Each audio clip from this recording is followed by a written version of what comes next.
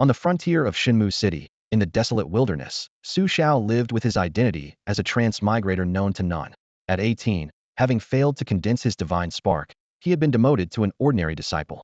If he couldn't awaken his divine spark and establish a divine dynasty within 3 months, he would be expelled from the Heavenly Scripture Academy.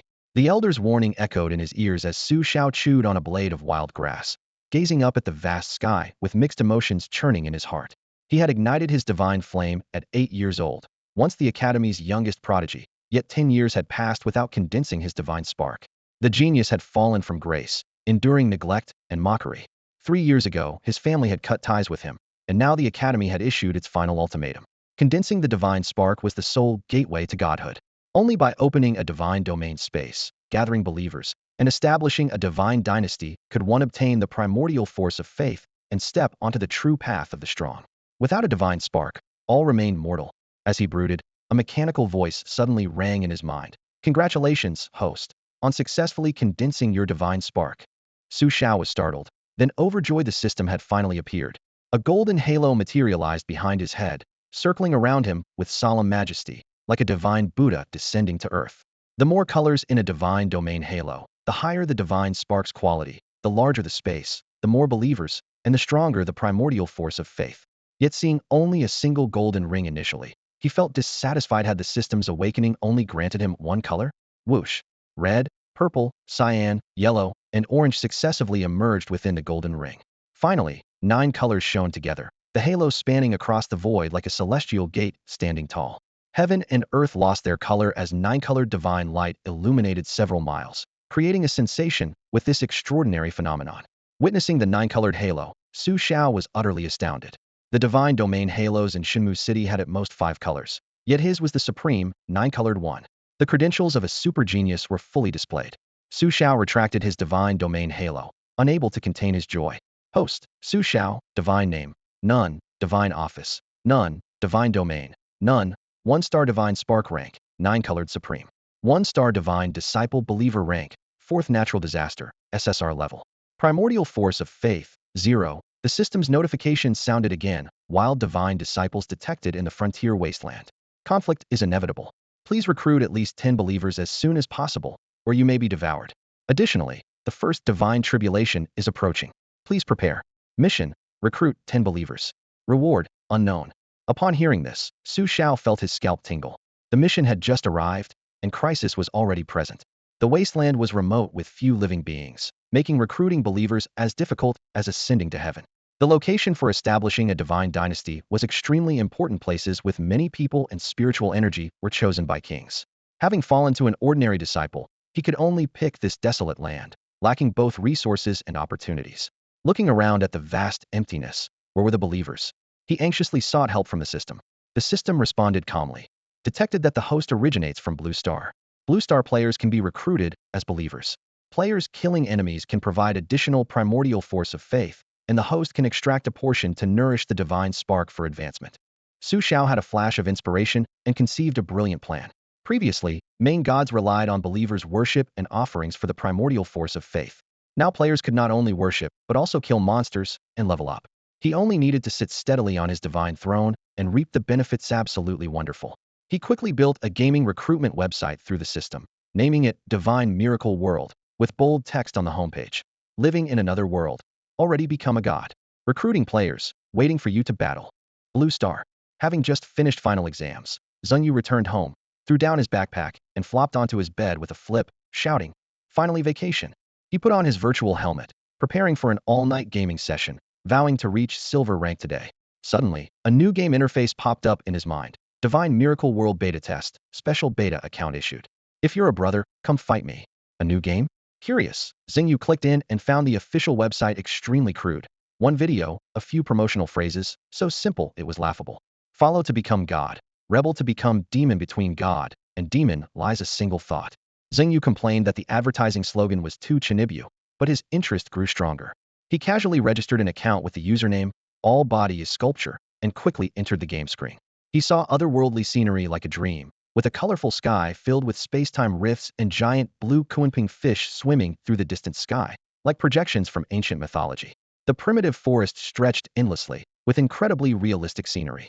All body his sculpture looked up while customizing his face, feeling real pain, and was shocked beyond belief. Holy crap, this game is way too realistic. Today's games have all entered the realm of AR virtual headsets, capable of immersing players in virtual game worlds to experience the most realistic gaming environments. Zheng Yu had played countless games, yet had never encountered one that could make a person truly feel pain until today. The icy cold wind crept up his pant legs, and he instinctively clutched his crotch with both hands, exclaiming in surprise, "Whoa, I can actually feel the cold down there. This is incredible." On a distant hillside, Xiao quietly observed this blue star player who seemed like a country bumpkin entering a grand mansion for the first time, his face full of speechlessness. This guy really hasn't seen much of the world. After finishing this thought, he felt depressed again. Why is there only one player? My protagonist template really lacks prestige. Xiao initially wanted to walk over and greet him, but suddenly remembered his identity in this world was their god, essentially an NPC, and couldn't afford to lose his dignity. With a thought, he imitated the opening of big-budget games and launched into a grand narration. In ancient times, gods and demons waged war, heaven and earth collapsed, time and space barely survived, continuing on this fertile land. The vanished deities shall return, a tenth sandier catastrophe approaches, and the ancient war between gods and demons begins anew. Mysterious races start to awaken, joining this vast battlefield. And I, Xiao, son of the gods, shall lead you to restore the glory of the northern divine royal clan. Will you fight alongside me? In the mind of carved all over, this deep, resonant declaration suddenly echoed. He looked up to see nine-colored divine light shooting skyward from a nearby mountaintop, with a figure standing at the center of the radiance, like a deity from mythological films. Holy crap, is this the legendary god? Damn, this looks so real. Blood rushed to his head as he pumped his fist and shouted, "Yes, I'm totally willing. Do you give out wives? Wait, I mean equipment? How do we play? This is awesome." The nine-colored divine aura converged, and Xiao stepped down from the mountain peak, landing before carved all over. "This is a fully open sandbox game," he said. "Everything must be created by yourselves. All players will fight alongside me in the divine realm world, building your own divine dynasty from nothing. You need to sign a contract with me for binding." As Xiao explained the conditions one by one, carved all over finally understood. Damn, you can play like this? A team-based online game where you follow NPCs around the world. This was his first time seeing such a thing. The rules were simple. 1. Players can level up by fighting monsters, but all loot must be surrendered to the Divine Dynasty. 2. Surrendered items will be converted to Divine Dynasty contribution points, which can be exchanged for needed items in the Divine Dynasty shop. 3. Players must participate in all Divine Dynasty construction, building, farming, crafting. Everyone must unite to upgrade the Divine Dynasty and face crises together. 4. Enemies include not only monsters, but also ridiculously powerful native factions in this game. Carved all over, listened with gleaming eyes, then suddenly leaned close to Xiao and whispered, "Later on, can we raid the natives' women and have children with them?" Xiao clasped his hands behind his back, his expression solemn. "Yes. Oh yeah, let's get started then. My big bird, I mean my big blade, is already thirsting for action." Carved all over, danced with excitement, and immediately signed a contract. He laughed heartily. "When playing games, I love screwing with NPCs the most. The game's female NPCs are all fair-skinned beauties with stunning figures and smoking hot bodies. Just thinking about it gets me excited." "Ding, congratulations, host. You have gained your first SSR level player follower." SSR level. Xiao was stunned, then gasped. That was currently the highest known rank. Unfortunately, establishing a divine dynasty required at least 10 players, and with only one person standing before him, he could only suppress his excitement for now. Xiao's eyes flashed. "You understand what I mean, right?" Zheng Yu's expression lit up. "Got it. No problem. I have a small guild full of gaming addicts and goofballs. Let me log off and help you spread the word." As soon as he finished speaking, Zheng Yu looked around excitedly. "Where are the monsters? Where can I find monsters? I want to fight and level up." Just then, a cold mountain wind swept by. In the distance, among the withered grass, a translucent shadow quietly emerged, staring eerily at Xiao. Xiao's pupils contracted slightly. Was that a ghost spirit follower under a wild deity? They came to investigate so quickly? "Holy crap, a monster!" Zheng Yu shouted. "The newbie village monsters aren't too hard, right? I'm going to slash it." He charged forward with his beginner wooden sword, but his foot caught on a protruding stone that happened to be blocking his path. He immediately tripped and flew forward, his forehead smashing into a sharp corner. Blood splattered everywhere, and after struggling briefly, he died on the spot. Xiao. This is SSR? Can he even defeat other followers? His heart instantly sank. Fortunately, the opponent was just a player with unlimited respawn privileges. This was the greatest advantage of the so-called Fourth Calamity. The ghost spirit, splattered with blood, was so frightened it transformed into a dark wind and fled, presumably to report back. Su Xiao could only watch it leave, shaking his head with a bitter smile. Having just condensed his divine essence with no time to cultivate, he really couldn't give chase. He hoped this guy could quickly recruit 10 people. Damn it, I actually got killed by a rock. In reality, Zheng Yu violently removed his VR headset and collapsed on his bed, roaring. Zheng Yu has never suffered such humiliation in his life. After howling for a few moments, he suddenly remembered his mission: recruit people. I must bring in more players. He grabbed his phone and opened the QQ group, Legendary Demon Army. Summon wind and rain. Superstar presence. Disinfect everything. Holy crap, my people, everyone come out. Everyone. Notification sounds exploded continuously. Momentary pleasure. Whole family cremation. Son, why are you calling your dad? My people are all idiots. Within seconds, lurkers emerged one after another. Zheng Yu typed rapidly. Everyone, don't panic. Listen to me. I discovered a game today, Divine Miracle World. It's ridiculously realistic. Realistic? How realistic? Trying to trick us into spending money again? Isn't Honor of Kings good enough? Zheng Yu persisted. Really? I just got killed by a rock in there. Can you believe it? Plus it's a fully open sandbox online game. What? There's actually a game like that? Tell us more. Sounds interesting. Should we try it? Here's the website. Zheng Yu sent the Divine Miracle World website link, and immediately several people opened the webpage, registered accounts, and entered the game. Su Xiao sat in a daze atop the ruins of what was once a sacred sanctuary. Crisp system notifications kept ringing in his ears. Ding! New player logging into Miracle World. Ding! New player logging into Miracle World. With each notification, flashes of light burst open nearby, and over a dozen players seemed to squeeze out from the void, sending debris flying beneath their feet. Holy crap, it's the legendary Crooked Mouth War God. What an honor to meet you. One player spotted the red ID floating above another's head and immediately reached out in greeting. These colorful names were only visible to system players. Like them all, other creatures in the ruins remained completely oblivious. It's actually Desolate Heaven Emperor. So awesome. Greetings everyone. I'm Forever Divine. Watching this string of ridiculous nicknames, Su Xiao's forehead instantly filled with dark lines. What the hell? A bunch of Chinibu idiots had arrived? Your Ash, I'm support, carrying hotpot through other worlds. I am Demacia. The variety was endless. After introductions, they finally began observing their newbie village environment. Damn, is this the fragrance of earth? Holy shit, this dirt actually has flavor? Amazing. The soil in this game is salty. The fat guy with the ID Big Eater directly grabbed a handful of dirt and stuffed it in his mouth, chewing with complete bliss on his face. This game is incredible me, but actually itches. Me too. I actually need to take a dump. Damn, it feels so real. Bang. Another player picked up a fist-sized rock and smashed it against his own forehead. Blood rolled down his brow, but he howled with excitement. Holy crap, holy crap, holy crap. So realistic. I'm bleeding. And it's warm, look. Everyone. The scene grew increasingly chaotic, forcing Su Xiao to raise his hand. Behind him, a 9-colored divine halo suddenly blazed forth, instantly enveloping the entire ruins in gentle yet majestic radiance. The clamor stopped abruptly. Wow, this NPC is so handsome. I'm in love. I want to do him. Several players rushed towards Su Xiao, reaching out to touch the 9-colored halo, with some even attempting to poke his rear. Think this guy feels realistic? Don't know, probably male though. Doesn't have those things. Let's pull down his pants and check. Boom. The halo trembled slightly, sending several people flying meters away to land in disheveled heaps. To believers, Su Xiao was an absolute, inviolable existence. His expression remained impassive, though his voice was gentle. Everyone, welcome to Miracle World. I will now demonstrate the world's rules. If you have no objections, sign the contract. With that, he waved his hand grandly, and vast divine intent materialized directly in all players' minds as the contract terms between main god and believers instantly unfurled. Whatever, we already knew this stuff. Stop babbling and start the storyline. I can't wait. Got any newbie equipment? The 10 players chattered noisily before quickly pressing confirm on their mental interfaces. Ding! Congratulations host on gaining Faith Origin 101010. Ding! Congratulations host on completing the mission, obtaining 9 SSR player believers, rewarded with SSR Divine Level Body Cultivation Technique, Immortal Demon God Body, plus 3 resurrection chances. The system's voice echoed in Su Xiao's mind. Nice, a divine level body cultivation technique. A glimmer flashed in Su Xiao's eyes. Main gods enhanced their power through faith, but their weakest point was always physical body strength. As one progresses to the later stages, the demands on physical strength reach their peak, making a top-tier body cultivation technique absolutely crucial for a main god. An SSR divine level technique is undoubtedly supreme. The system truly is extraordinary.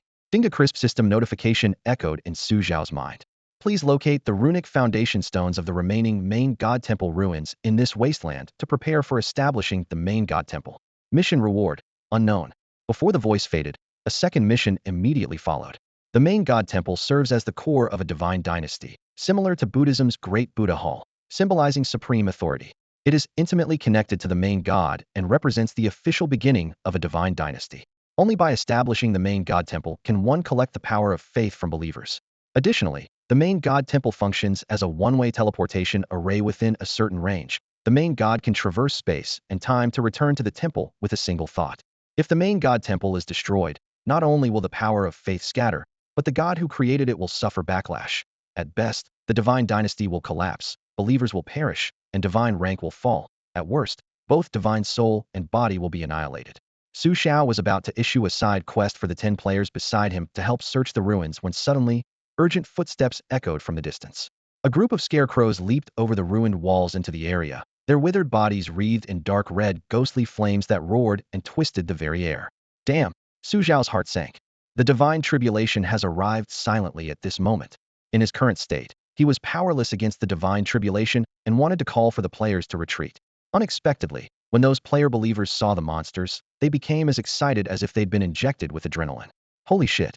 What the hell am I seeing monsters? Monster Siege right from the start? Awesome, my god. This is so thrilling.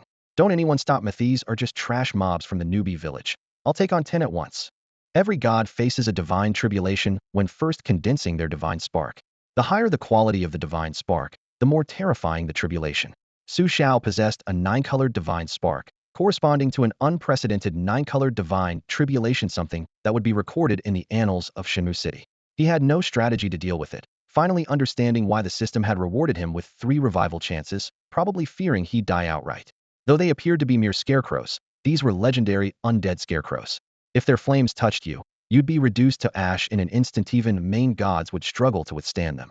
Xiao noticed jagged black marks appearing in the void around the scarecrows, space itself slightly warped by the burning, yet the players before him remained completely oblivious. Let me tell you, I've seen this type of newbie village scarecrow countless times in games. Usually you can level up after killing a few monsters, and if you're lucky they'll drop wooden swords. Huh. The player named Carved All Over charged forward, afraid others would steal his kills. Behold my great son to Thagat a fist. He threw a punch at the nearest scarecrow. Before his fist could connect, searing heat surged through his entire body, causing Carved All Over to leap 3 feet in terror. What the hell is this? His panicked cry still echoed in the air when the scarecrow's withered palm suddenly rose and struck directly at his forehead. Bang! Dark red flames exploded violently. Carved All Over was instantly incinerated into nothingness, not even leaving ashes behind, vanishing before everyone's eyes in a heartbeat. Everyone. This scene left many players completely stunned. Awesome, Yozi. You can even go invisible. Emperor Huang Tian is amazing, someone excitedly clapped, but immediately realized something was wrong. Wait, how is it possible to learn invisibility right from the start when you haven't even chosen a profession yet? This is way too suspicious. Smack. A scarecrow in the newbie village field suddenly slapped out, instantly turning Forever the God into a puddle of charred mud. With the smell of burning in the air, everyone finally snapped back to reality. Holy crap, what the hell is this thing? Isn't this supposed to be a newbie village scarecrow that you can kill 3 at once? Its combat power is terrifying. Starting with hell difficulty, how are we supposed to play this? I'm running. The player with ID, Ash I support, turned and sprinted away, but dark red flames instantly engulfed him, and he only had time to scream before turning to ash. Please don't kill me. I'm just a newbie. Ah, it's so hot. I'm about to bloom. No, I don't want to die yet. The screams had barely begun when 7 or 8 players were burned to nothing. The remaining players' legs went weak like noodles, trembling in fear. The player with ID, I am Demasha, remained unusually calm, sneering. Bunch of idiots. Rushing in without understanding anything. You need strategy to play games, got it? I'm a terrifying existence in bronze rank. You two go die first, I'll find its weakness. Remember, as long as the tower stands, we stand. If the tower falls, we fall. Never stop fighting until death. While commanding, he started recording a video. Hell-level monsters attacking from the start, how can I not record this? But the scarecrows quickly dispatched him and his subordinates to meet their maker. The scarecrow's gaze turned to Xiao again. Xiao took a deep breath and ran frantically. If I can't beat them, can I at least outrun them? I need to find somewhere to hide. However, the next second, a heavy blow struck his back. Holy crap, I got one-shotted by a scarecrow. The player with ID Carved All Over saw darkness. His character was eliminated, His consciousness snapped back to reality, and he nearly smashed his headphones. What kind of garbage game design? First time I trip and hit a rock I die. Second time I get one-shotted by a newbie village scarecrow. Does it have to be this brutal? He roared. My fate is mine to control, not heaven's. I refuse to accept this. Then he reconnected to the miracle world. Ding system notification. You have died. Please wait 3 hours before re-entering the game. Carved all over was completely dumbfounded. Death penalty is 3 hours? These money-hungry developers have lost their minds. With his mentality completely shattered, he opened QQ and entered the Demon Legion group. Hearing his buddies' equally tragic experiences made him feel slightly better. Recruiting. Recruiting. Let's recruit people for revenge. We'll use human wave tactics, someone in the group suggested, and everyone unanimously agreed. Hee. The video I recorded will come in handy. I am Demacia smiled smugly, logged into a certain fish streaming platform, and found a high-popularity streamer with ID Zhang Daxian, who had accumulated massive followers through skilled gameplay. He directly sent a rocket gift. Master, I found a new game, but I can't even get past the first level, got wiped out by a scarecrow. Please carry me. Huh, a rocket? Zhang Daxian was playing Honor of Kings until he got sick of it, when suddenly he spotted a rocket gift soaring across his livestream. His keyboard clattered as he typed rapidly, looking up to respond. What game? Tell me. It's called Miracle World. Hell difficulty right from the start requires both skill and brains. The bullet comment from I am Demacia flew across the screen. Wow, seriously? You got killed by a scarecrow? Zhang Daxian burst out laughing. Skill and brains? Are you talking about me? Don't worry, I'll carry you. When the big spender speaks, you gotta show respect. He immediately paused Honor of Kings and changed his stream title to Taking a Break from the Grind, trying new game Miracle World, carrying my little bro to victory. But when the webpage loaded, rows of crude pixels hit him in the face, and he immediately cursed. What kind of game is this? The webpage looks like garbage. Then remembering Demacia's introduction, he frowned but still clicked register, gotta fulfill the patron's wish. After creating his account, he clicked enter game. A flash of white light. The next second, Zhang Daxian was standing in Miracle World's starter village. The fresh scent of grass, the wind brushing against his skin, the texture of pebbles under his feet, everything felt incredibly real. He was instantly stunned. This game is so realistic? It's nothing like that trash graphics on the official website, completely different dimensions. Daxian, stop spacing out. Hurry up and fight monsters. I want to see how you clear the first level. Demacia's screen-flooding reminders in the chat rang like alarm bells. Zhang Daxian bent down to pick up a wooden stick as a makeshift weapon. All right, it's just a scarecrow piece of cake. Following the quest directions, he ran toward the ruins in the southeast. Among the broken bricks and rubble, a scarecrow was looking around, searching for Xiao. It seemed to notice him too, its crude straw arms suddenly flailing as it charged over with scorching heat waves. Haha, bros, pass me the big sword, watch me tear this scarecrow apart. Zhang Daxian spoke into his mic, the text simultaneously floating across the livestream. Despite his cocky words, he remained cautious. He could feel the intense heat from far away. When the scarecrow's first strike came down, he dodged with a sidestep. Not bad, the speed isn't too fast. Ha, check out my snake-like movement. Isn't it smooth? He taunted in the public chat. Bullet comments flooded in. Smooth. Do it again. Hit its butt. Daxian is awesome. The scarecrow, provoked by the continuous taunts, had its straw flames dancing with rising fury as it lunged again. Zhang Daxian relied on his professional-level reflexes to dodge gracefully once more. That's it. Little bro, you couldn't pass such a simple first level? You're embarrassed to call this hell difficulty. He laughed wildly. But his laughter came to an abrupt halt. The scarecrow suddenly stopped moving. Why did it stop? Zhang Daxian frowned. The next moment, the scarecrow's straw mouth split open. Crimson fire gathered into a scorching dragon's breath that roared out, instantly engulfing him completely. He didn't even have time to scream before his character model melted from the intense heat. Holy shit, this thing can use magic attacks. I was too careless. This was the only thought in Zhang Daxian's mind before getting instantly killed. At the same time, the livestream chat exploded. In Zhang Daxian's livestream room. Haha, Daxian got wrecked. Alien, you're so amazing. Does your family know? I'm dying of laughter. Zhang Daxian can't even beat a scarecrow. So awesome. Zhang Daxian, forever the legend. Bullet comments poured down like a torrential downpour, filling the screen with viewers' mockery. Zhang Daxian, who had just exited the game, still looked bewildered. I got one-shotted just like that? Couldn't even tank a single hit? What kind of twisted idea did the developers come up with?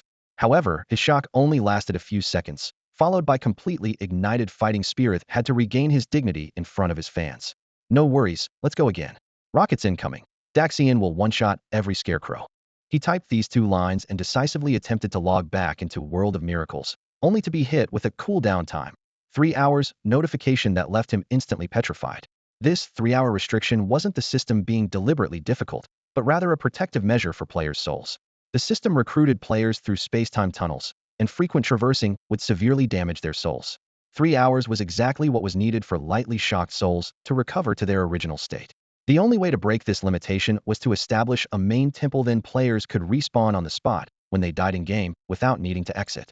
But currently, even the main god Xiao was being tormented by the divine tribulation scarecrows and couldn't spare the time to build a main temple. Meanwhile, a brilliant light flashed across, and Xiao slowly awakened among the ruins, sitting on a piece of rubble with lingering fear. He had just spent hours frantically running from over a dozen scarecrows in hot pursuit. Those seemingly clumsy creatures suddenly accelerated, and the next second, dark red flames melted him into ashes. One of his 3 revival chances was instantly gone, and Xiao cursed under his breath. What a load of crap. He glanced at the still densely packed scarecrows not far away, his scalp tingling. This damn divine tribulation is way too difficult. Before the scarecrows could lock onto him again, he needed to quickly boost his strength. Only with trump cards could he survive the next round of siege.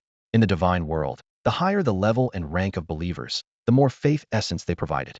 The 10-player believers under Xiao's control were all SS grade, each providing 10 points of initial faith essence daily, equivalent to 5 to 10 times that of other main gods believers, plus additional attribute bonuses that were simply outrageous. It could be said that his 10 SSRs were worth 100 ordinary believers from others. Streams of faith essence flowed through invisible bonds into the divine spark in Xiao's mind, where 9-colored divine radiance pulsed and surged. Ding! Congratulations, host divine spark has advanced from 1-star divine apprentice to 2-star divine apprentice. The status panel instantly refreshed. Host, Xiao. Divine name, none. Divine office, none. Divine domain, none. Divine spark rank, 9-colored supreme 1-star. Believer rank, 4th natural disaster. SS grade 2-star divine apprentice. Faith essence, 0. After confirming the data, Xiao sat cross-legged to cultivate the immortal demon body, determined to squeeze every bit of benefit from his recent advancement.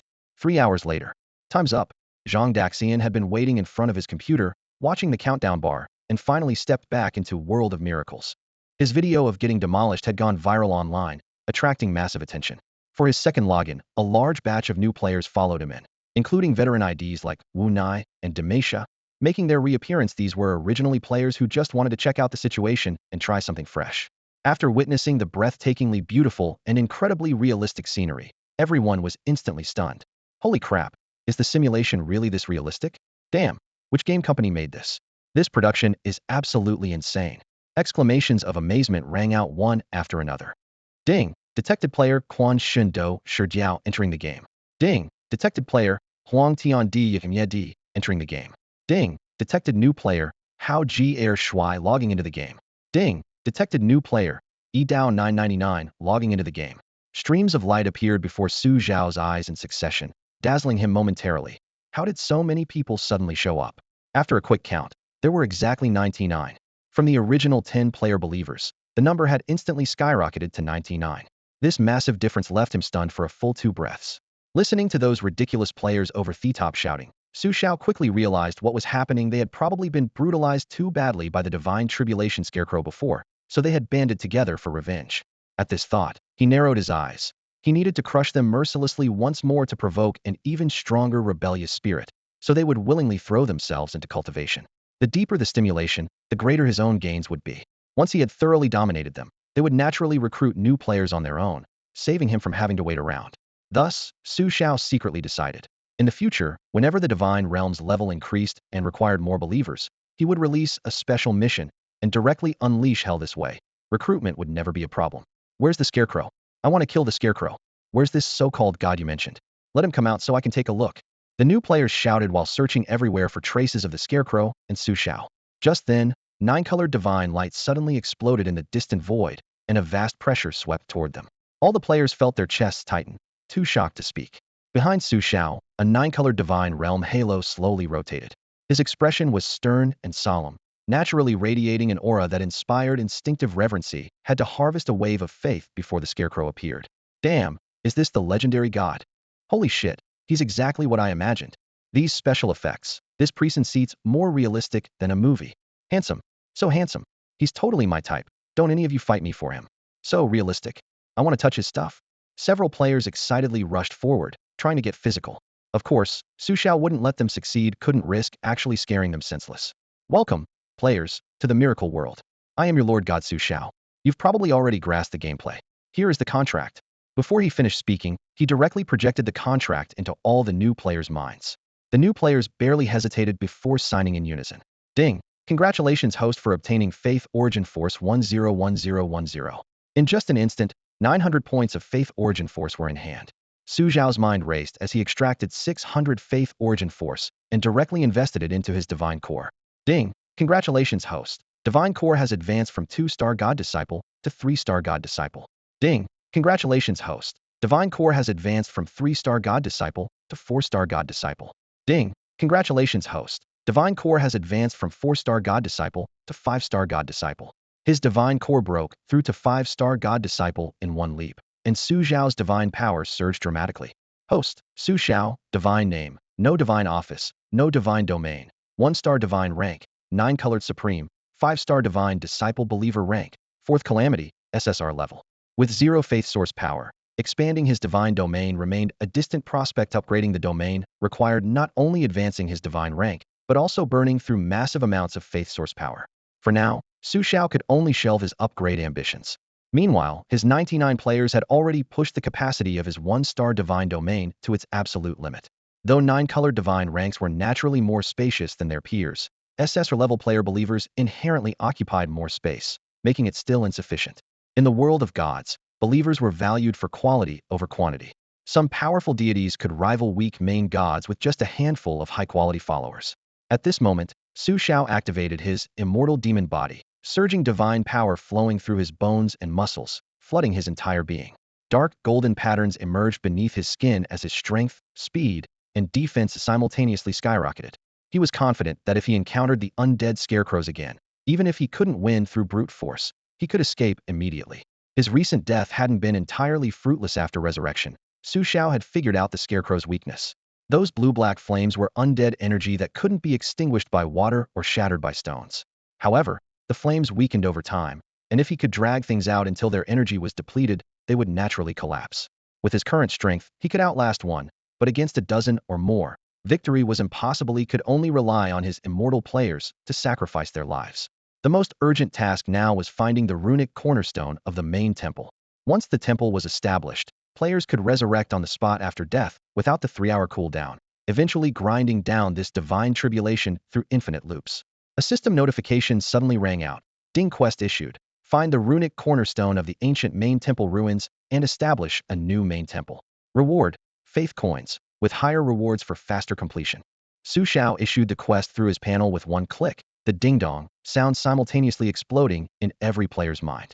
The so-called faith coins were simply faith source power he had harvested and relabeled. It was digital bookkeeping. When players wanted to exchange them, he would provide corresponding materials based on their balance, either monster materials they had submitted or equipment and items he had obtained from the academy. Build a main temple? Finally, a story quest. Holy crap. Finally something big to do. But who knows what a runic cornerstone looks like? The channel instantly erupted. Some remained dismissive. TCH, what's the point of doing quests? I'm just here to farm flame scarecrows. Brothers, follow me. Defend the newbie village. Avenge our fallen comrades. The player with ID muscles everywhere roared as he charged out of camp, his eyes burning with flames of vengeance. Come on, come on, forming a group. Master will show you the ropes and take you flying. Take you along for some fun. Zhang Daxian glanced at the quest and snorted with disdain. Indeed, how could doing quests compare to the thrill of monster hunting? The key issue was getting beaten by a scarecrow, which was pretty embarrassing, so they absolutely had to get their revenge. The quest could wait first. They needed to defend the newbie village. With this thought, the group of players simply tossed aside the mission Su Xiao had just posted and eagerly went hunting for that undead scarecrow. Zhang Daxian took the lead, his face radiating confidence. After all, he'd already died once and was convinced he'd completely figured out the scarecrow's attack patterns. I've perfectly mastered these scarecrows' weaknesses, Zhang Daxian declared, waving his wooden stick with a smug expression. Their slow speed is their fatal flaw. As long as we run faster than them, they can't catch us. Just watch out for their fire breath. Get hit by that, and you'll be turned into barbecue. Daxian, look. There's a flame scarecrow over there. Someone suddenly pointed into the distance. Zhang Daxian's eyes lit up as he charged straight toward the target. Don't fight me for this one. Guys, I called dibs. Watch my moves carefully, and you'll learn how to solo scarecrows too. Before he'd even finished speaking, he'd rushed up to the scarecrow. The creature clearly sensed the challenge and roared as it moved to engage. Facing the first swing of the straw arm, Zhang Daxian executed a slick sidestep dodge. Daxian's amazing. Daxian, here's a stick poke, its weak spot. The scarecrow's attack missed, and it seemed somewhat frustrated, pausing briefly. Zhang Daxian knew it was about to breathe fire and immediately retreated. Sure enough, a nearly 10-foot-long tongue of flame roared out, almost engulfing him. See that range? 10 feet. As long as you back up beyond 10 feet during its fire breath, you can dodge it. Now it's my turn to counterattack. Zhang Daxian lectured his teammates while swinging his stick, looking for an opening. Whoosh. The next second, the scarecrow's speed suddenly exploded, and in the blink of an eye, it was right in front of Zhang Daxian, slapping him down. With his smug smile still plastered on his face, Zhang Daxian was sent flying dead again. The group of players was instantly stunned. Holy crap, Daxian's down again. Something's wrong here, the scarecrow can actually speed up. Run.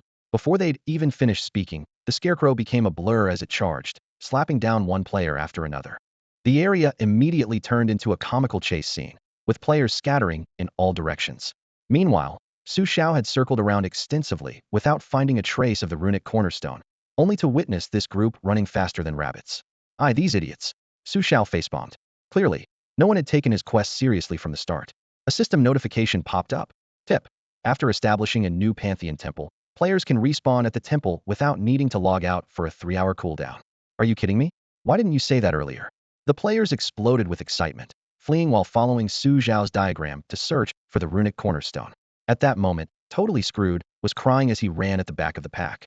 Wah, someone save me. I can barely run anymore. I never want to fight scarecrows again. Before he could finish, he tripped over a rock, face-planting directly into a gray-white stone that left him seeing stars. Damn, that didn't kill me this time. He rubbed his head, then suddenly noticed the strange patterns on the stone in front of him. Wait a minute. This looks like a runic cornerstone. The moment he realized this might be the runic cornerstone, Quan Shindo Shijiao suddenly felt his back didn't ache, his legs didn't hurt, and his head wasn't dizzy anymore. He sprang up from the ground, not bothering to wipe the blood from his forehead as his hands eagerly brushed away the dust from the stone's surface. As the dust cleared, a vague yet intricate circular pattern emerged, exactly the runic cornerstone design that Xiao had posted on the mission page. Holy shit, I found the runic cornerstone. I fucking found the runic cornerstone. I'm so lucky, haha. Quan Shindo Jiao hugged the stone block, jumping up and down as his voice echoed across the wasteland. The undead scarecrow that wouldn't rest even in death was charging from behind, so he took off running at a speed even faster than before his injury. All the way, he shouted ahead, Xiao God! Xiao God! I completed the mission. I found the runic cornerstone. Xiao, who had been focused on searching, immediately looked up at the shout, his eyes instantly lighting up. You found it? That's fantastic. Holy crap, Brother Jiao actually found it. That's so awesome. Way to go, Brother Jiao, the first boss to complete the mission. The surrounding players were so shocked their jaws nearly hit the ground. Xiao looked at them and whispered instructions. You guys, lure away the scarecrow behind Quan Shindo Shijiao. He and I need to go establish the main temple. The players' faces darkened, but they understood that the main temple took priority, so they gritted their teeth and agreed. Scarecrow, your grandpa is right here. Come kill me. Even if grandpa lets you have one finger, you still can't kill me. Their trash talk was at maximum output, successfully enraging the scarecrow completely, and that withered straw figure lunged forward at even greater speed. Xiao rushed to Quan Shindo Shijiao's side. Lead the way quickly. Can we rest a bit? I'm so tired. Before Brother Jiao could finish speaking, Xiao lifted him up with one hand. I'll carry you. You just point the direction. Holy shit, Xiao God is awesome. Xiao God is so manly. Xiao God, I love you. Marry me, damn it. The big guy flailed his arms and legs while roaring in midair. Following his directions, the two quickly stopped in front of a buried stone disc. It really is the runic cornerstone. Xiao casually tossed Brother Jiao aside, and a faint trace of divine power emanated from his palm, sweeping away the debris around the stone disc.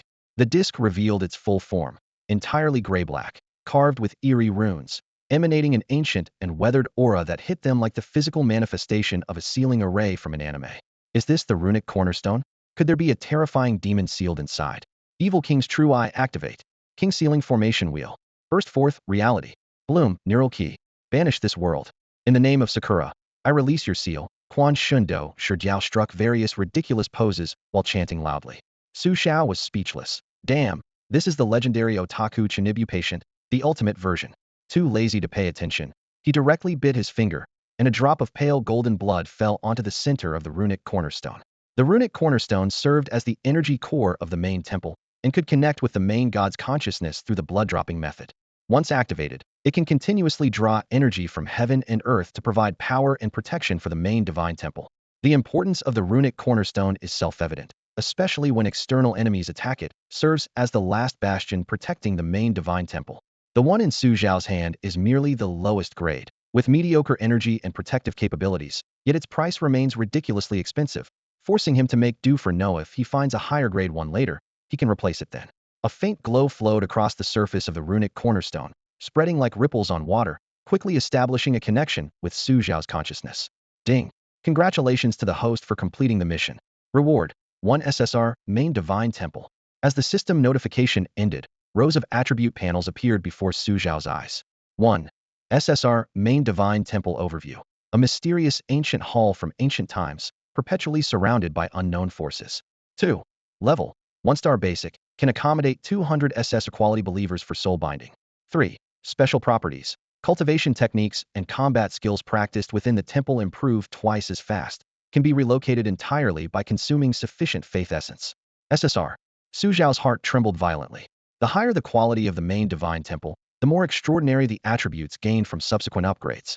In all of Shenmue City, forget about SS Revan, rumors of Scrade, main divine temples were scarce.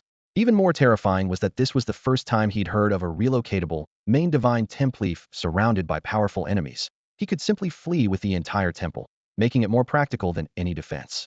In the name of my divinity, establish the main divine temple, he chanted in a low voice. And as soon as the words fell, spiritual energy surged wildly between heaven and earth. Fierce winds rose from the ground, with Su Xiao at the center, as earth and stone churned and vegetation snapped, while a magnificent divine temple grew from the earth's veins. The temple body was deep blue-green like iron, with flowing light like woven silk. The main gate alone stood 10 meters high, standing amid the wind and dust like a giant beast surveying all directions, radiating divine brilliance. Ding! Main divine temple established successfully. The system immediately issued a new mission. Mission: explore the surrounding areas and expand the divine dynasty's territory to 50 square kilometers. Reward: unknown. However, Su Xiao had no time to be distracted at this moment. He first had to face the approaching divine tribulation. He sent a group message through the system. Attention, all players. The main divine temple will perform soul binding for you. After binding, if you die in game, you can resurrect in the temple. The main divine temple is everyone's base. If it's destroyed, your abilities will be permanently erased. In the next moment, Su Xiao activated the temple's permissions and completed soul binding for each believer player one by one. Holy crap, we can resurrect now. I finally don't have to wait 3 hours for the resurrection cooldown. Can I go solo the scarecrow now? Bring on the pain. The channel instantly exploded with excitement as all players became incoherently thrilled. Ha ha ha, this is all thanks to me, Brother Sculpture. I feel so accomplished. The player, all Sculpture, danced and jumped in celebration, but he didn't notice the danger beneath his feet. He stepped into empty air and his forehead crashed heavily into a rock, dying once again. The main god temple. Blinding resurrection light exploded throughout the hall as Su Xiao looked down to examine his body completely intact, though his limbs felt drained of strength and weak, with overwhelming fatigue washing over him. This was the after effect of temporary soul weakness following resurrection. While players could resurrect infinitely, repeated deaths would accumulate soul damage, requiring sufficient rest time to return to peak condition. Whoosh whoosh whoosh. Accompanied by continuous beams of light, the other players who had fallen on the battlefield were also transported back to the main god temple. Awesome, my god, we can actually resurrect. This time, I can finally get my revenge. After a brief respite, everyone excitedly rushed toward the teleportation array, heading straight for the ruins ravaged by scarecrows. On ruins scorched black by the flames of war, broken tiles mixed with charred earth, an undead scarecrow wielding burning straw arms was chasing intruders. It suddenly spotted a player it had just killed charging at it again, and the ghostly green flames in its eye sockets flickered with confusion. Wasn't this guy just killed by me? Bang! The player one-hit 999 had somehow gotten hold of a brick and, taking advantage of the scarecrow's distraction, smashed it directly into its head. The tremendous impact sent the scarecrow tumbling to the ground. Its skull caved in and straw scattered everywhere. Hell yeah, I finally solo killed a flame scarecrow. Huh, I'm the ultimate champion. However, his euphoria lasted only 2 seconds. One-hit 999 waited in place for a system notification, but didn't hear even a single ding, let alone gain any experience points. Creak. The fallen undead scarecrow casually raised its hand and twisted its head, reassembling it like building blocks, then sprang up with a whoosh, becoming a blur as it darted in front of one-hit 999. The scorching straw flames instantly melted his entire body. You don't fight fair. His furious roar and figure were simultaneously burned to ash. Not far away, Xiao was similarly locked in combat with an undead scarecrow. Without divine skills and relying only on hand-to-hand combat, breaking through this thing's defenses was nearly impossible. Fortunately, he had already condensed his divine essence and established his divine dynasty, just needed to return to the Academy's library to select his first exclusive divine skill. The Academy would periodically open teleportation arrays to bring students back. He just had to deal with these scarecrows first, then he could make it back to Heavenly Tome Academy. Otherwise, even with his immortal divine demon body, he'd struggle against that lurking wild divine disciple. Taking a moment to survey his surroundings, he noticed that after being thoroughly beaten, the believer players had actually gotten smarter. Some were scrounging for water buckets to splash on the scarecrows, but the flames continued blazing. Others tried smothering the fire with dirt, achieving minimal results. Groups of 3 to 5 huddled together whispering plans. And in the distance, some had simply given up, crossing their arms to watch the ruins like scenery. Too hard. Too hard. I want to quit the game. Quit my ass. You can't even pass the first level, and you have the nerve to quit. Is this game designer sick? Hell-level scarecrows right from the start talk about discouraging players. As complaints rose one after another, Xiao walked over to the crowd. Xiao God, these scarecrows are way too hard to kill. What do we do? Give us some advice. Show us their weak points or something. A row of pleading gazes fell upon Xiao in unison. Xiao's expression stiffened slightly. If only he actually knew their weak points. But as the main god and their NPC, he absolutely couldn't appear too weak. Ahem, pay attention. Every time those scarecrows charge or launch flame attacks, the fire on their bodies weakens. Xiao crouched behind a crumbling stone pillar, adding in a steady voice. Once the flames on their bodies are completely extinguished, they'll perish on their own. Right now, this seems to be our only option. He surveyed the surroundings, where undead scarecrows wandered across the charred earth, clusters of flames dancing on their withered straw bodies. But thinking back on their half-day struggle, those flames had barely diminished at all. The players exchanged glances, momentarily speechless. Human wave tactics? The female player with the ID Chinese teacher spoke first, adjusting her glasses with a calm tone. So basically, if enough of us die, we can wear them down too. Holy crap, suicide monster hunting. You call that a strategy? That's brutal. Complaints arose from all sides, as everyone found this approach far too crude. Xiao shook his head. There might be other weaknesses, but I haven't discovered any yet. The group fell silent, deflated. Brothers, fear not. A hoarse voice suddenly rang out from the crowd. Where we stand, the tower stands. Where we fall, the tower falls. Life endures, battle continues. Follow me to glorious death. I am Demacia. The player, I am Demacia, raised both hands and roared skyward with an expression of noble sacrifice, forcibly dragging the low morale back up. Suddenly, dust kicked up in the distance as a frenzied figure came charging over. Holy shit, it's all carved up. Players quickly cleared a path as the figure approached, wearing a tattered cloak, face streaked with dust and blood that couldn't hide the excitement in his eyes. As the earliest player to join, the first to complete quests, and simultaneously the most frequent casualty, his appearance immediately lifted everyone's spirits. Water. Does anyone have water? Give me some quick. All carved up panted heavily. Big Eater approached with a chipped ladle. I've got some here. The ladle contained half a scoop of pale yellow liquid that sloshed strangely. All carved up glanced at it, but didn't think twice, gulping it down in one go. Big Eater stared in shock. Bro, you just... Damn, after running so long, finally quenched my thirst. Wait, this water tastes off, kind of funky. All carved up looked at Big Eater suspiciously. Big Eater forced a smile. It's fine, that's the world's purest, pollution-free, bacteria-free water. Cut the crap. It's my piss. Uffed. A spray of urine shot from All Carved Up's mouth. His eyes bulged. What the hell? You set me up? Big Eater looked aggrieved. Bro, you asked for water but didn't specify what kind. I thought you were gonna douse the scarecrows with it. Piss is water too, and we got a conserve, right? The surrounding players burst into laughter. Even Xiao rubbed his forehead helplessly. All Carved Up clutched his stomach and ran off to dry heave. As the laughter subsided, Xiao regrouped everyone. All right, folks, that's the plan. We'll use attrition warfare to drain their energy and defend the main temple. If we discover better methods along the way, share immediately. Defending the main temple and restoring the glory of the Northern Divine Royal Clan is your sacred duty. Xiao's right. Charge. For Demacia. The players rallied once more, weapons gleaming in the firelight. Meanwhile, a system notification suddenly echoed in Xiao's mind. Player All Carved Up has slain one undead scarecrow. According to the host's commission rate settings, player receives 10, host receives 90. Immediately after, an announcement appeared on the virtual game's public screen. Ding. Congratulations to player All Carved Up for slaying one undead scarecrow. Holy crap. First kill goes to All Carved Up. Damn, how did he pull that off? All Carved Up lives up to his reputation. Amazing. Everyone cheered in shock while burning with curiosity about how he'd managed the first kill. Everyone was preparing to search for Quanshindu Ashidio. Suddenly, urgent footsteps approached from the distance. Jiao Gu appeared with disheveled hair, waving a broken gourd missing a large piece as he rushed back to the crowd, his face beaming with wild joy. Brothers, I got the first kill. I freaking got the first kill. I leveled up too. I finally leveled up. His voice trembled with excitement, and tears even welled up in his eyes. Everyone looked up and saw that the indicator above his head had indeed changed from LV1 to LV2. This was all thanks to the virtual leveling and upgrade system Su Xiao had designed for the players. As long as they gained faith points, their levels could rise rapidly. In the early days of the divine world, there was no significant power gap between gods and other beings. The only distinction was that gods could condense divine cores.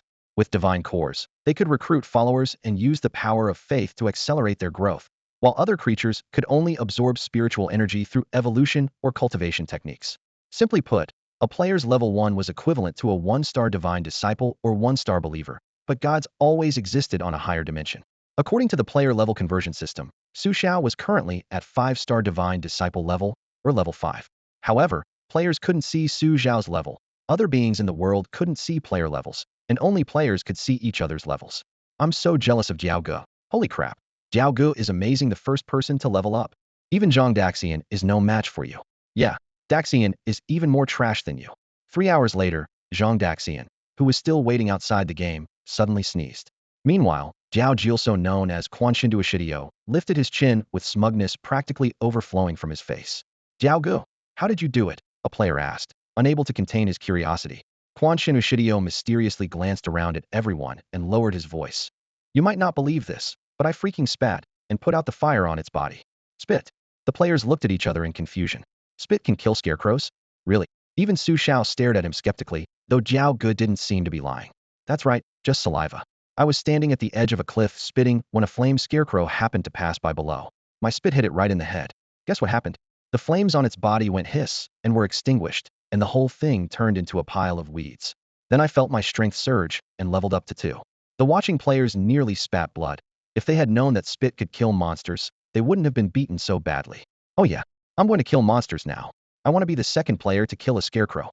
Edao 999 roared to the sky and shot forward like an arrow, afraid others would beat him to it. Holy crap, me too. The other players swarmed forward, wishing they could instantly increase their speed. At that moment, Edao 999 had already charged up to an undead scarecrow, a mysterious smile playing at the corners of his mouth. Come on, Grandpa's right here. Come kill me. How dare a mere scarecrow act arrogant in front of me? I can destroy you with one spit, believe it or not. Whoosh. The provoked undead scarecrow lost its composure and lunged forward. Edao 999 timed it perfectly and shot out a mouthful of spit that landed on the scarecrow's body. However, the scene everyone had imagined with Jiao didn't unfold as expected. The undead scarecrow swung its hand and slapped Edao 999 across the face with a loud smack, then engulfed him in black flames, directly merging him into the straw pile. The next second, Edao 999 flashed white and was forcibly respawned in the center of the main god temple, standing there stunned for a full 30 seconds. Why had the spit annihilation technique suddenly failed? Jiao bro, you totally screwed me over. He was furious, drawing his sword and charging outside. Meanwhile, waves of players poured out of the main god temple, all clamoring to demand an explanation from Quanshindu Ashidio. As soon as Quanshindu Ashidio appeared, he was surrounded by the crowd and nearly broke down in tears. I didn't lie to you guys. Xiao God, you have to stand up for us, someone shouted at Su Xiao. This guy's got bad intentions, ban his account. Su Xiao remained silent while the players' indignant protests rose one after another. Wait. The female player, Chinese teacher, raised her hand for silence. Since spit doesn't work, it must be something else. Everyone thought about it and agreed she had a point. Su Xiao suddenly noticed the broken gourd in Quanshindu Ashidio's hand, his eyes narrowing. Could it be urine? Urine. Someone in the crowd caught on. Right? Jiao bro's been drinking urine this whole time. Could it really be urine? Jiao bro, why don't you drink some urine and try again? Someone jeered. Quanshindu Oshidio's veins bulged. Why don't you go drink it yourself? Brothers, I have an idea, Chinese teacher said thoughtfully. Let's lure the scarecrow to a fixed position, and when it's not paying attention, we'll pee all over it. That'll prove our theory. Teacher, you want to do it? Everyone looked at her in unison. I'm a freaking woman. Chinese teacher nearly lost it. I don't have the range. Then Jiao bro should do it. He's covered in sculptures 360-degree coverage with no blind spots. After much pushing and shoving, Xiao Shidio was forced into the spotlight. Soon, everyone selected an open area and positioned him on a high platform. Xiao bro, got enough ammunition? If not, we've got some backup to top you off, someone joked. Cut the crap. Go lure the scarecrow over here. Xiao Shidio took a deep breath, hands ready to unzip. Hey, don't peek later, I am afraid I'll scare you guys. Girls are fine, but guys, forget it. Before long, a player came running with half his health gone, the scarecrow blazing with fire behind him. Xiao bro, don't pee on me. The player gasped as he ran. Xiao Shidio focused intently, calculating wind direction, trajectory, and gravitational acceleration, his knuckles white as he gripped the gourd. Just as the scarecrow entered optimal range, a pungent stream arced through the air and splashed squarely onto the scarecrow's flames. Hiss, the fire instantly extinguished, and the dark skeleton collapsed into a pile of dry straw. Ding! Congratulations to player Xiao Shidio for killing one scarecrow. The system notification chimed clearly. Everyone was stunned speechless. Holy crap, it really is urine. Ridiculous. Killing monsters with pee. These developers are insane, coming up with such a bizarre mechanism. Absolutely ridiculous. Thrilling. This is what I call a puzzle game. You can't just rely on skills. You need brains too. Xiao stared at the scene in utter bewilderment, taking quite a while to snap back to reality. This actually worked? Ridiculous. Absolutely ridiculous. He considered himself well-versed in countless ancient texts, fully aware of the terror of divine tribulations and various orthodox methods to counter them. Yet here these players were, dealing with undead scarecrows by urinating on them. This unconventional approach was a first for him. Was it the urine itself that countered the undead, or was it because these people came from another world, creating some mysterious elemental advantage? There was no way to know. In any case, being able to destroy the scarecrows was a good thing. However, this method had obvious operational challenges. First, you had to hold in enough urine. Second, you had to achieve good range. Third, you had to aim accurately. While male players could manage somehow, female players faced quite the predicament. Xiao certainly wouldn't resort to such a crude method of monster hunting. He raised his hand, preparing to use his abilities to help these people by drawing the scarecrows within range. Ah, damn, that feels good. Never thought there'd come a day when my little brother could join the battlefield, one player exclaimed, jumping around excitedly. Urinating 3 yards against the wind brings me such joy. Hey, don't be so selfish. Can someone share some urine so I can kill a scarecrow too? A female player stamped her feet anxiously. Sure thing, come over and catch it. A rough man nearby laughed heartily. And so, dozens of players lined up in formation, all aiming at the path below, waiting for the undead scarecrows to pass by. Ding player 1 strike 999 has killed a scarecrow. Ding player, I am Demasha has killed a scarecrow. Notification sounds rang out continuously as Xiao's faith value climbed rapidly. Undead scarecrows were divine tribulation derivatives, each contributing 100 points of faith power. Clearing all 15 would yield over 1,000 points of massive wealth. His divine status would surely advance further. Holy crap, that guy just lured 3 scarecrows at once. Everyone looked toward the sound to see the player with ID Hopeless Starry Sky standing atop the ruins, while his 2 companions were dragging 3 scarecrows and running frantically. Is he crazy? How can he hit 3 at once? That's suicide. Play with fire, and you'll get burned, idiot. The next moment, a jaw-dropping scene unfolded. Haha, you guys are so out of touch. This is a shower head. Hopeless Starry Sky let himself go, his stream splitting like a sprinkler, enveloping all 3 scarecrows in a rain-like coverage.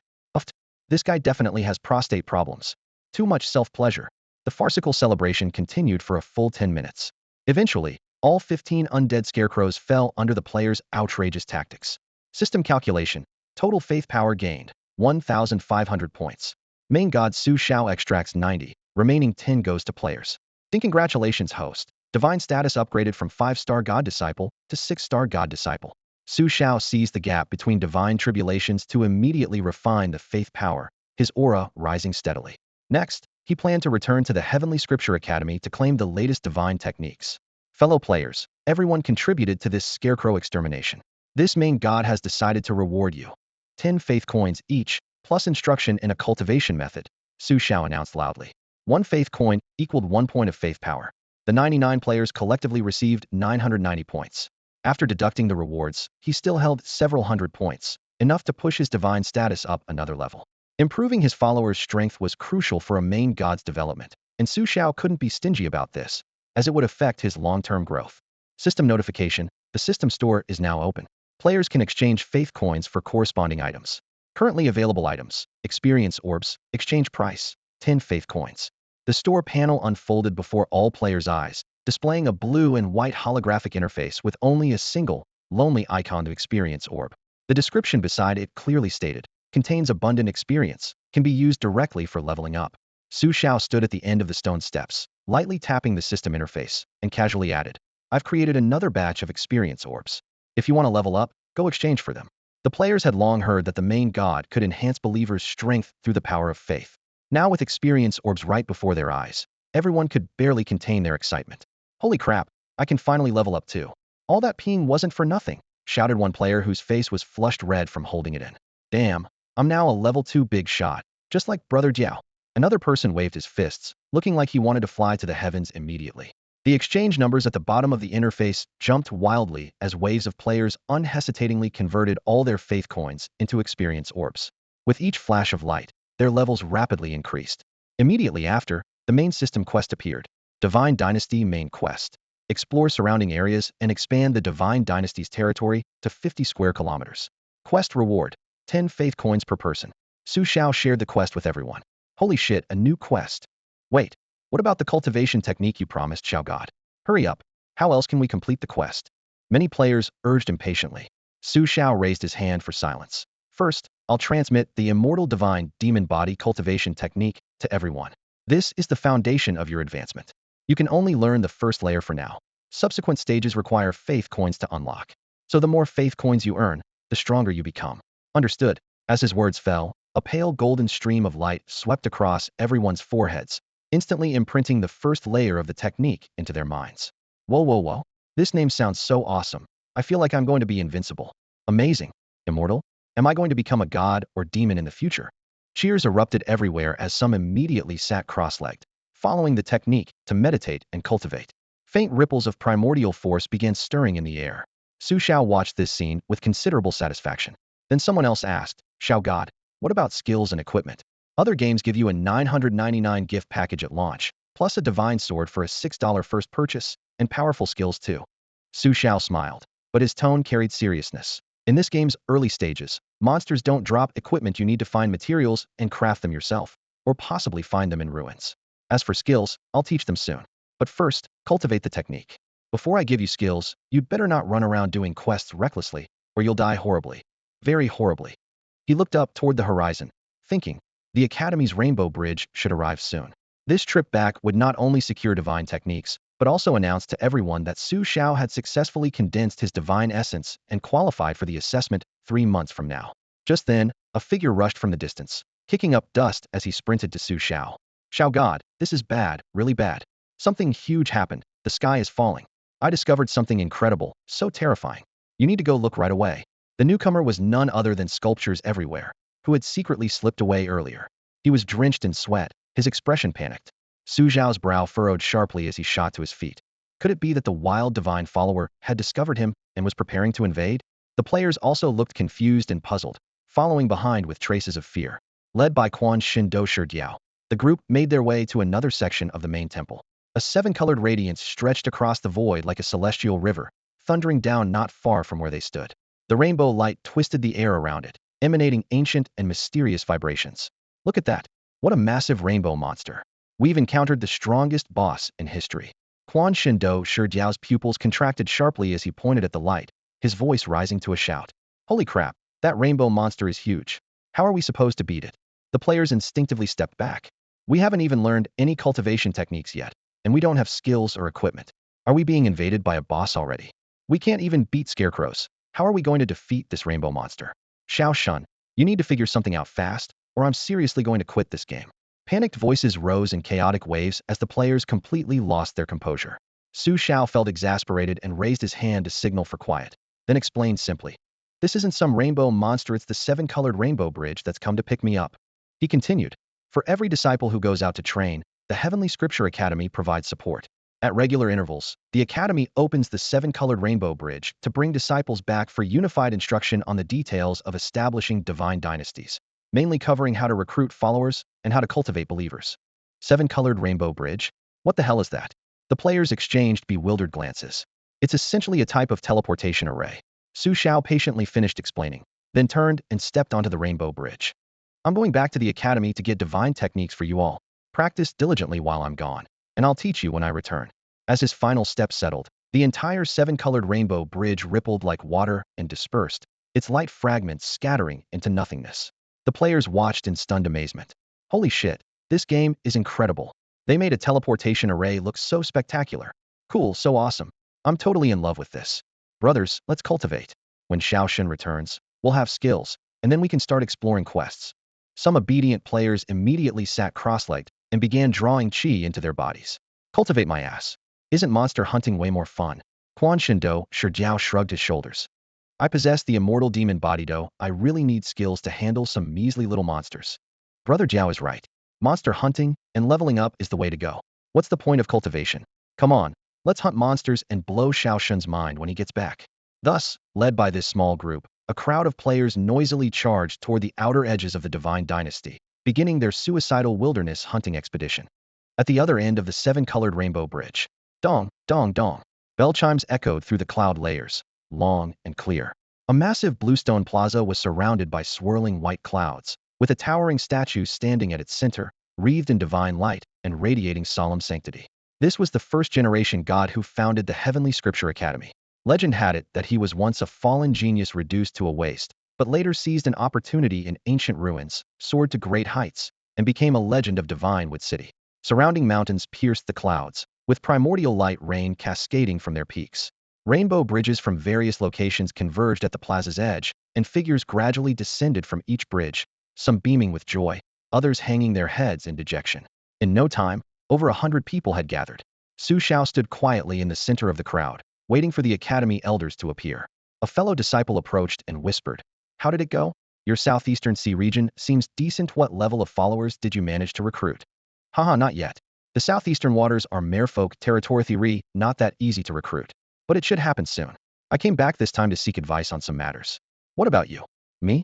Don't even get me started. The carefree forest has too few believer species, and their levels are too low. What good followers could I possibly find there? In the end, I only managed to recruit a group of halferks. You're complaining about halferks? Those are third-grade believers. I'm so jealous. Su Xiao stood quietly in the center of the crowd, surrounded by the constant chatter of academy students, some boasting about their gains, others lamenting their luck. According to the rules, one could only truly possess believers after condensing a divine spark and establishing a divine dynasty. There were only two ways to acquire believers. 1. Use divine spark to enlighten lower species, allowing them to directly ascend to high-quality believers. Unfortunately, this was extremely difficult and usually required a tricolored divine spark or higher. 2. Use one's own strength to recruit real-world creatures to serve under them. With good luck, one could still recruit decent quality groups. Look, Brother Ming is here. The crowd suddenly erupted in excitement. Following their gaze, a young man surrounded by admirers approached, none other than Zhao Ming, the only person in this year's class to condense a tricolored divine spark. More importantly, there was old bad blood between him and Su Xiao. 10 years ago, 80-year-old Su Xiao ignited his divine fire, stunning the entire academy. At that time, Yin Moling, the academy's acknowledged goddess and prodigy, showed considerable appreciation for Su Xiao. Despite having many suitors, she paid no attention to Zhao Ming, which directly ignited his jealousy towards Su Xiao. What level? Don't you know how amazing Brother Ming is? He directly enlightened the reptilian race and evolved them into merfolk. Merfolk? Fourth-grade believers. Brother Ming's methods are heaven-defying. With merfolk backing him, Brother Ming will definitely place first in the assessment 3 months from now. The praise from all sides put Zhao Ming in an excellent mood. Huosha breeze swept by, and divine light suddenly appeared in the sky as a flying vessel glided down from the clouds. At the bow stood a woman bathed in holy radiance, with delicate features, porcelain skin, willow leaf eyebrows, and cherry lips. Her tall, graceful figure was accentuated by flowing white robes that added to her sacred aura. Senior Sister Moling. Goddess. My goddess is passing by. It was indeed Yin Moling. The flying vessel swept over the crowd's heads, and her downcast gaze paused briefly on Su Xiao. A ripple appeared in her cold eyes, but ultimately she didn't stop. Senior Sister Moling. Your Zhao Ming is the strongest man in the academy. Zhao Ming's fists trembled slightly as he forcibly suppressed his emotions, then strode towards Su Xiao. Standing with his hands behind his back, he looked Su Xiao up and down with a mocking gaze before raising his head to look into the distance. Fate is truly interesting, isn't it? 10 years ago, Senior Sister Moling would stop for you. Now, she can't even be bothered to spare you an extra glance. Does it hurt? Just like how I once looked up to you. Now it's your turn to look up to me. Call me Brother Ming, and maybe I can help you. Otherwise, when you're expelled from the academy in 3 months, what will you live on? Humans are the most worthless believers, even the main gods despise them. Indeed, in this world, compared to naturally gifted beings like merfolk and fishfolk, human believers had no advantages whatsoever. Su Xiao smiled faintly. Help me? 10 years ago I could crush you, and 10 years later it's still the same. Crush? Just with your... Before he could finish, the crowd gasped in shock. Behind Su Xiao, a divine light shot up from the ground. Su Xiao condensed a divine spark. My god, he actually succeeded. The light ring flickered, and a second color quickly emerged, followed by a third, then a fourth, until it finally stopped at the fourth color. Suddenly, the entire scene fell into deathly silence. A four-colored divine core? Good heavens! At this moment, many students were so shocked their jaws dropped, quickly covering their mouths with their hands. In everyone's minds, a four-colored divine core carried astonishing weight. Within Tianshu Academy, only Yin Moling could stand alongside the term four-colored. With her four-colored divine core, she had repeatedly claimed first place in Shinmu City competitions and now held a steady position on the prodigy rankings. Looking across the entire Shinmu City, even the strongest was merely the city lord with his five-colored divine core. Those who truly possessed four-colored divine cores could be counted on 10 fingers. And now, Su Zhao's name had been placed on this rare list. The once fallen genius had actually completed his awakening at this moment, sending chills down the spines of all the watching students. After a brief silence, the plaza instantly erupted with cheers and gasps of admiration rising and falling in waves. Zhao Ming's face turned whiter than paper as he stumbled backward, as if struck by lightning. Ew! How could you possibly condense a four-colored divine core? How did you do it? Su Xiao stood with his hands clasped behind his back, smiling faintly. This is the difference between you and me. You'll never catch up to me in this lifetime. If he revealed his true nine-colored divine core, not just Tianshu Academy or Shinmu City, but the entire Eastern Divine Domain would be shaken. However, in this world where the strong devoured the weak, exposing a nine-colored divine core would be tantamount to seeking death. Even the Academy and City Lord's mansion couldn't protect him. Whoosh! Several blazing divine lights plummeted from the distant sky, accompanied by howling winds as they steadily converged in the center of the plaza. Who condensed a four-colored divine core? The white-bearded elder at the front swept his sharp gaze around before settling on Su Xiao. He first appeared stunned, then smiled so broadly his wrinkles bloomed like flowers. Su Xiao? You actually condensed a four-colored divine core? Excellent, excellent, excellent.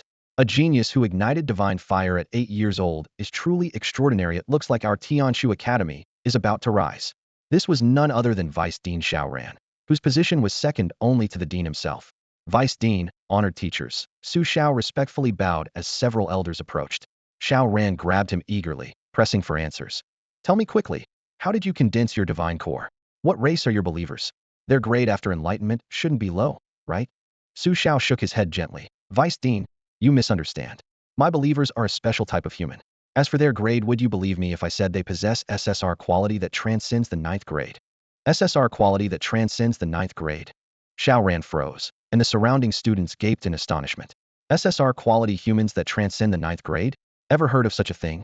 I certainly haven't. Tarrant humans supposed to be the most worthless first-grade beings. The crowd buzzed with discussion. Xiao Ran remained silent for a moment, then reached out to feel Su Zhao's forehead, confirming he had no fever. Student Su Xiao, please stop joking. Historical records show that humans have never exceeded 3rd grade in quality. It's impossible for SSR quality believers to exist. Are you sure you didn't mistake the species? Xiao Ran suspected Su Xiao had misidentified the species, thinking perhaps these beings only resembled humans somewhat. I'm not kidding you guys. Su Xiao raised his hand and waved, causing a light screen to appear before everyone, displaying scenes of a group of players in action. They're really human? Holy crap, followers of a four-colored divine core are just humans? What the hell is going on? Discussions erupted instantly as everyone was shocked once again. Xiao Ran furrowed his brow, his expression grim. How is this possible? I remember reading in ancient texts about a prodigy from 10,000 years ago who had a similar situation to Su Zhao's. Moreover, he condensed a 6-colored divine core, 1 level higher than Su Zhao's, yet his followers were also human. A teacher nearby chimed in. You mean that fallen legend from the Tianan domain? Back then, he ignited his divine fire early and condensed a 6-colored divine core, but because his followers were human, he was ultimately buried in the flow of time and became a cautionary tale. Sigh, what a pity, such a waste. Why does it have to be humans? Xiao Ran sighed regretfully. As for the SSR quality that Su Xiao kept emphasizing, almost no one present paid it any attention. Zhao Ming's previously pale face regained its color, and he inwardly rejoiced at this turn of events, even secretly mocking that Su Zhao's 4-colored divine core might not even compare to someone's 1-colored divine core. Humans? What's the point of having such trash followers? Someone muttered under their breath. Xiao Ran eventually patted Su Xiao's shoulder, offering him a way out. Su Xiao, don't despair. Perhaps you could try secondary enlightenment to help humans evolve into other advanced races. Though meant as comfort, secondary enlightenment was virtually unheard of. He then announced the resource allocation. According to Academy rules, condensing a four-colored divine core grants access to corresponding resources. We'll arrange specialized tutoring and open the fourth floor of the library. You may select one cultivation method and 5 divine techniques. Hiss. As his words fell, the entire hall gasped. The fourth floor housed rare, high-quality texts that countless students yearned for day and night. Thank you, Vice Dean. Su Xiao nodded without saying much. Inwardly, he sneered. Who says humans can't crush other races? These fools are just overlooking humanity's true strengths. At the Tianshu Academy Library, after tutoring ended, Su Xiao immediately used his privilege to go straight to the fourth floor. Rows of dust-covered ancient scrolls lay before him. Great Sun Tathagata fist? Hiss, what should I choose? He paced back and forth in front of the bookshelves, becoming more overwhelmed the more he looked. The system suggests the host go to the last row of shelves and select the divine techniques there. The system suddenly spoke. Su Xiao was startled and immediately ran to the very back. Ice True Chi, Fireball Technique, Quick Draw Slash, Armor Mimicry, Swift Step, all basic divine techniques. System, are you sure you're not mistaken? Isn't it beneath the fourth floor's dignity to house these things? Su Xiao looked completely bewildered, but then he reconsidered. How could ordinary divine techniques possibly appear on the fourth floor? They must have hidden mysteries. He didn't need cultivation methods for now divine techniques were enough, and skipping the cultivation method meant he could exchange for several more techniques. What a steal. He immediately selected several basic divine techniques, completed the registration, and left the library. At the entrance, a student curiously asked, Teacher, what powerful divine techniques did Su Xiao pick on the fourth floor? The registration teacher looked at Su Xiao's retreating figure with confusion, muttering under his breath, basic divine techniques. Ice True Chi, Fireball Technique, and such. What? Those trash techniques? Has Su Xiao lost his mind? What a waste of opportunity. Discussions immediately arose. Little did they know the terrifying nature of Su Xiano, the fourth natural disaster. Deep in the ancient forest, spanning hundreds of miles, massive trees with intertwined roots and branches blocked out even the sunlight, while the terrain rose and fell treacherously. Damn it, we've been walking for ages and haven't seen a single thing, complained the player, tattoos all over, as he leaned against a thick tree trunk. I'm so hungry my stomach's touching my spine, and I've swallowed a pound of my own spit. That bastard Xiaoshin disappeared somewhere and didn't even leave us any food. After a few more steps, he simply plopped down on a brown rock. Let's take a break. His cursing continued. Damn these game developers. Fine, make the game realistic, but why the hell did you have to add a hunger system? The other players looked equally dejected, constantly grumbling.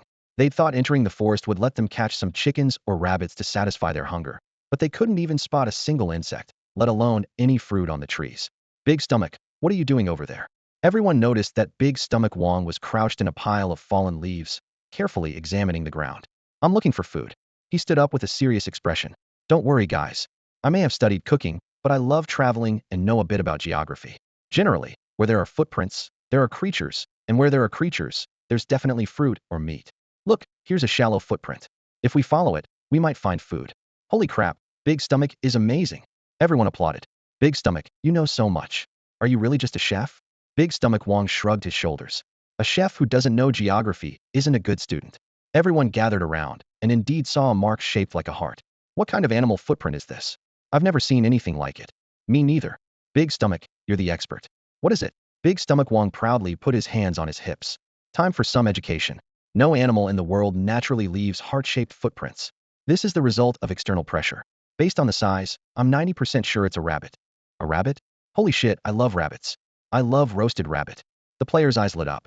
Big Stomach, hurry up and take us to catch it. Just then, tattoos all over brushed away the dead leaves beside the footprint. Wait, you didn't finish looking at the print. A much larger trapezoidal footprint appeared. Big Stomach, you only looked at half of it? This is clearly trapezoidal. What kind of analysis was that? Big Stomach Wong. All the players. The print was as large as a grown man's face. What kind of creature could leave such a huge print? This feels kind of scary.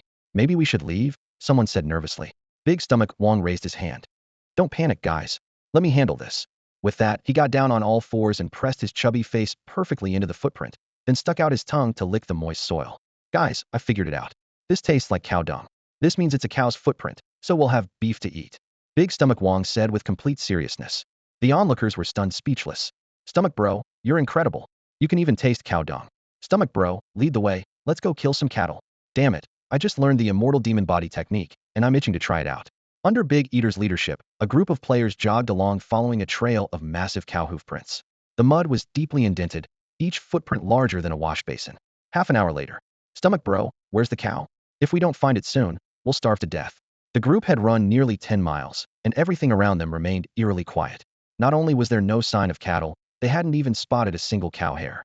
Suddenly, Ashmi support pointed sharply at a pile of dead leaves beneath their feet. Stomach bro, look, what's this thing? The fallen leaves were brushed aside, revealing a round, fist-sized object. Big Eater picked it up and examined it from every angle. The skin was soft, yielding to gentle pressure from his fingertips. There was a thin crack across the surface, emanating a faint, fresh herbal fragrance. It looked like some kind of fruit. Before anyone could respond, he brought the fruit to his nose and sniffed, then stuck out his tongue to lick the outer skin. Strange, tastes like chocolate.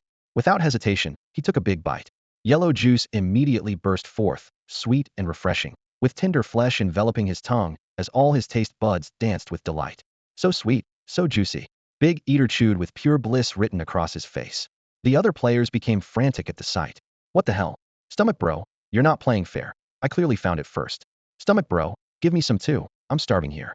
Stop fighting over it. There are more over there. Hotpot conquers other worlds pointed ahead. Everyone looked up to see several similar fruits scattered across the ground not far away, and further in, they were actually piled in a small heap, their colors tantalizingly vibrant. Don't fight, one for each person.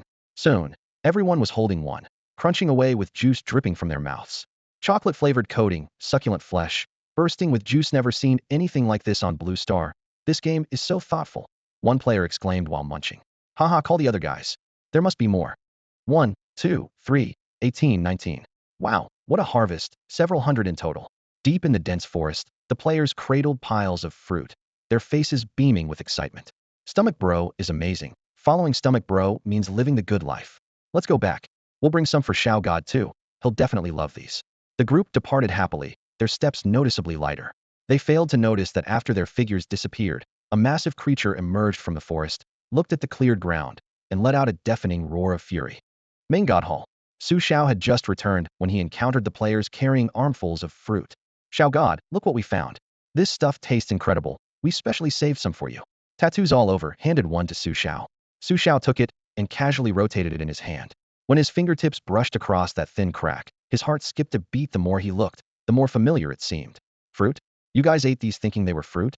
He took a deep breath and looked up at the group. Do you idiots have any idea what you've been eating? Xiao's words left all the players utterly confused. What the hell do you mean?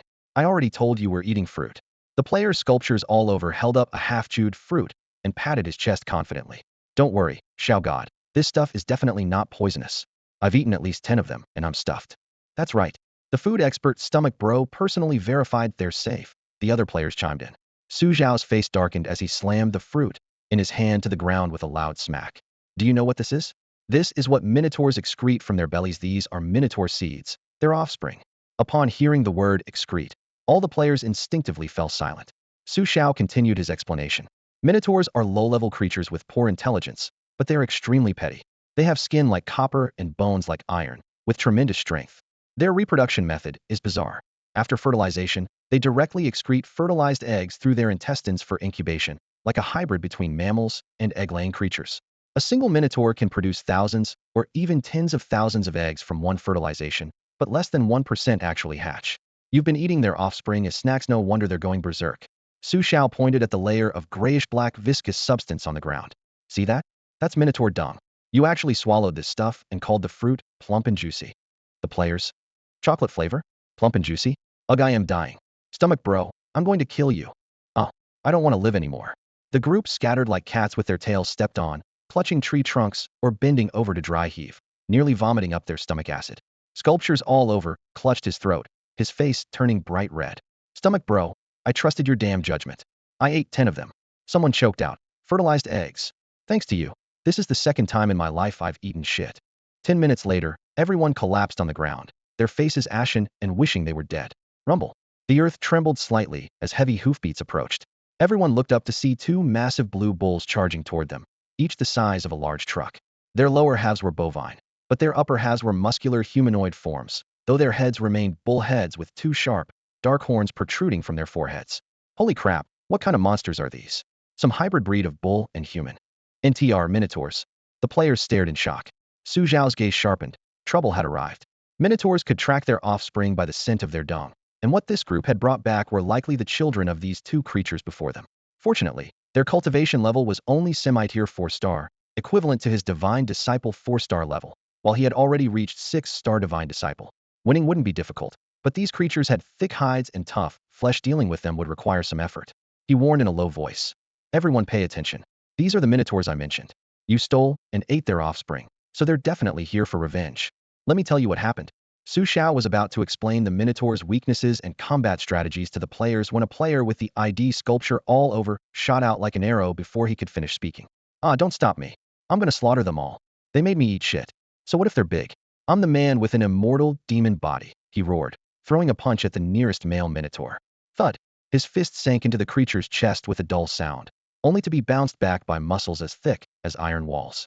The minotaur remained completely still, looking down at him and rumbling in a low voice. That tickles a bit. Sculpture all over, felt his knuckles crack and his pupils contracted sharply. This hard? Holy crap. Bang. A gleaming horn thrust forward mercilessly, piercing straight through him. The surrounding players instantly froze. Holy shit, that attack power is off the charts. Damn it. I just barely recovered from the flaming scarecrow trauma, and now I'm going to be dominated by hybrid bulls. Before the complaints could finish, the male minotaur was already charging forward with flames shooting from its eyes. A player who tried to block it was sent flying and died instantly. Xiao God, save me. I don't want to die. Run for it. This thing's too fierce. Amid the chaos, the massive bull body suddenly stopped. Everyone looked closely. Su Xiao had placed one hand on the minotaur's forehead, forcibly halting its charge. Xiao God. Holy crap, so this is Xiao God. That's so badass. Boom. Su Xiao pushed hard, sending the minotaur staggering backward. He performed a backflip and landed, then charged forward again. Watch how I deal with them, he said quietly while skillfully explaining. Minotaurs are incredibly strong with amazing defense, but their two nostrils are their weak spots. Hit them there, and the damage doubles. As he spoke, the minotaur roared and stomped its hooves wildly, raising its head to gore Su Xiao's abdomen with its horns. Su Xiao lightning fast grabbed the horns, used the momentum to flip over onto its back, and punched toward its nose. A pained cry pierced the air as the thick tail swept toward him. Su Xiao raised his arm to block, and the collision between fist and tail sent sparks flying everywhere. The watching players were stunned. My god, how is this bull so powerful? Shoo, don't exaggerate, give Xiao God some face. Xiao God is awesome. Su Xiao landed and steadied himself. Though he had just condensed his divine essence and his combat techniques were still rough around the edges, making his movements somewhat clumsy, he still maintained steady pressure. Boom. The minotaur leaped high, its hooves crashing down with tremendous force. Su Xiao feinted and dodged, instantly springing up to land another heavy punch on its nostril. Blazing fire.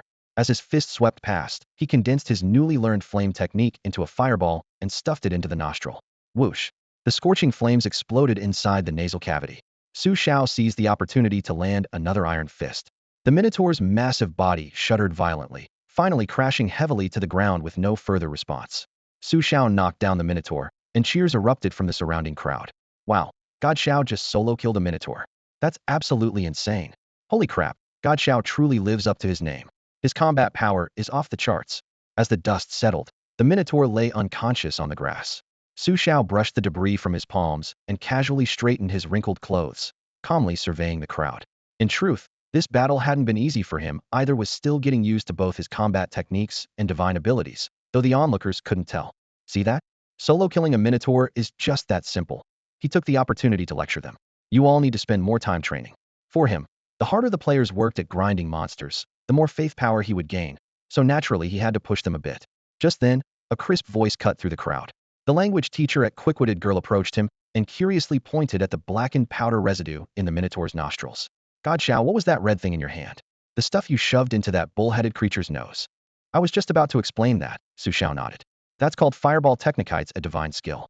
Besides Fireball, there are also Frost Energy, Armor Manifestation, Blade Draw, and many others. Before he finished speaking, the players went wild. Holy shit. Fireball Technique, my true love. Is this the class system opening up? I want to be a mage. I'm definitely choosing Blade Draw. Warriors are invincible. The excited chatter rose and fell like waves. Su Xiao secretly marveled at how these guys' imaginations ran while they could connect skills to an entire class system in just 3 sentences. But thinking about it, their logic actually made sense. If you want to learn, it's free this time, he said, setting expectations early. But if you want to continue advancing later, it'll cost faith coins. Stop talking, God Xiao, and start teaching. We're dying to get started, someone shouted from the crowd. Xiao raised his hand, and several orbs of light flew from his palm, floating in formation before everyone's skill books he had condensed using divine power. Touch the light orbs to read the information inside. Choose one based on your talents and preferences. Don't be greedy, you won't be able to handle too much, he advised earnestly. Wait, so there are no class restrictions? We can switch freely. Amazing, my god. Now this feels like a real game. I'm so torn, should I choose mage or warrior? Are there any healers? I only know how to play healers. A female player with the ID generous size asked timidly. I like healers too, want to team up? You've got good natural conditions, someone immediately chimed in. The believers couldn't wait, discussing among themselves while reaching out to touch the light orbs. You all focus on comprehending first.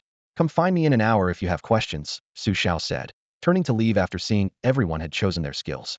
Why leave for an hour? Simply hadn't fully mastered these divine techniques himself. If those creative minds asked detailed questions he couldn't answer, things would get awkward. After Xiao's figure disappeared behind the small hill, the players immediately sat cross-legged and closed their eyes to meditate. 10 minutes later, excited roars echoed across the grass. Ha ha ha, I got it. I'm invincible. Brothers, watch my armor manifestation. Muscles everywhere, let out a mighty shout, and a layer of grayish-white armor suddenly appeared on his body, making his clothes flutter dramatically. Armor manifestation, as the name suggested, was a defensive technique. Players can harness their own power to manifest a shield, blocking incoming damage from enemies. On the training ground, a burly player with the ID muscles everywhere struck a rigid pose, his face flushed red and veins bulging on his neck. After a long moment, a faint black light flickered at his fingertips, like a candle flame swaying in the wind, ready to extinguish at any moment. Puffed. A muffled sound erupted, and what he had strained to produce was nothing but a fart. The black light instantly vanished. That's it. The spectating players exchanged bewildered glances. You call that comprehension? Everyone had waited so long, only to witness something less impressive than a fart. Their disappointment reached peak levels. I watched Xiao God cast fireball spells and thought it looked easy. My eyes tell me I've learned it, but my hands? Completely clueless. Brothers, this is way too hard. Let's go ask Xiao God for guidance. Someone complained. Other games let you level up in seconds, but this damn game won't even give you a hair's worth of progress after half an hour of practice. The developers are just torturing players. As complaints filled the air, a mysterious voice drifted over. Brothers, the meat on this minotaur's body. It looks edible. I just tried some, and it's absolutely delicious. The speaker was Big Eater, who had been crouched beside the half-human, half-bull corpse, studying it for quite some time. What? This meat is edible. Big Eater, are you serious? Don't trick me into eating crap again. Can we eat it raw? Amazing. Quick, give me a piece. Whoosh. A crowd of players instantly swarmed around Big Eater, their gazes locked onto the minotaur corpse as some began mimicking him by devouring raw beef slices. As for cultivation? Huh. Holy crap. Brothers, this meat is absolutely delicious. It would be even better grilled on skewers. Muscles everywhere, chewed on the raw meat Big Eater had handed him, beaming with joy. Big Eater, what are we waiting for? Let's get cooking. The players who had been practicing until they felt nauseous immediately abandoned their cultivation upon hearing the word food. Food is the foundation of life. How can we have strength to cultivate on empty stomachs? Stop talking and save me some for later. Everyone chattered excitedly as cultivation was completely forgotten. Big Eater rolled up his sleeves. Don't panic, brothers.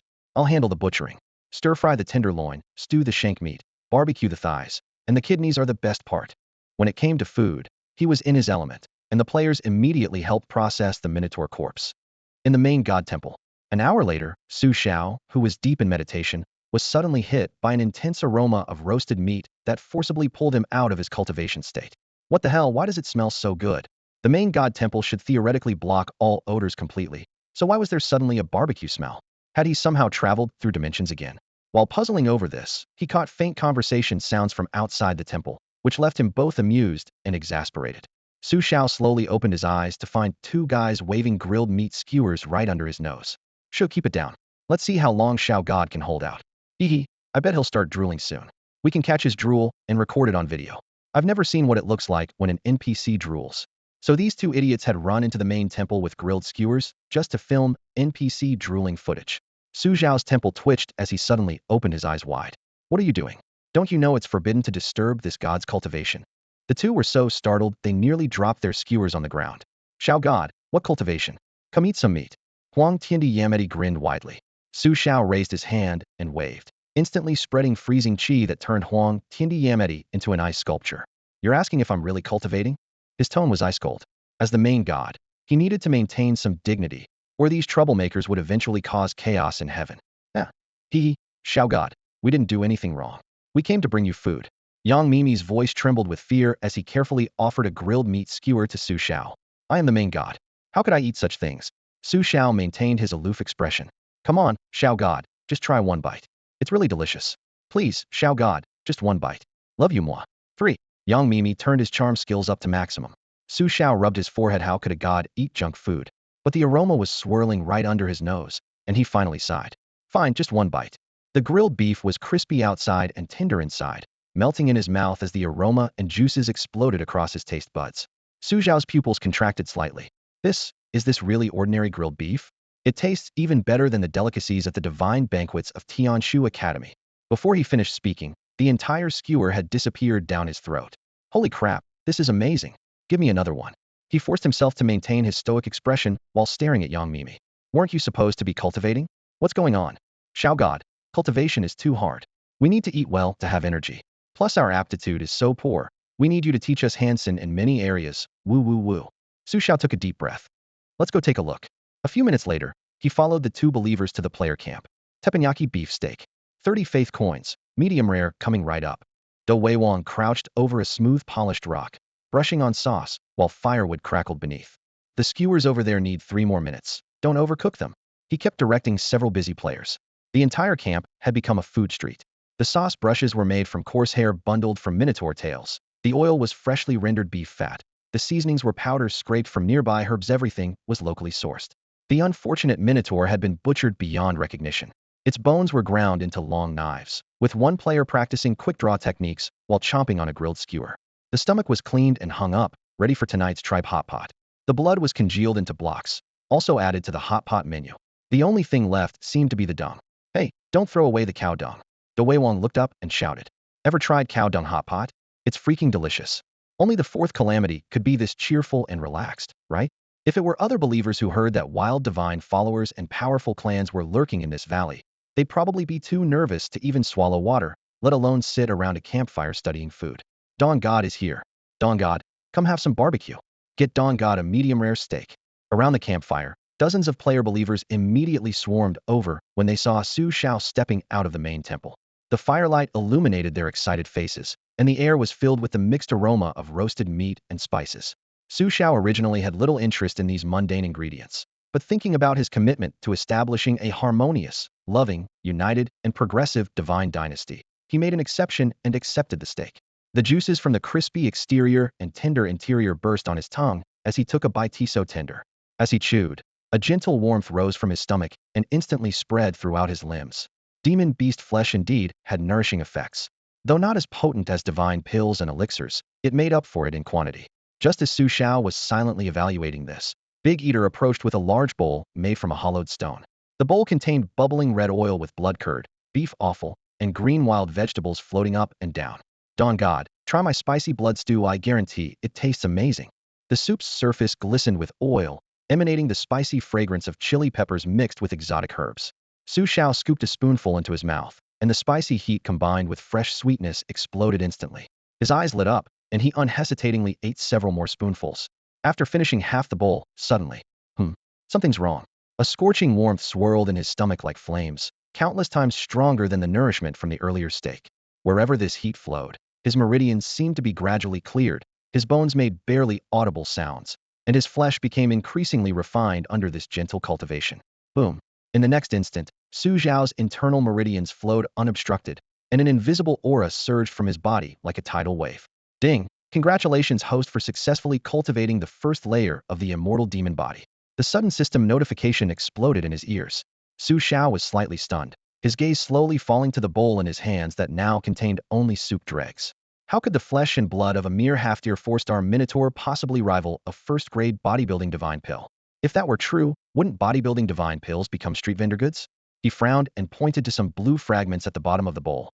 What else did you add to this? Big Eater looked down and scratched his head. Oh, nothing much, just some grass I picked near the minotaur breeding grounds. It smelled pretty good, so I threw it in as seasoning. Minotaur breeding grounds? Grass. Su Xiao's eyes narrowed slightly. Did it have pale blue leaves and small red fruits? Dawn God, how did you know? Big Eater's eyes widened in surprise. Of course Su Xiao knew that was blue star grass, the main ingredient for refining bodybuilding divine pills. Most importantly, traditional pill furnace refining would waste half the medicinal effects, but Big Eater's spicy blood stew had retained at least the potency of 3 bodybuilding divine pills. Could wildfire cooking combined with flesh and blood have accidentally triggered some chemical reaction? Is there more? Su Xiao couldn't help but ask. If they could harvest it in large quantities, this would be an incredible opportunity. Nope. Big Eater shrugged. Next time I come across some, I'll pick it for you. Blue star grass was already rare to begin with. How easy could it be to rely on luck for random collection? Su Xiao sighed inwardly with regret, but could only let it go for now. Everyone come over. If you have any questions about divine technique cultivation, bring them all up and I'll explain them to you. At his invitation, the players gathered around the central campfire with their grilled skewers, roasted fish, and meat steaks, sitting cross-legged on the ground. Su Xiao patiently answered their questions while sharing all his understanding of divine techniques. Several players who had been stuck at bottlenecks immediately showed expressions of sudden enlightenment. The campfire crackled, and besides the aroma of meat, the air filled with focused silence. When everyone gradually entered a state of cultivation, Su Xiao quietly rose and returned to the depths of the main temple to continue studying the divine techniques he had just comprehended. Time passed in deep immersion. 2 hours later, a disheveled figure came crying and fleeing back from outside, startling everyone awake. This guy was so disheveled that you'd have to look really closely to make out what he actually looked like. His clothes were torn to shreds, his hair was matted into clumps, and his face was smeared with wet, sticky mud. He looked like he'd been dragged through a swamp and trampled repeatedly. This pitiful sight was none other than Zhang Daxian. Daxian? Daxian, what happened to you? When did you get back? Everyone gathered around him, their shock written all over their faces. Zhang Daxian looked around with a face that was ready to cry, but had no tears left. He had snuck back to their base while everyone else was out foraging for food. Earlier, he'd been slaughtered by scarecrows and had to wait 3 whole hours before he could log back into the game. He'd planned to get his revenge, only to find that the scarecrows had already been cleared out, which had somehow triggered a new quest called Expand the Divine Dynasty's Territory. Feeling frustrated, he decided to make a name for himself in this new quest, but ended up wandering alone into Minotaur territory, where those monsters had ground him into the dirt. If he hadn't been clever enough to play dead, he probably would have been making another trip to the Resurrection Hall. Guys, I ran into some terrifying monsters. Zhang Daxian gestured wildly with his hands. They have the lower body of a bull, the upper body of a human, but their heads are still bull heads. Oh, you mean this thing? A nearby player pointed toward a minotaur not far away that was peacefully grazing. Tell us more about it. One won't be enough to feed all of us. Zhang Daxian. What the hell? Don't worry, Daxian. Here, have some fruit to calm your nerves. It's chocolate flavored. Big Eater grinned as he handed over a minotaur egg. Thanks. Zhang Daxian took it and bit down, causing the egg liquid to burst out, rich and juicy. Got any more? He licked the corner of his mouth. Yeah, plenty more. Eat as much as you want. Big Eater pulled out several more eggs. The other players watched quietly as Daxian buried his face in his delicious meal. We share the good times and the bad. One Strike 999 swung his newly awakened weapon, his eyes gleaming. Daxian, where are these minotaurs? We just awakened our classes, perfect timing to go slaughter them. Tonight we're having hot pot. Rumble rumble. Just then, dust clouds rolled in the distance as dozens of minotaurs came striding into view, curiously eyeing this group of players. They had followed Zhang Daxian's trail all the way here. Holy crap, Daxian, did you kick a hornet's nest? Damn, there are so many. Exclamations rang out one after another, but there was a hint of excitement in their voices. Ha. Tonight I'm gonna eat until I burst. Brothers, it's a whole beef feast. Let's get that hot pot going. Brothers, don't fight me for this. Let me handle it. The player with the ID carved all over charged forward first. These players had amazing comprehension. After listening to Su Xiao's explanation of divine techniques earlier, they'd already grasped the essence. Though not quite skilled yet, they had the general idea down. Great fireball technique. Carved bro formed hand seals while spouting Japanese phrases, condensing a fist-sized fireball in his palm that whistled toward the nearest minotaur. Carved bro is awesome. He really got it. But the next second, all the players fell silent. The fireball struck the minotaur's body, but it had absolutely no effect whatsoever. The flames from the exploding fireball splashed against the minotaur's rough hide, creating a brief shower of sparks before instantly dying out, without even singeing a single hair. The minotaur looked down at where it had been hit, its expression clearly saying, "That's it? Seriously?" Then it raised its head and shouted at Quan Shin Do Shi Jiao. "Bro Jiao, you call that a great fireball technique? Are you kidding me? Stop insulting the great fireball technique. The spectating players burst into laughter. Quan Shindo, Shijiao's face flushed red with embarrassment, feeling like he was merely tickling the Minotaur. Again, he gritted his teeth and launched fireball after fireball in rapid succession, creating a string of flames. But the Minotaur remained completely unmoved, looking down at everyone with a gaze of royal contempt. The Minotaur's greatest strengths were its power and defense. If Su Xiao were here in person, it might show some caution, but facing this group of players, Bro Jiao, your technique is wrong. Hit the nose. The weak spot is the nose, understand? Someone reminded him. Only then did Quan Shindo Jiao have his epiphany, gathering another fireball and aiming at the Minotaur's massive nostrils. The fireball whooshed forward, but the Minotaur easily dodged it with a casual head tilt. Oh, it's scared. Haha, Quan Shindo Jiao was overjoyed and raised his hand again. Whoosh. The second fireball also missed its mark. I don't fucking believe this. He took a deep breath and launched fireball after fireball, filling the air with blazing red flames, but not a single one hit its target. With his mana depleted, he looked completely drained and swayed unsteadily. Brothers, this bastard's dodging skills are insane. I can't hit it, so I have to use my ultimate move. Before Quan Shindo Jiao finished shouting, he charged forward, trying to copy Su Xiao's move, stuffing a fireball directly into the Minotaur's nostril. Unfortunately, before he could get close, the Minotaur swung its tail violently. Smack! A blur swept past, and he was sent flying into the sky, turning into a beam of white light. Seeing this, the other believer players began selecting their targets to attack. Having witnessed Bro Jiao's tragic fate, they learned some lessons and at least lasted a couple more hits before dying. Ice palm. One player leaped high into the air, gathering frost energy in both palms, instantly enveloping the Minotaur in ice. White mist rose dramatically, looking quite impressive. But when it hit the Minotaur, the creature actually showed an expression of enjoyment, as if someone had given it a refreshing shower. Bang! The horns swept horizontally, and that player was gored clean through a gruesome sight. Another player wielded a bone blade, executing draw blade slash. But before the blade could fall, the Minotaur stomped his head flat with one hoof.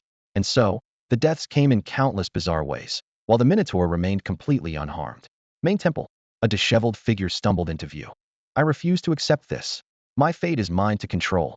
A few seconds later, he was teleported out again. Ah, I don't believe in this curse. Half an hour later, he was carried back again. Brothers, you go first, I'll cover your rear. Go for it. As he shouted encouragement, he turned to ash and smoke once more. I'm done. I quit. This damn game is too fucking hard. My Dao heart is completely shattered. What's this about restoring the divine glory of the Northern God King clan? A group of players slumped at the entrance of the main temple, holding their heads and wailing. Solo combat didn't work, and human wave tactics were even worse. Even when they surrounded the Minotaur in a circle, they could barely hit its weak spots.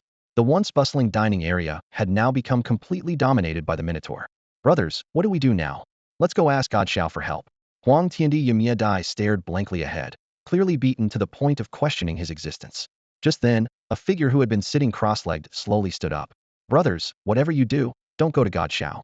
I just remembered I have a way. I can deal with them. Teacher Yuan looked at everyone and spoke slowly, his eyes filled with determination. The players looked puzzled. Teacher, could you explain in detail? How exactly do we do this? Someone asked. The Chinese teacher wore a mysterious smile, her beautiful face showing a hint of shyness. She cleared her throat gently, as if maintaining order in a classroom. Do you remember what Xiao Xin said while eating steak? Unity. She scanned the crowd, her tone steady yet powerful. This game emphasizes teamwork. If we fight individually, we're doomed to fail. Xiao Xun is testing our unity. The players suddenly understood and gave her thumbs up. Holy crap, she really is a Chinese teacher, perfect reading comprehension. Teacher, I love you. Kisses. However, the challenge remained. The Minotaurs were thick-skinned and tough, with hard-to-find weak spots, yet surprisingly agile. We get the theory, but it's hard to execute, another player complained. The teacher smiled again, hands clasped behind her back, pacing slowly in front of the group. I've observed that armor mimicry can withstand several more hits than other classes. Let's first form an armor mimicry defense team to block the Minotaur's frontal charges. She stopped and raised her hand for attention. After each attack, Minotaurs have a 0.5 to 1 second recovery period. That's our opening. During that time, let the Fireball Special Forces hide behind the armor team and aim directly at their nose. That's the critical hit point. As her explanation ended, excited shouts erupted. I get it now. I'm a genius. Teacher's amazing. No wonder she's a teacher. Did you graduate from Tsinghua or Peking University? Everyone was fired up. Come on, let's form teams. Armor team over here. Huang Tiandi waved enthusiastically as players who had learned armor mimicry quickly gathered. Fireball Special Forces over here. Hao Jie Shui called out loudly. Brothers, berserkers need to show up too. Come support the armor team. Edown 999 called for players with blade skills to join. Soon, the scattered players were organized into multiple squads. The Chinese teacher took command, turning the area into a temporary training ground. No, your blocking movements need to be synchronized. If the rhythm's off, you can't hold the line. The armor team must create openings in time so the fireball users can see their targets. After half an hour of coordination, their formation became orderly. Under the Chinese teacher's leadership, the players faced the Minotaurs again. This time they were smarter, targeting a lone Minotaur for practice. Huang Tiandi stood in the center with 4 teammates beside him, forming a group of 5. This number had been optimized. Any more would make coordination difficult. Any fewer would leave their defense too weak. At the front of the formation, 5 players stood shoulder to shoulder, with a Fireball Special Forces team of 3 fire element players positioned behind them, covering the left, center, and right angles, determined to land a decisive hit. All the spectating players around held their breath, watching every move of this makeshift squad. Roar!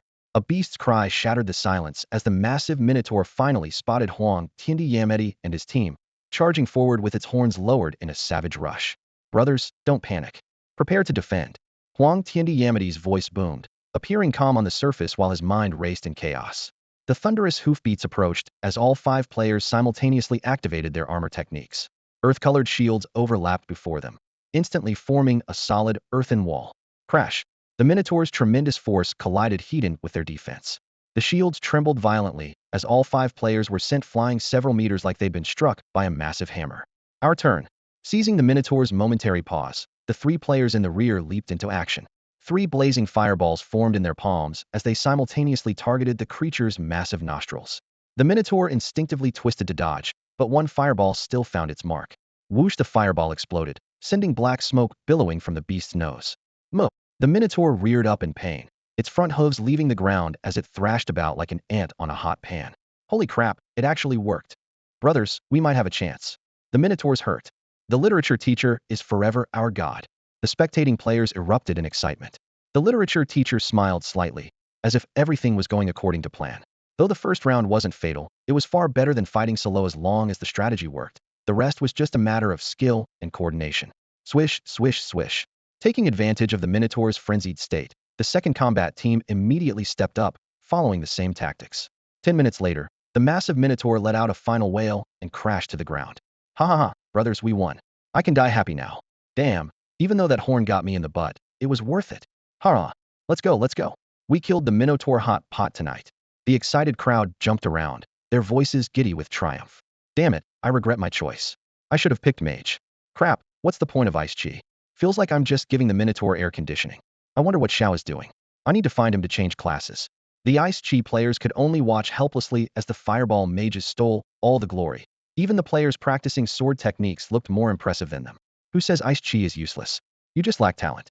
A calm voice emerged from the crowd as Aishi Wanayer slowly stood up, pushing past his companions. 30 years east of the river, 30 years west. Now it's time for us Ice class players to shine. Watch this. Ice power triple strike. As his words fell, Ice Chi slowly condensed in his palm, forming an arrow. A pale blue ice arrow materialized in Aishi Wananger's hands, emanating waves of frigid air and gleaming brilliantly. The surrounding players instantly erupted in excitement. Holy crap, an ice arrow. Zybro, that's incredible. Is this what a pro looks like? Zybro, how did you do that? They looked down at the mere wisps of ice energy in their own palms, then back up at that solid, blue glowing ice arrow. The gap between players was laid bare in that moment. What made it even more devastating was that Xiao had only taught them ice energy. He'd never mentioned anything about ice arrows. Aishi Wanager casually flicked the ice arrow in his hand, laughing with feigned nonchalance. Heh, it's really simple. Just use your brain, and you can condense one. I knew Xiao God was testing our talent. How could trash tier ice energy work for an archer? So true Divine Realm players must have natural talent like me, the Ice King. His face radiated arrogance as ice light danced at his fingertips, drawing envious stares from the others. Zybro, please teach us, I'm begging you. Zybro, teach me, and I'll call you Daddy. Daddy, Daddy. A group of players abandoned all dignity, treating this like a game as they desperately pleaded for instruction. Aishi Wanner patted his bowstring. Don't worry, I'll definitely teach you. Our archer squad can't fall behind. He raised his head and shouted, 30 years east of the river, 30 years west, and looked down on the poor youth. With his battle cry complete, he spun around and charged toward the nearest Minotaur. Whoosh! The ice arrow left the string, aimed straight at the monster's nose. The Minotaur sensed danger and jerked its head violently, barely dodging before roaring and lunging forward. Missed. Aishi Wanderer raised an eyebrow, pivoted on his feet, and rapidly retreated. As an archer, he would kite to the very end. Whoosh. Using a leap to create more distance, his second ice arrow shot through the air. Though it missed the nose, it struck the monster's knee with precision. The arrow shattered, and frost immediately formed a thin layer around the joint, instantly reducing the Minotaur's charging speed by a full tier. Exactly. Aishi Wanderer's eyes gleamed. The freezing effect from the exploding ice arrows was the key to slowing enemies, and with it, true kiting tactics finally became viable. Taking advantage of the creature's sluggishness, he rolled several times and opened up another dozen meters of distance. Whoosh, whoosh. Arrows flew in rapid succession, striking the Minotaur's chest, shoulder, and leg joints. As his damage output increased, his arrow condensation speed grew faster, and his accuracy improved dramatically. Mo. The monster was driven to furious bellowing, but could only chase futilely. Its knee, worn down by multiple shots, began bleeding, and when the cold air froze the wound, it became so stiff it could barely bend. Whoosh. Another arrow pierced the same wound, and with a sharp crack, the knee joint gave way as the Minotaur crashed to the ground. Now's my chance. Aishi Wanderer drew in the cold air, channeling his last bit of energy into his fingertips to form the sharpest ice arrow yet, aiming directly at those massive nostrils. Whoosh. This final arrow shot with perfect accuracy straight into the Minotaur's nose. The once mighty and seemingly invincible Minotaur finally crashed heavily to the ground, completely dead. We won. Holy crap. The crowd was stunned for a moment, then erupted in cheers. Archer Bro is absolutely insane. That fluidity, those moves, that combo, it was flawless. Everyone gathered in a semicircle, their eyes burning with excitement. The Minotaur's corpse was still slowly releasing bloody mist as Archer Bro wiped the sweat from his forehead, his longbow still trembling slightly. He was the first player after Xiao Shun to solo kill a Minotaur, instantly earning him the title of the new boss. Brothers, see that? It's just that simple. Aishi Wanderer forced himself through his exhaustion, excitedly looking around. Even his victory pose showed his weakness, but it couldn't stop his urge to show off. Archer Bro, sit here. I'll massage your back and you can teach us. A group of players practicing Ice Chi immediately crowded around, some squatting, some kneeling, all with fawning attitudes. Archer Bro sat on a rock, steadied his breathing, and nodded. All right, listen carefully. When using Ice Chi, you must concentrate all your power into a single point. The 30-minute explanation passed in a flash. Whoosh, whoosh. The first and second ice arrows shot through the air, their blue and white light carving sharp arcs as they pierced deep into another Minotaur's shoulder blade. Holy shit, I can use ice arrow too. I'm so awesome. Awesome my ass. That's only half an arrow, can't you see? Half an arrow is still an arrow. What's your problem? Arguments broke out everywhere.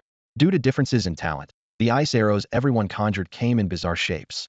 Some had only arrowheads without tails, some looked like ice picks, and one person even shot out a crooked popsicle. Fortunately, practice continued. As time passed, the archers gradually found their rhythm, with the Minotaur's roars and the whistling of ice arrows creating the battlefield's main melody.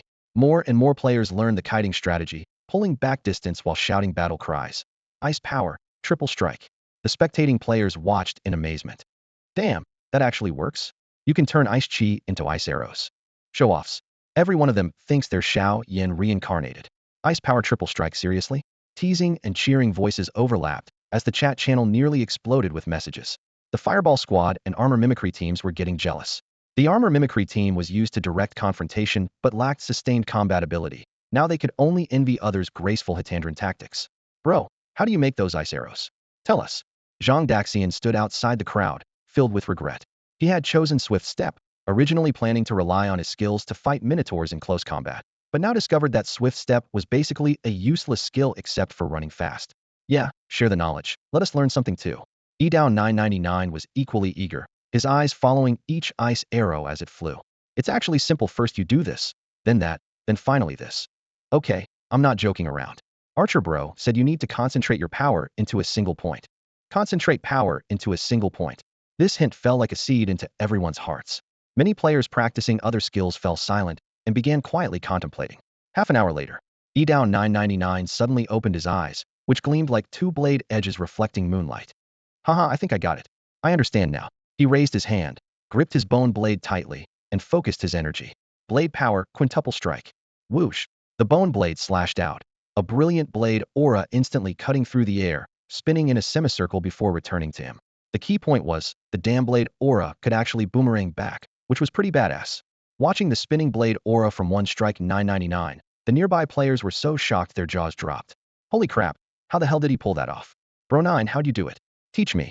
Bro 9 is amazing. We warriors are finally rising up. 30 years east of the river, 30 years west, don't look down on us warriors. One strike 999 swung his bone blade again, the snow-white edge tracing a semicircular arc of light as sharp gusts of wind kicked up dust at his feet. This was the spinning blade aura he had just mastered. Brothers, let's call this move Whirling Blade for now.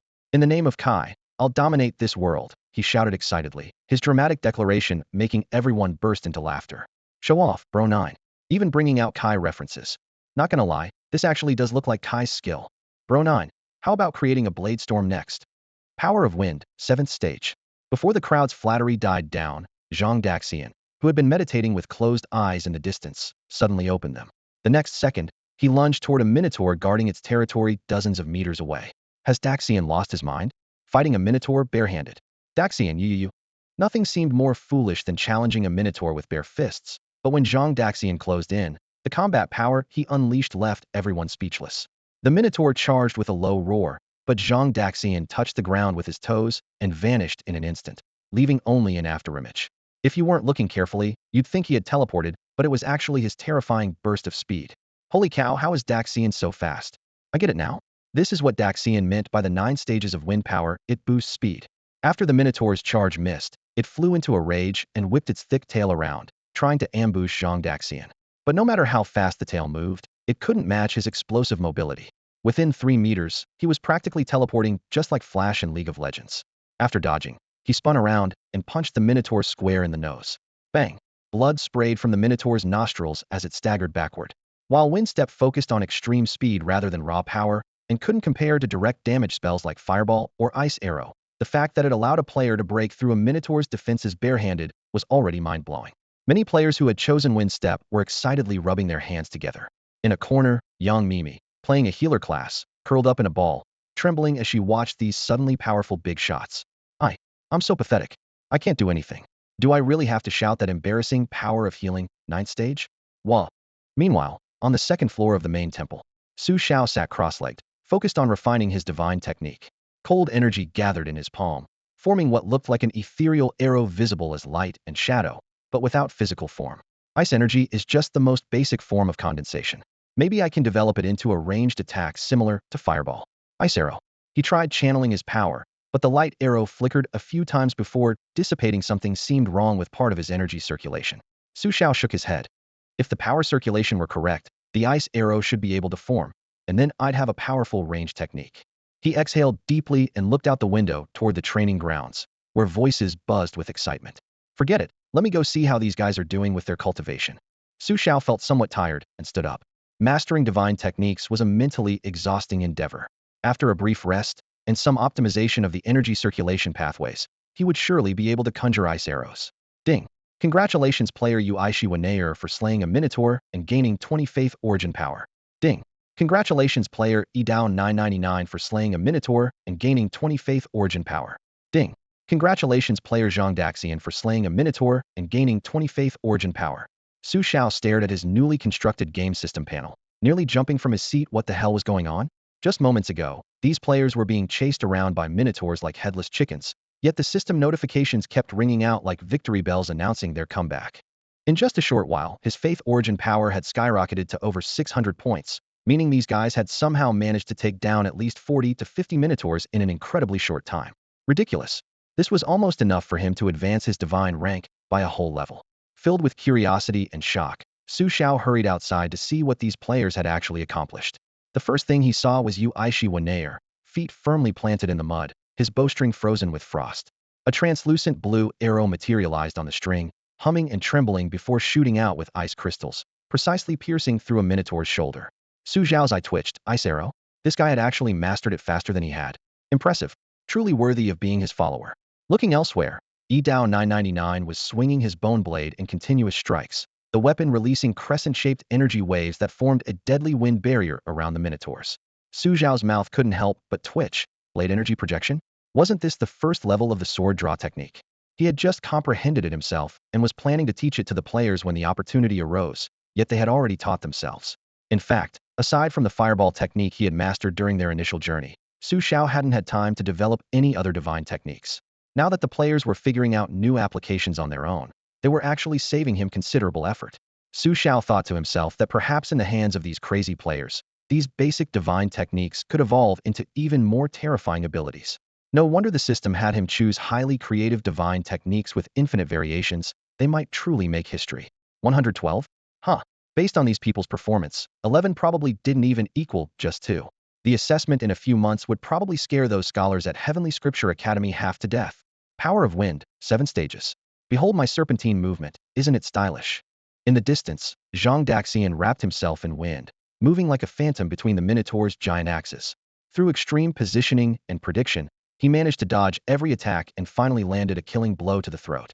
The system notification rang out again, and his level indicator jumped to LV.3. Looking around, at least a dozen other follower players had reached the same level, escaping the embarrassing universal LV.1 zone. Me? Milk power and I. 9 stages. A slightly shy voice came from the corner. Su Xiao turned to see Yang Mimi's face flushed red, her hands positioned in a peculiar pose against her chest.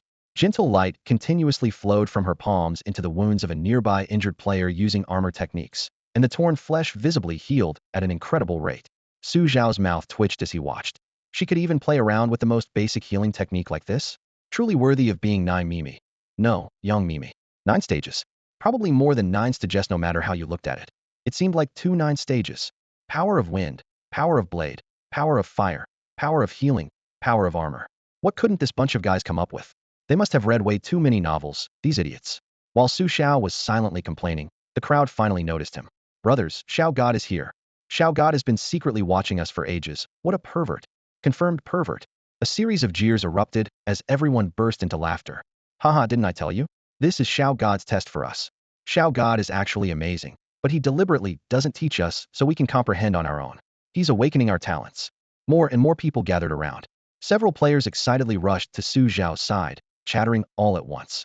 Xiao God, did we pass your test? Su Xiao looked speechless. How the hell did I become a pervert? You're the pervert. Your whole family are perverts. However, listening to their discussion, he roughly understood the situation. They regarded him as the main god and firmly believed this chaotic battle was his trial. In that case, he absolutely couldn't blow his cover. He cleared his throat and put on an enigmatic expression. Not bad, not bad. Your innate abilities are quite impressive. You haven't wasted my efforts. Who wants to tell me about your comprehension process? Let me enjoy hearing about it. As soon as he finished speaking, One Strike 999 jumped out. It's all thanks to Shigu? Oh wait, to be precise, it was the Chinese teacher who helped us achieve a huge mental breakthrough, and then Shi Ge's imagination. He recounted the whole story from beginning to end. Su Xiao finally understood and naturally looked up at the Chinese teacher in the distance. She was shyly staring at him with slightly flushed cheeks. Su Xiao coughed lightly and continued his act. Excellent, truly excellent. I originally planned to teach you personally, but I didn't expect you to comprehend it on your own. Let me tell you, these divine techniques have unlimited potential. This is just the basic stage. If you continue to develop them further, piercing the heavens with a single arrow isn't impossible. His words were earnest and heartfelt, instantly igniting the player's passion. See, Xiao God definitely has long-term plans. The road ahead is long and arduous, but we'll restore the glory of the Northern Divine King clan. At this moment, Yuash Minar walked up to Su Xiao and rolled up his sleeve. Xiao God, I feel some pain in my wrist. What's wrong? Su Xiao looked closely and saw slight redness and swelling at the Shunmin acupoint on his wrist. He frowned. Tell me exactly how you circulate your power. Yuash Minar described his cultivation method in detail. The Shunmin acupoint? Su Xiao suddenly understood. So the reason he could only condense light and shadow but not ice arrows was because the Academy's teaching approach had limited him. He had been using the wrong acupoints. If he switched to the Shunmin acupoint, ice arrows could easily take shape. But problems came with this realization. Using the Shunmin acupoint meant reversing the meridian flow, secretly leaving hidden dangers. This was exactly why Yuashmi Nar's wrist was hurting. This was also the reason why Yuashmi Nar's hand was in pain. Reversing the meridian flow for too long would definitely cause problems, and could even lead to chi deviation. What if he switched to the Daling acupoint instead? Su Xiao focused his mind and quietly redirected the energy within his body. The moment his meridian pathway shifted, the air turned bitingly cold, and a massive ice arrow nearly 2 meters long and as thick as a baby's arm materialized before his chest. The arrow shaft gleamed with pale blue light, wisps of white mist swirling around it like flowing silk, creating a sight both terrifying and magnificent. Compared to the ice arrows that Yuishi Wanarer had conjured earlier, this was like comparing a master wizard to an apprentice. Wow, Xiao God's is so big, so long, so scary. Yang Mimi covered her mouth with both hands. her round eyes filled with shock. It's not aimed at you. What are you afraid of? Isn't bigger better? Big and long is good, more combat power. Nearby players jeered enviously. Yuishi Wanater's small sense of pride instantly vanished. The gap was just too huge. He clicked his tongue in amazement. Truly worthy of being Xiao God. Just so awesome. Whoosh. Su Xiao's gaze shifted and spotted a stray minotaur in the distance. He immediately channeled his power and launched the massive ice arrow with a raised hand. The projectile cut through the air with howling cold winds, reaching its target in the blink of an eye. The minotaur only saw a blue flash and wanted to dodge, but had no time. The giant ice arrow struck precisely at its most armored chest, the tremendous impact tearing through its hide armor, piercing flesh, and leaving a gaping bloody hole. The surrounding players' eyes nearly popped out. Xiao God is invincible. Xiao God is incredible, absolutely terrifying. Su Xiao himself was secretly amazed just by changing the circulation route. The power had surged enough to break through a minotaur's defense in one strike. Looks like I need to make good use of these fools. The future is bright, very bright indeed, he thought to himself. Whoosh, whoosh whoosh. Seeing the minotaur still hadn't fallen, he conjured 3 more massive ice arrows in succession and fired them in one fluid motion. The triple shot pierced the bull's body like an ice spike barrage, completely pulverizing its internal organs. The minotaur crashed to the ground with a thunderous impact, dead on the spot. Su Xiao gazed at the corpse, his satisfaction growing. This was genuine power, overwhelming. Not clever technique, and the difference in might was crystal clear. See that? That's the gap between you and me. You got the wrong acupoint from the start and went down the wrong path. Su Xiao turned to explain to Yuishi Wanater. Switch from the Shinmin acupoint to the Daling acupoint, and it won't hurt anymore. Yuishi Wanater adjusted accordingly, and sure enough, the pain disappeared while his ice arrows grew bigger and longer. He was overjoyed. The other players all followed suit. Haha, mine's so big. Mine's so long. I feel like I'm going to be invincible. Big and long is the way to go. Mine doesn't hurt anymore either. Not just ice arrows. Su Xiao also inquired about other divine technique circulation methods and corrected their flaws one by one. After these adjustments, the overall strength of this group of followers made a tremendous leap, and they immediately embarked on a frenzied minotaur slaughter. Evening arrived with a blood-red sunset. Within a 50 square kilometer radius, the minotaurs had been completely wiped out. The sound of bull roars had long since vanished, leaving only scattered corpses and drifting cold air. Ding! A system notification rang simultaneously in everyone's ears. Congratulations! Host Divine Dynasty territory expansion has reached 50 square kilometers. Mission completed. Mission reward: 1 Divine Dynasty planning blueprint. While Su Xiao was cultivating in the main Divine Hall, the system's voice echoed in his mind. Mission complete. Host must follow the Divine Dynasty blueprint and finish constructing all other buildings within 3 days: residences, dining halls, training grounds, to defend against enemy attacks. Mission reward: the faster you complete it, the higher the reward. The clear electronic voice resonated repeatedly, leaving Su Xiao momentarily stunned. This was the first time the system had given such a specific time limit with variable rewards. His mind raced. If the system placed such importance on this, then these so-called enemies were definitely no ordinary force. But completing all the supporting structures of the Divine Dynasty in just 3 days would be no simple task. However, this had to be done. The main Divine Hall was merely the core. Buildings like residences, dining halls, and training grounds were where the believer players would truly settle. He couldn't have them sleeping on cold floors at night. More importantly, if believers personally participated in building the Divine Dynasty, their loyalty and devotion would increase, indirectly helping him harvest more faith essence. He reached beside the Divine Throne and retrieved the Divine Dynasty blueprint. The moment the scroll unfurled, the magnificent design nearly covered the entire sandalwood table, with the main Divine Hall as the absolute center, radiating outward across at least 1,000,000 square kilometers. Streets, functional zones, defensive fortifications, green belts, every line was detailed down to the meter. Su Xiao's heart trembled. This scale. Only the true gods of all heavens could possess something like this. In the divine hierarchy, the broader a god's dynasty territory, the stronger the deity it represented. Once the range reached a certain threshold, it could simultaneously accommodate second, third, and even hundreds of different believer races. The more reasonable the planning, the faster believers would grow, and the richer the faith essence they would contribute to the main god. Therefore, a top-tier blueprint was priceless treasure to any main god. After carefully rolling up the blueprint and storing it in his spatial ring, Su Xiao focused his thoughts and called up his faith essence panel. Holy cow! Did these guys wipe out the entire Minotaur tribe? On the panel, his faith essence had soared to nearly 5,000. According to their previous agreement, he needed to distribute rewards to the players, but even so, the remaining faith would be enough to elevate his divine rank several levels.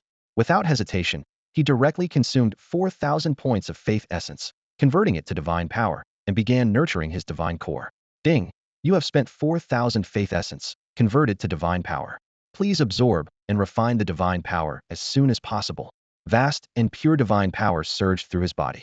He sat cross-legged as his divine core hummed like metal being forged in intense flames. Ding! Congratulations! Host divine core has advanced from 6-star god apprentice to 7-star god apprentice. Ding! Congratulations! Host divine core has advanced from 7-star god apprentice to 8-star god apprentice. The virtual panel displayed his updated stats. Host, Xiao. Divine name, none. Divine office, none. Divine domain, none. Divine core grade, 1-star 9-colored supreme. God apprentice level, 8-star. Believer grade, Fourth Calamity, SS class. Remaining faith essence, 999. Moments later, Xiao opened his eyes and rose from the ground. The divine radiance around him subsided, but his gaze had grown sharper. An 8-star God Apprentice just one step away from breaking through to the God Master level. The gap between God Apprentice and God Master was enormous. His divine power would undergo a qualitative transformation, and his divine techniques would multiply in power several times over. With his current strength, he could take the initiative to hunt down that hidden wild God Apprentice and eliminate the threat early, preventing any hindrance to his divine dynasty's expansion. Excellent. He exhaled a breath of stale air, feeling completely refreshed, then strode toward the exit of the main divine hall. It seemed like tonight was hot pot night. Just thinking about it makes me feel all warm and fuzzy inside. On a vast, open grassland, a bonfire crackled to life, sending the savory aroma of sizzling fat into the air. Everyone gathered in a semicircle around the flames, creating a lively, bustling atmosphere.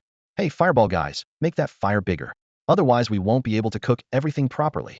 Big Eater called out while pouring chili oil and sesame sauce into his bowl. I need a couple of warrior bros to help slice the meat, make it thin. And ice spell guys, chill the beef, tripe, and tongue after they're cut. Xiao stood to the side, completely speechless. Using sword techniques for food prep, fireball spells for cooking fires, and ice magic for refrigeration. This was way too elaborate. The phrase, city folks sure know how to have fun, kept flashing through his mind. Ahem, Xiao God, come on over. The hot pot's ready. Everyone waved him over when they spotted him. Xiao dropped his reservations and took a seat beside the massive stone pot. As he added ingredients to the bubbling broth, he chatted with his follower players. He had to admit, Big Eater truly lived up to his reputation as a top-tier chef, somehow managing to create authentic hot pot in another world, complete with that perfect spicy, numbing flavor and bright red broth. Everyone, you've all performed exceptionally well during this period, and the expansion of our divine realm is complete. I want to give special recognition to a few people. Chinese teacher, 1 strike 999, Zhang Daxian, Huang Tianyamit. Xiao raised his chopsticks toward those individuals. I've decided to give them double rewards this time. He planned to promote these people to leadership positions, delegating many routine tasks to them, so he wouldn't have to micromanage everything personally. Holy crap, double rewards. Envious exclamations erupted all around. Wah, I need to step up my game too. The players' eyes blazed with fierce determination. Now that our divine realm has expanded, we need more buildings. New mission. Complete residential quarters, dining halls, training grounds, and other structures within 3 days, while defending against potential enemy attacks. The faster you complete it, the higher your rewards. After announcing this, Xiao handed out a portion of the blueprints and returned to the main temple. He planned to return to the academy tomorrow when the Rainbow Bridge descended, bringing back construction tools. After all, how could they start building without proper equipment? Damn, another new mission. Finally, time for this construction worker to shine. Building? I'm a Minecraft master player. Enemy attacks? Don't tell me we're getting another monster siege. I'm definitely going to perform well this time. Before they'd even finished digesting their hot pot, the players were already rolling up their sleeves. Brothers, let's start tonight. The faster we go, the better the rewards, otherwise we'll get wiped again.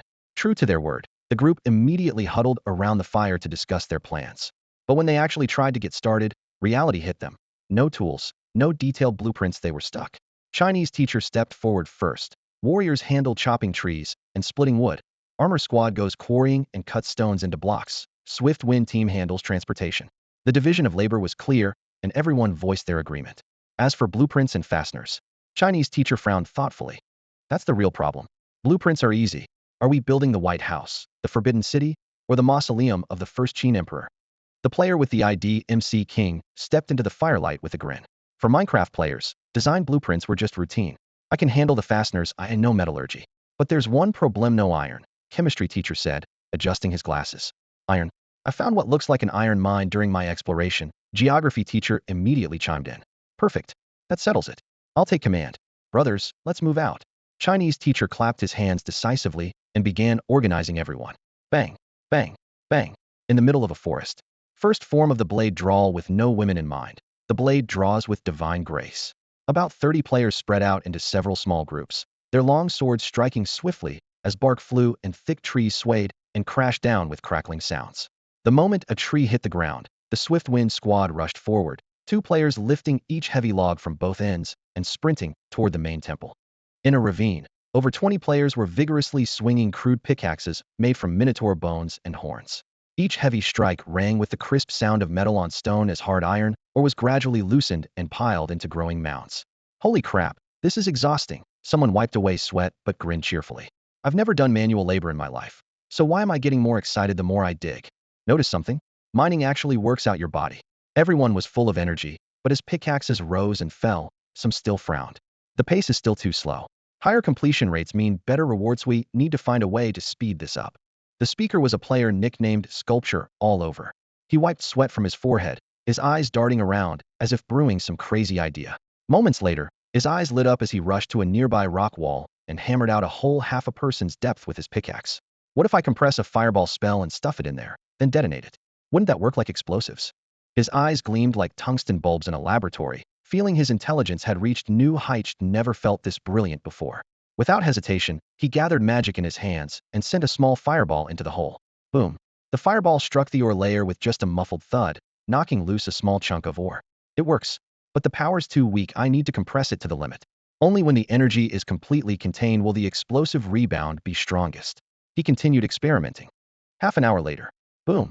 A deafening explosion erupted from deep in the ravine, scattering debris and filling the air with dust. Nearby miners nearly dropped their pickaxes in shock. What happened? Did a comet hit the planet? Hit your sister. This is a game world. Where would comets and planets come from? You fool.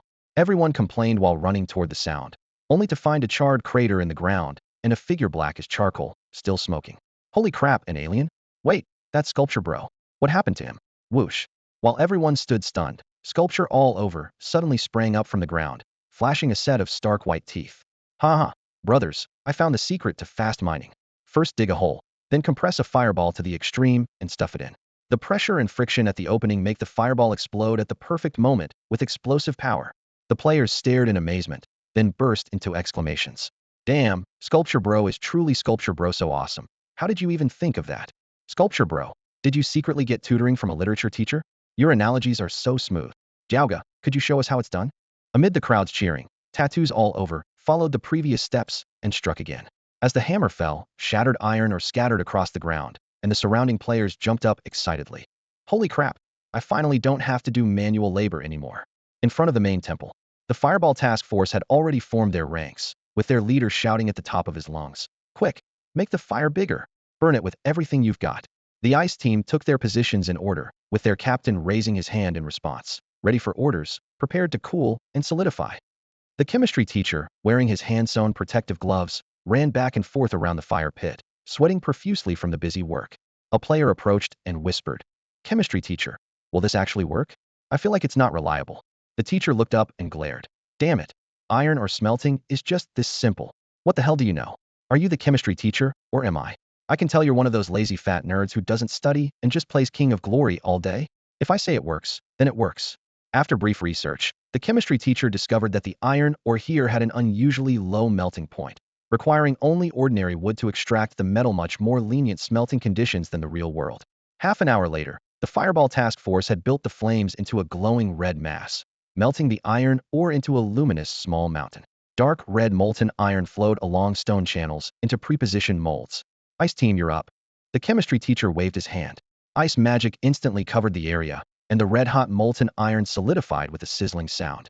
Soon, a thick iron plate the size of a door panel dropped from the mold with a thud, its surface still radiating heat.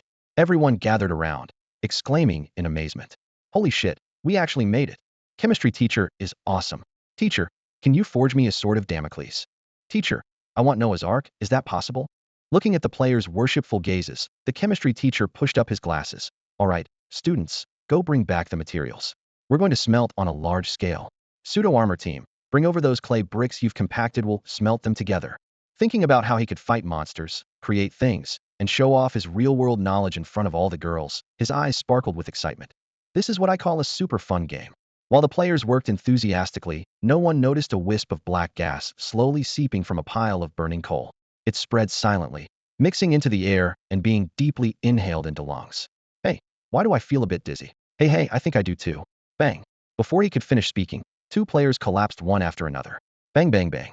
The sounds of falling bodies came one after another, with more and more people convulsing uncontrollably. I think I can see my 18 generations of ancestors waving at me. Stop talking. I feel like I'm about to become immortal. The next morning, Xiao awoke in the main temple, feeling his divine power had become more refined. He took a deep breath, preparing to use the divine summoning technique to call forth the rainbow bridge back to the academy. Suddenly, a flash of light burst through the temple doors, and tattoos all over stumbled in, looking panicked. This is bad, Xiaoshan. We were attacked by unknown monsters and got completely wiped out. Question marks appeared on Xiao's forehead. Unknown monsters? Complete team wipe? How could there be creatures invading without his knowledge? This was serious. Xiao followed the player covered in tattoos outside, where he saw a group of player believers lying on the ground convulsing. The ground was pitted and uneven, the air thick with the smell of burnt flesh mixed with the acrid scent of rust. More than 20 believers lay with rigid limbs and ashen faces, white foam continuously pouring from the corners of their mouths, as if someone had simultaneously hit the pause button on all of them. Xiao God save us. I feel so damn awful. I must get revenge. Oh, this position is so embarrassing. The white foam is filling my mouth. Their dying gazes instantly lit up upon seeing Xiao, then flickered out like fireworks, resembling a final burst of life before death. Xiao crouched down and lifted the eyelid of the person nearest to him, already forming a judgment. These symptoms look like poisoning. He pried open the person's mouth, and a heavy grassy smell mixed with burnt odor hit him in the face. Clearly, this wasn't an attack by some mysterious monster, but rather a case of accidental ingestion. What did you eat? Xiao looked up at the tattooed player. The tattooed player looked completely bewildered, his mind still stuck on anime plot lines. Huh? We ate beef. We killed so many minotaurs. Naturally, we had to eat beef. Grilled beef skewers, absolutely delicious. He swallowed saliva as he spoke, looking like he was still savoring the taste. Xiao rubbed his forehead. You idiots are poisoned. I can't even figure out what kind of poison this is, let alone cure it. So, just kill yourselves. Everyone looked at him with tears in their eyes. Xiao God, if we had the strength to kill ourselves, why would we need you? A girl stared at him resentfully. Xiao God, come on, let me experience ultimate pleasure in the final moment of my life. The tattooed player immediately got excited and rushed forward. Don't trouble Xiao God with this kind of thing, let me handle it. Get lost. Xiao kicked him away. 10 minutes later, he tearfully sent the entire group to their deaths with his own hands. But his mind was full of doubts. What kind of poison could take down an entire team in broad daylight? Could it be the work of some wild divine disciple? But if foreign divine disciples had really infiltrated the divine dynasty, he should have received an alert from the main divine hall long ago. Just as he was frowning in thought, angry roars came from the distance, and a group of players charged over furiously. Holy crap! Which bastard ambushed us? No honor.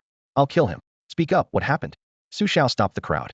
So everyone chattered away, recounting their iron smelting enterprise from beginning to end. Iron smelting? Xiao's mouth gaped wide enough to fit an iron ingot. These guys had actually started smelting iron? He followed the players to the crude iron smelting site. Clay furnaces, bellows, and slag piles scattered everywhere, yet real flames roared. Black metal chunks were piled beside the furnace, and cooled iron billets gleamed with dark red light. Xiao picked up a blackened piece of iron. It was solid in weight, with a fine-grained cross-section. Third-grade refined iron. By the standards of the Heavenly Book Academy, second-grade refined iron was already rare, and third-grade was absolutely premium. You really smelted this yourselves? He stared at the players in disbelief. Yes. Everyone nodded matter-of-factly. We had clear division of labor and great cooperation completed under the professional guidance of our chemistry teacher. Xiao clicked his tongue in amazement, feeling his worldview had been refreshed once again. Was there anything these guys couldn't figure out? But according to what you're saying, if they've been smelting iron all along, how could they possibly get poisoned? Xiao frowned in confusion, her gaze shifting between the group. Holy shit, could it be carbon monoxide poisoning? The chemistry teacher suddenly slapped his forehead, as if something had just occurred to him, and explained rapidly. The main reactions in iron smelting are Fe2 at high temperatures Fe2 plus CO, 2CO2, CCO, 22CO. If combustion is incomplete or the iron ore has too many impurities, it produces highly toxic carbon monoxide. He glanced around again, frowning. But we're smelting iron in the open air. Carbon monoxide shouldn't accumulate, right? He cupped his chin in his hands, pacing back and forth by the furnace with a troubled expression. Xiao wasn't exactly a scholar, so naturally he was completely lost. He simply walked over to the furnace and poked through the ashes, suddenly discovering several dark red crystalline substances embedded in the fine ash, looking as ominous as blood clots. What's this? Xiao held it up and shook it. The chemistry teacher leaned in and stared at it for a long time without figuring it out. So he turned back and asked, "Has anyone seen this stuff before?" "Never seen it. How the hell did this get here? It definitely wasn't something we made, right? Could monsters have secretly put it in there?" The player followers gathered in a circle, each making quiet guesses.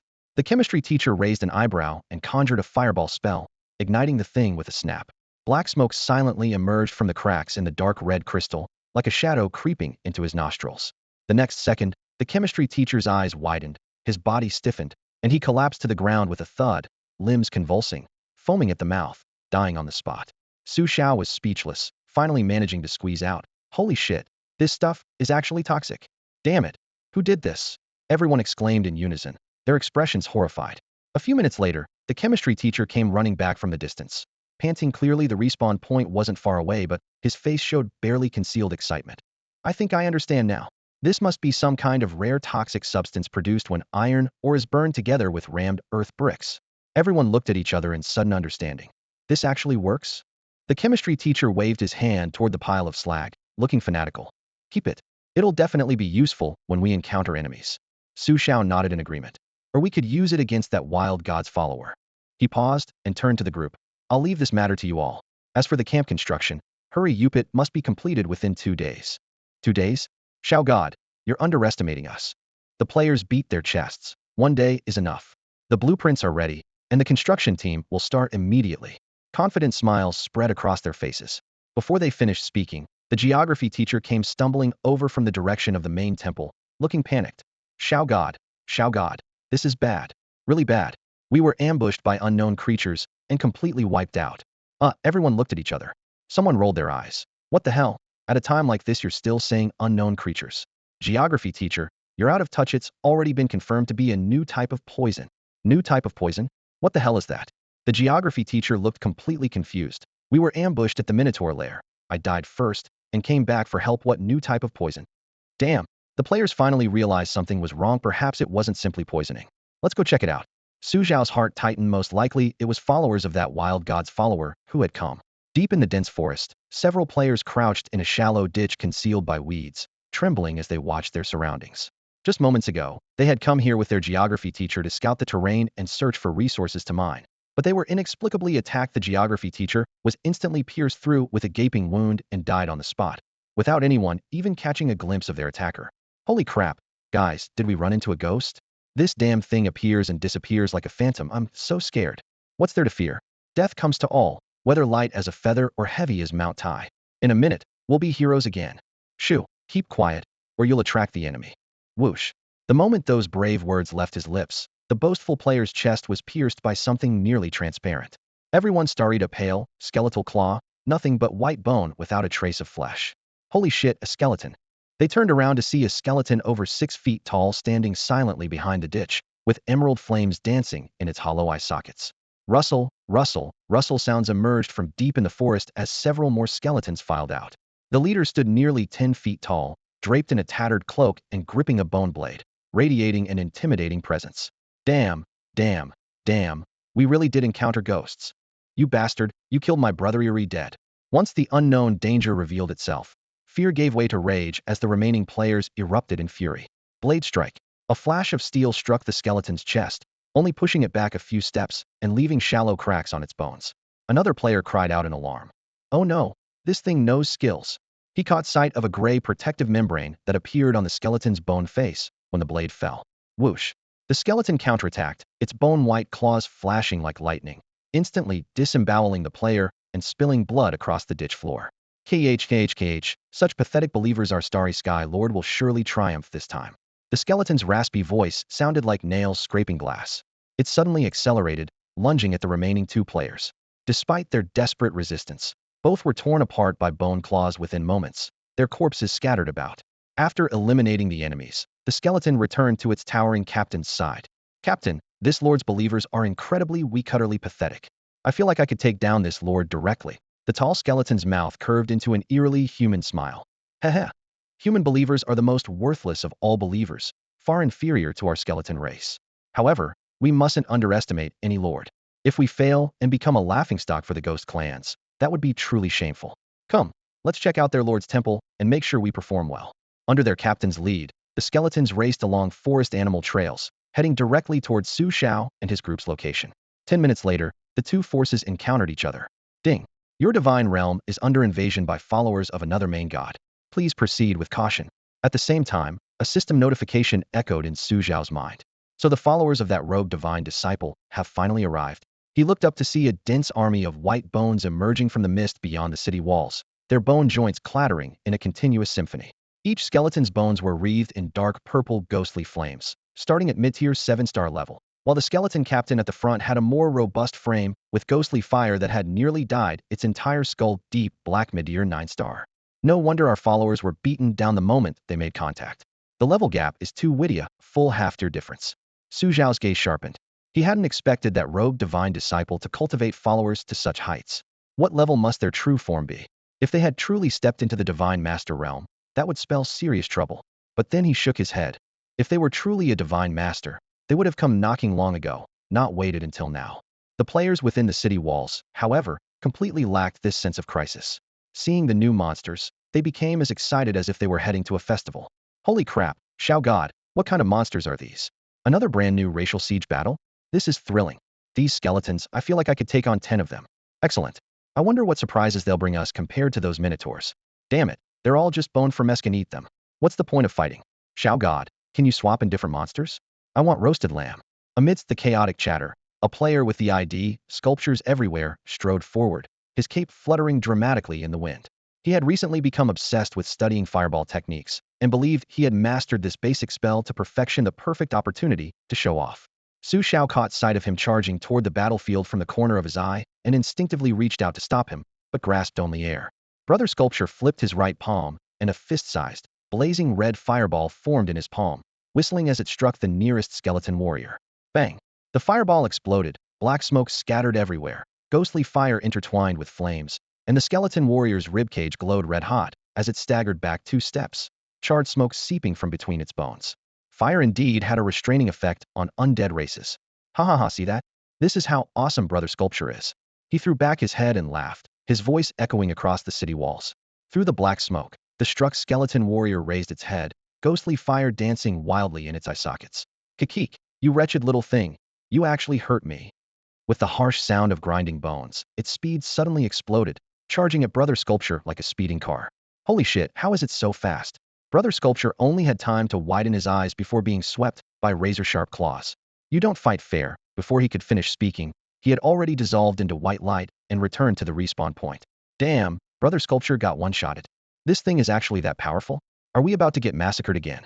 The players who had been ready to charge froze in place, even forgetting to continue their jokes about roasted lamb. The skeleton warrior let out a sinister chuckle and opened its mouth to deliver a cringe-worthy declaration with echoing resonance. Kikik, pathetic human followers, pathetic main god.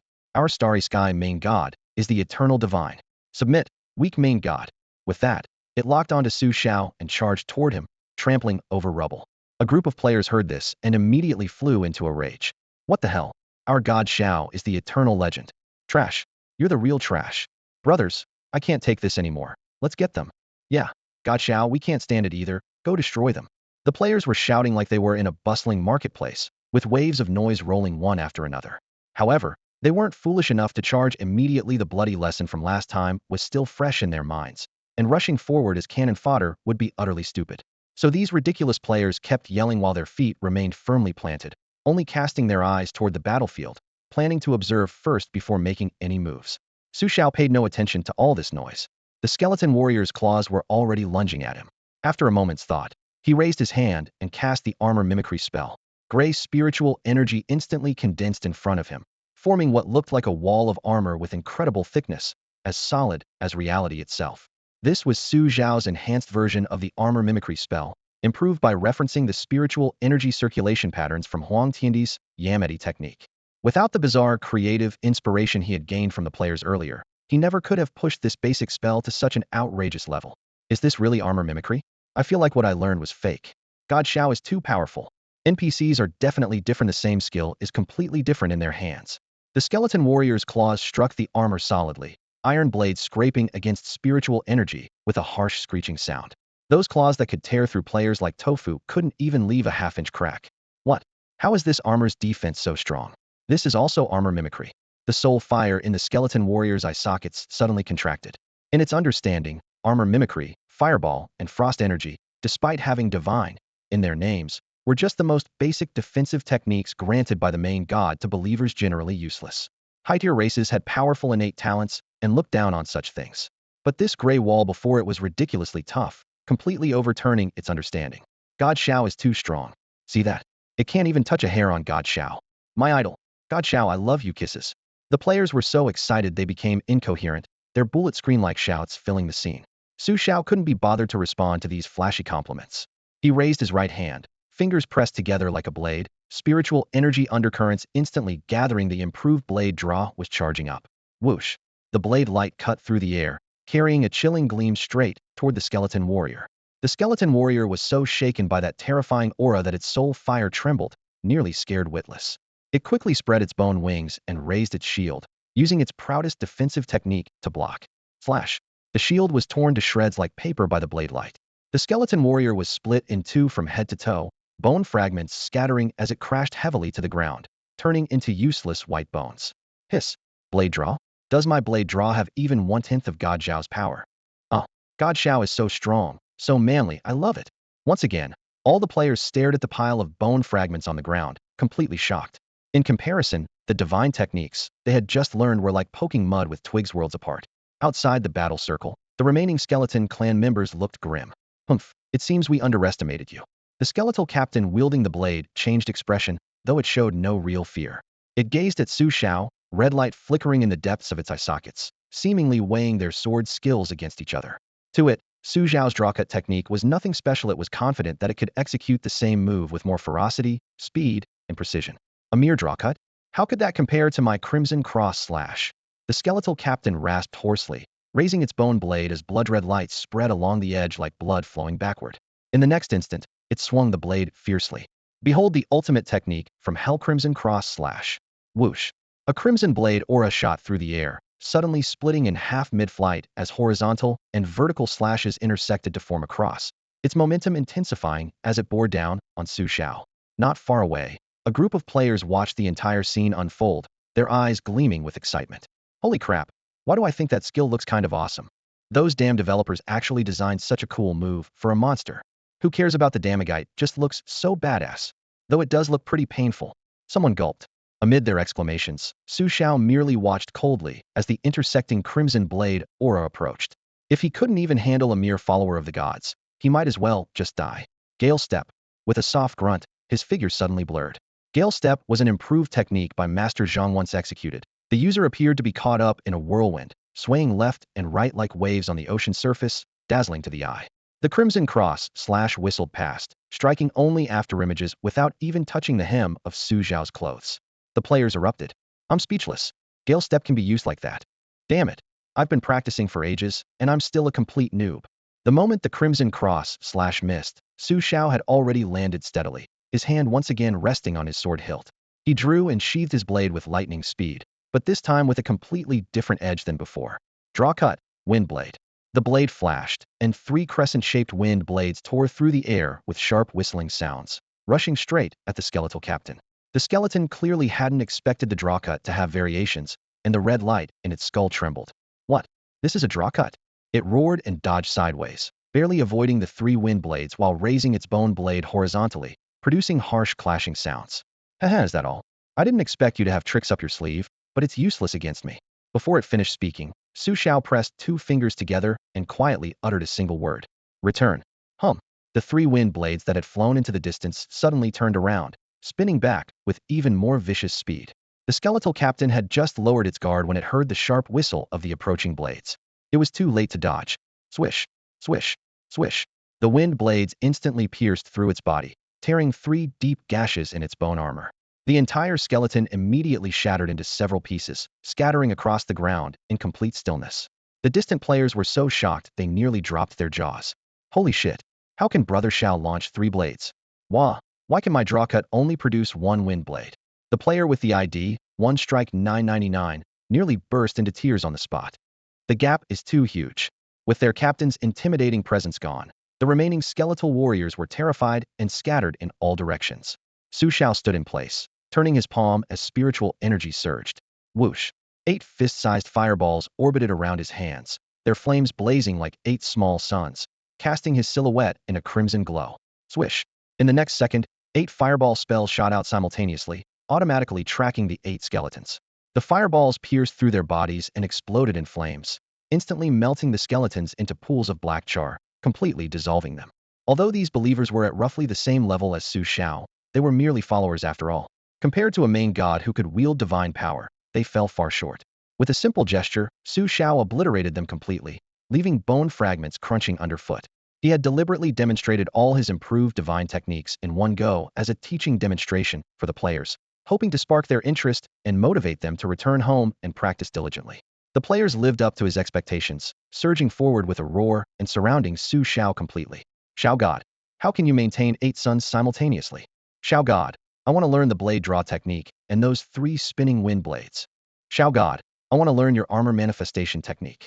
Dozens of faces were filled with pleading, their bright eyes almost turning Xiao into a spotlight. Xiao raised his hand, speaking calmly. You can all learn them, but first we need to deal with the trouble at hand. He glanced down at the ground, where broken bones lay scattered like white gravel. Clearing out the skeleton squad had been easy enough, but once the true skeleton main god capable of wielding divine power arrived, things would become troublesome. If he went to hold off the main god, the remaining skeleton warriors would have to be handled by the players, but their current strength was still lacking. They needed to level up quickly, otherwise, if the main god temple was destroyed, everyone would perish together. He suddenly remembered seeing nearly transparent ghost believers during his last reconnaissance. This meant the wild god's followers weren't limited to one type, making their numbers even harder to estimate. Ding! Enemy approach to main god temple detected. Return immediately. The system alert exploded in his mind, and Xiao's heart tightened. As expected, the skeleton squad they'd encountered was merely the vanguard. The enemy had more forces, and their scale was likely substantial. All players' attention. The main god temple is under enemy attack. Return immediately for reinforcement. After sending the message, his form transformed into a beam of light, instantly teleporting away through the main god temple's transportation array. When the main god temple was in danger, even the fastest response felt too slow. Outside the main god temple, amid brilliant radiance, a young man sat leisurely on a black iron palanquin, his body emanating an eerie gray glow. 4 tall skeleton warriors carried the palanquin, their joints creaking ominously in the frigid air. On either side of the palanquin, 7 or 8 skeleton squads stood in formation, each squad containing around 10 members, totaling 70 to 80 soldiers, with ghostly flames dancing in their hollow sockets. Beside the skeleton forces stood another military contingent, knights completely encased in pitch-black armor, wreathed in dark smoke. They had no flesh. The armor was their body, and they wielded massive swords with gleaming edges. They too numbered around 70 to 80. The young man was the main god of this force, the star god. His gaze wandered over the towering, magnificent main god temple, his eyes flashing with suspicion and barely concealed jealousy. This is that guy's main god temple? How is it so much more luxurious than mine? A mere god disciple possessed a main god temple that surpassed even those of some god master. Sid was truly galling. At this thought, his heart soured with envy, yet he couldn't help but lick his lips with excitement. Well then, this main god temple is mine now. The star god murmured to himself. Great god of the starry sky, give the order. My blade is eager to tear down this main temple before us. The knight captain knelt on one knee, gripping his sword with both hands, his voice burning with bloodlust. After destroying the main temple, they would plunder the divine faith within. This enormous temptation made every believer present pulse with excitement. Very well, begin the assault. The god of the starry sky raised his hand with a casual wave, signaling the army to advance. However, just as the believers prepared to strike, the main temple suddenly erupted with divine light, cascading brilliance like a waterfall that forced everyone to squint.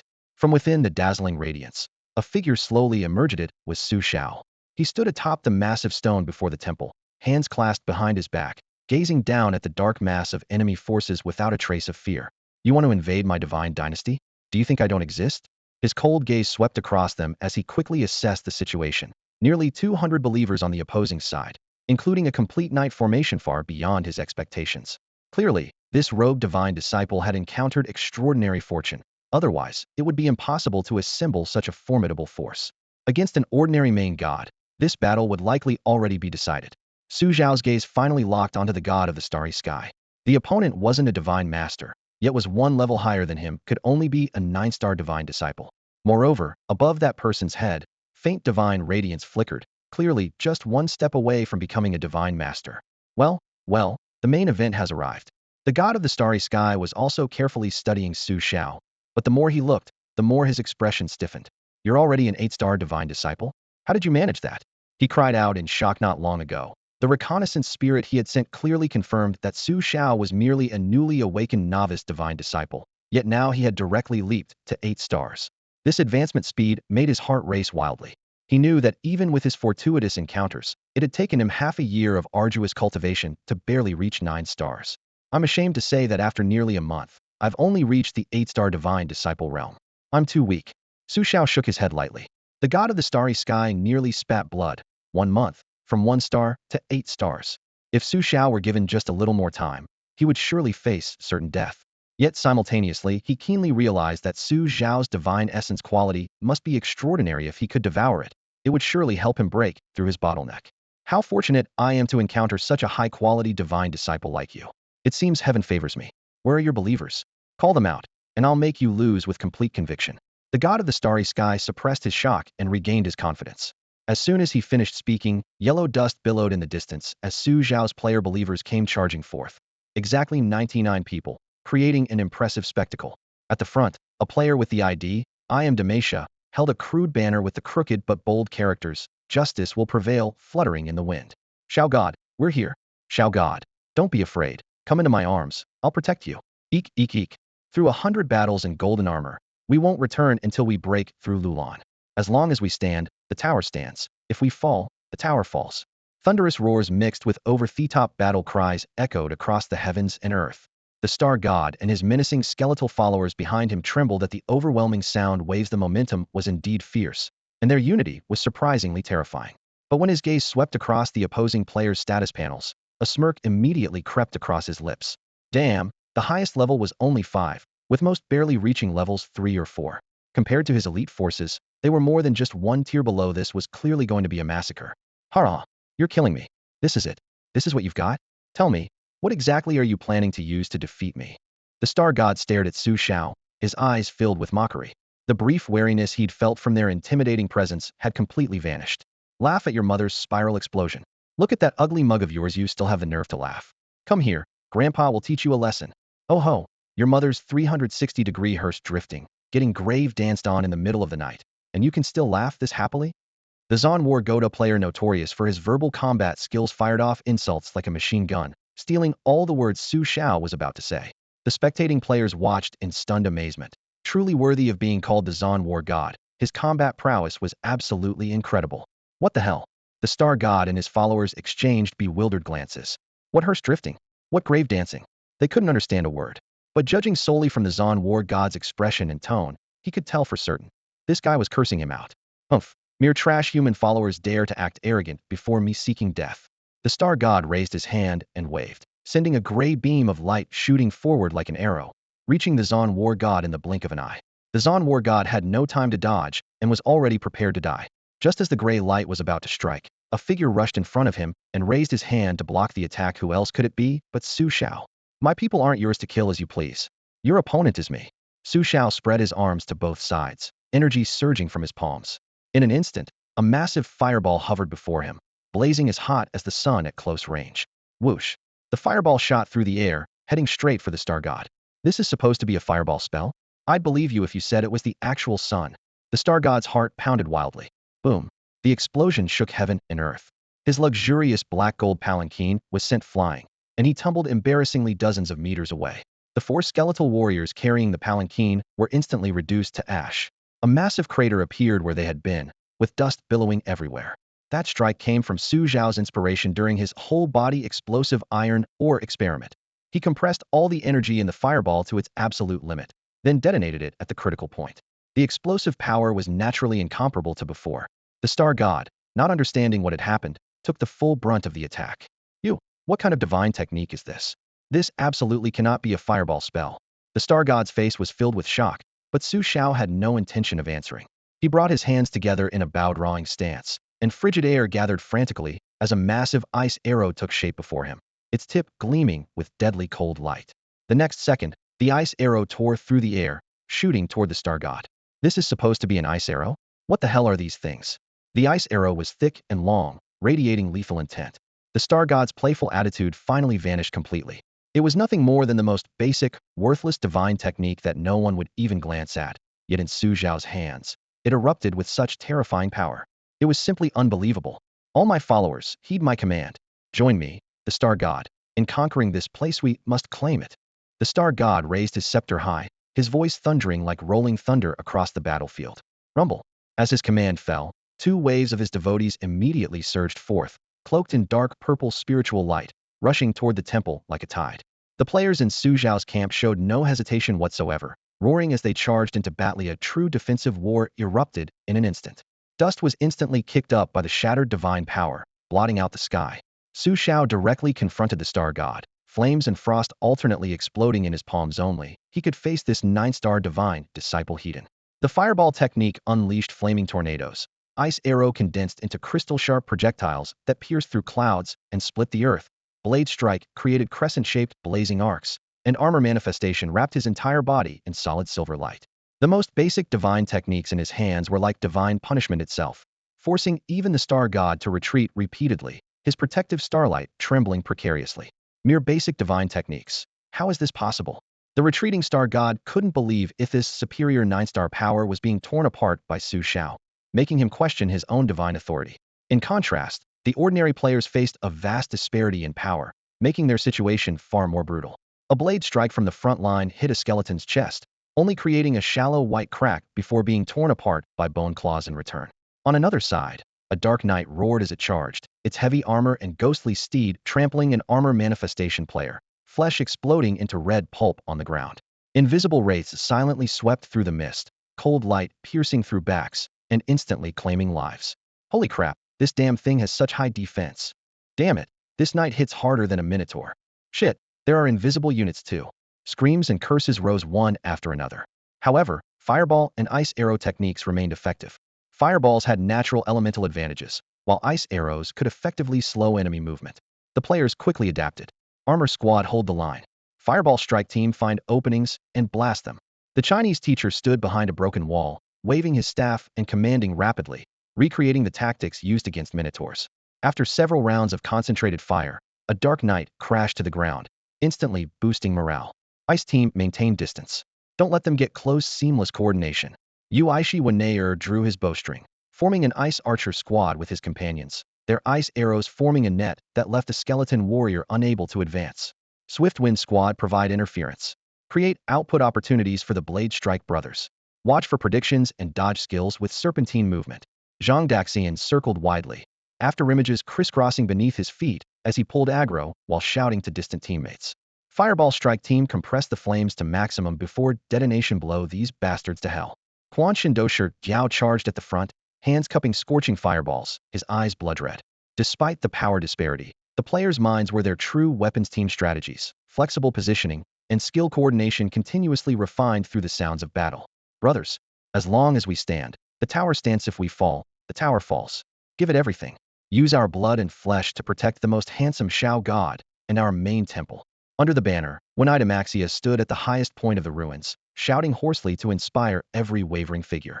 Suddenly, a sharp bone claw emerged from the shadows, piercing through his chest. Blood splattered, but his eyes remained blazing as he gripped the flagpole tightly, refusing to let the banner tilt even slightly. Brothers, I'm going ahead in 3 minutes. I'll be back as good as new. I am Damasia's heroic actions inspired all the players.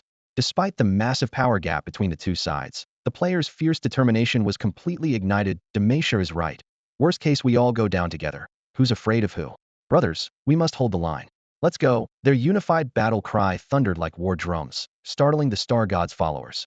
These people actually weren't afraid to die. Since you're so unafraid of death, we'll grant your wish. A ghost knight sneered coldly, thrusting his spear and instantly piercing through a believer player, then raising him high in demonstration. But just as he struck his pose, another player fearlessly lunged forward, wrapping his arms tightly around the knight's waist.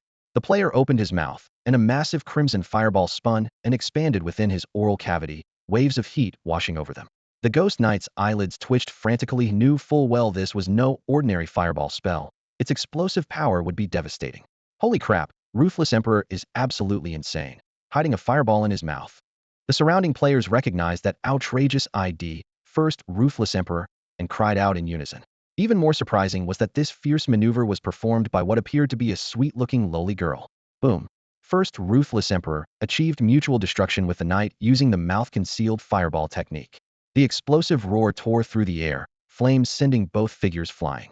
The ghost knight's armor shattered, his entire body charred black, yet he stubbornly survived. She had used the principle of full-body carved explosive iron or spatial compression and expansion to dramatically increase the fireball's power, but the gap between them was ultimately too great. She still perished.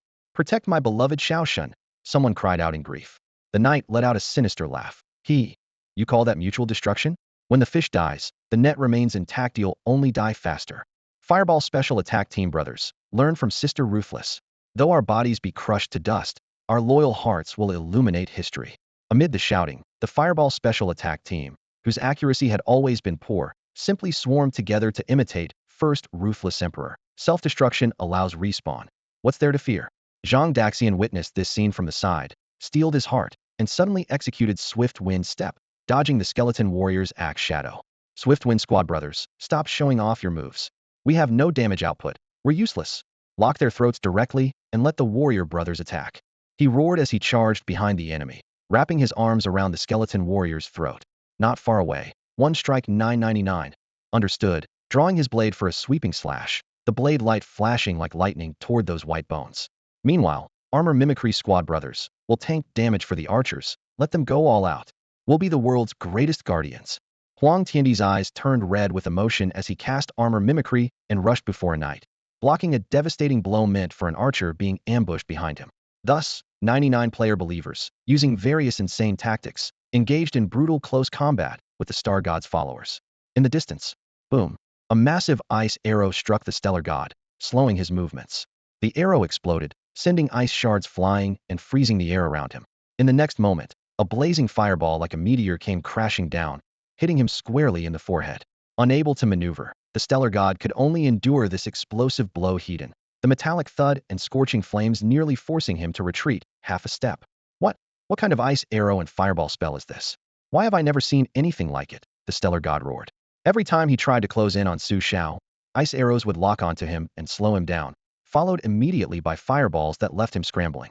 When he finally managed to get close, Su Xiao's heavy armor spell absorbed all the damage. Despite being a 9-star divine disciple, a full star above Su Xiao, he was being suppressed so miserably it was utterly humiliating. Su Xiao paused to catch his breath. The fireball spell was his strongest technique, yet it still couldn't break through the Stellar God's solid defenses. Looking at his fallen player followers scattered across the ground, their remains littered everywhere in a tragic scene.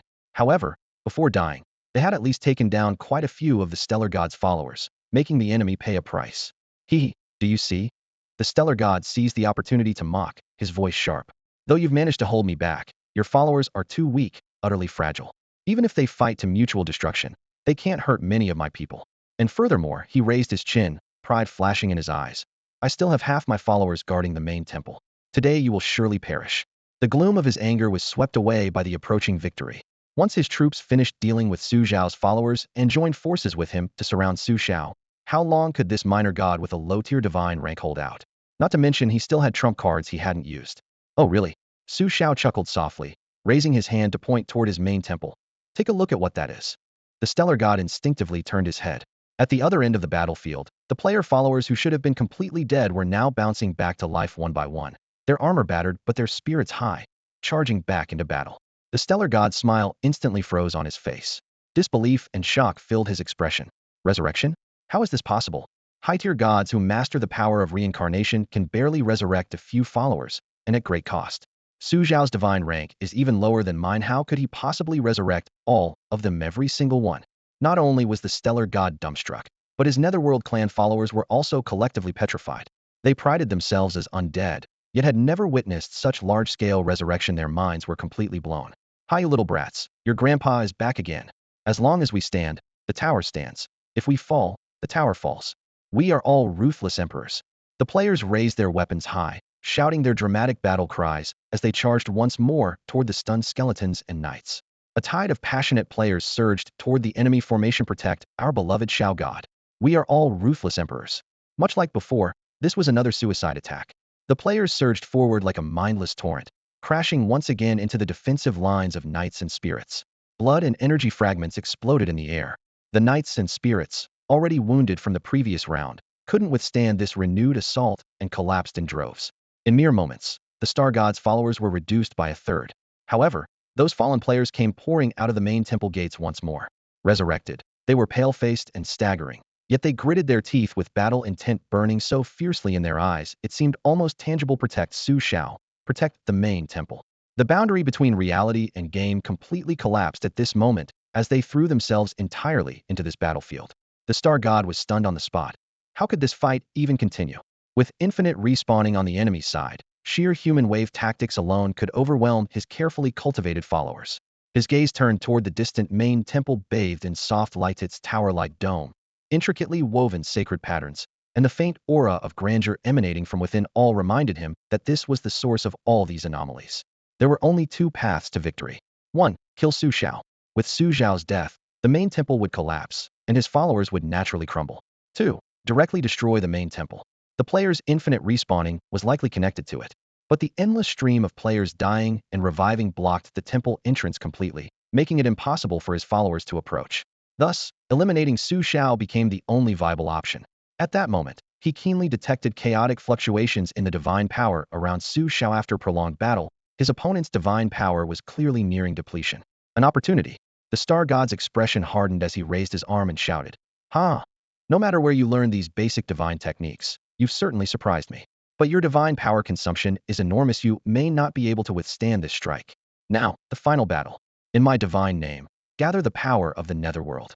Gray, misty light erupted from within him, swirling around his body like dense fog, sending chills through all who witnessed it. Su Xiao's pupils contracted sharply. His divine power was nearly exhausted, but he wasn't without trump cards. Think you can win with one move? Dream on. Immortal god-demon body, absorb. As his thought fell, his form grew taller, and a massive shadow appeared behind him, the left half gleaming with golden radiance, the right half pitch black as night, with rolling dark smoke, eerie and terrifying. The immortal god-demon body. Half god, half demon, capable of transformation at will. Divine form. Absorbs the power of heaven and earth, condenses divine power, accelerates cultivation, amplifies divine techniques. Demon form. Extremely enhances physical body, transforms into a colossal demon form, unleashing tremendous power. At this moment, to rapidly restore his energy, he converted the demon half into divine form. Golden light cascaded like a waterfall, instantly illuminating the battlefield. He appeared like a divine Buddha descending from heaven, radiating brilliant light. The surrounding forces of heaven and earth formed whirlwinds rushing into his body, and his depleted divine power visibly surged back. What kind of technique is this now? The previously confident Star God once again showed shock. He'd never seen anything like it. From the outside, this phenomenon clearly indicated that Su Xiao's cultivation technique must be of an extraordinarily high level. The Star God gazed from afar, murderous intent surging in his chest. That demonic body bore striking similarities to his own and used trump card. This fellow's opportunities seemed even more formidable than his own. "I will kill you and take everything you have." With his resolve set, he suddenly roared, "River of the underworld." The gray light instantly collapsed, transforming into a long river of black and gray that carried a bone-chilling, corrosive aura as it thundered towards Su Xiao. This river of the underworld, formed from the power of the netherworld, was said to corrupt everything in its path. Su Xiao looked up, pressed his palms together, then forcefully pulled them apart. Blazing sun. Intense firelight gathered in his palms, red flames rolling and golden radiance crisscrossing. This was the fireball technique enhanced by his divine demonic body, virtually his strongest attack at present. If even this couldn't stop the enemy, he would truly be out of options. "Go," he shouted, and the fist-sized fireball instantly expanded into a massive wheel, carrying rolling waves of heat as it crashed toward the underworld river. Hisses fire met water, steam erupted violently, and the air exploded with a series of piercing sounds. "What? My river of the underworld can't withstand it." The Star God was horrified to see the river rapidly dissolving under the blazing flames' assault. Though the fireball was dimming, it was clearly weakening much more slowly. The difference in power was obvious at a glance. "This is bad." He suddenly snapped to awareness and retreated swiftly. Just as he pulled back, the fireball exploded thunderously, flames surging as the river of the underworld was instantly vaporized completely. The shockwave swept past, igniting both the hem of the star god's robes and his rear end, flames leaping half a zhang high. Fortunately, he had fled quickly enough, rolling several times before barely managing to extinguish the fire, though he couldn't avoid looking thoroughly disheveled. Retreat. Everyone retreat. He distanced himself from Su Xiao, staring at his opponent in terror, his heart shaken beyond measure. He had thought that with his unexpected opportunity and careful preparation, he could easily suppress Su Xiao, who knew his opponent would be so ferocious. Now he could only withdraw and plan anew. I'm only half a step away from advancing to Divine Master. Once I succeed, dealing with you will be child's play. The star god still threw out a threat as he departed, his words fading as he transformed into an escape light. I'll be back. Perhaps when we meet again, I'll already be at the Divine Master realm. Huh. Damn it, you're running already? That's it. Come on, come back. A bunch of trash, and you dare call us trash. I'll give you a couple punches and beat you so badly your own mother won't recognize you. Beaten dogs. We descendants of the Northern Divine Royal Clan are invincible. The players didn't understand the concept of threats having just finished a tough battle. They immediately began taunting loudly. Some aggressive ones even wanted to give chase, but Su Xiao raised his hand to stop them. Our current strength isn't sufficient for pursuit, he said gravely. We need to quickly figure out how to face the next wave of attacks. If the Star God truly breaks through to Divine Master, we'll be in serious trouble. He still remembered the enemy mentioning that this time, he had only brought half his followers. If he attacked with full force next time, whether they could withstand it was genuinely uncertain. After taking a brief rest, Su Xiao gathered all the players together. Everyone, through our collective efforts, we have defeated the enemy. This glory belongs to all of us. As soon as he finished speaking, the players erupted with cheers, raising their weapons and shouting, "Yeah!" The scene instantly exploded with excitement. I represent justice. I feel the glory, my own glory. Damn, I'm about to cry. This is so thrilling. I feel like I'm back in my teenage years, my blood is boiling. Every shout was mixed with the genuine, heart-pounding afterglow of battle. Despite the lengthy casualty list, the exhilaration was still off the charts. In that moment, Su Xiao had become a god they must protect, willing to fight fearlessly to defend what was theirs. So, God Xiao, we won the battle. Isn't there any reward? Someone suddenly remembered the important matter.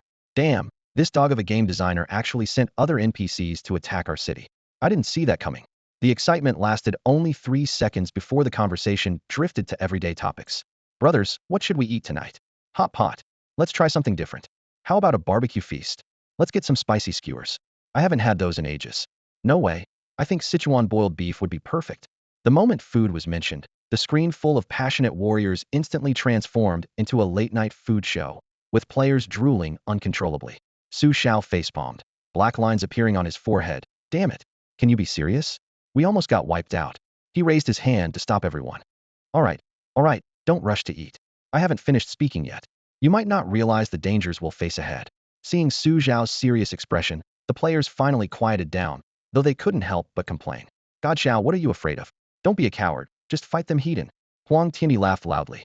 Whoosh, gold energy shot from Su Xiao's fingertips, instantly freezing him into an ice sculpture.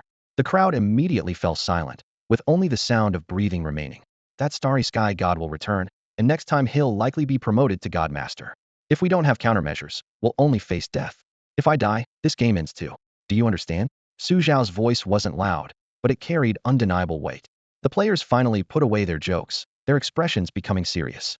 Shit, don't say that. I just got into character. The glory of the Northern Divine Royal Clan will be forged by me. I haven't even shown my power yet. God Xiao, stop talking nonsense. Just tell us what to do, and we'll follow. God Xiao, what the hell is a God Master? Can we roast and eat it? Questions bombarded Su Xiao from all directions. Su Xiao pondered for a moment and decided to take this opportunity to explain the basic settings he had never introduced. Let me first explain the level system of this world. Well, this game. Holy crap, is he introducing the world building now?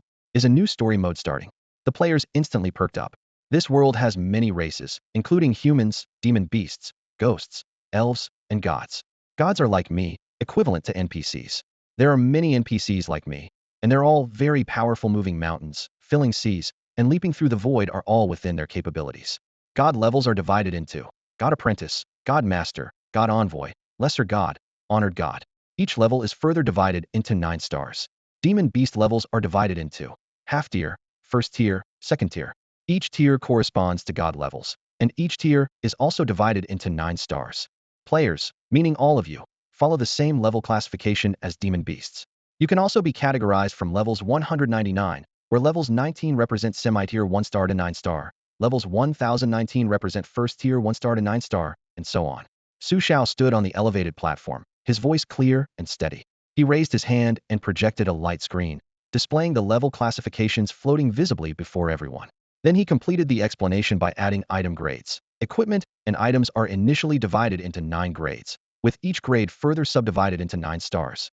Above the 9 grades, in ascending order, are Supreme, Legendary, Eternal, Immortal, and the highest level is SSR Forbidden class. As the introduction concluded, players looked at each other in bewilderment, finally understanding just how weak they truly were. I feel so weak, someone wailed, clutching their head. Wah, when will I be able to fly through the heavens and burrow through the earth?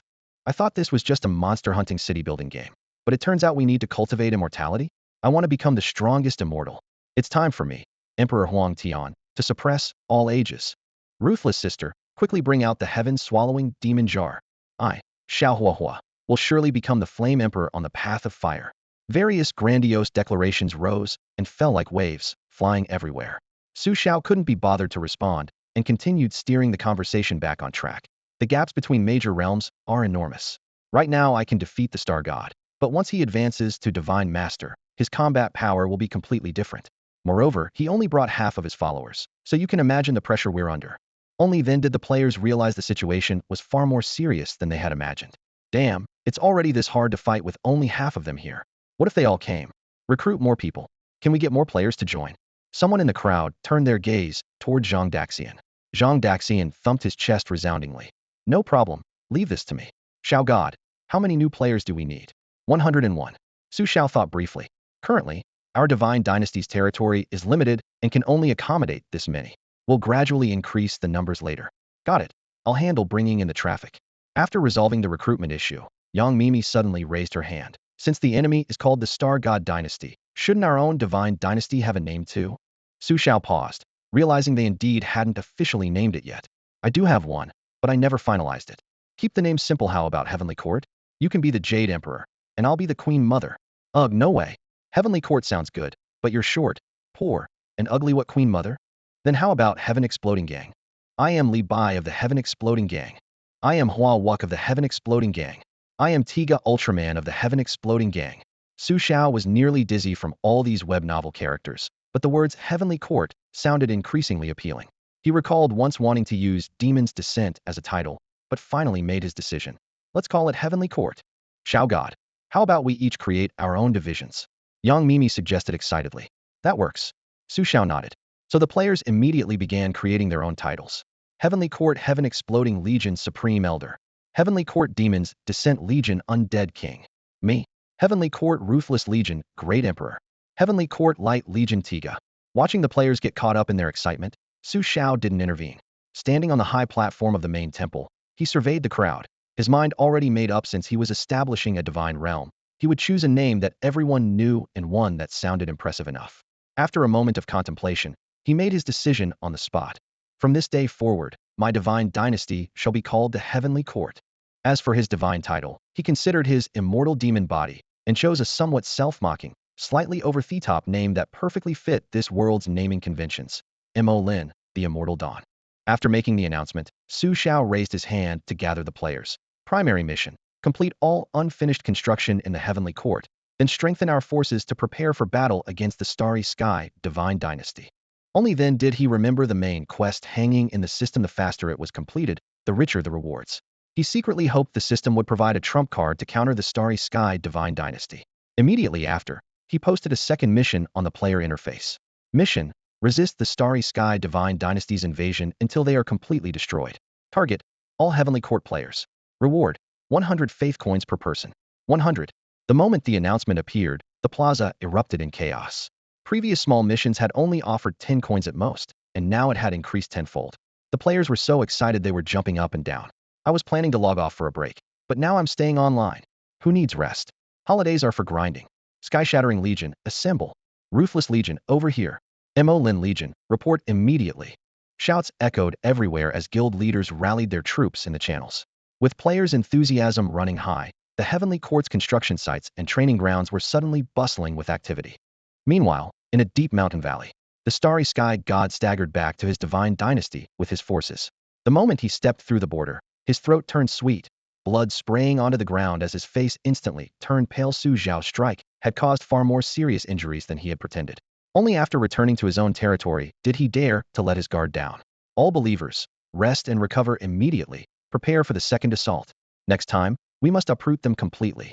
The starry sky god leaned on his scepter, his voice cold as steel. Your divine command shall be obeyed. Starry sky divine dynasty, eternal and everlasting. The believers raised their arms and cheered, their voices thundering. After dismissing everyone, the starry sky god entered the main temple alone. The three-story building seemed cramped in the night, and he couldn't help but think of Su Xiao's magnificent nine-story divine palace. The comparison stung his eyes. Jealous, damn jealous. That palace will be mine sooner or later. He gritted his teeth and quickly ascended to the third-floor hall. At the center of the hall stood a waist-high stone platform with a transparent orb embedded in its groove, slightly larger than a fist, surrounded by twisted and coiling runic patterns. The starry sky god took a deep breath and covered it with the gray netherworldly power from his palm. Great netherworld divine dynasty, please hear your subjects' plea. The runes suddenly blazed with dark light, moving like living creatures before all disappearing into the orb. The crystal sphere instantly transformed into a deep, dark starry void. Black light churned as the orb revealed an ancient, ruined palace. Broken walls covered in dust surrounded the desolate area, with only a faint, ethereal glow emanating from the throne at the palace's peak. Around the palace, all was pitch black, with only a ghostly light emanating from the throne above. Under the dim glow, a skeletal figure shrouded in black robes could be faintly seen standing before the throne. Are you the one summoning me? The black-robed skeleton raised its head, and two emerald ghostly flames suddenly ignited in its hollow eye sockets, casting a bone-chilling gaze that pierced through time and space directly at the star god. The star god's heart trembled as he immediately bowed respectfully, his voice both reverent and urgent. Great emissary of the Nether Divine Dynasty, I have just encountered something incredible that I must report to you. This was his opportunity. The Nether Divine Dynasty, an ancient divine realm that once dominated the Eastern God domain, notorious among the gods for its brutal and bloodthirsty nature. Though its main deity had fallen in a pool of blood after being besieged, he had not truly perished but had fallen into slumber. To revive their main god, the followers of the Nether Divine Dynasty searched everywhere for lesser main gods, granting them power and bringing them under their command to pave the way for the dynasty's revival. The star god had wandered into this place by chance, triggering a mark left by the emissary, and thus came under the Nether Divine Dynasty's banner. Only then could he command rare races like ghosts and skeletons. Otherwise, in this desolate land, he would never have been able to rise to power. Yet despite possessing such fortune, he had been thoroughly defeated by Su Xiao. Now, he had no choice but to request power once again, vowing to destroy Su Xiao. What is it? Speak. The Nether Divine Dynasty emissary's voice was like cold iron clashing. The star god lowered his form further, near my divine realm. A powerful main god has recently intruded, claiming to be a descendant of the Northern God King clan. I remember you once said that the Northern God King clan was the Nether Divine Dynasty's greatest enemy. Today I led my followers to eliminate him, only to discover he is stronger than I am. I humbly request that you grant me another opportunity to help me break through to the Godmaster realm, so I may render service to the Nether Divine Dynasty. He had not revealed the complete truth, still wanted to claim Su Xiao's main god palace and the opportunities that person possessed for himself. Upon hearing the words, Northern God King clan, the ghostly flames in the emissary's eyes suddenly expanded. What? You encountered a member of the Northern God King clan. The green flames danced wildly as his voice became deep and excited. I never expected they would still have survivors. Good, very good. I will grant you this opportunity, but you must annihilate him. Every descendant of the Northern God King clan must be eliminated without exception. The Nether Divine Dynasty and the Northern God King clan are irreconcilable enemies. In the past, it was precisely the leader of the Northern God King clan who had joined forces with various gods to push the Nether Divine Dynasty's main god toward destruction. Even though the Northern God King clan was later dragged down as well, the hatred in the emissary's heart had never subsided. The star god secretly rejoiced. Success. I shall obey your will and will not disappoint your expectations. He made his solemn promise and bowed once more. The black-robed skeleton raised its hand, and a ghostly light burst forth from the pitch-black orb, instantly entering the star god's forehead. The black mist on the orb dissipated, revealing its true color. The star god's entire body trembled as the divine power within him surged, and wild joy flashed in his eyes. 5 days, I'll give you 5 more days, and then I will come to destroy you. Just wait. Su Xiao had no idea that the offhand tale he spun to fool the players about the Northern Divine King clan actually had such a history. In Shinshu City, under the rule of the new Divine Dynasty, that past had long been branded taboo, and any mention of it would invite trouble. If he had known the consequences, he would never have run his mouth, but the words were out. The trouble was in, and all he could do now was brazen it out. For now, to quickly secure the system's reward and test its value, Xiao personally led the players in building a divine capital of their own. The Heavenly Tome Academy was in training period, and the academy wouldn't lift a finger, so he had to rely on this band of Chinese. To his amazement, the players' creativity and execution far exceeded expectations, especially the schematics submitted by the player with the ID MC Wangxia. Each blueprint was so precise and meticulously structured that it was breathtaking. Following the plans, they first raised a statue over 10 meters tall for Xiao at the center of the city. The stone figure stood with hands clasped behind its back, gazing into the distance with commanding presence. The only flaw was that the stone had been fire-dried to purge moisture, leaving its surface slightly scorched and in need of later polishing. It was finally done.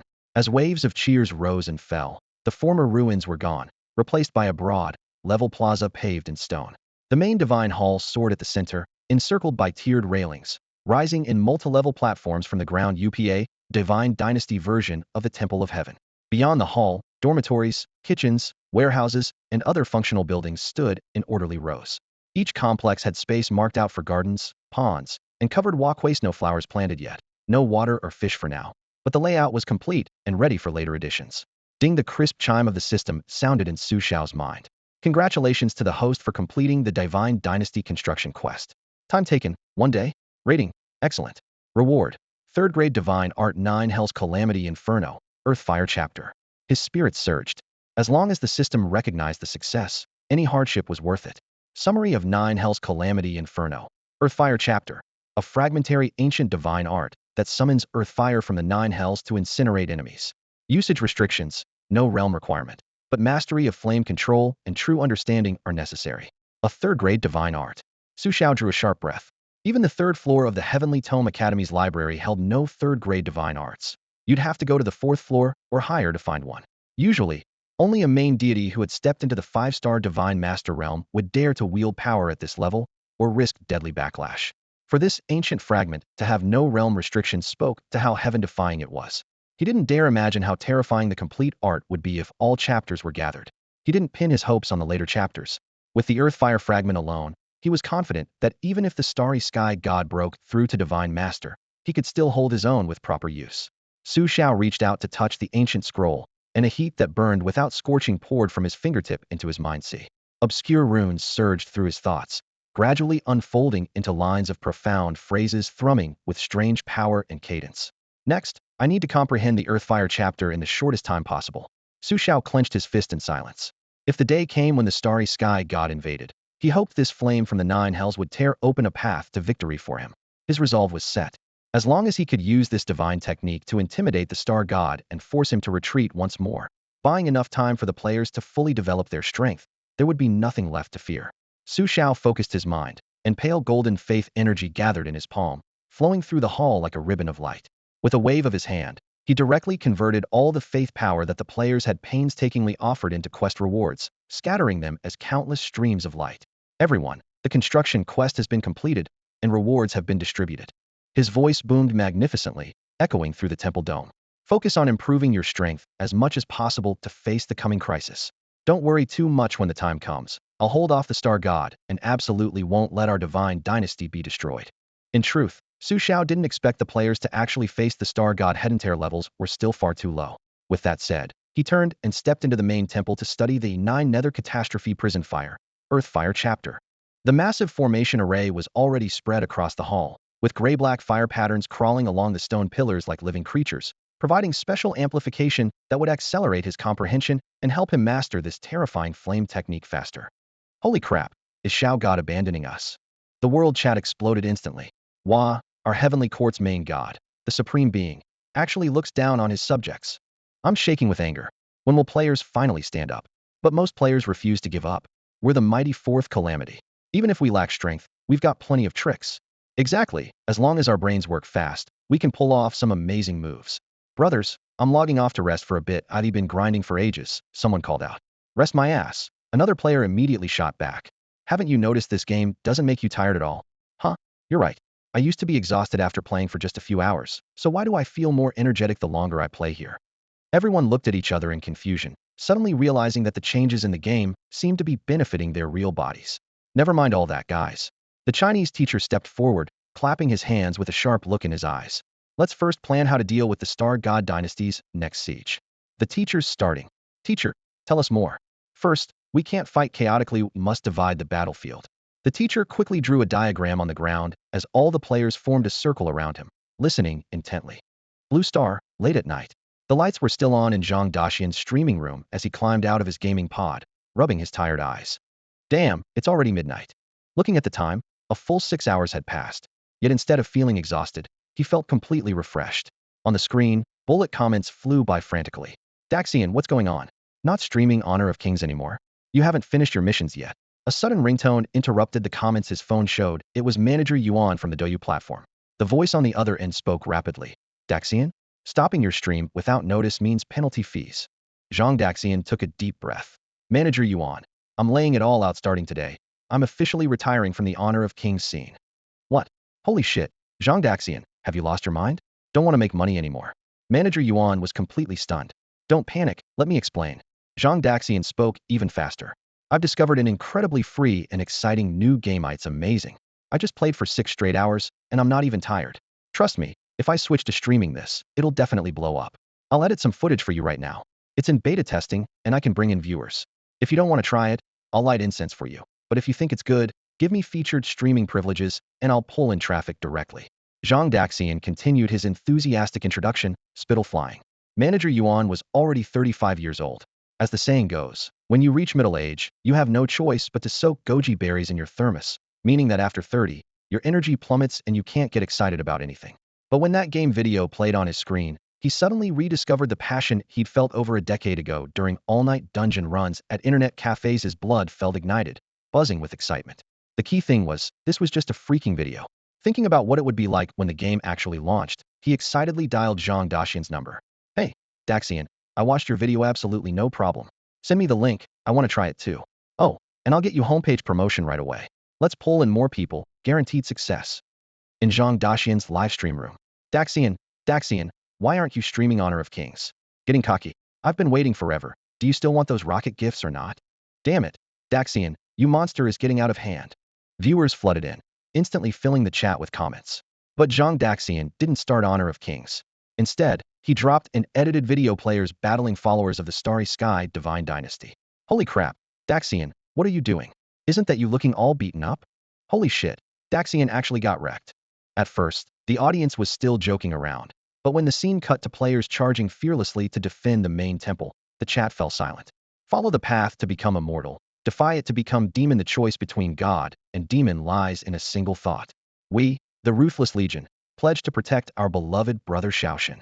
We, the Heaven-Shattering Legion, pledge to protect our beloved Xiao. We, the Demon's Descent Legion, pledge to spill our blood for Xiao. At the video's end, players from various Legion divisions shouted their oaths at the camera, their soaring momentum seeming to burst through the screen. Damn, the primordial force is about to explode. No way, I want to play this freaking game too. Shit, why am I crying over a video? So Chiuni, so passionate, it totally fits my vibe. As a veteran streamer who'd been in the live streaming scene for years, Zhang Daxian knew exactly how to hit his audience's sweet spot. He smiled and announced, brothers, starting today, let me say this Honor of Kings? What trash game? Come play World of Miracles instead. The second beta test is starting, only 101 accounts available, first come first served. If you're my bro, come fight me. Daxian, stop talking, give us the link. Are you stupid? The game's called World of Miracles, search it yourself. The viewers quickly searched, but when the official website popped up, everyone was dumbfounded. The page looked exactly like those browser game sites you see everywhere, full of Chiuni vibes, crudely built, not even as good as ordinary browser games. However, this didn't diminish the promotional impact brought about by the combined efforts of Zhang Daxian and Manager Yuan. The 101 accounts were quickly snatched up by eager players, leaving those who missed out feeling quite frustrated. Haha, I'm off to defend the city. Brothers, wait for me to test it out and give you guys a review later. Whoosh, whoosh, whoosh.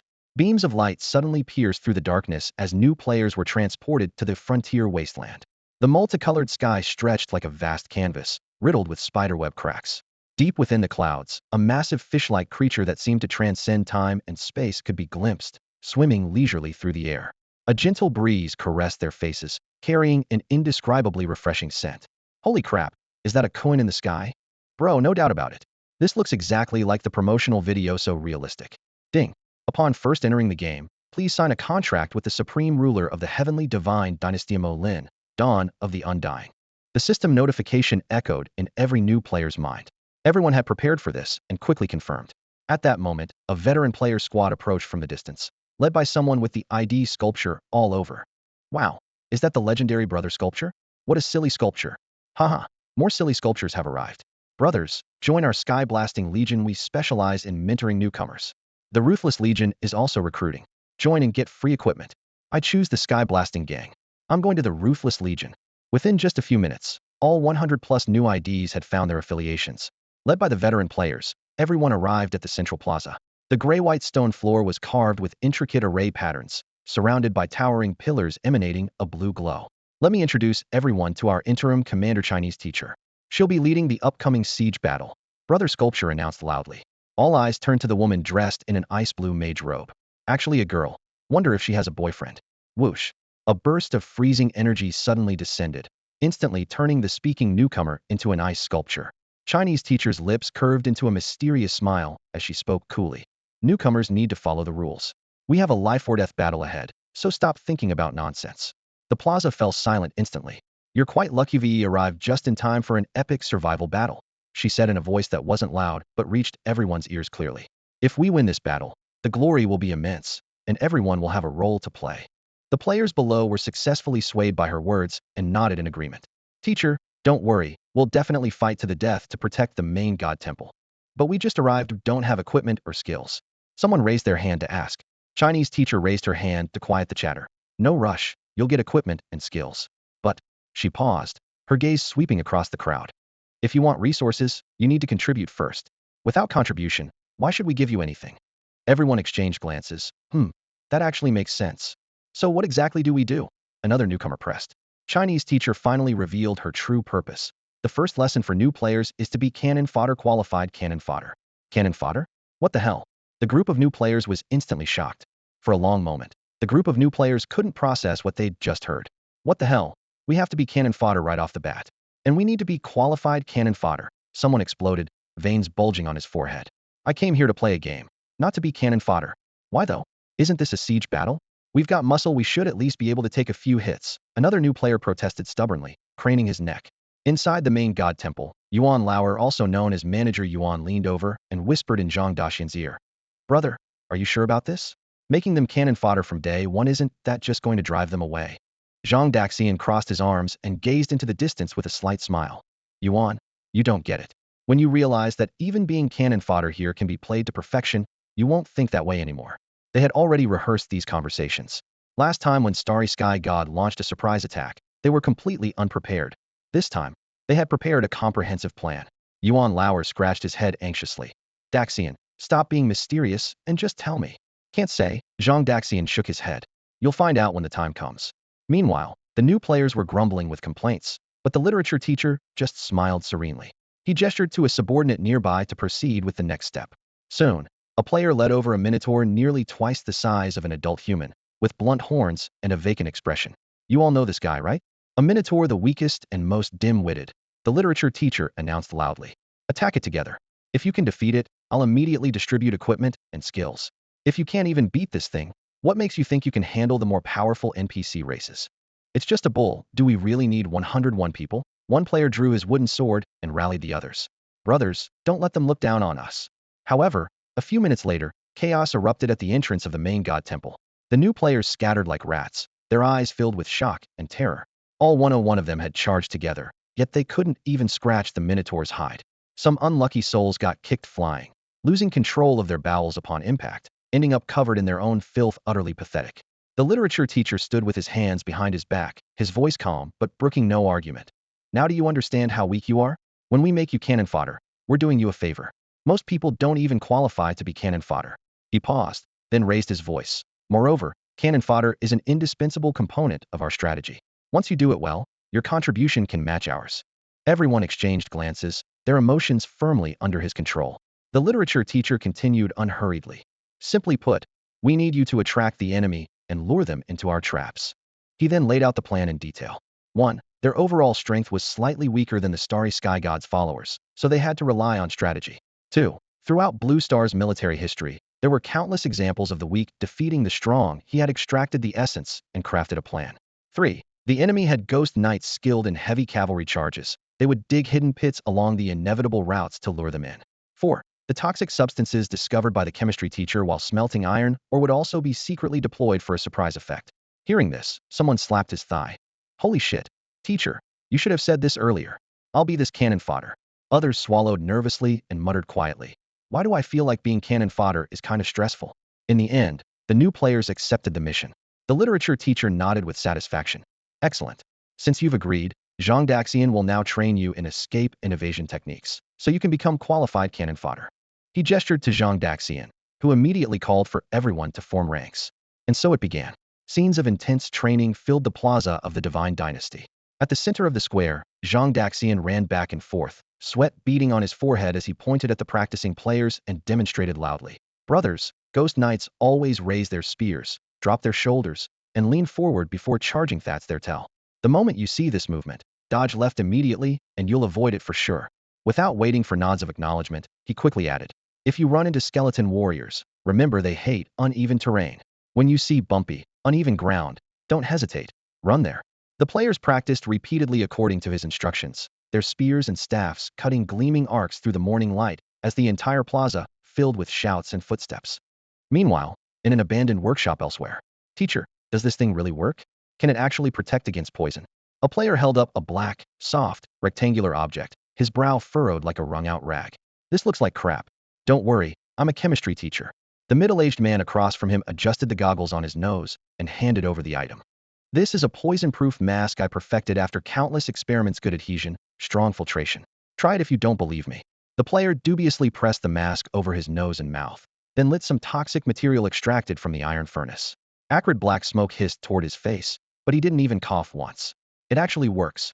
He turned around in delight. With this thing, we won't have to worry about getting poisoned when fighting alchemy monsters anymore. But, teacher, why do I smell something like crap?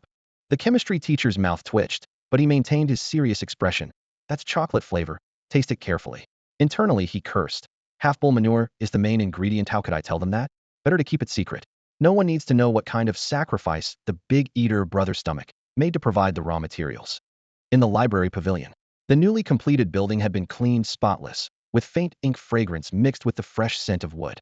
Yongyuan Disen sat cross-legged with two scrolls spread on either side. One, fireball technique. The other, ice true energy. Xiao said everyone could learn whatever they want. So why should I only choose one? He gestured with his hands, eyes gleaming. Left hand ice arrows for crowd control. Right hand fireballs for bombardment. Won't double efficiency be amazing? Add blade draw with swift step for an assassin build, or blade draw with armor mimicry for a berserker. Though the idea was appealing, he quickly calmed down. Ice and fire elements conflicted. Channeling them simultaneously might cause his body to explode. Wind and metal were equally incompatible, and losing control could have unimaginable consequences. He frowned, deducing meridian pathways and thinking of ways to break through this limitation. Boom. A muffled explosion came from nearby, shaking the bookshelves and sending dust cascading down. Yongyuan Disen jerked his head up and rushed over, only to see a blood-soaked human figure, skin torn and flesh exposed, blood dripping. Expressionless like a demon crawled out of hell. The word ghost had just reached his throat, and he reflexively started to flee, when he suddenly sensed something wasn't right. This person looks familiar. The eternal god stared at the terrifying woman covered in blood before him, his gaze scanning her face back and forth. After a long moment, realization dawned on him. Wasn't this the female emperor known as the #1 Ruthless in the Ruthless Legion? Holy crap, Ruthless sister, how did you end up covered in blood? He exclaimed, his eyes filled with confusion. The woman's hair was disheveled, blood dripping from the tips of her hair all the way down, and her clothes were almost completely soaked in blood. The eternal god's heart tightened, his voice becoming low and serious. Were you ambushed by some monster? Damn it, who did this? I'll call the brothers right now to take them out. After sharing life and death together these past days, they had become as close as siblings. With just one word, the entire legion would come out fighting. Don't. I'm practicing a cultivation technique. The woman merely glanced at him indifferently, her tone surprisingly calm, as if the blood on her body wasn't even her own. Practicing a cultivation technique? The eternal god was stunned. Could cultivation really mess someone up this badly? The woman nodded. I heard you mention fusing ice power with fireball power earlier, so I gave it a try. My meridians exploded directly, and blood sprayed everywhere. As she finished speaking, She looked down expressionlessly at her blood-soaked body. A chill ran up the eternal god's spine. He had entertained the same idea, but never had the courage to put it into practice. He hadn't expected her to be so fierce, truly living up to her ruthless reputation. What was even more terrifying was that those indifferent eyes made him feel as if this body was merely her experimental material, completely unrelated to herself. This kind of woman was deadly to anyone who crossed her. I was just speculating. The eternal god instinctively tried to dissuade her. Stop speculating and try it directly. The woman's tone was firm. Brother Xiaoshan is under a lot of pressure, and we need to help share his burden. Tell me your ideas and use my body for experiments. The eternal god gasped. This woman must be too deep into character. Boom. In the Star God dynasty, the main god hall suddenly erupted with violent energy fluctuations, followed by wild laughter that swept through the palace. Hurrah! I, the Star God, have finally stepped into the God Master realm today. From now on, it's your death sentence. The Star God strode out of the hall doors, his voice like thunder, radiating killing intent. All believers, listen to my command. Assemble. Attack with full force. Take down that dynasty that threatens us in the shortest time possible. With the order given, hundreds of Netherworld race believers swarmed out from underground, kneeling layer upon layer at his feet. Congratulations to our God. Our God is invincible and will surely achieve victory. The mass of believers shouted in unison, their voices rolling like waves. Heavenly Court, God Dynasty. On the second floor of the main God Hall, Xiao sat cross-legged in the center of the formation patterns, his mind immersed in the operational mysteries of 9 Nether Heavenly Disaster Prison Fire, Earth Fire Chapter. The higher the grade of divine techniques, the more the difficulty of comprehension increased geometrically. Without his 9-colored supreme-level divine core and the cultivation enhancement of the main God Hall, he wouldn't even be able to get started. Even so, after 2 full days, he had only glimpsed the threshold, still far from mastering it proficiently. The profundity of 3rd-grade divine techniques was evident. Whoosh! He raised his hand and waved, causing flames to crash down from heaven and earth, landing before him and forming a sea of fire. Well, if he had successfully cultivated it, it would definitely be a sea of flames. But right now, Xiao faced only scattered clusters of chaotic, flickering flames that remained disconnected, unable to merge into a continuous blaze. The light wavered unpredictably, clearly just one step away from success. Give me a little more time, and I should be able to succeed. He took a deep breath of the spark-scented air and was about to concentrate again when the system's cold, mechanical notification suddenly rang in his ears. Ding! Host attention. Enemies have invaded the Divine Dynasty. Please prepare for battle immediately. Mission: lead believer players to repel the enemy attack. Mission reward: unknown. Immediately after, the system window displayed another line of golden text, locking in a brand new reward mission. Su Zhao's expression instantly stiffened. They're here? They came so quickly. He immediately reached a conclusion. The Star God had most likely advanced to the Divine Master realm. Otherwise, it would be impossible to release this faint pressure permeating the air. The question was, how could this guy break through in such a short time? Xiao had no time to investigate further and could only check his own trump cards first.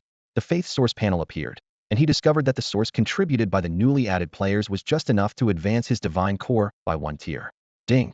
You have spent sufficient Faith Source to nurture your divine core, advancing from 8-star Divine Disciple to 9-star Divine Disciple. Though still inferior to a Divine Master, it was at least 1 step stronger than 8-star. His was currently the only feasible emergency measure. After completing everything, he issued a highest priority announcement to all players through the system channel. Ding! All players please note, the Star Divine Dynasty is attacking again. Please prepare for battle. As the message landed, the player channel fell silent for 1 second, then exploded into chaos.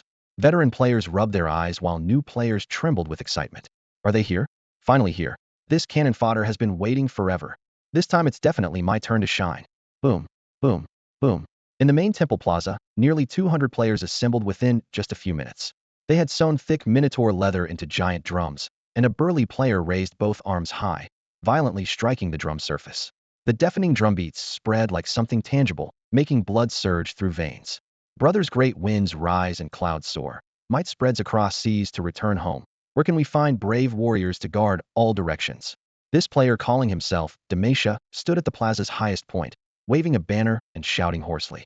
Today, I swear in the name of Xiao God, protecting the Heavenly Court Divine Dynasty is our sacred duty. Better to be a hero for 1 second than a coward for a lifetime. While we stand, the tower stands. When we fall, the tower falls. On the other side, Chinese teacher was already fully armed, eyes blazing. Brothers, today is the moment of life and death for our Heavenly Court Divine Dynasty. According to plan, everyone has their position. Make sure to play your maximum role. For Xiao God, for honor. For Xiao God, for honor.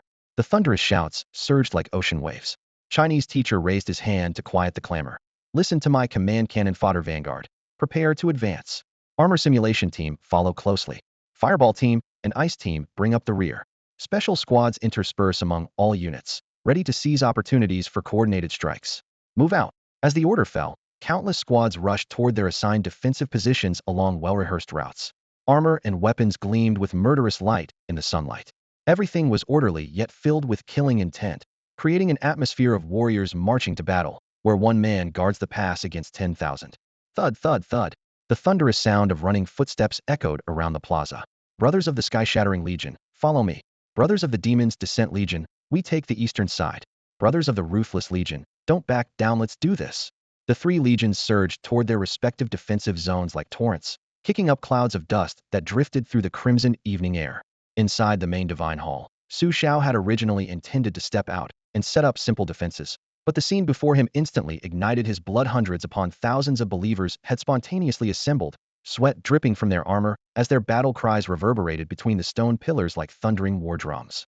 For the first time as a deity, he felt his heart burning with passion because of his own followers. Holy crap, Xiao cursed, his gaze suddenly locking onto something in the distancia wall about 10 meters high, built entirely of blue-gray bricks that gleamed coldly in the sunlight, perfectly encircling the main divine hall and surrounding buildings. Though not vast in scope, it stood like an iron heart, protecting the entire temple at its core. When had this thing been erected? He remembered his patrol last night had revealed nothing but empty space.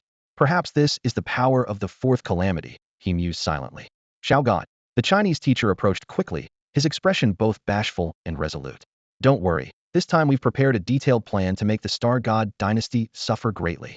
But we need you to hold that guy off and buy us time. Hold off the Star God. Xiao wondered to himself. Do these guys really think they can wipe out the Star God's forces? While unrealistic, delaying the deity himself might actually be feasible. I understand. He took a deep breath and solemnly promised. I've seen your performance, and after this battle, I'll work to enhance your strength as soon as possible. As his words fell, his gaze sharpened like a blade, his resolve crystallizing. I'm going to hold off the Star God right now. With that, his figure flashed as he swept out of the temple and onto the stone steps leading to the battlefield. Deep in the dense forest, the Star God dynasty's army pressed forward. Shadows rolled between the tree canopies as over 400 followers of the netherworld races formed 3 columns. Phantom knights in dark silver armor whose hooves thundered against the ground. Skeletons with bones clicking and rattling as they raised shields in formation. And the most troublesome of all ghosts capable of becoming incorporeal and invisible at will.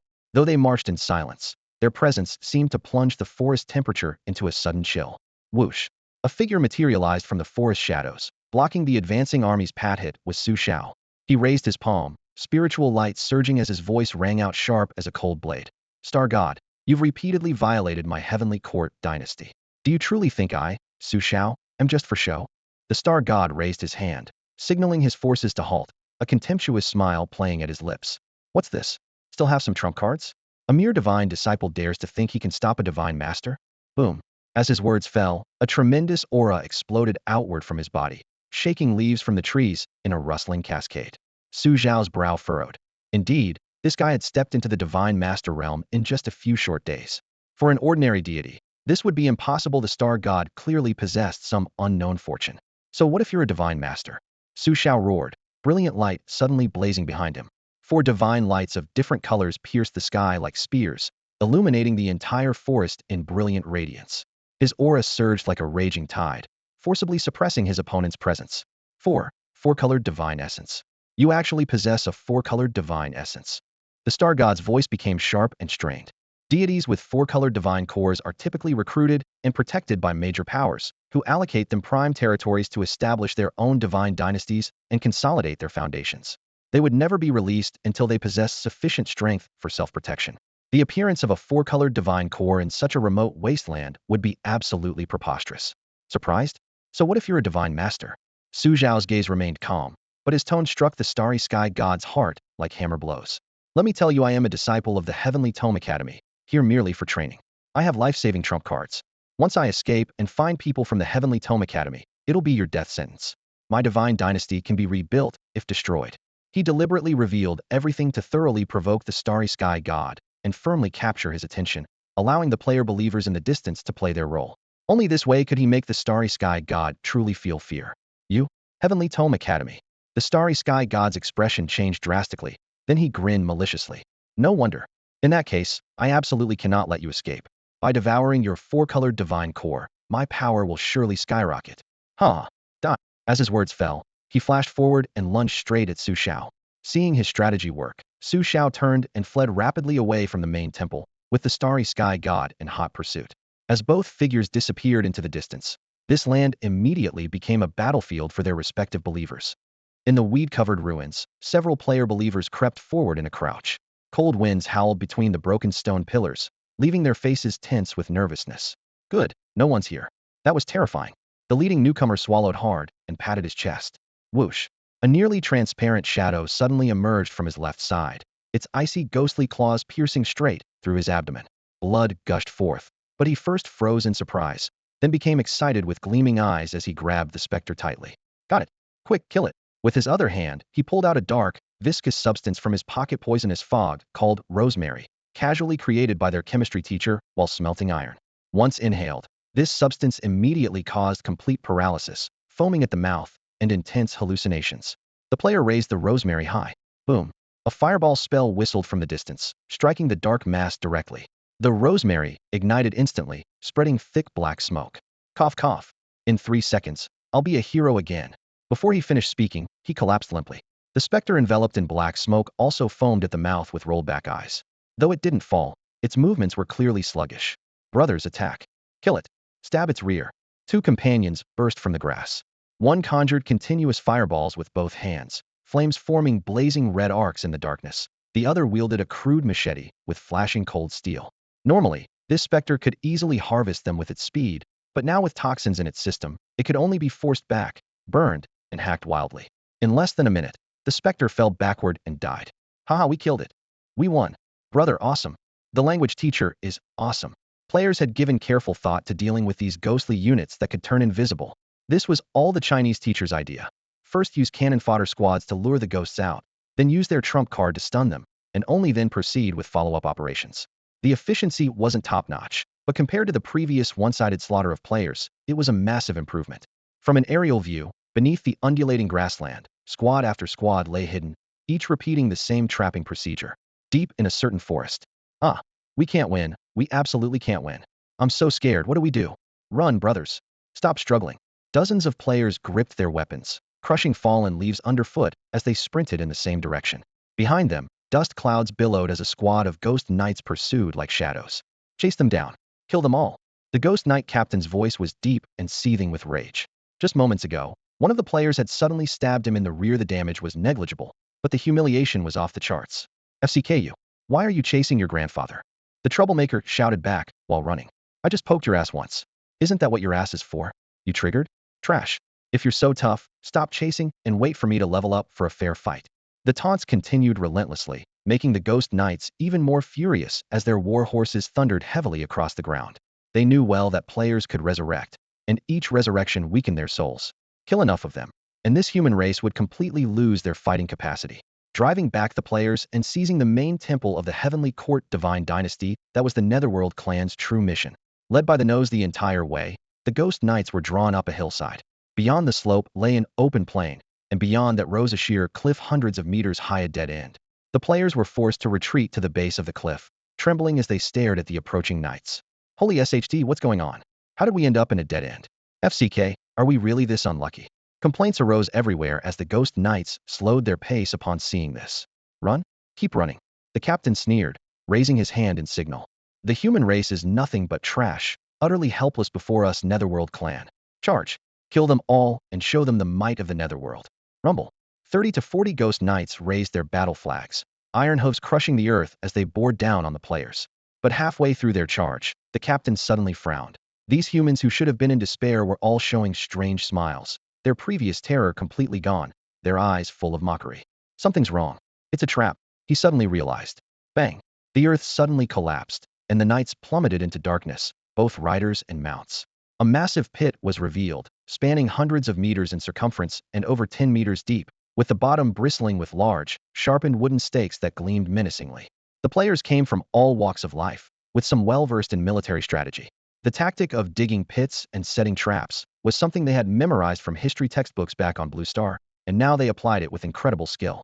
Based on the Nether Knight's movement and jumping abilities, they precisely calculated the depth and width. In this world with gravity nearly identical to Blue Star's, pit walls 7 to 8 meters high would leave the Nether Knights with no chance of escape once they fell. Death would be their only fate. Rumble. The ground collapsed, and dozens of Nether Knights instantly plummeted into the hidden pit. Thud. Thud. Sharpened wooden stakes pierced through their armor from below, killing 7 or 8 knights on the spot as their soul flames scattered like dark mist. Hurrah! Brothers, we did it. Come out and beat these sitting ducks. Xiao, covered in dirt, excitedly rushed out from behind the bushes, his eyes practically sparking with fire. Behind him, over 20 lurking players leaped out, unleashing a barrage of ice arrows, fireballs, and chain lightning. In open terrain, the Nether Knights could still dodge with their speed, but now trapped at the bottom of the pit, the concentrated spells hit their mark almost without fail. While the damage might not be fatal individually, the relentless waves of indiscriminate bombardment were overwhelming.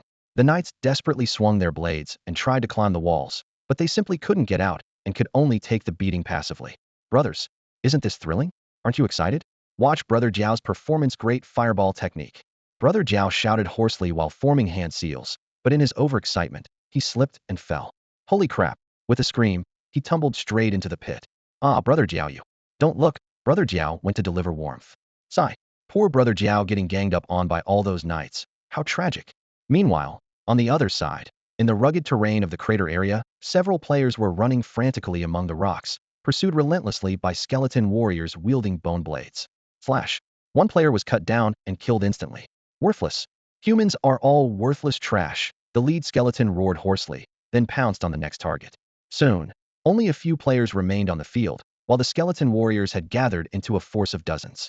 Brothers, you've worked hard. Now it's our turn. The bushes on the hillside rustled, and 7 or 8 player believers emerged, all wearing black masks and holding dark cylindrical containers. Swift Wind Squad. Poison Deployment Squad, assemble. Use your speed to spread all the rosemary. Death is like the wind, always by my side. As long as we dodge fast enough, even the wind can't catch us. We are the happiest bunch.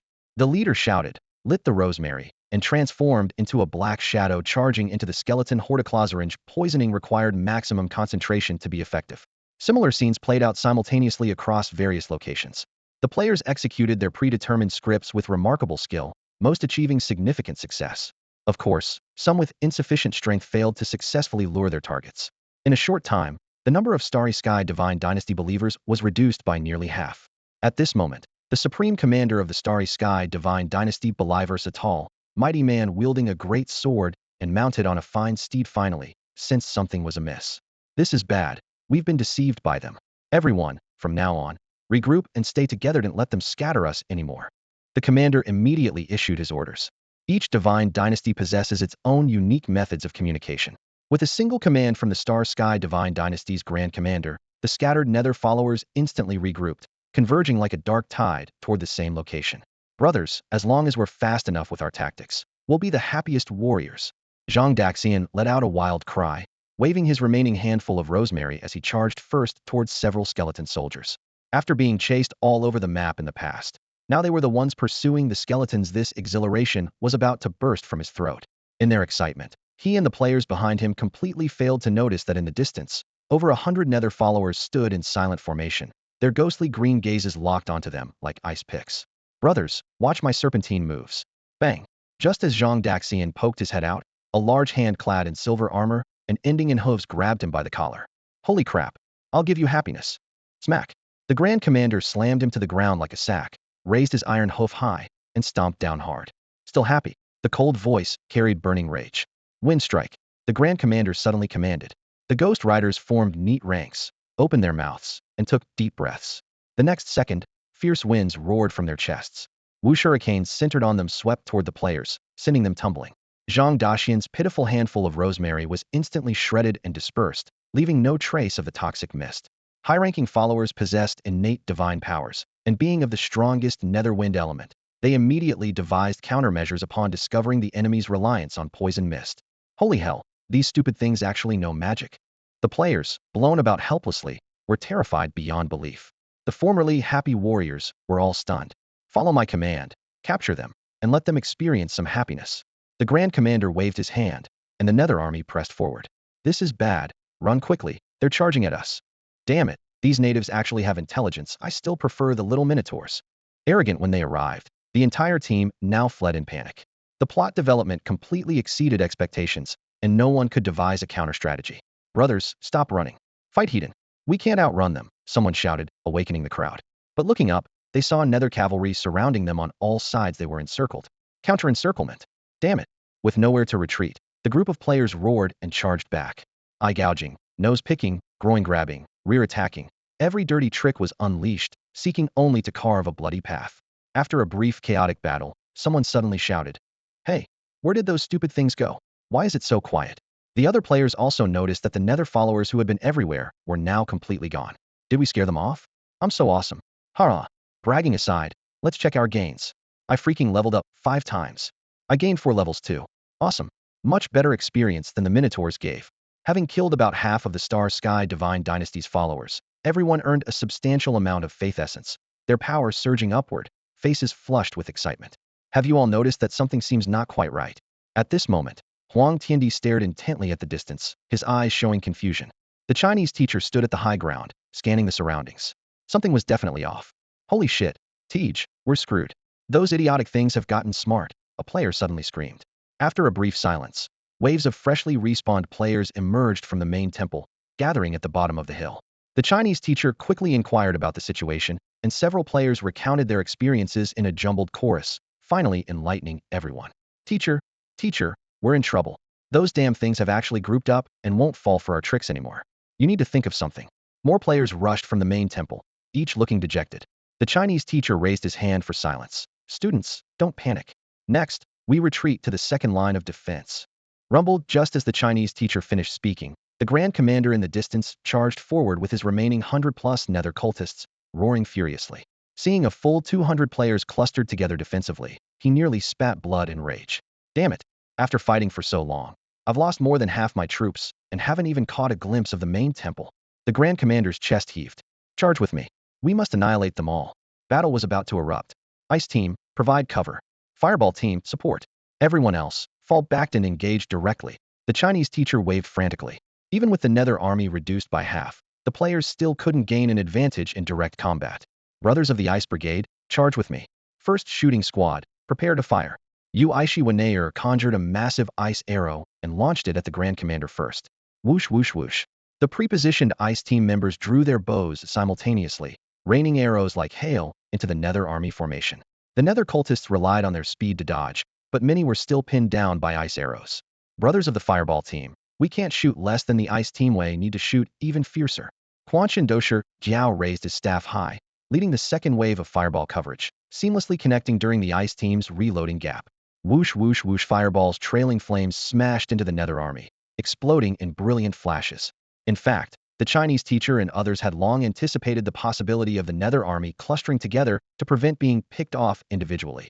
Now that they were grouped up, they had instead become perfect targets for concentrated fire. Kill them all.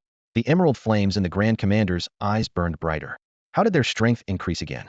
He remembered clearly that Yu Aishi Wanayer previously only had half-tier 5-star strength, but now was approaching half-tier 6-star, getting stronger with each fight, and able to resurrect. How the hell was this supposed to work? After several rounds of concentrated fire, the player's energy had dropped significantly. Brothers, our chakra is running out, retreat first. Yu Aishi Wanayer shouted. Chakra? What the hell? The Nether army was momentarily confused, but quickly realized the opponents were running low on energy. Their power is exhausted. Now's our chance. The Grand Commander's spirits lifted as he crested a hill first, preparing to tear his opponents apart in one go. But just as he crossed the hilltop, the sight that greeted him left him dumbfounded once again, even stirring suicidal thoughts. What the hell is this thing, and when did it appear? Before them, a massive wall rose from the ground like a slumbering dragon. The structure was pitch black with tightly fitted bricks, appearing from a distance like an iron barrier cast into the earth, giving everyone an overwhelming sense of invincibility. The commander blinked and double-checked. Just a few days ago when he passed through this area, it had been completely empty. When on earth did this thing appear? In less than a second, waves of mocking laughter erupted from the top of the wall. Ha ha ha, look at them. They're totally screwed. Monkeys, come chase your grandpa. If you catch me, I'll let you have some fun. Eagle bro, use your skills to play them a song called Ambush from 10 Sides. The players burst into laughter seeing the Netherworld army's bewildered faces. Young Mimi took a sharp breath and whispered a reminder. Guys, don't celebrate too early. They can't climb up here, right? Don't worry, Milk Mimi. Your brothers will protect you. Someone immediately responded. Those things. There's no way they can climb up here. Below the wall, the Netherworld army was equally in chaos. A captain grabbed the commander, his face grim. Commander, what do we do now? The commander looked up at the black wall that stood 7 or 8 meters high, his brow twitching. Give up just like that? Unacceptable. Let's try to see if we can break down the wall, he ordered through gritted teeth. Without ropes or tools, only brute force remained. They couldn't just stand there and watch. Rumble. The Netherworld army formed a charging formation, their iron armor clanging with thunderous noise. Bang, bang, bang. A series of impacts startled the players on the wall. Damn, this wall won't collapse from their ramming, will it? Many players began to panic. MC King stood behind the parapet with his arms crossed, sneering. Break it? When I was playing Minecraft, these brats didn't even know where they were playing in the mud. Indeed, the black wall only trembled slightly, without even a single crack appearing. Instead, the Netherworld army was left dizzy and scattered like ants running in all directions. However, the players faced a new problem. After continuous battles, their internal energy was nearly depleted. Their spells either couldn't be cast, or had no effect when hitting the Netherworld army. Brothers, come help me out. I can't carry all this by myself. A shout suddenly came from the top of the wall. Big Eater climbed over the parapet carrying a large plate of steaming hot skewers, panting heavily. Grease dripped onto the charcoal with sizzling sounds, and the aroma spread instantly. Holy crap, Big Eater, you really understand us. Big Eater, we're so lucky to have you. Big Eater, I want teppanyaki medium rare. The players instantly forgot about the Netherworld army and swarmed toward the food stall, eating with grease dripping from their mouths and pure enjoyment on their faces. Below the wall, the Netherworld army. The commander. How did this suddenly turn from a fierce battle into a food street? Hot air carrying the aroma of meat drifted down from the wall into the nostrils of the Netherworld army, making many soldiers involuntarily swallow their saliva. Damn, that smells incredible, a Netherworld soldier muttered quietly. Commander, what are they eating? It smells so good. Could it be some kind of magical elixir? How come I've never heard of such a miraculous elixir before? Commander, your throat is bobbing. You're practically drooling. One adjutant stared at the pill bottle in his hands, his voice trembling. But we absolutely cannot be tempted by them, lest we fall into their trap. The commander swallowed hard, suppressing his greed, and waved his hand with a stern command. Everyone hold position. No one touches anything. At that moment, a Netherworld soldier silently approached the commander and whispered in his ear. After just a few words, excitement flashed in the commander's eyes. Good. We'll do exactly as you suggest. At the other end of the city wall, Xiao was locked in close combat with the Star God, who had been promoted to Divine Master. Flames and blade light crisscrossed through the air, with shockwaves causing the wall bricks to explode. Xiao stole a glance toward the distance, wanting to check on the player's situation, but only saw the silent, undisturbed city wall. His opponent's strength had surged dramatically. Each parry left his hands numb from the impact. If not for his expertise in fighting above his level, he would have already been defeated. Meanwhile, the players had completely forgotten about the battle. Rock, paper, scissors. Best 2 out of 3 inch. Ha ha ha, you lost. Drink up. Several players sat in a circle playing drinking games, while beside them, Minotaur meat sizzled on a grill, fat dripping into the coals and sending up sparks.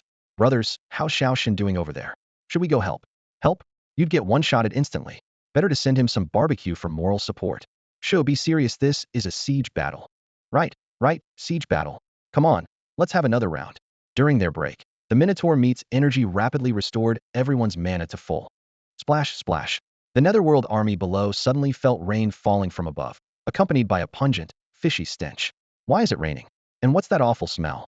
Looking up, they saw a towering player standing on the battlements, one hand on his hip, the other gracefully wielding his little brother, sending a golden shower cascading down from the ramparts. Listen up, you little trashed, and say we're heartless.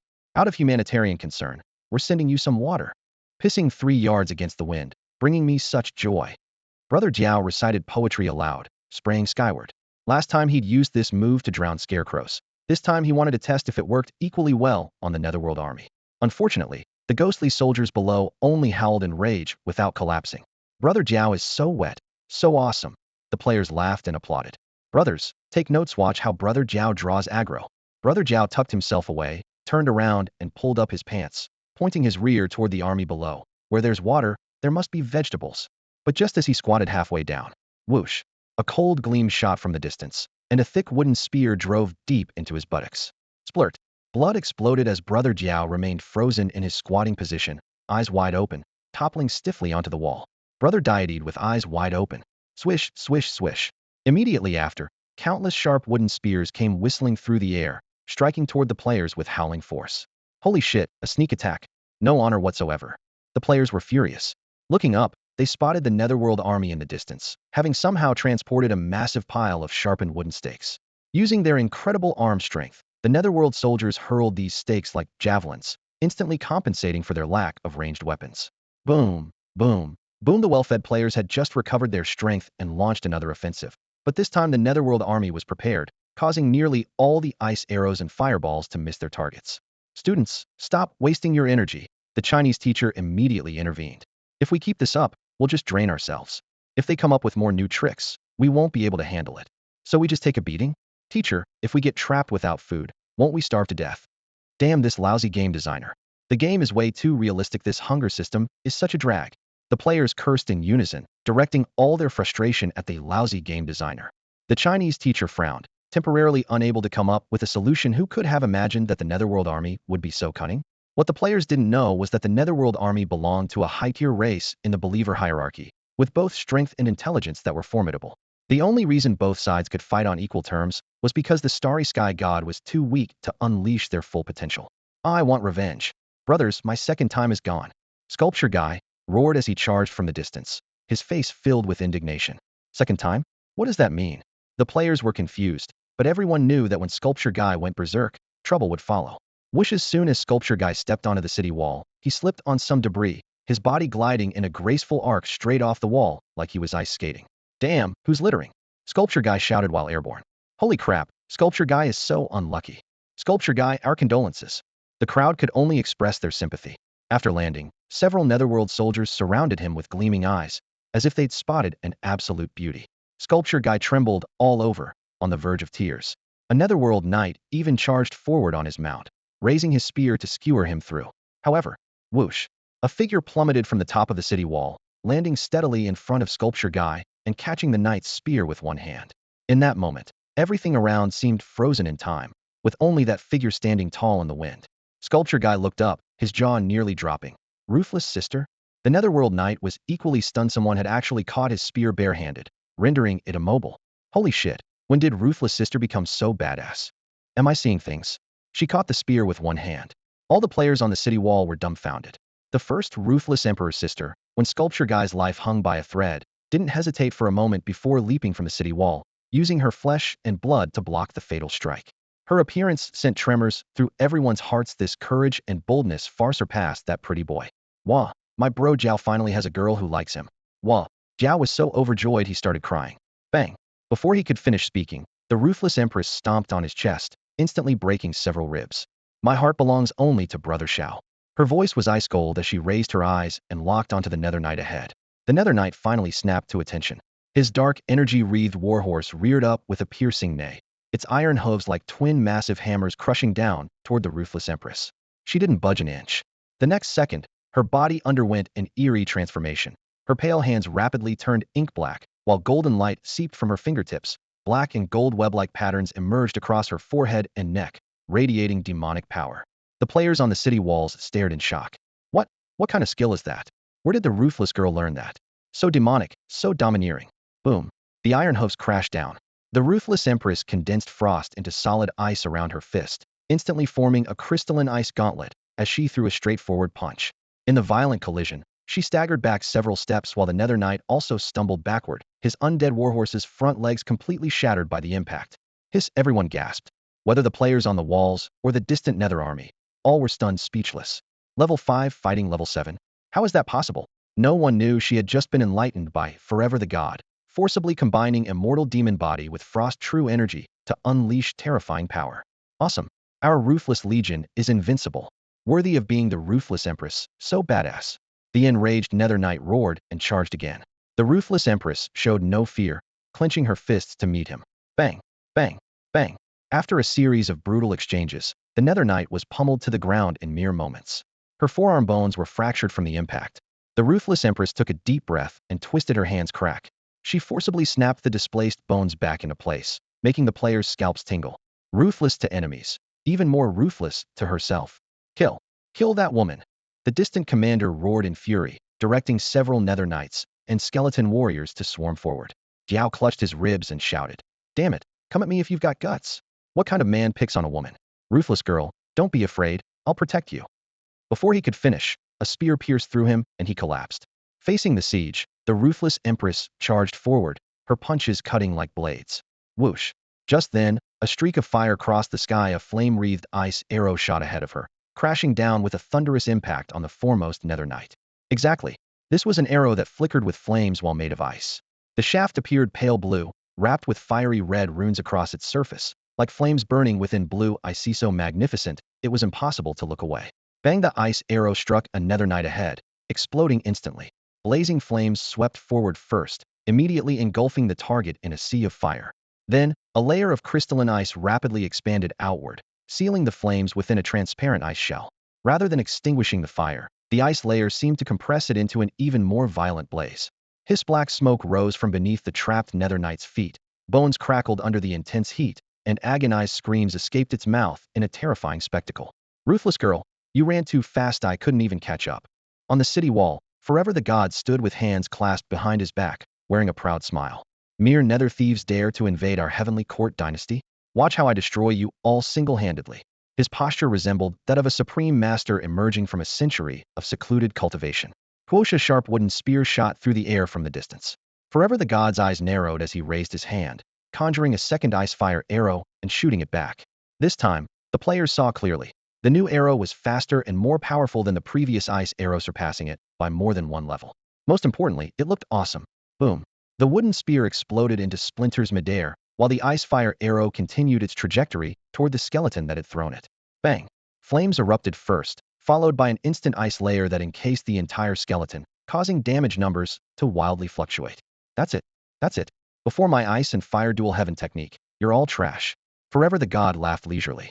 "If not now, when else should I show off?" The player channel instantly erupted. "Ice and fire dual heaven. Holy crap. I'm speechless. God Bro truly deserves his title as the Massage Kingi's even mastered ice and fire dual heaven.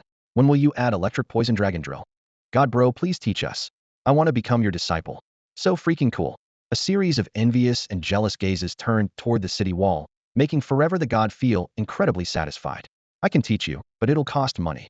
As he spoke, he revealed his signature anti-smile. Meanwhile, the Nether army was collectively stunned.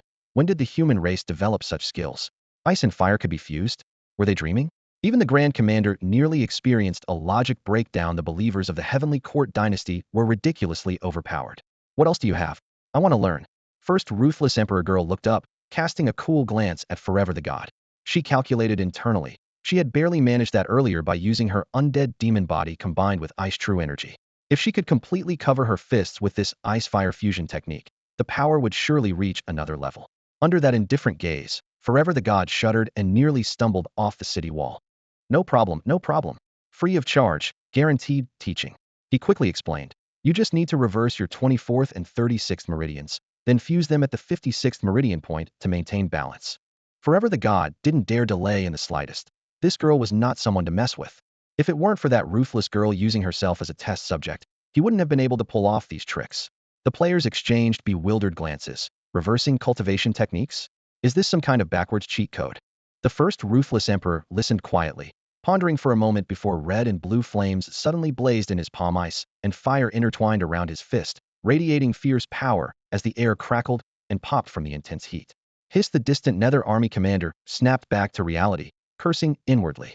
These human followers are absolutely insane. Not only do they survive reversing their meridians, but their comprehension is terrifying too. Just a few pointers, and they create new techniques. How are we knights supposed to compete? Without hesitation, he raised his hand to order an attack. However, at that moment, a figure came crashing down from the sky, slamming heavily into the ground and raising clouds of dust. As the dust settled, everyone saw a man with a large blade on his right shoulder, kneeling on one knee with his left hand braced against the ground, head lowered as he stared at the earth like a solitary wanderer cut off from the world. "Bankai, Soul Slayer, first generation moon, slash me. Kurosaki Ichigo." Both players and Nether Knights frowned in unison.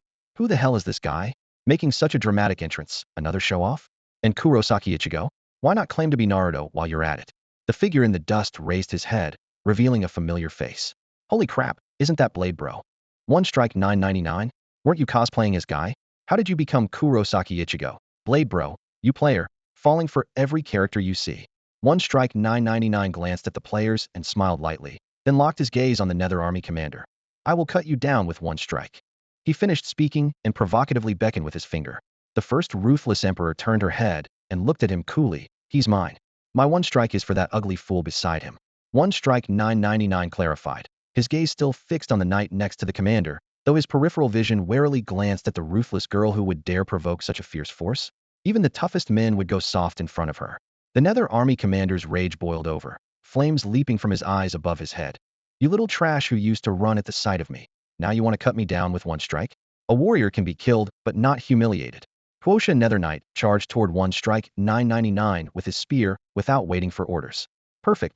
One strike 999 sneered, advancing instead of retreating. Spinning wind blade. His large blade unleashed howling wind blades that spun through the air. The Nether Knight was prepared, dodging to the side before thrusting his spear forward. One strike 999 didn't dodge, raising his long blade to meet the attack heat in. Holy shit, Blade Bro's going for a direct clash, the players exclaimed. Blade Bro, can you handle this? Before the words finished, one strike 999's figure suddenly vanished from everyone's sight, appearing the next instant on the other side of the Nether Knight, his blade descending like thunder. One sword style, Soul Slayer, first generation, flash, moon slash. A crescent blade aura fell from the sky, striking the Nether Knight's weak point directly. Slash explosive force erupted, and the knight was actually cleaved in half. One strike 999 landed, shouldering his long blade and gazing up at the sky at a 45-degree angle. How lonely it is to be invincible. The entire arena fell into dead silence. All eyes focused on down 999, who stood with his blade raised high. After a brief moment of quiet, the players erupted like exploding gunpowder barrels, their deafening cheers filling the air. Blade Bro is amazing. I'm so shocked I'm turned upside down. Blade Bro is incredible. I'm completely flipped around. Blade Bro is insane. I'm totally blown away. The crowd's amazement rose and fell in waves, the atmosphere blazing hot. No one had expected that down 999's seemingly ordinary feint was merely a setup. At the crucial moment, he teleported above the Nether Knight's head, and with a flash of cold steel, the enemy commander was instantly slain. Awesome, awesome, awesome. The cheers drowned out everything else. The only regret was that the technique's name was both terrible and ridiculously long, with a touch of juvenile fantasy that made it impossible to remember. The Grand Commander stood in the distance, his face pale with shock at the scene. Wind and metal attributes could actually be fused? Ice and fire techniques, frost flame fist, single blade style whatever slash. Each one more outrageous than the last, with names he'd never even heard of. This is overwhelming.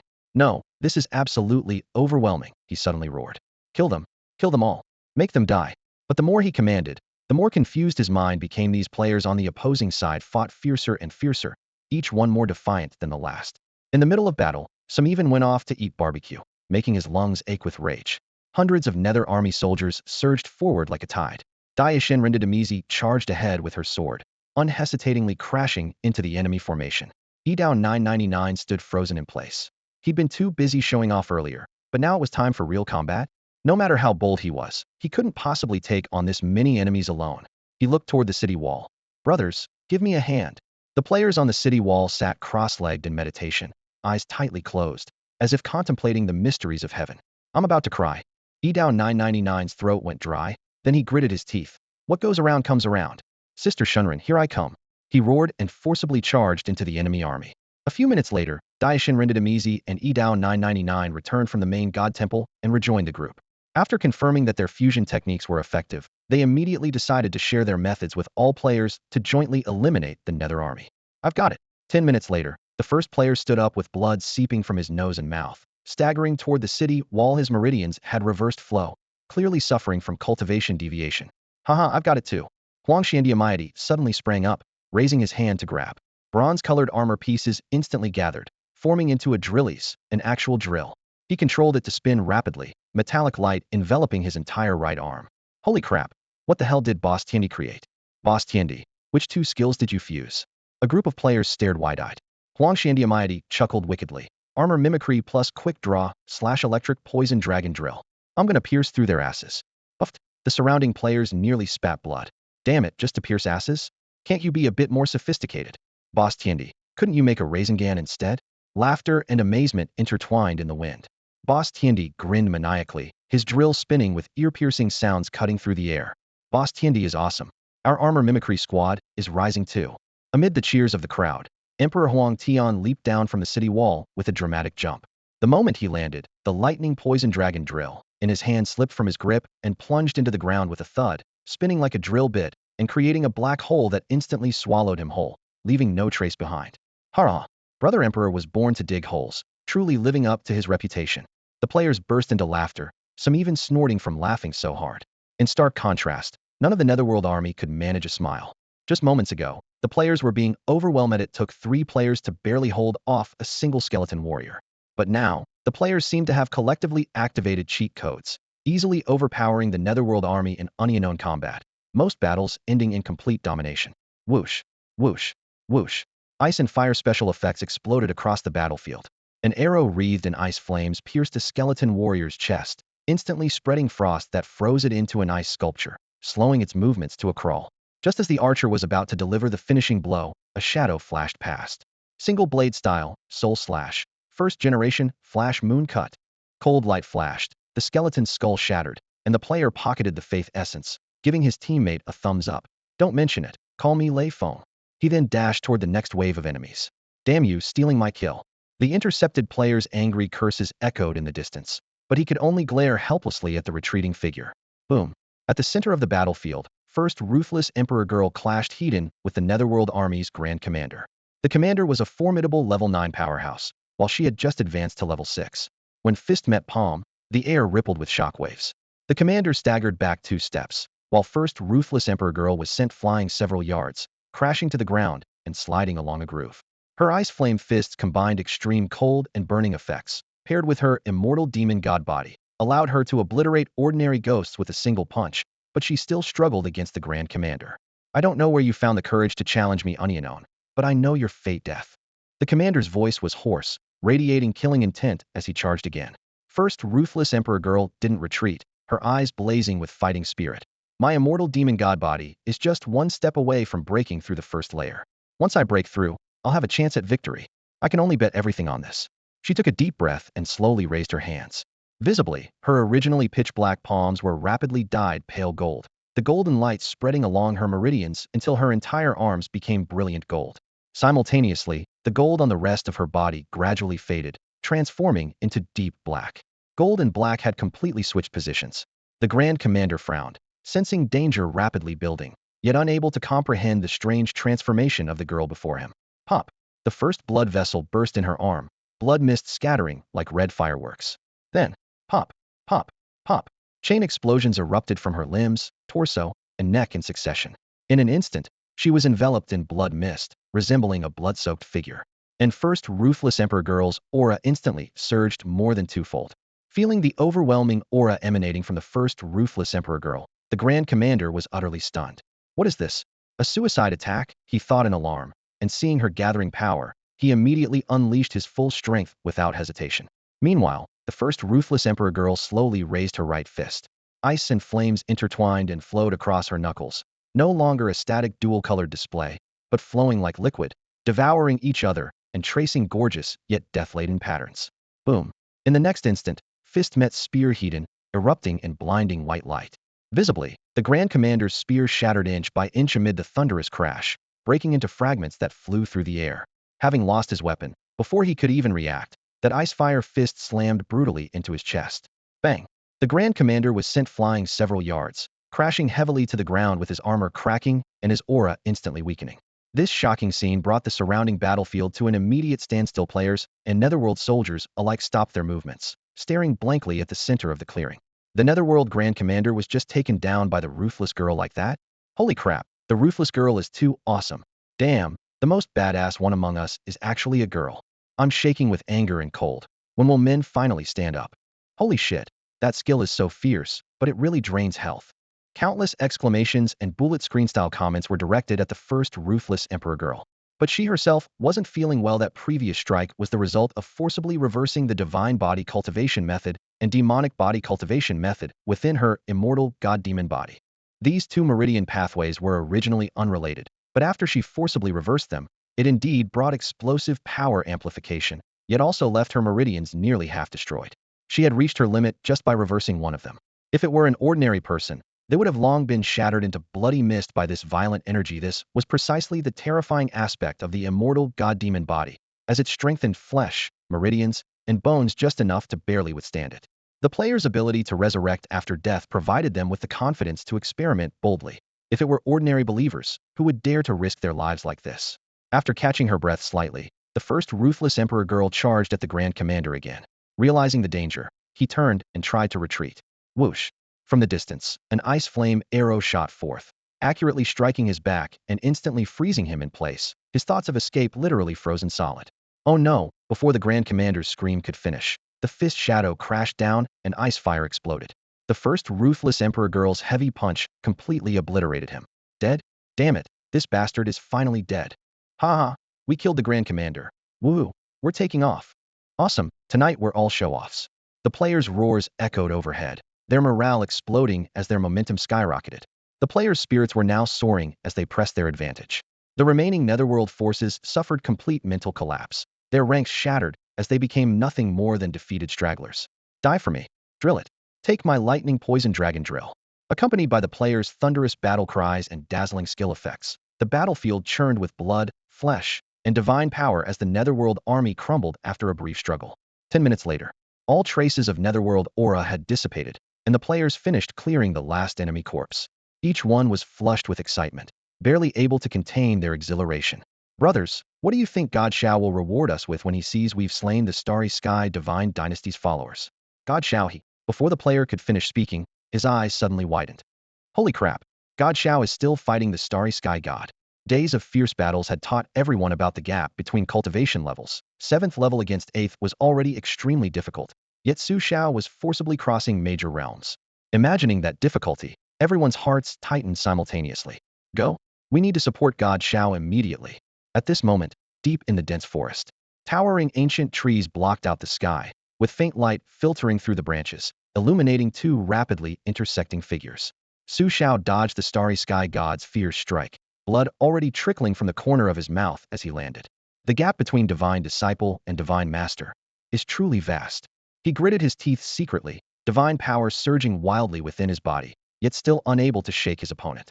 In contrast, the Starry Sky God was consumed with rage and humiliation, a mighty divine master unable to defeat a mere divine disciple for so long, even suffering losses at Su Xiao's hands multiple times an unforgivable disgrace. Netherworld River. He pressed his advantage, raising his hand to unleash his strongest killing move. Amid thunderous roars, dark river water appeared from nowhere, carrying bone-chilling death intent as it surged towards Su Xiao. A fierce gleam flashed in Su Xiao's eyes. Stealing his resolve, he activated his immortal demon god body. Golden light covered his form as bones and muscles swelled under the divine power's impact, his arms' muscle patterns resembling cast divine iron. 9 Nether Catastrophe Prison Fire Earth Fire. Complex hand seals changed like afterimages in rapid succession, tearing the air into fine ripples. In the next instant, he spread his arms wide, let out a low roar, dropped to one knee, and slammed his fist into the earth. Dark red energy flowed along his fist into the soil. With Su Xiao at the center, the ground cracked like a spider web as dark red flames burst forth from the earth, rushing to meet the approaching Netherworld River. Success. Unlike any previous attempt, this time the earth fire finally took proper form. Hiss! His flames and river collided heat-in, the sound of burning mixed with rising steam. The two forces deadlocked in midair, neither able to advance an inch. The Starry Sky God's previously confident expression suddenly contorted. You, what kind of divine technique is this?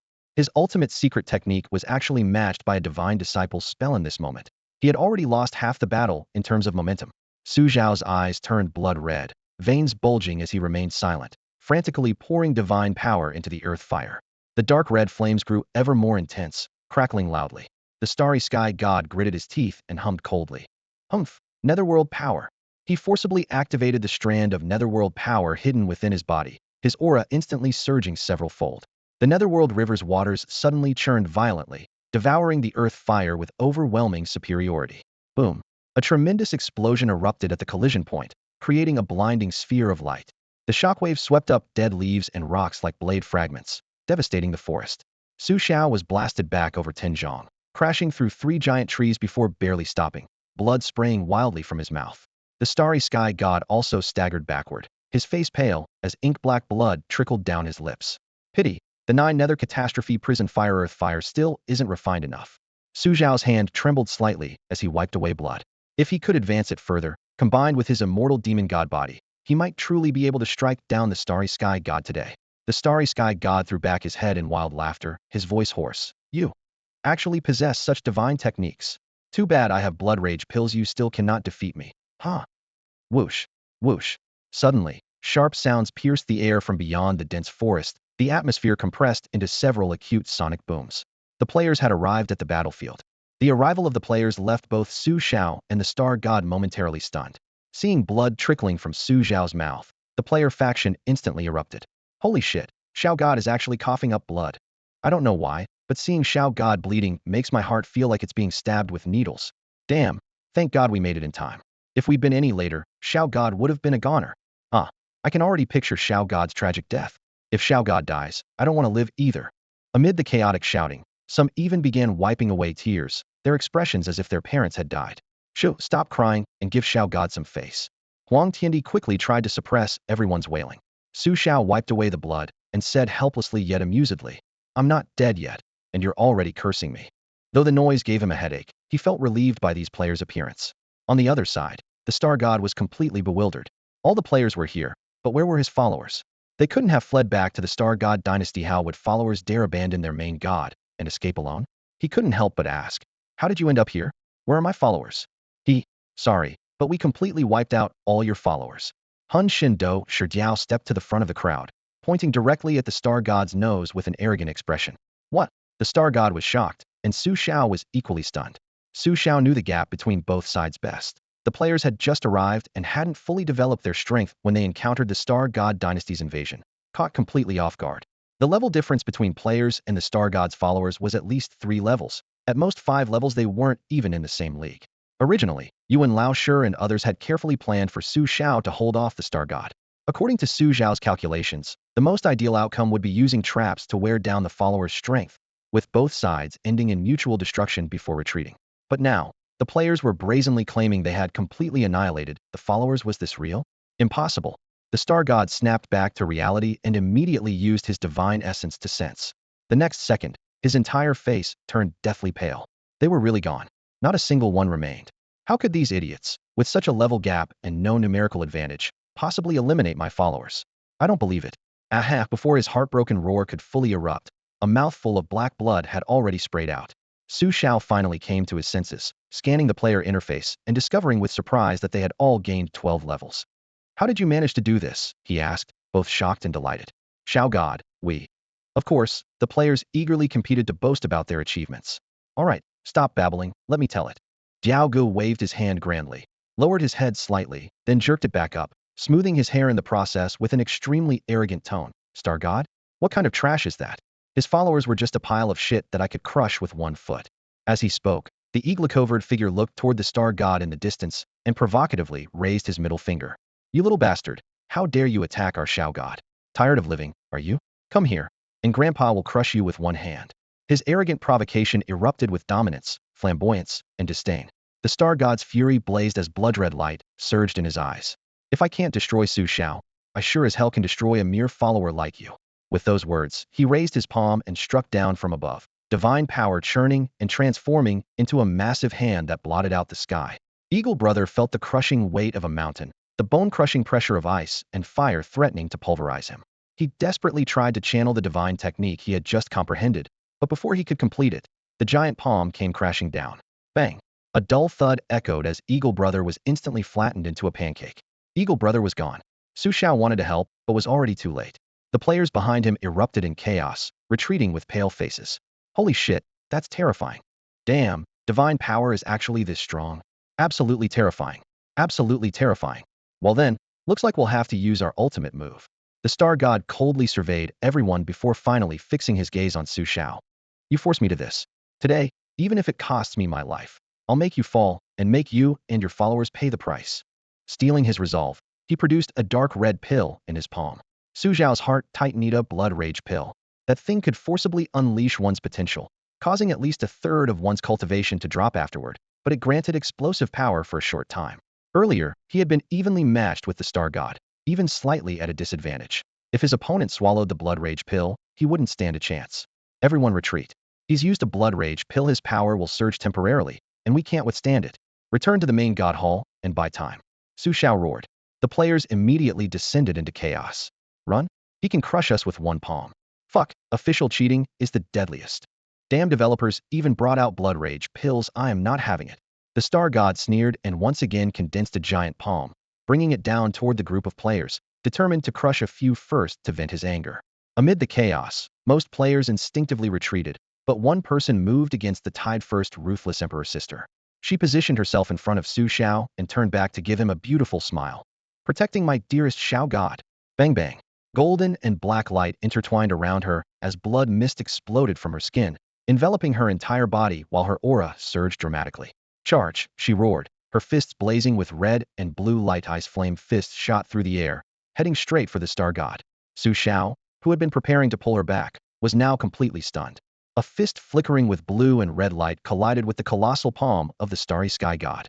From a distance, the scene looked like an elephant crushing an ant, but the reality was completely opposite. The slender figure of the first ruthless emperor girl erupted with terrifying energy, forcibly holding that sky-covering giant palm in midair without retreating an inch. However, this standoff lasted only the blink of an eye. The next second, sweetness rose in the girl's throat as blood gushed forth in a torrent. She was blasted backward by the recoiling force, cutting through the air like a cannonball and tumbling helplessly like a kite with a broken string. Su Xiao shifted his footing and instantly flashed behind her, catching her securely in his arms. After a quick examination, his brow furrowed immediately. The girl's internal meridians were twisted into knots, and nearly all her ribs were shattered. Why are you so foolish? You're no match for him at all. Su Xiao sighed softly. Though players could resurrect, too many deaths would eventually damage the soul, and these after-effects would inevitably manifest. He knew in his heart that the girl's charge was tantamount to seeking abuse. Brother Xiaoshun, I'm not afraid. The first ruthless emperor girl's face was deathly pale, yet she still managed to force out a smile before supporting herself on Su Xiao's arm and staggering back to her feet. The starry sky god across from them was stunned. His strike hadn't even managed to defeat one of Su Xiao's followers. With a slight probe of his senses, he immediately confirmed that the girl was merely at the half-step 6-star level. Yet a half-step 6-star divine disciple had actually blocked a heavy blow from him, a 1-star divine master who had consumed a berserk blood pill. Though that palm strike hadn't used his full power, it absolutely shouldn't have been blocked so casually. What puzzled him even more was the technique the girl had just used, the ice-fire blazing fist. Ice and fire should naturally repel each other, yet they intertwined and resonated on her fist, clearly violating the principles of elemental opposition and incompatibility. Questions flooded the starry sky god's mind, and the same confusion lingered in Su Xiao's heart. But he knew all too well the creativity of players. Even if they could build Noah's Ark, he wouldn't be too surprised. During his brief examination of the girl moments ago, Su Xiao had noticed that the chaos in her meridians wasn't caused by external force, but seemed to be deliberately twisted as if to forcibly merge the dual sources of ice and fire within her body. At this thought, his shock only deepened. Bang, bang, bang. Muffled sounds echoed continuously. The first ruthless emperor girl was now covered in blood from head to toe, as if draped in a crimson battle robe. Pain twisted her face into a contorted expression as fresh blood gushed from her mouth again, while the originally interwoven golden and dark patterns beneath her skin rapidly merged, as if advancing into some higher level of symbiotic form. Frost Flame Fist, she roared as she raised her fist, blue and red flames instantly erupting. Boom. The force of her punch howled forth, tearing the air into chaotic currents. The moment all her strength was expended, the girl collapsed to the ground, completely drained. For this single strike, she had further disrupted the meridians of her divine and demonic bodies, squeezing out every ounce of her life potential in exchange for this terrifying power. A punch thrown at the cost of one's life naturally possessed tremendous might. The star god didn't dare underestimate this punch and responded with full force. Brothers, don't back down, let's do this, someone roared from the crowd. Even the girls are fighting, we men need to step up too. At worst, we'll just die. The scene of the first ruthless emperor's sister sacrificing herself for Su Xiao instantly ignited everyone's fighting spirit. Ice and fire dual heaven. The player with ID, Yuashmi Nar, stepped forward first, pressing his palms together as two-colored light swirled around them. A red and blue ice fire arrow whistled forth, aimed directly at the star god. Damn it! How dare you hurt our girl? Brothers, let's get him. Work together and take down this boss. Shouts erupted one after another. Immediately, dozens of players drew their bows simultaneously, unleashing a sky-covering barrage of red and blue ice fire arrows that formed a dazzling rain of light. Bang! The arrow storm crashed against the divine barrier surrounding the star god, exploding into sparks. However, the gap in power levels remained vast. The star god raised his hand and swept it across, his mighty divine power surging forth and instantly annihilating all the ice-fire arrows. Though they failed to break through his defenses, they successfully drained some of his divine power and bought precious time for what came next. Single blade style, Soul/first generation, Flash Moon Cut. The player known as One Blade 999 shouted fiercely. He and his companions had been ready for action. Seeing the ice-fire arrow rain cleared away, they immediately flashed forward, their blade light forming crescents as they slashed wildly. Pseudo-armor squad brothers, use the electric poison dragon drill. Cover the single blade style. Huang Tiandi called out with a battle cry, a massive lightning vortex condensing into a spiral spear in his palm. Electric poison dragon drill. With a thunderous roar, it blasted toward the star god. Such bizarre and varied techniques left the star god dumbfounded. What kind of demonic skills are these? I've never even heard of them. In the distance, Forever the god drew his longbow to full draw, preparing to provide sustained damage output, but Su Xiao grabbed him. These divine techniques of yours seem to have some substance. Tell me about them. Su Xiao narrowed his eyes with an expression that said, this is for your own good. Xiao god, it's like this. Forever the god had no choice but to confess honestly. They reversed the meridian circulation of their divine and demonic bodies to forcibly activate their immortal divine demon body, then used the complementary ice and fire polar attributes to form composite techniques with devastating destructive power. Su Xiao listened with amazement. You can actually do that? I bet you died countless times figuring this out. He nodded secretly. If he could master this, he might be able to deal with the star god. All right, I understand. Now go go help them. Su Xiao patted Forever the god's shoulder. The other player was stunned for a moment, then roared. Brothers, here I come. He charged into the battle with his bow raised. Su Xiao remained in place with his eyes closed, beginning to comprehend the techniques of meridian exchange and attribute fusion. The players had already experimented with their lives. He only needed to master the skills. Boom. The star god formed hand seals with both hands. River of the Underworld. A pitch-black river poured down from the sky, swallowing the close combat players in one gulp. He never imagined that as a divine master realm main god, he would be pushed to such extremes by a group of believers. The river of the underworld consumes enormous divine power. If this drags on, he frowned, his gaze sweeping toward the meditating Su Xiao, then looking at the players in the distance still condensing ice-fire arrows. He raised his hand to unleash a finishing divine technique. Whoosh. At that very moment, Su Xiao suddenly opened his eyes, a confident smile curving at the corners of his lips. Success. Su Xiao possessed exceptional talent, naturally capable of awakening the nine-colored divine core. Standing atop the mountain peak with profound eyes, he rapidly analyzed the various fusion techniques created by the players for him. This was merely child's play, as the real challenge lay in invention rather than learning. Boom. The night sky suddenly transformed as a bone-chilling, sinister wind tore through the atmosphere from afar, rushing straight toward the players who were casting ice and fire dual heaven. The razor-sharp gale swept through like a scythe, instantly scattering the players' formation. Those too slow to react were caught in the dark wind, their screams mixing with the howling gusts. Holy crap, brothers, I can't outrun this. I'm about to meet my maker. Jesus, here I come. Boom. 3 ice and fire dual heaven arrows, each several meters in diameter, shot through the air from the side. Blazing flames and extreme frost exploded midair, completely severing and evaporating the sinister wind. As the dust settled, Su Xiao stood proudly with his black hair flowing, coldly gazing at the distant star god. All of you fall back. Leave the star god to me. He raised his hand with a casual wave, signaling the players to retreat. Oh my, has Xiao god finally awakened? Awaken, my demon lord, immortal Xiao. The players' cheers rose one after another, instantly boosting morale. Amid the cheering, Su Xiao approached the star god step by step.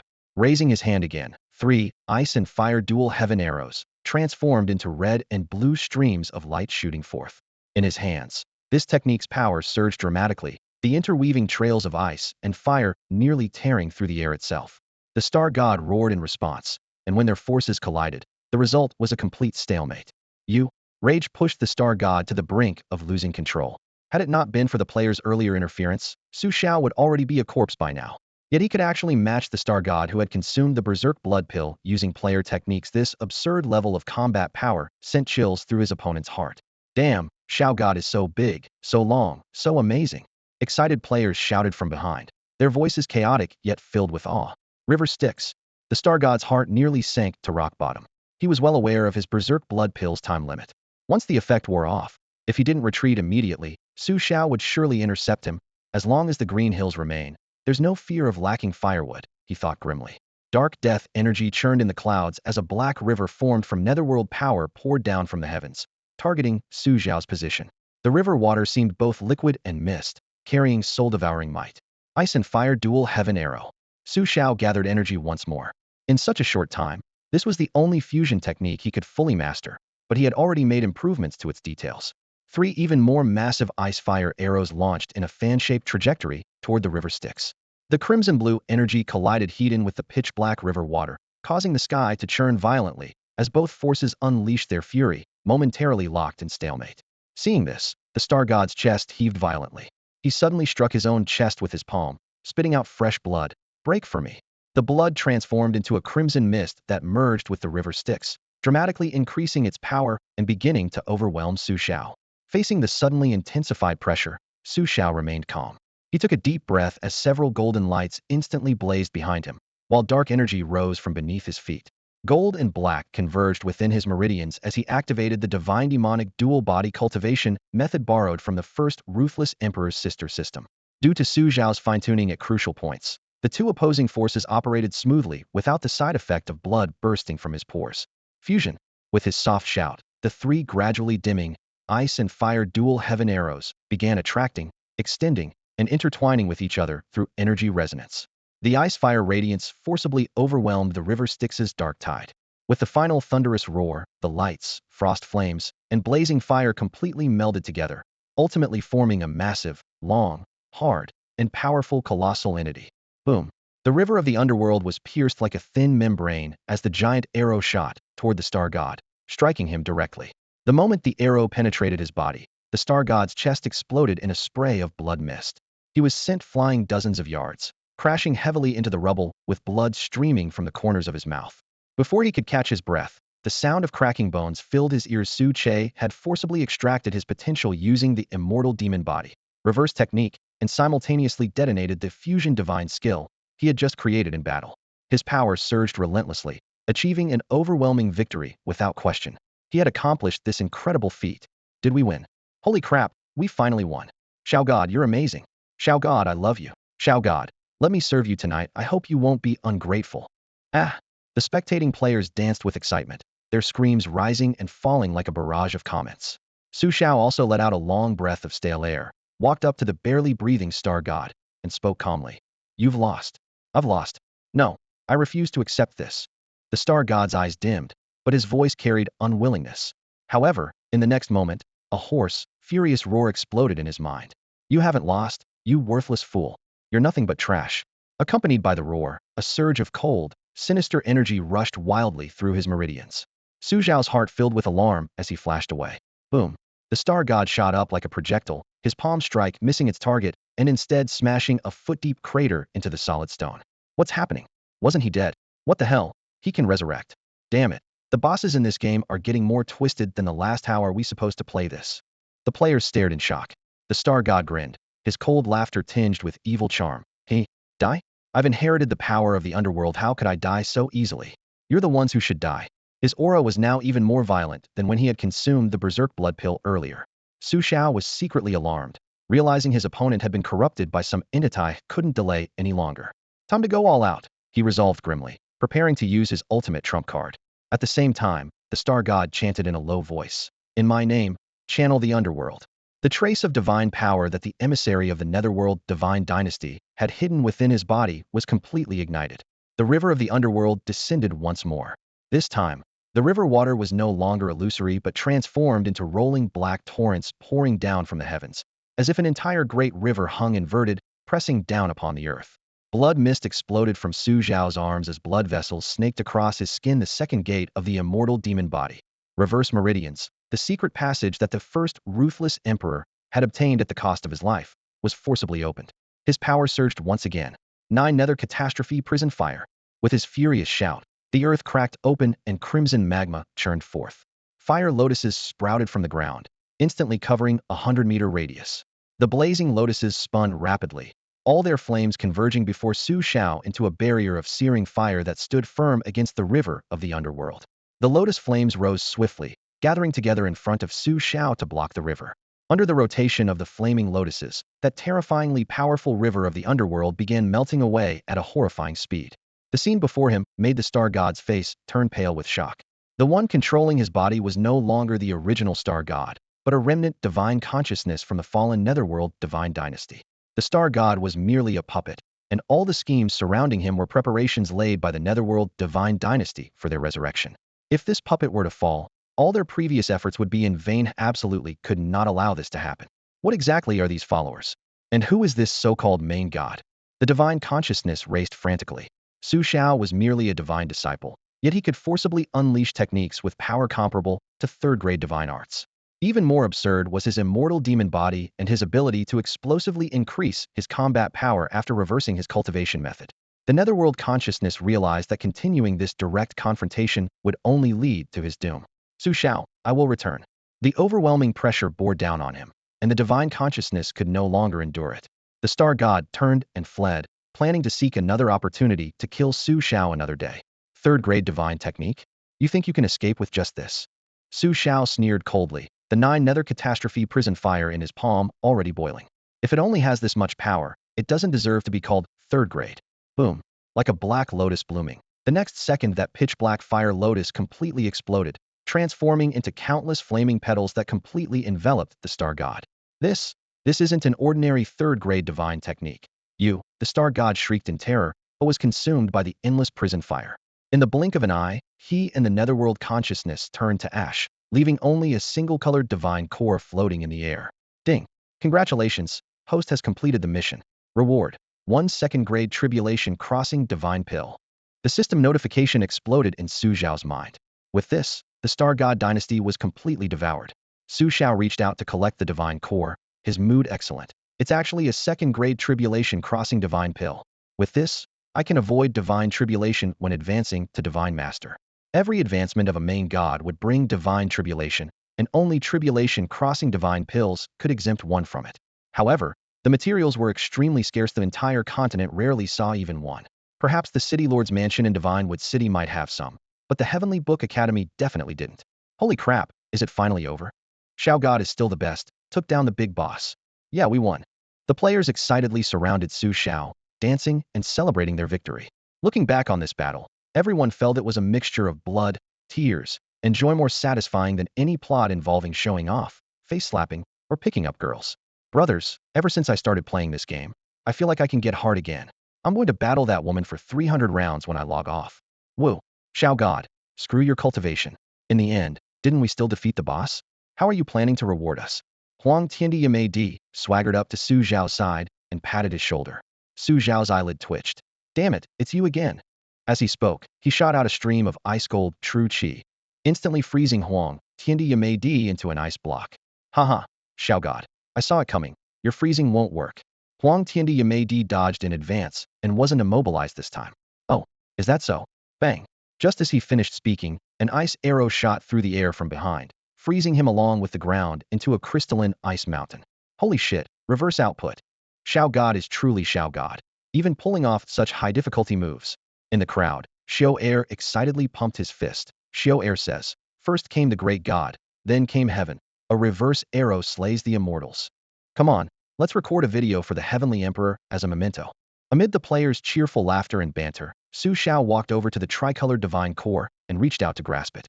The main god's divine core was composed of concentrated essence of faith power. If he could devour and refine it, it would be like swallowing a giant power-boosting pill. Xiao God, is this some kind of stellar god's egg? Let me play with it too. Jiao was shouting while enthusiastically crowding over. Xiao flicked the guy's forehead and said, all right, let's head back and rest up first. I'll distribute rewards to everyone later. The Stellar God Dynasty has plenty of resources. After we rest for a few days, we'll go over there and bring back everything useful. Oh yeah, finally time to harvest equipment? I've been fighting with my bare hands this whole time, and I'm sick of it. Hope we can get some good gear. The players excitedly crowded around Xiao as they returned to the Heavenly Court Dynasty. Xiao God, no cultivation tonight. Let's have barbecue, hot pot, and a bonfire party. We request our Chinese teacher to dance for us. Seconded. As night fell, bonfires lit up one by one across the Heavenly Court Dynasty's plaza. Wei bro, 2 kidney skewers. Wei bro, teppanyaki. I want a medium rare steak. Not far away. Big Stomach King was leading a team of players who had just learned cooking, too busy to even look up. Holy crap, This is the divine miracle world? On day 1 we steamroll the boss, and we can still eat barbecue, have hot pot, and watch beautiful women dance. This game is way too addictive. The second batch of players were amazed. Welcome, new brothers. We have a special fruit here, a divine miracle world specialty fruit with chocolate flavor, absolutely delicious. To welcome you all, everyone gets one. Brother Xiao led several veteran players in distributing minotaur fertilized eggs to the newcomers. Damn, it really is chocolate flavored. Holy shit, plump and juicy, tastes amazing. Thanks, Brother Xiao. Don't mention it. This is our heavenly court dynasty tradition, every newcomer gets one. Brother Xiao chuckled, hiding his achievement and fame. Next, I, Brother Xiao, will present an improvised dance for everyone. Please show your support. In the center of the bonfire, Brother Xiao held up a skull and immediately laid down a rap beat. Look at this noodle, so long and wide. Just like this bowl, so big and round. You all come here to eat and think the food tastes good. I'm happy. I can rap, sing, dance, and even play basketball. I say yes, you say G and I time A. He used his internal power to beat the skull rhythmically, making everyone double over with laughter. Nearby, the ruthless emperor girl gazed at Su Xiao with bright eyes. A curious player asked, "Ruthless girl, why do you call Xiao God big brother?" The girl said softly, "I once had a big brother who looked almost exactly like Xiao God big brother. Unfortunately, he died from electrocution while using his computer." Sorry. The player was at a loss for words. Su Xiao had no idea that the ruthless emperor girl had a brother with a similar fate to his own. He had also transmigrated due to computer electrical leakage. Suddenly, a system notification appeared in his mind. Mission: find and destroy the stronghold established by the Netherworld God Dynasty to avoid the impending disaster. Reward: unknown. While Su Xiao was studying the stellar god's divine core, a system mission notification suddenly appeared in his mind. Su Xiao was stunned for a moment. The Netherworld Divine Dynasty? An outpost? An impending disaster? What the hell was all this about? However, these terms did sound familiar during his fierce battle with the Starry Sky God. The deity had mentioned the word Netherworld. That's right, the Starry Sky God's race was indeed from the Netherworld lineage. It was a third-grade quality race, and with his mere single-colored divine core and main god status, it would be impossible to make such a race submit without external assistance. The Netherworld Divine Dynasty? Could it be that the Starry Sky God originated from there? Unfortunately, he knew nothing about this faction. The Netherworld Divine Dynasty was located in the Eastern Divine Domain and had long become a forbidden name, so it was normal that Su Xiao hadn't heard of it. The only thing he could be certain of was that since the system had issued this mission, the Netherworld Divine Dynasty must be incredibly powerful. Otherwise, the system would only require him to prepare for battle and counterattack, rather than actively avoid disaster. But the system hadn't marked the coordinates of the outpost, leaving everything for him to investigate personally. Oh no, why do I feel so dizzy? My head hurts so much. Everything's spinning. I feel like throwing up. I can't take it anymore. I feel like I'm about to meet my maker. The players who had been chatting and laughing around the campfire moments ago were now clutching their heads in agony, collapsing in droves. Su Xiao immediately understood this was the after effect of soul depletion caused by excessive resurrections. Xiao God, what's happening? Are we being ambushed by unknown entities? A player with the ID carved all over staggered over, his face pale as he asked. No, Su Xiao shook his head. You've died and resurrected too many times, causing soul damage that requires rest. In severe cases, you'll even lose levels and cultivation realms. You will definitely be downgraded. This particular player, who loved courting death the most, indeed held the record for most resurrections. Upon hearing the words lose levels, he only managed to shout, "Holy crap!" before falling backward, foaming at the mouth, convulsing twice, then going still. Su Xiao sighed helplessly. Everyone log off and get some proper sleep before coming back online. After speaking, he pressed his hand against the player's chest, slowly channeling divine power to nourish the damaged soul. After treating one, he crouched beside the next player and repeated the process. Without timely treatment, these guys would probably remain unconscious for days. Starlight cascaded down upon the heavenly court Divine Dynasty's plaza. The campfire's warmth still lingered as nearly 200 players lay scattered across the ground. Only Su Xiao remained, quietly busy with his work, gentle light flickering from his palms as he methodically repaired their souls one by one. From the depths of darkness came a haunting sigh that exploded outward, seeming to emerge from hell itself, or perhaps from the very depths of one's soul. Northern Realm God King, I will reclaim everything I have lost. The hoarse voice carried bone-deep hatred. This Eastern Divine Domain will be transformed into hell by my netherworld. Ha ha ha. The maniacal laughter faded as a streak of emerald fire tore through the darkness. It was a ruined hall with walls of broken beams and rubble. Only the throne at the very front retained hints of its former glory, though the dark radiance upon it was slowly fading. Below the throne, Hundreds of figures knelt in submission. Beneath their black robes were either hollow skulls or ghostly blue souls, devoid of life, yet emanating a solemn, oppressive aura.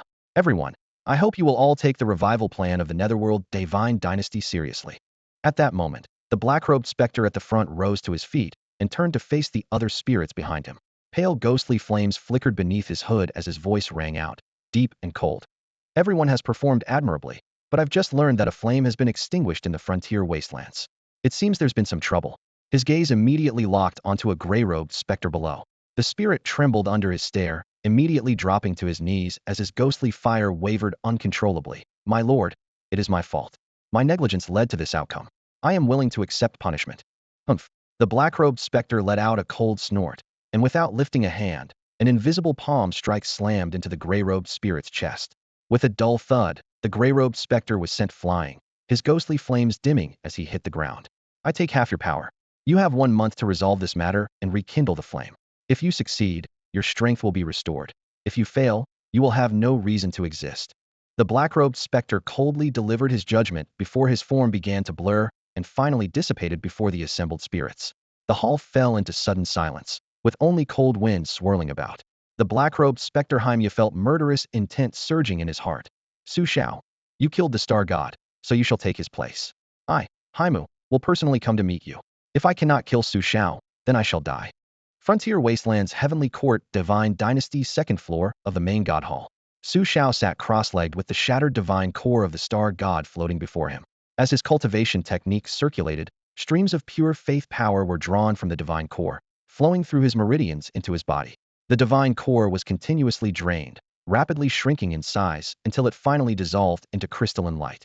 Xiao's original divine core began to transform under the nourishment of the massive faith essence. Divine light burst forth from his consciousness, weaving into a brilliant network of light. The cloud patterns on the hall's ceiling lit up in response. Whoosh! The main god hall suddenly trembled as a beam of divine light shot straight through the dome. The heavens roared as the elemental forces of heaven and earth surged forth, forming a rolling storm around the divine hall. Crack! Xiao's divine core developed spiderweb-like fractures, the fragments quickly reorganizing as a new divine core of more refined quality emerged in his consciousness, radiating flowing light and mysterious aura. As vast heavenly and earthly power poured in, the divine core gradually stabilized. Xiao opened his eyes, lightning flashing within them as vast divine might spread outward. At that moment, the sky suddenly changed. Dark clouds pressed down like a siege, fierce winds swept through the palace complex like dragons, and the heavenly court divine dynasty seemed to be plunged into apocalypse. Knowing that divine tribulation was approaching, Xiao quickly retrieved a second-grade tribulation pill and swallowed it. The pill transformed into warm currents that wrapped around his divine core, forming a mysterious protective membrane. In an instant, the dark clouds dispersed, the fierce winds ceased, light descended, and heaven and earth returned to clarity.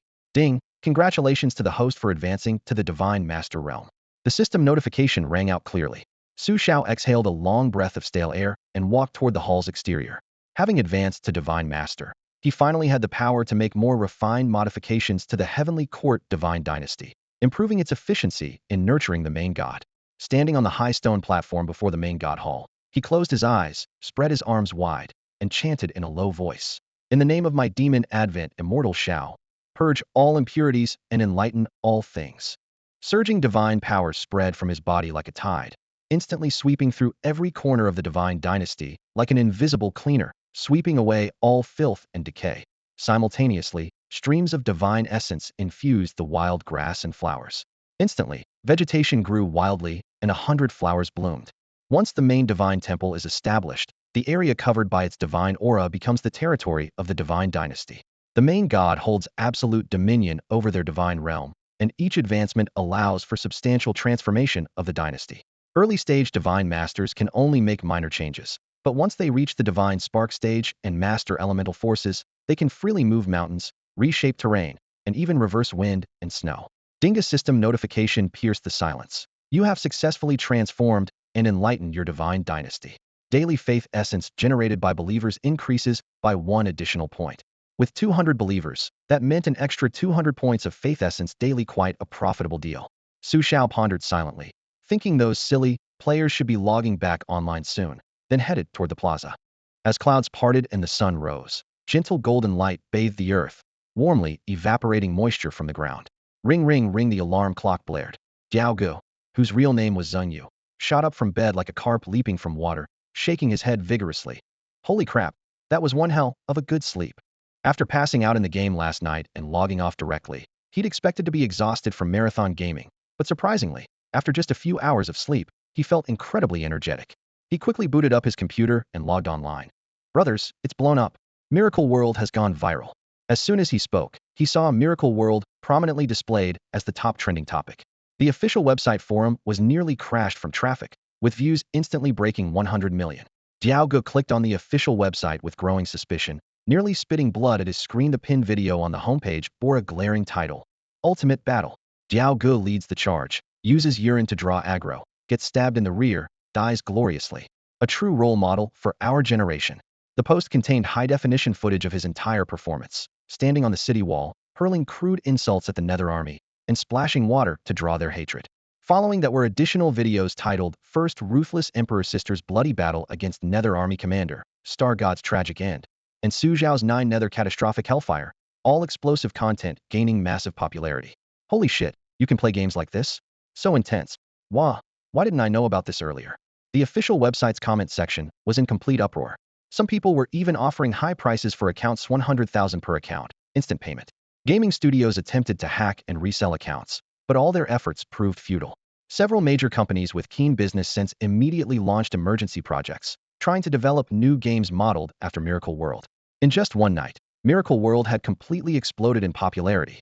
Brothers, Xiao Gu has arrived, worship me. Zheng Yu boasted enthusiastically in the group chat. I'll be even more awesome in the future. I'll crush bosses with one finger without breaking a sweat. After finishing his bragging, he remembered the important matter. Crap, I almost forgot time to log in and collect equipment. Without hesitation, Xiao Gu grabbed his VR headset and put it on. Whoosh whoosh. In-game, the earth blazed under intense sunlight, revealing all things clearly. The player believers who had fallen to the ground gradually awakened, their confused gazes focusing on a figure in the distance. Surrounded by golden radiance, Su Xiao stood tall, his entire being emanating a sacred presence with an underlying pressure that inspired reverence.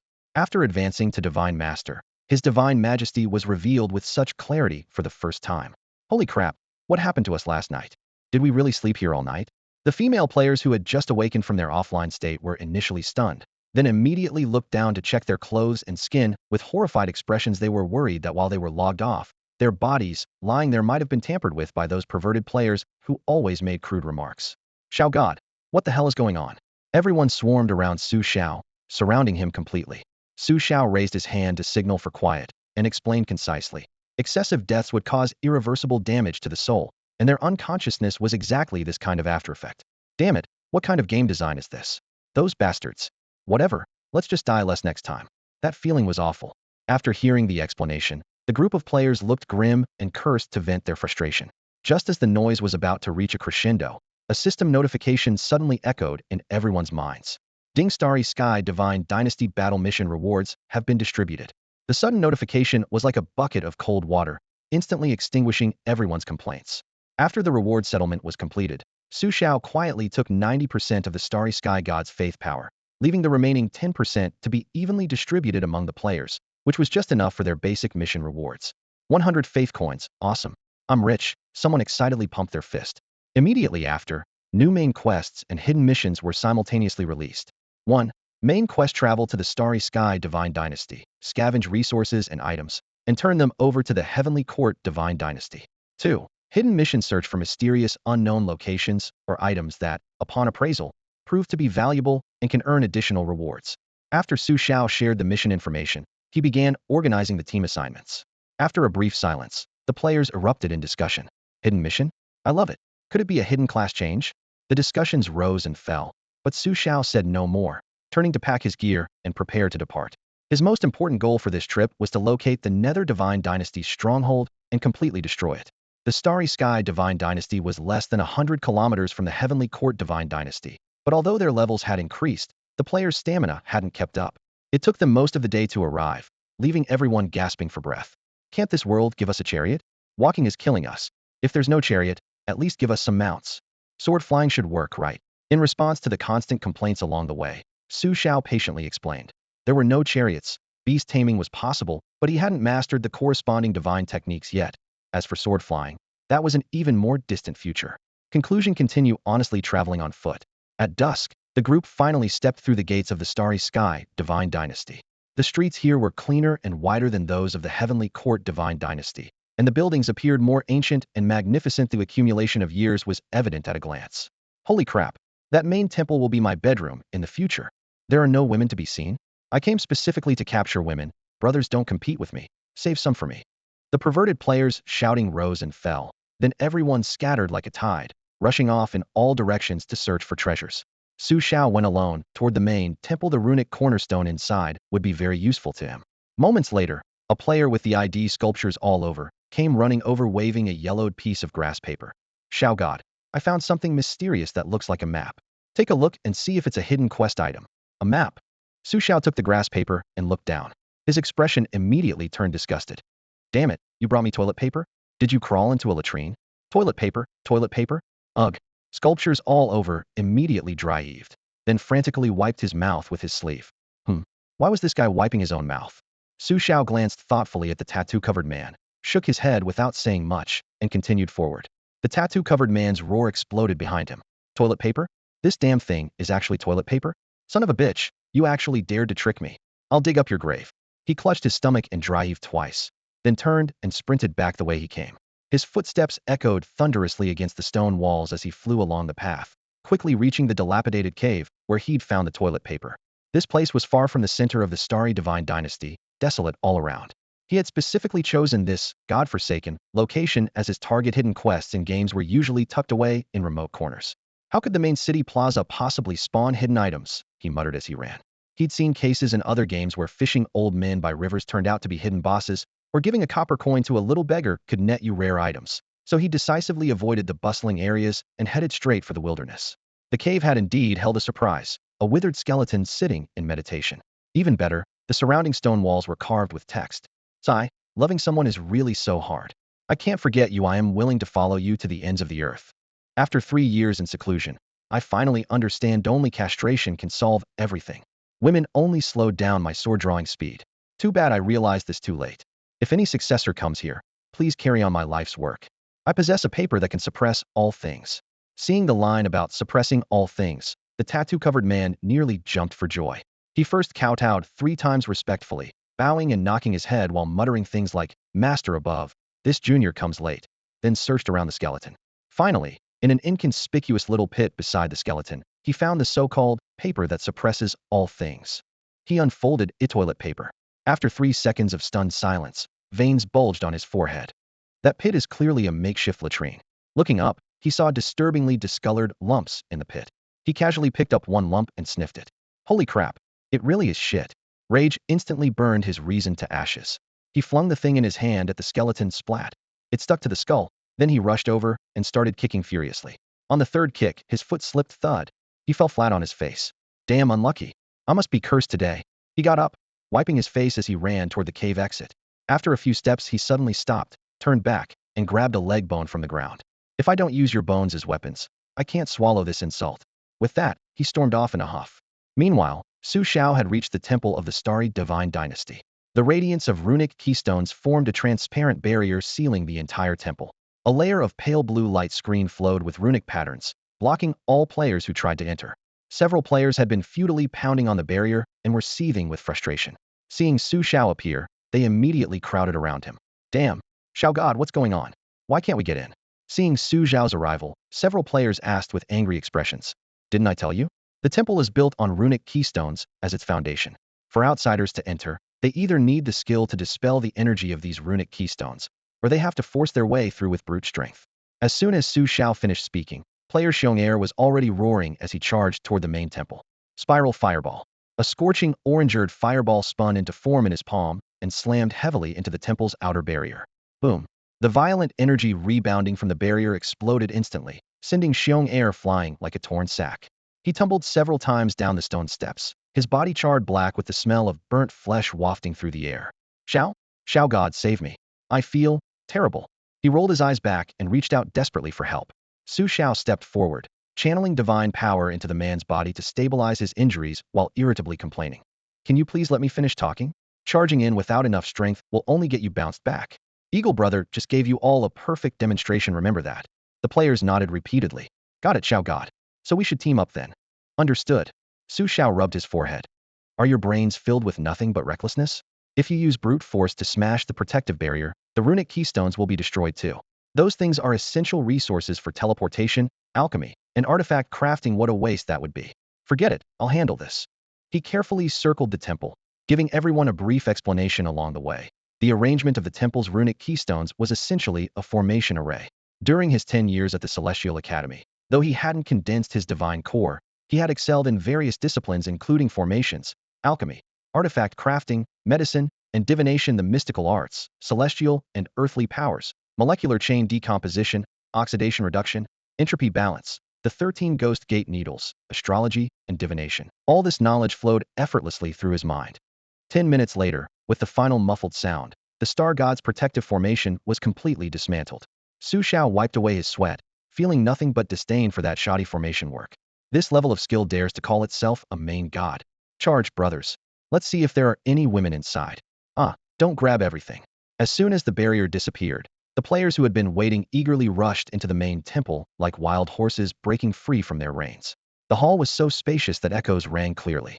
They poked their heads into every crevice and rummaged through everything, but in the end found nothing after all. No main god would use their main hall as a storage room. Brothers, don't fight over it, this is mine. Xiao, still charred all over but full of energy, spotted a transparent orb sitting on a stone platform in the center of the second floor. He immediately roared and charged over, clutching the orb to his chest like a raging bull. He didn't notice that blood droplets seeping from his wounds had already stained the surface of the orb, and the transparent sphere was undergoing subtle changes as strange black symbols frantically surged into the stone platform beneath it. When everyone saw Xiao claiming the item as his own, they immediately became upset. Xiao, what do you mean it's yours? We clearly discovered it together. Xiao, that's not cool, man. We agreed to share the good times and bad times together. The crowd erupted in complaints, their voices filled with resentment. Seeing all those angry glares, Xiao wisely raised his hands in surrender. All right. Brothers, stop glaring at me. This orb is definitely a hidden quest item. When we get the reward, we'll split it among everyone. Let's first figure out what this thing actually is. As Xiao spoke, he spread his arms and carefully reached toward the fist-sized orb at the center of the stone platform. But the moment he got close, he froze. The originally crystal-clear orb was rapidly being consumed by darkness, and an icy chill crept from his fingertips throughout his entire body. Why did it turn black? I remember it was transparent just a moment ago. Xiao looked completely bewildered. He reached out to grab it, but found the orb seemed rooted in place, completely immovable. Brothers, did you see that? This thing is no ordinary object, someone called out as they moved closer. The black mist inside is moving, like some kind of symbols. Another player struck an expert pose. Let me take a look. My family has dealt with antiques for 3 generations. I think this might be some kind of ancient mechanism. Before he could finish speaking, a third person pointed to the edge of the stone platform and whispered, No. Look below. The black symbols seem to be emerging from within the platform itself. Should we try triggering it? Maybe there's a treasure vault hidden inside. Shoo. The most cautious player suddenly hugged his arms and shivered. Don't you guys feel the temperature dropping rapidly? It's freezing. This thing is cursed. We should let Xiaoshan take a look. Just then, footsteps echoed from outside, growing closer. Su Xiao pocketed the runic cornerstone he had just obtained and rushed into the hall. He had intended to let the players explore freely, since the most valuable items in main god temples were usually the cornerstones. But when his gaze fell upon the black orb on the stone platform, his expression immediately darkened. A sacrificial orb? This is bad. Su Xiao's heart sank to think that a starry sky god temple would contain such a thing, and worse yet, these reckless players had actually activated it. The sacrificial orb appeared to be an ordinary glass sphere, but was actually forged from the skull of an infant less than 7 days old, born during an inauspicious lunar hour. Such infants were said to possess the natural ability to pierce the veil between worlds and channel the power of the 9 netherworlds. Once the ritual crafting was complete, a single blood sacrifice could open a passage to the netherworld, establishing a foothold for the netherworld divine court in the mortal realm. Su Xiao wasn't certain whether it could truly connect to the netherworld, but the rapidly dropping temperature around them proved it was indeed linking to some unknown dimension. Don't touch it! Su Xiao roared, extending his hand. A powerful suction force instantly pulled back the players who had been crowding around the stone platform, including Quan Shindo, Shijiao. Their eyes were vacant, as if their souls had been drained away. They stood dazed for several seconds before snapping back to reality. Then all turned to stare at Su Xiao with faces full of resentment. Damn it, Xiao Shun. I was almost there, and you had to wake me up? Damn it. I was just getting cozy with my goddess, and you had to interrupt me. This grudge is irreconcilable. The player cursed as he got up, still waving his fists at Su Xiao. Meanwhile, another player clutched his chest and wailed. Xiao Godhua, I finally got close to my goddess and you ruined it. How hard is it being a simp like me? Su Xiao couldn't be bothered with these ridiculous players and walked straight to the sacrificial orb. The orb, once crystal clear, had now turned completely black, with threads of blood-red light seeping through the dark surface, writhing like a living creature. A pitch-black passage slowly opened at the orb's center, causing space itself to emit a faint humming sound. There's still a chance, it hasn't fully opened yet. His expression was grave. Though he secretly breathed a sigh of relief, the passage was one way. Things inside could come out, but people outside couldn't enter. Behind him, several players suddenly slapped their foreheads. Holy crap, what was wrong with me just now? That felt great, but now I'm in sage mode. This glass orb is seriously weird. At the same time, Su Xiao noticed spider web-like cracks appearing in the spatial barriers around the sacrificial orb, with fragments of spiritual light continuously peeling away. He raised his palm, and divine radiance poured forth like a torrent. Seal. The palm light covered the orb, attempting to forcibly push the expanding passage back. Just then, a cold, hoarse laugh echoed from deep within the passage. Trying to seal my passage now? It's too late. You killed people from my Netherworld Divine Dynasty, so you must face the judgment of the Netherworld Divine Dynasty. I'll give you two choices. Either join the Netherworld Divine Dynasty, or wait for me to emerge and extract your soul to forcibly refine you into a puppet. The laughter was pervasive, like needles piercing their ears, sending chills down everyone's spine. My god, what the hell is this? Another boss. Netherworld Divine Dynasty. Sounds pretty badass. The players looked at each other, but mostly with excitement, having just defeated the Starry Sky Divine Dynasty and riding high on confidence. Someone puffed out their chest and arrogantly shouted at the passage. Xiao God, is this starting a new storyline? We just destroyed one Starry Sky Divine Dynasty, and now here comes a Netherworld Divine Dynasty. Bring it on, punk. Who's afraid of who? I'm a descendant of the Northern Divine Royal Clan. What are you supposed to be? Su Xiao's heart was bleeding inside. Any divine dynasty capable of creating sacrificial orbs and forcibly tearing through space was definitely not on a level that Heavenly Scripture Academy or Divine Wood City could contend with. I never expected the Starry Sky God to have such a massive force behind him. Northern Divine Royal Clan? So you really are remnants of the Northern Divine Royal Clan, eternal enemies of my Netherworld Divine Dynasty. Then I absolutely cannot let you live. Ha ha ha. Killing you will be a great achievement for me. The cold voice burst into maniacal laughter from within the passage. Awesome. This is definitely starting a new storyline. This must be the prelude to a war between dynasties. The players grew more excited, as if they could already see massive amounts of experience and equipment beckoning to them. Su Xiao's forehead veins bulged. The Northern Divine Royal Clan identity he had casually fabricated was now actually attracting a terrifying existence. Damn it all. What kind of rotten luck is this? I'm seriously going to be sick. What exactly was this Netherworld Divine Dynasty? Su Xiao desperately searched his memory, but couldn't recall any such force in history. The cold voice echoed throughout the main temple, and as the last syllable fell, the space around the sacrificial orb collapsed rapidly like torn fabric, with the collapse visibly expanding. Su Xiao felt his divine power being frantically devoured by an invisible black hole, and the golden divine radiance on his body instantly dimmed. Don't be foolish. The Netherworld Divine Dynasty is too powerful for us to handle. Once the beings inside emerge, the Heavenly Court Divine Dynasty will be finished. Everyone listened to my command. Attack the sacrificial orb together. He gritted his teeth, retreated several steps, and roared at the group of players nearby. The owner of that voice possessed unfathomable strength, definitely above the Divine Master level. Su Xiao, who had just broken through to Divine Master realm, was completely unable to contend with it. The players were stunned at first, then their eyes filled with shock. What? The Netherworld Divine Dynasty is that powerful?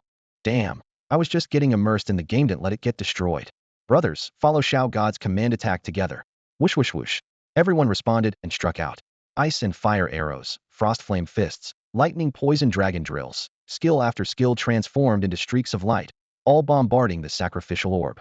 Red and blue radiance churned, interweaving with the dark light overflowing from the orb, exploding into dazzling spheres of light. When the light dispersed, the orb remained completely unmoved. Seriously, that's it? I refuse to accept this. The players jumped up and down in frustration. Su Xiao took the opportunity to retreat to a side hall, activating his immortal divine demon body. Golden light blazed forth as fierce battle intent rose from the depths of his soul. 9 Nether Catastrophe Hellfire. A black-red fire lotus formed in his palm, trailing hellish flames as it whistled toward the orb. Boom! The entire main temple shook violently, stone pillars cracked, and the glazed dome shattered into countless fragments. Violent shockwaves swept through like a flood, sending players tumbling in all directions, and every window in the starry sky Divine Dynasty's main temple turned to ash. When the flames died down, the sacrificial orb still floated steadily in place, without even a single crack on its surface. Xiao drew in a sharp breath. If even the nine-nether catastrophe hellfire was helpless, then even if he reversed his divine demon body again, it would be difficult to succeed. The sacrificial orb is powered by soul sacrifice. Once activated, how could insignificant ants like you shake it? Sinister laughter came from around the spatial rift, and a shadowy black figure gradually appeared, carrying the might to suppress heaven and earth, demonstrating that it indeed transcended the divine master level. Soul sacrifice? What does that mean? A player stared intently at Xiao, looking completely bewildered. Soul sacrifice. Xiao murmured, and a flash of inspiration struck his mind. This spatial passage is constructed by interweaving souls with space. Unless we attack with something that can suppress souls, it's impossible to destroy. His heart sank. Such treasures were extremely rare. If that black shadow fully descended, what could they use to resist it? He contemplated the only mutually destructive plan available, but understood the cost would be almost unbearable. Whoosh! Cold wind blew from the depths of the rift, and the spatial cracks around the sacrificial orb continued to expand. The black shadow rapidly solidified, and it wasn't just this shadow behind it. Countless armies could be seen following. These were his followers, numbering over 1,000, all clad in fine armor and well-equipped, looking menacing as they approached. At the stairway entrance, Xiao glanced at the dark mass of people, took a deep breath, and suddenly turned around shouting, "Brothers, I'm going first. We can't let this bastard come out and wreak havoc on us. I fear neither death nor destruction. Wait for me to come back for barbecue." Before his words had even finished echoing, he swung his massive axe, kicked off with his feet, and charged toward the spatial portal slowly opening beside the sacrificial orb, looking ready to fight to the death. Whoosh! A tremendous force swept over, as if all the air had been sucked away. Xiao was yanked sideways through the air, his back slamming hard against the sacrificial orb, unable to move for even half a second. Worse still, crimson runes appeared on the orb's surface, draining his blood like syringes gone mad. "Xiao, wait for us to save you." The players upstairs erupted in chaos. "Damn it, you stupid thing. You shouldn't have messed with me. The Fourth Calamity isn't something you can afford to provoke." Almost everyone cursed while rushing toward Xiao. Some tried to pull him down by force. Others simply swung their blades at the spatial rift. But the next second, the suction force surged again. With a cacophony of metal scraping sounds, over a dozen players along with their weapons were all swept over, stuck to the orb alongside Xiao in all sorts of bizarre positions. "Holy crap, this damn thing is sucking my blood. I can't take it anymore. It's draining my very essence. Come on, suck harder. If I can't last 10 seconds, I'm not a man." 30 years east of the river, 30 years westant looked down on a poor youth. Though they screamed dramatically, they weren't really under much pressure after all. Players could respawn infinitely, at most suffering minor soul damage. This almost shameless behavior left the shadowy figure on the other side of the spatial portal stunned for several seconds. The cold voice was momentarily speechless. "What the hell kind of followers are you? You're about to die, and you're still this arrogant. You afraid of death?" After a moment of silence, the voice turned low and hoarse. "Humph, a bunch of ants. Once this god emerges, I'll make you wish you were dead." As the words fell, the shadow began rapidly solidifying, dark mist churning, its outline becoming as clear as a physical form. "Brothers, what are you doing? Fighting a boss without calling me?" An urgent voice came from the stairway as, covered in tattoos, rushed up with disheveled hair. Most eye-catching was a small leg bone still tucked in his crotch. Picked it up earlier to scratch an itch and forgotten to remove it. "Tattoo bro, you're here. The big boss is about to emerge, but Xiao says we can't beat it right now. Wait for me to deal damage." Tattoo bro didn't even listen to the full explanation, swiftly pulling out the bone to use as a short staff and charging forward. "Don't come over here, or you'll suffer the same fate as us." Hearing this warning, Tattoo bro shuddered as if doused with cold water. Suffer? Damn, why didn't you say so earlier? Break. However, he'd already lost his balance and flew toward the orb like a kite with a broken string. "Shit, can't stop." Bang. Tattoo bro's body was yanked over by the suction force in full view of everyone, his face hitting the orb first, his mouth flattened like a pancake. "Mirants dare to come and die? I'll grant your wish." The figure fully materialized and stepped out of the portal, wreathed in rolling black flames, looking terrifyingly imposing. No one expected what happened next. A golden light struck down like thunder, hitting him square in the back, accompanied by solemn chanting like morning bells and evening drums. The dark figure that had just emerged from the portal screamed like his rear was on fire, rolling and struggling. Ah, impossible. How do you have this thing? The golden radiance formed an enormous pattern. As its outline gradually became clear, it revealed itself to be a landscape painting. Rivers winding through mountain ranges, with clouds and mist rolling about. At the mountain peak sat an elderly man with white hair and beard, cross-legged in meditation, his hands forming mystical seals. A Taiji diagram containing the 8 trigrams spun in his palms, radiating brilliant golden light. Hiss! The golden Taiji diagram suddenly expanded like a celestial canopy, forcibly bending the dark figure's spine. The shadow struggled and contracted into a ball, rapidly shrinking before shattering with a thunderous crash, dissolving into countless fragments that scattered like smoke. Oh, damn it! How do you possess such a thing? Came a ferocious roar from the shattered shadows. The frontier wastelands belong to my netherworld divine dynasty. I will descend again, soon prepare to die. The voice grew weaker and weaker until it was completely swallowed by silence. Bang! The sacrificial orb that everyone had been unable to destroy earlier exploded into fragments the moment the golden light faded, leaving shattered pieces scattered across the floor. The chilling aura and the spatial rifts in midair vanished simultaneously, leaving only normal spiritual energy fluctuations in the Great Hall. The players who had been sucked into the air by the orb crashed down heavily, collapsing in various positions, but suffering no serious harm. Is it over? The players looked at each other in bewilderment, and even Xiao stood frozen in place. He had been prepared for a desperate final battle, only to be interrupted by this turn of events. A landscape painting? A golden 8 trigrams Taiji? Where had it come from? Soon, all eyes turned to covered in tattoos. Holy crap, Tattoo Bro, you're amazing. So you were the hidden master all along. Tattoo Bro, if it weren't for you, we'd definitely have been wiped out. My idol, you surprise us every time. Everyone chattered excitedly while Tattoo Bro scratched his head. What the hell did I do? Golden Taiji 8 trigrams. I've never even seen the 8 trigrams before. However, he couldn't pass up an opportunity to show off. He cleared his throat and puffed out his chest. Ahem, naturally. Who do you think Tattoo Bro is? This little trash dares to act up in front of me? Did you see that? I can crush it with just a finger, better than that show-off Xiao. Before he could finish, he caught Su Xiao's puzzled gaze, and his voice abruptly stopped. Su Xiao wasn't surprised these players became more arrogant the more attention they received. Taking them seriously would only fuel their ego. Players like Huang Tiandi and his crew were perfect examples, always itching for trouble unless given a good beating. He glanced at Tattoo Bro indifferently without saying a word.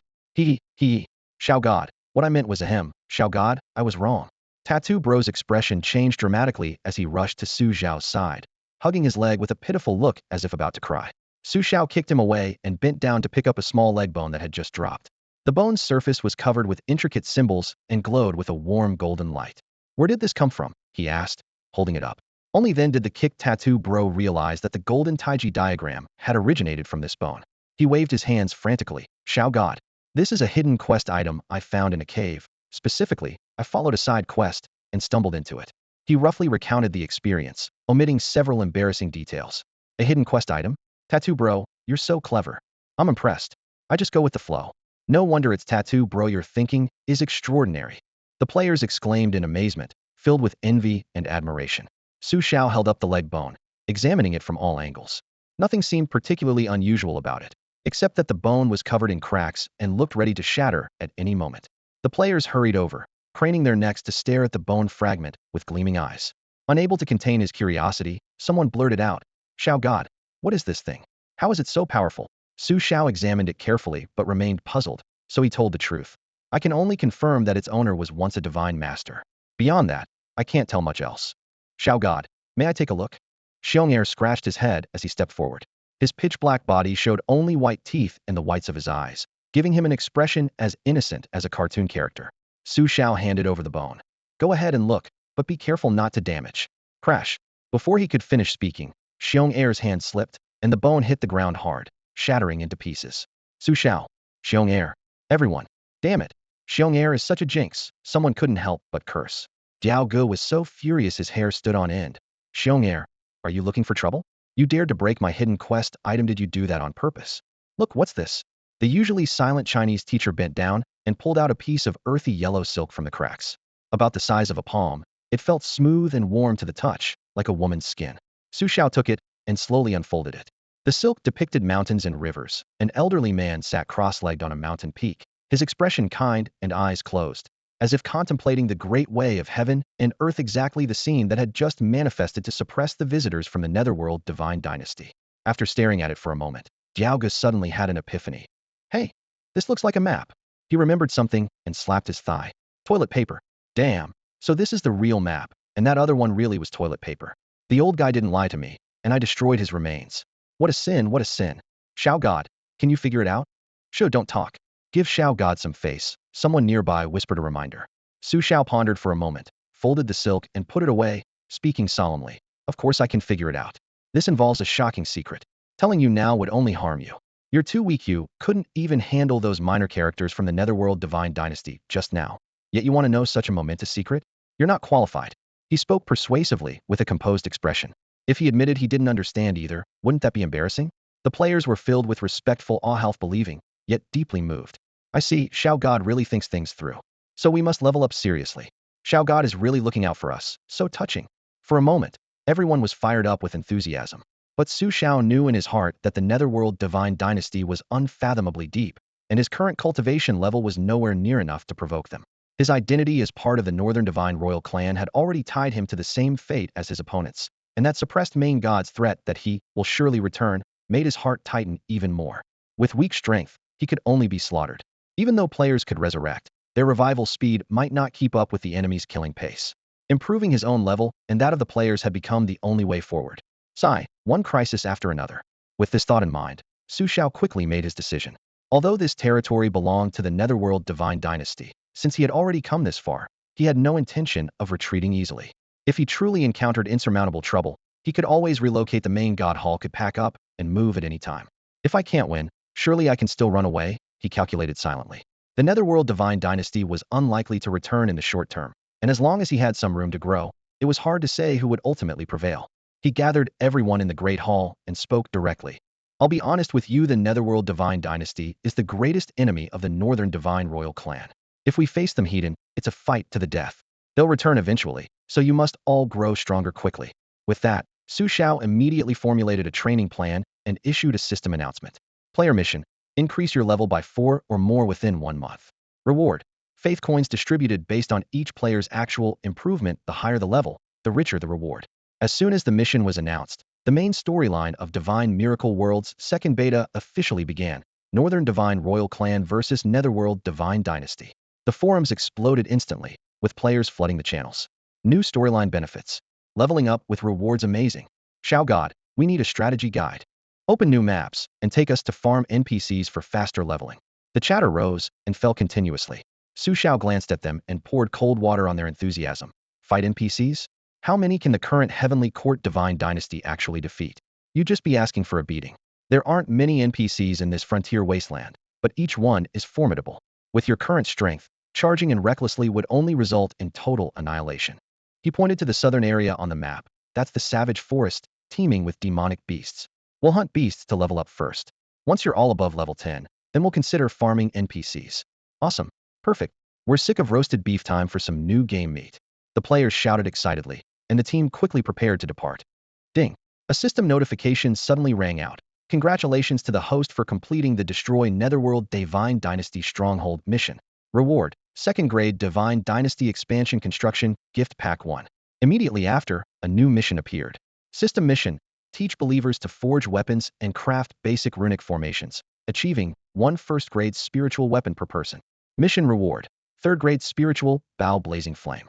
New system mission: Divine Dynasty Construction Gift Pack. Open it. With Su Xiao's thought, the gift pack burst open in brilliant light. Spiritual Field Cultivation Gift Pack. Forging Tools Gift Pack. Alchemy Tools Gift Pack. Formation Construction Gift Pack. Runic Formation Gift Pack. 5 wooden chests fell to the ground in sequence, which he opened one by one. 1. Spiritual Field Cultivation Gift Pack. Comprehensive Spiritual Field Improvement Plans and Spiritual Herb Cultivation Guides. 2. Forging Tools Gift Pack. Standard forging furnaces, spiritual flame essence, 100-fold hammers, and a complete set of weapon forging techniques. 3. Alchemy Tools Gift Pack. Pill furnaces, spiritual fires, medicinal texts, everything needed.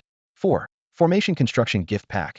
Basic formation plate materials, formation carving brushes, and energy crystal cores. 5. Runic Formation Gift Pack. Over 100 completed runes with corresponding deployment manuals.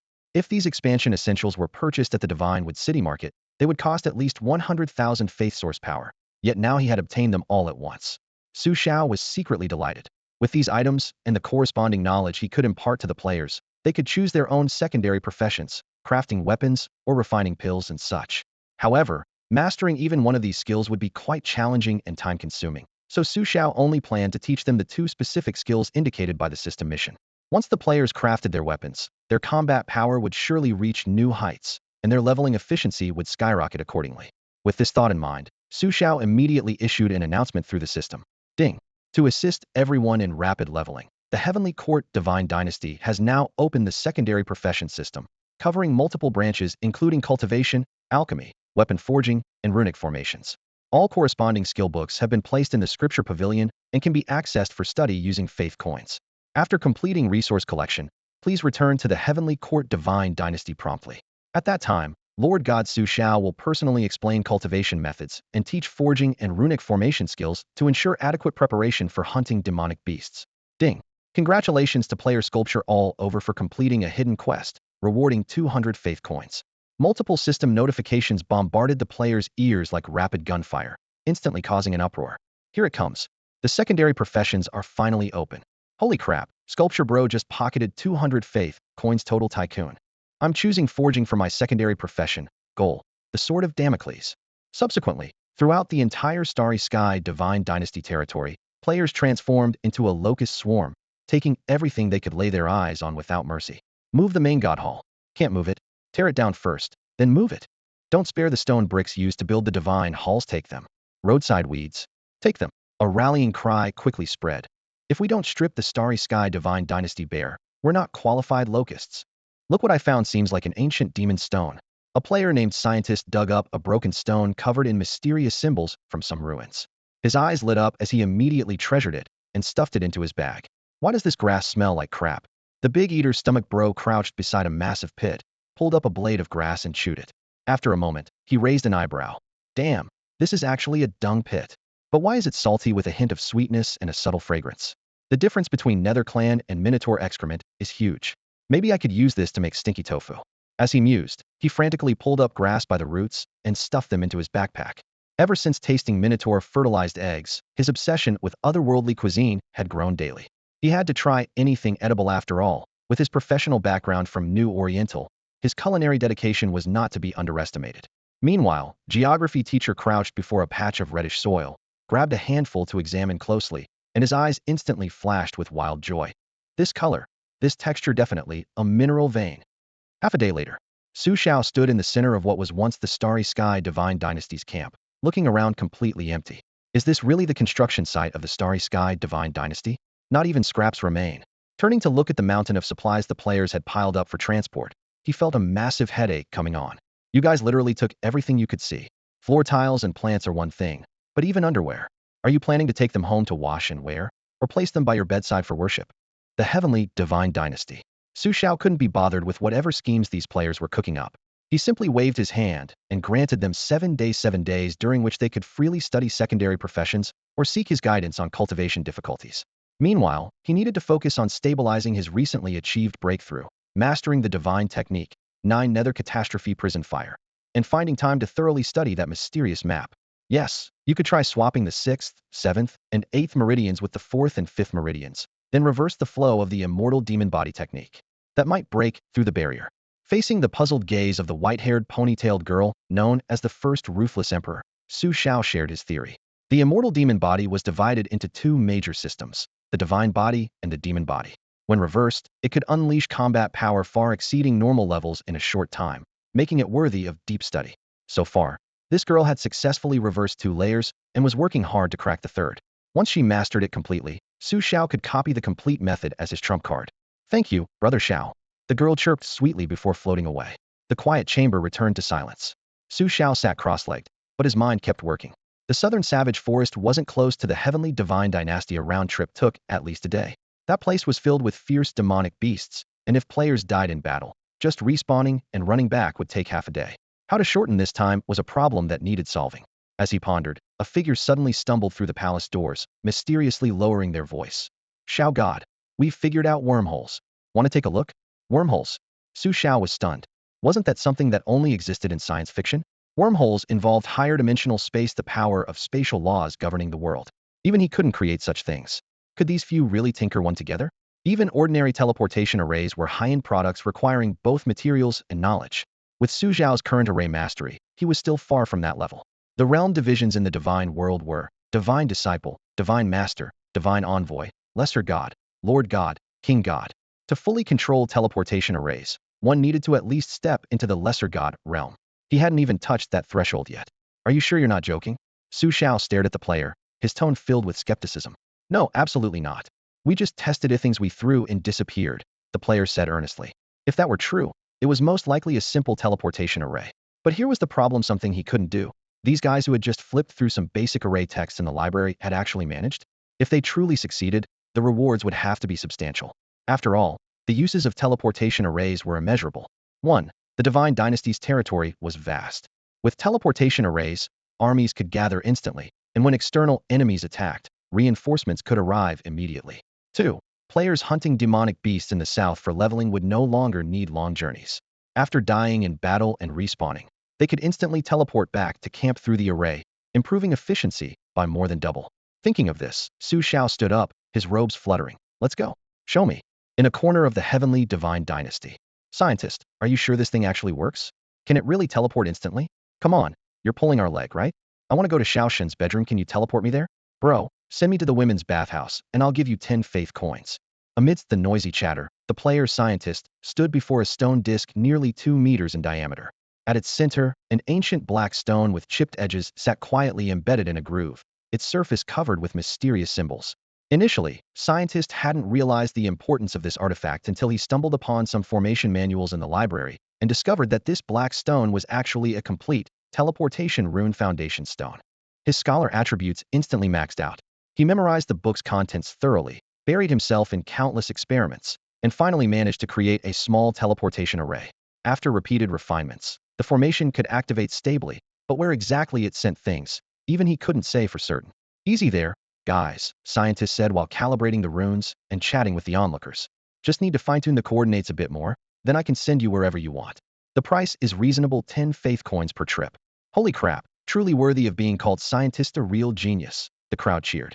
We slackers can only peek at senior girls in the bath. If I got teleported onto Xiaoshen's bed, what would his expression be?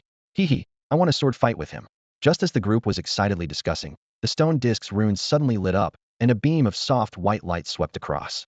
Scientist clapped his hands and stood up. All right, now I can pinpoint locations accurately, though the range isn't too far. I've set the coordinates to the kitchen. Who wants to try first? The brilliant light made everyone look at each other uncertainly, their necks collectively shrinking back. You're the scientist, you should lead by example. Exactly, teleport yourself first, and we'll believe it. Teleportation involved spatial laws, and no matter how fearless they were, none wanted to be the first guinea pig. Scientist frowned helplessly. I need to operate the controls. If I leave, the formation stop. Show would I teleport? Then try it with a rock first. Huang Tiandi Yami D casually tossed a fist-sized stone from the crowd. Fine. Scientist placed the stone in the array's center and channeled his spiritual power whoosh. A white flash, and the stone vanished. The next second, an angry roar came from the kitchen's direction. Who the hell threw a rock at me? Damn it. Show yourself, or I'll chop you down. Big Eater charged out wielding a cleaver with murderous intent, holding up that very teleported stone. Holy shit, it actually works, the watching players erupted. Scientist is amazing, you actually pulled it off. Scientist smiled as he looked around at everyone. Who wants to try? Teleporting a person would be true success. I'll do it. Player sculpture all over, excitedly pushed to the front. Bro, send me to Xiaoshen's treasure vault. Hearing this choice, the crowd burst into thunderous applause. Suicidal brother sculpture was about to go online. After hearing Jiao Ji's words, the scientist frowned. No way, no way. Xiaoshen will kill you when the time comes, and you'll drag me down with you. Let's try the dormitory first. We need to take it slow and not rush. Fine, I'll give it a try first. Jiao Gu sighed helplessly. Under the scientist's guidance, Jiao Gu stepped onto the glowing teleportation array. The scientist squinted as he roughly calculated the coordinates for the dormitory area, then shifted the coordinate system on the array by a tiny increment. Whoosh! A blinding white light suddenly flared up. Everyone barely had time to blink before the figure covered in feathers was swept away like wind, completely vanishing before their eyes. But after waiting for quite a while, no one saw Jiao Gu emerge from the dormitory direction. Where's Jiao Gu? Why isn't Jiao Gu coming out? Did something go wrong? Holy crap, let's go check. A few minutes later, The search party turned the dormitory upside down, but couldn't find even a trace of Diao Ge. The whole group was stunned. What the hell, Diao Ge is gone. Scientist, you've caused a disaster. Where did you send Diao Ge? Are you sure this thing doesn't have any problems? The scientist froze too. This isn't how the script was supposed to go. He leaned closer to the array, staring at it carefully for a moment, then suddenly gasped. Oh crap, I think I got one of the runes wrong. What the hell? You got a rune wrong. After checking repeatedly, he confirmed that he had indeed reversed the order of one rune. Originally, when the rune was placed in front, the destination was set to the dormitory. When placed behind, he had no idea where the destination would be. At this thought, his heart sank. Scientist, you didn't just make Diao Ge disappear, did you? Holy crap, your teleportation array is broken. Are you trying to screw us over? Many players caught on and immediately pointed at the scientist's nose, cursing him out. The scientist scratched his head awkwardly. Sorry, I accidentally got the order of one rune wrong. It was purely an accident. Anyone else want to try? It's free. Free my ass. You're treating us like live test subjects. What a scammer. While the players were complaining, Xiao hurried over from nearby. Before she could even speak, she heard about the whole fiasco of the feathered guy being disappeared by the teleportation array. She looked down at the array on the ground in shock, examining it carefully. The overall structure wasn't problematic, just some local damage that needed refinement. You made this? How did you do it? Xiao asked in confusion. The teleportation rune foundation was the core component. Mastering these complex symbols and making them operational was extremely difficult. Only a genius could manage it. She hadn't expected this guy to have such talent. It seemed she needed to properly develop the potential of these silly believers. Seeing Xiao's surprised expression, the scientist was overjoyed. Xiao, this is called specialization. You wouldn't understand even if I explained it to you. Ever heard of wormholes? He smugly lifted his chin. In his mind, how could an NPC understand wormholes? This was the perfect opportunity to show off. Narrow tunnels that may exist in the universe, connecting two different space-time, a concept first proposed by Austrian physicist Ludwig Flamm. Dark matter maintains the opening of wormholes. Am I right? Xiao replied calmly. Having been a top student on Blue Star in her previous life, she naturally understood such basic concepts. Huh? The scientist stared at Xiao in utter shock, his expression absolutely priceless, while the other players nearby stood with their mouths agape. Holy crap, he actually knows this stuff. These damn game developers really cover a wide range of topics they won't even give us a chance to show off. Incredible. Truly worthy of being called God Xiao, knowing astronomy above and geography below, and even able to calculate menstrual cycles at night. Someone in the team couldn't help but curse, their voice filled with admiration. The scientist took a deep breath to steady his emotions before speaking. I've discovered that this rune seems to correspond with the Universal Spatial Coordinate System. If we study it scientifically, we could uncover quite a few principles according to the theory of relativity regarding time and space. A stream of technical jargon poured from his mouth. Energy disturbances, dimensional folding, spatial reference frames, all bombarding everyone's ears. The players listened with glazed eyes, yet couldn't bear to give up halfway through. Xiao remained calm, nodding slightly as if he understood everything. Very reasonable points. Please continue. The other players secretly exchanged glances that said, what a genius. The scientist had actually managed to connect rune arrangement principles with the Universal Spatial Coordinate System. Back at the Celestial Academy, Xiao had wanted to examine this world from a scientific perspective, but unfortunately never had the time. Now that someone was voluntarily paving this path, it suited him perfectly. The scientist became increasingly absorbed in his explanation, reluctantly wrapping up only after quite some time. After the explanation ended, the players collectively felt bewildered. Who am I? Where am I? What am I doing? Only then did Xiao begin assigning tasks. Student scientist, I'm now giving you a new responsibility. The Divine Dynasty's expansion requires numerous teleportation arrays, and this project will be under your charge. However, your teleportation arrays need further refinement, otherwise mid-transit collapses could cause casualties. Besides combining the Universal Spatial Coordinate System with rune positioning, you should also look into ancient texts about celestial body movements and mystical divination methods, merging metaphysics with science. In his view, this young man had great potential. With a thought, the system notification sounded. Congratulations to player scientist for inventing teleportation arrays and making significant contributions to the Divine Dynasty's construction. Reward, 100 faith coins. We hope everyone will continue their efforts. Anyone who contributes to the Divine Dynasty will receive appropriate rewards. The scientist stood frozen like a statue, then became so excited he nearly jumped on the spot. Thank you, God Xiao. I'll definitely work hard to build up the Divine Dynasty. The fusion of science and metaphysics made him increasingly thrilled. The other players' envy practically overflowed from their screens. Ahem, enough said. Can I get rewards for making babies to expand the Divine Dynasty's population? I, the ultimate forging master. am about to take the stage. I, the ultimate pill emperor Xiao Yan, am about to take the stage. Soon someone remembered a key figure. So what about Eagle Bro? Are we just ignoring that Eagle Bro has been missing for so long? Su Xiao frowned in thought for a moment, then could only shrug. What else can we do? Who knows where the scientist teleported Eagle Bro to?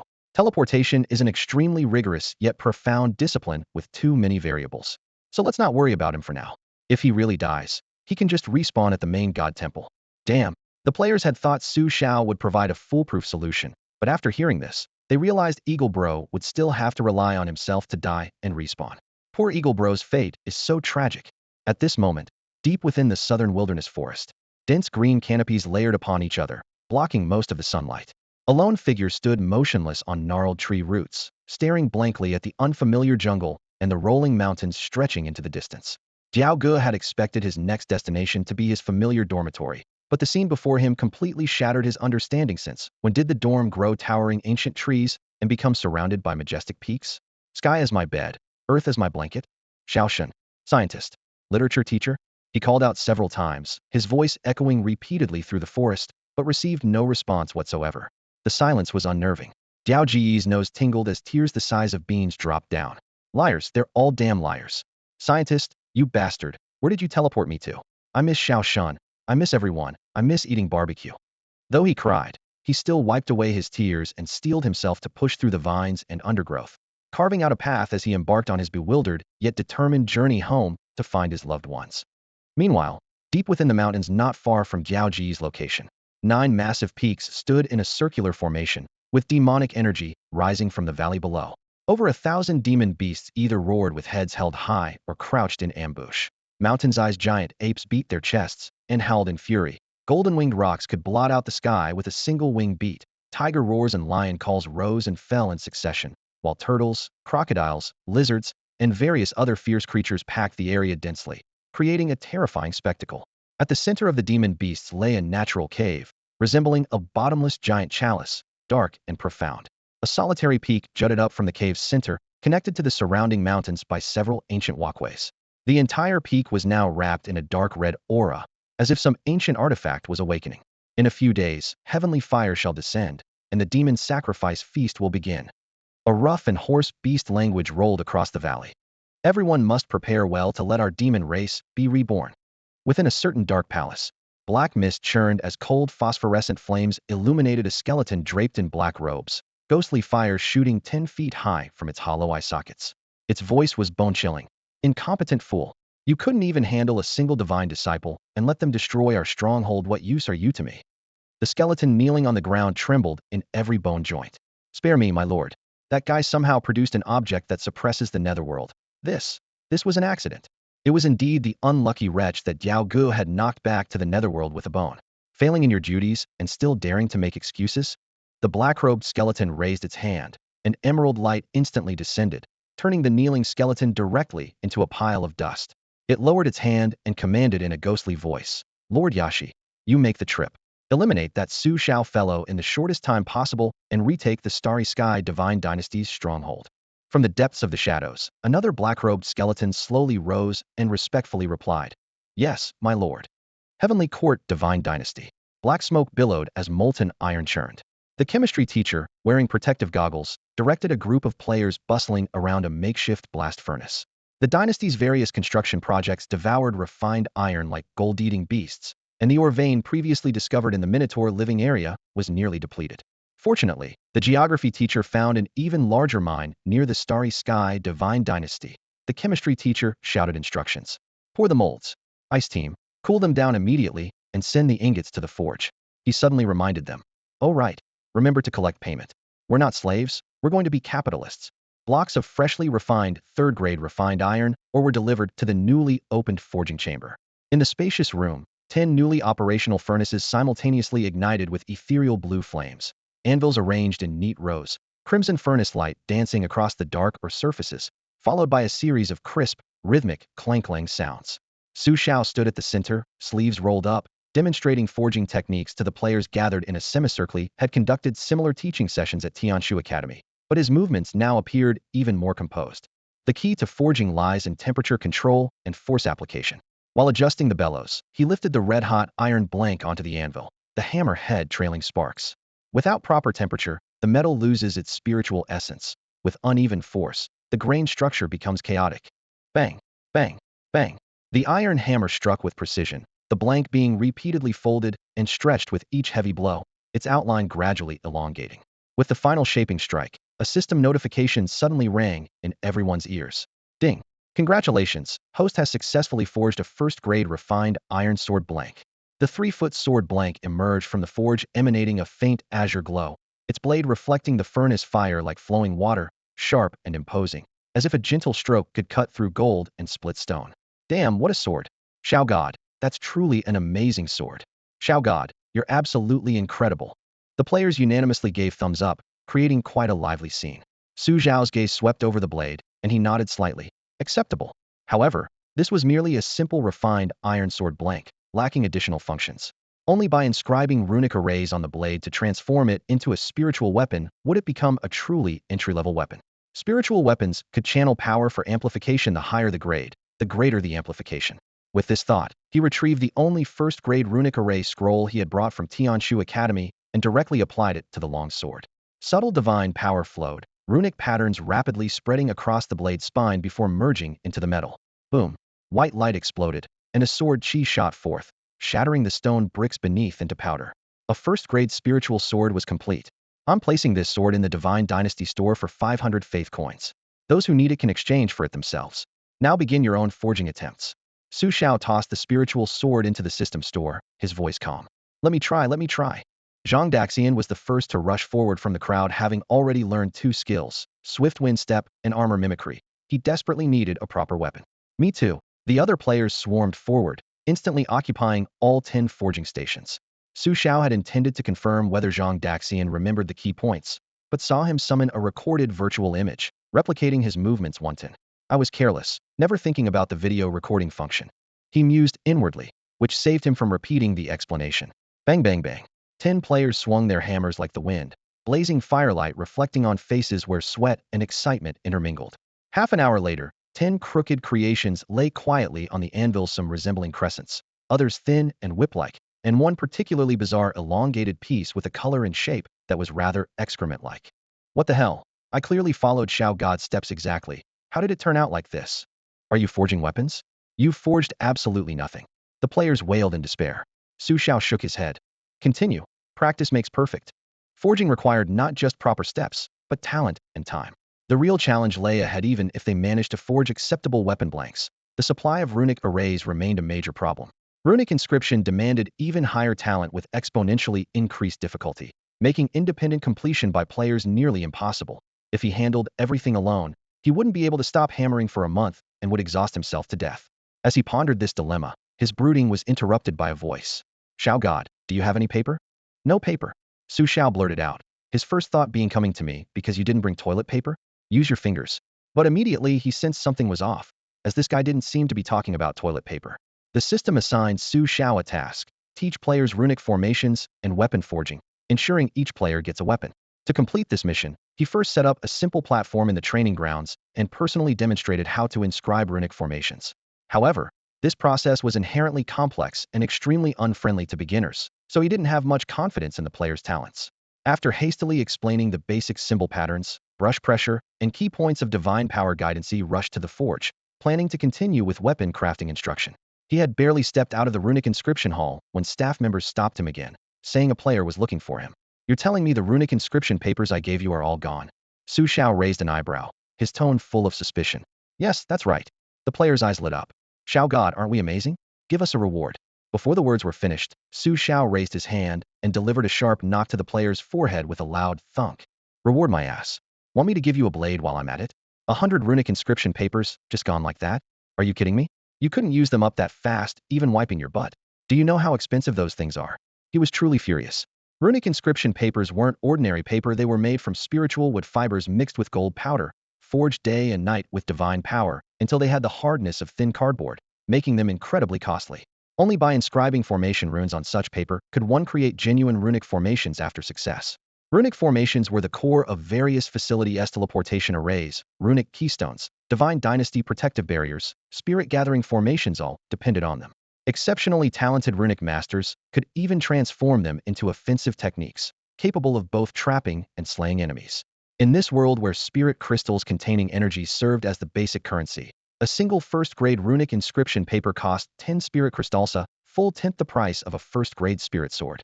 The 100 papers before him were rewards from a system gift package, which he had originally planned to let players practice with slowly to get a feel for the process, never expecting them to be wasted so quickly.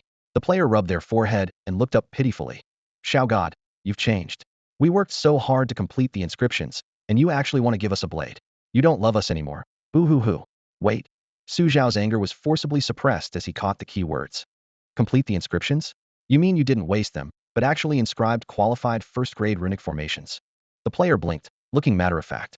Yeah? Didn't I tell you that? Damn. Su Xiao cursed under his breath, his heart racing. He grabbed the player's sleeve and turned toward the runic inscription hall. Hurry up and show me.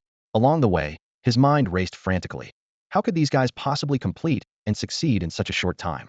Inside the runic inscription hall, dozens of players surrounded long tables with inscription papers neatly spread out. Blue-white runic light flowed slowly across the paper surfaces. Some held brushes, others wielded fine carving knives, pointing things out to each other.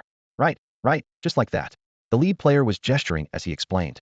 First, when learning to draw, you should start with simple shapes, including triangles, quadrilaterals, and circles, as well as three-dimensional forms like cones, cubes, and spheres. Second, when learning to draw, you should improve your ability to simplify, trying to see the objects before you as composed of various shapes, being able to summarize complex scenes into combinations of simple forms. Third. Sixth, the drafting sequence should be to draw large shapes first, then small shapes, main shapes first, then secondary shapes. As soon as Su Xiao stepped into the rune inscription hall, he was captivated by the powerful, resonant voice delivering the lecture. The scene before him left him momentarily stunned. Nearly 40 players sat on small stools arranged in perfect rows, back straight, eyes fixed intently on the podium. On the platform, a player with the ID, "I'm really not an artist," held a piece of chalk in one hand and gripped a slender pointer in the other, gesturing with serious concentration. No looking around during class. He noticed a student sneaking a glance at the doorway and struck the desk with his pointer with a sharp crack. Everyone turned to follow his gaze and discovered that standing at the entrance was none other than the legendary Xiao God. Su Xiao raised his hand in acknowledgement and, without waiting for pleasantries, walked straight in. "Show me your runic arrays." He was eager to verify what exactly had happened. "I'm really not an artist," quickly led him to a long table nearby, its surface stacked with thick piles of rune inscription papers. 100 sheets, only 30-something successful, quite embarrassing. As he spoke, his expression showed a complex mix of pride and bashfulness. Over 30%. Su Xiao quickly calculated in his mind and drew in a sharp breath. Ordinary novice rune masters almost always started with complete failure. Even those with exceptional talent, who practiced diligently for an entire month, could barely reach a 30% success rate. Anything above 40% was already heaven-defying, and Su Xiao had once achieved exactly 40% in 7 days, an experience he still considered a bragging-worthy achievement. Yet this group of newcomers, after less than a day of study, had trampled that record underfoot. This is absolutely ridiculous. He spread out the inscription papers one by one to examine them. The lines were somewhat crude, but the structure had no major flaws and didn't affect the overall effectiveness. "How on earth did you manage this?" Su Xiao looked up, his gaze locking onto "I'm really not an artist." The latter scratched the back of his head, his tone casual. "How else? Just pick up the brush and draw randomly." "Xiao God, you don't actually find rune inscription difficult, do you?" The players immediately started jeering. "Yeah, Xiao God wouldn't mess up too, would he? We've already succeeded with 30-something sheets." Su Xiao shrugged. "Whether it's difficult or not is beside the point. My first time was only a 40-something success rate. I'm just curious whether you accomplished this purely through drawing techniques." 40-something? Holy crap, truly worthy of Xiao God. The crowd exclaimed in amazement, having hoped to surpass their idol only to have their understanding refreshed once again. Seeing the lively atmosphere, "I'm really not an artist," cleared his throat and picked up his pointer again. "Exactly. It's all about scientific methodology. Look at this runic array, it's large and complex. Traditional methods require completing it in one continuous stroke. Any interruption means total failure. But approaching it from a drawing perspective is completely different. First, break it down macroscopically, divide the whole into several regions, then complete the details separately, and finally piece the modules back together." As he spoke, he drew a diagram on the blackboard. 1. Sketch the outline with thick lines. 2. Divide the whole into several subregions. 3. Work on each region individually. 4. Finally return to the global view, connect the nodes, and close the energy flow. Su Xiao had an epiphany. Traditional inscription methods feared interruption most, but this modular strategy could tolerate brief pauses in drawing. Each pause contained the risk within a small area, dramatically reducing the failure rate. The combination of scientific methodology with mystical craftsmanship could indeed create miracles. However, he still harbored doubts. Even so, the fine control of power required during inscription is extremely demanding, and the final assembly stage is as difficult as ascending to heaven. Are your control skills really that stable? The players looked at each other, unable to articulate a clear explanation, only scratching their heads with silly grins. Su Xiao pondered silently. Just dividing a massive runic array diagram into independent, perfectly assemblable regions was no less difficult than teaching advanced mathematics to an elementary school student.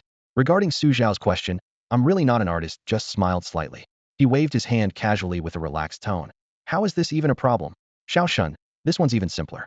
In mathematics, it's just a big data precision positioning model." With that, he began explaining his approach in detail. First, he would break down the massive formation diagram before them into several smaller modules, ensuring no errors would occur during the final assembly. Then, he would present these sections to everyone present, allowing each person to choose the part they felt most confident handling. Once everyone had selected their assigned areas, he would take responsibility for the final overall integration. Su Xiao listened with sudden understanding. These guys really had impressive imagination. What was originally a high-difficulty formation inscription completed by one person had been transformed into a multi-person collaborative process, where each individual only handled their area of expertise, instantly minimizing the risk of failure and naturally boosting the success rate. This operation is absolutely brilliant. Su Xiao silently admired. The only slight drawback was that this group's basic drawing skills were somewhat weak, and "I'm really not an artist" had been patiently teaching them line direction and runic brushstrokes these past few days. With more practice, the success rate would continue to improve. Clap, clap, clap. Su Xiao applauded, his eyes full of appreciation. "Excellent. This is exactly the kind of creativity we need. Now I'm giving you an official task: inscribe these runic formations."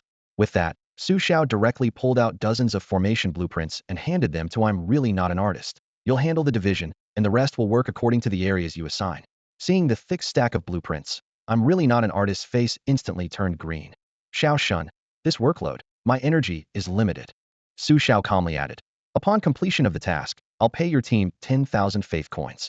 You'll take 30%, and the rest will share 70%. Upon hearing 10,000 faith coins, everyone present had their eyes turn red. "Xiao Shun, say no more. Pay up, and we'll start immediately." "Brothers, it's time to make money." Someone muttered quietly. "This plot doesn't seem right. Weren't we supposed to be fighting monsters and leveling up? How did we suddenly become workers?" "I'm really not an artist," however, patted his chest and guaranteed. "Xiao Shun, don't worry.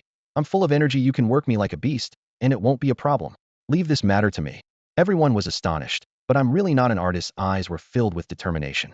Su Xiao nodded with satisfaction, then issued an announcement through the system. "Attention all players, whether in skills or secondary professions. Anyone who can innovate in the future and improve abilities or efficiency will receive great rewards. The rewards will be determined based on your contributions." The moment this news broke, the players erupted with excitement. Half a day later, "I'm really not an artist's" scientific cultivation method spread through the temple like wildfire. Not only did the Rune Hall members crowd in to attend the lectures, but even the burly men from the forging hall, the cafeteria, and the ironworks all came rushing to learn the secrets. Inside the forging hall, the blazing furnace flames painted everyone's faces red. The lead apprentice called out loudly, "Brothers, let's break down the forging process.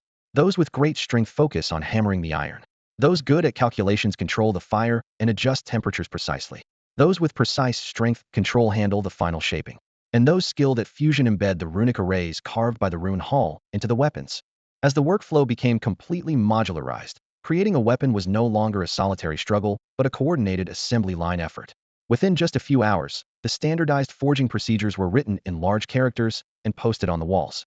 Even the gluttons who usually only thought about eating could follow the process and hammer out decent weapons.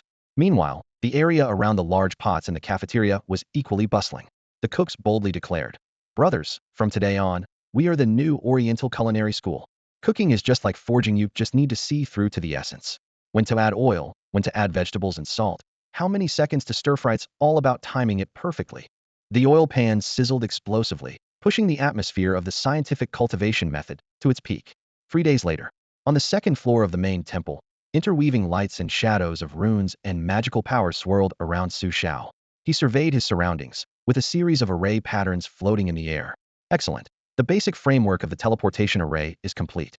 Now all that's left is to inscribe the teleportation runes. He slowly stood up, revealing a satisfied smile. These past few days, he had focused on studying teleportation arrays while fixing all the flaws left by that scientist. Once the array was fully set up, he could charge into the savage forest and rush to level up. Let me first check on those guys' weapon progress. If they're slow, I'll need to give them a push. Xiao pushed open the door and stepped out. Just then, a system notification sounded in his ears. Ding! Congratulations, host, on completing the mission. Reward: 3rd grade spirit bow blazing flame. System mission: kill 1,000 demon beasts within 7 days. Mission reward: unknown. It's already complete? Xiao was stunned. 200 player followers, 200 1st grade spirit weapons, and they finished in just 3 days? How did they manage that? Of course, he didn't yet know that the forging hall had thoroughly learned the rune hall's scientific cultivation method. As soon as he finished speaking, a dark red longbow materialized in his hands. The bow body was forged from an unknown metal, with blazing flame patterns winding like fire tongues, and both ends resembling blooming flame flowers so exquisite it was nearly a work of art. Blazing flame bow. Description: forged from refined gold, with fire attribute arrays embedded inside. Inject divine power to unleash its might. Special property: can burst forth with 150 of its base attack power. Quality: 3rd grade, 9-star. 150% power amplification, a standout among 3rd grade weapons. Xiao nodded with satisfaction, stored the blazing flame bow in his spatial storage, and strode quickly toward the temple exterior. The moment he stepped outside, a fireball the size of an adult's head came roaring toward him. Boom! Xiao's fists instantly covered with ice as he smashed forward, shattering the fireball on impact and scattering flame fragments that turned to steam. Just as he was about to ask what was happening, he saw a player in the distance shouldering a strange black contraption aimed at him. The metal barrels were densely arranged in rows, the rotating mechanism rumbling, with flame smoke rising from the gun barrels. This shape, a Gatling gun? Xiao stared at the weapon, finding it increasingly familiar as an absurd thought crossed his mind. A Gatling gun? Xiao began to wonder if he had somehow traveled through time and space again. Xiao was certain that Gatling guns absolutely did not exist in the divine realm. So when he ordered his people to forge spiritual weapons, and these players brought over heavy firepower from Blue Star, he was still shocked. Not swords, not blades, but genuine Gatling guns. Holy crap, God Xiao. Wah, God Xiao, I didn't mean to. I just wanted to test if my Gatling gun was working properly. Wah, please don't stab me, Wah. Upon seeing Xiao, the player's face turned pale, crying miserably as if he'd been sentenced to death. 3 black lines appeared on Xiao's forehead as he raised his hand and shouted, "Shut up, you fool. How dare you say such nonsense?" The other players, however, were pumped up like they'd been injected with adrenaline, swarming toward him. God Xiao, check out our flame Gatling and my rocket launcher. 98K ultra-long-range sniper rifle. In an instant, rocket launchers, sniper rifles, and machine guns gathered in this cold weapon world, a bizarre sight indeed. Xiao casually picked up a Gatling gun and examined it closely. Though its appearance was strange, the interior was carved with complete runic arrays that could split fireball spells into countless miniature fireballs, shooting them out like bullets. He gave it a brief try, channeling divine power into it, and the 1st grade Gatling's barrel began spinning rapidly. Rat-a-tat-tat-tat. Dense clusters of small fireballs, like glowing red bullet chains, instantly tore through the air and flew several hundred meters in a flash. Only when reaching maximum range did their speed decrease, but each fireball could explode into area effect attacks upon impact. Not bad. The power remains unchanged, but the attack speed has increased. Xiao nodded to himself. For dealing with low-level demon beasts or weak enemies, this thing saved both time and energy. See, I told you God Xiao would like it, someone exclaimed, jumping with excitement. God Xiao love you. 3 Epsilon. Xiao ignored this fool, handed back the Gatling gun, and picked up another player's rocket launcher.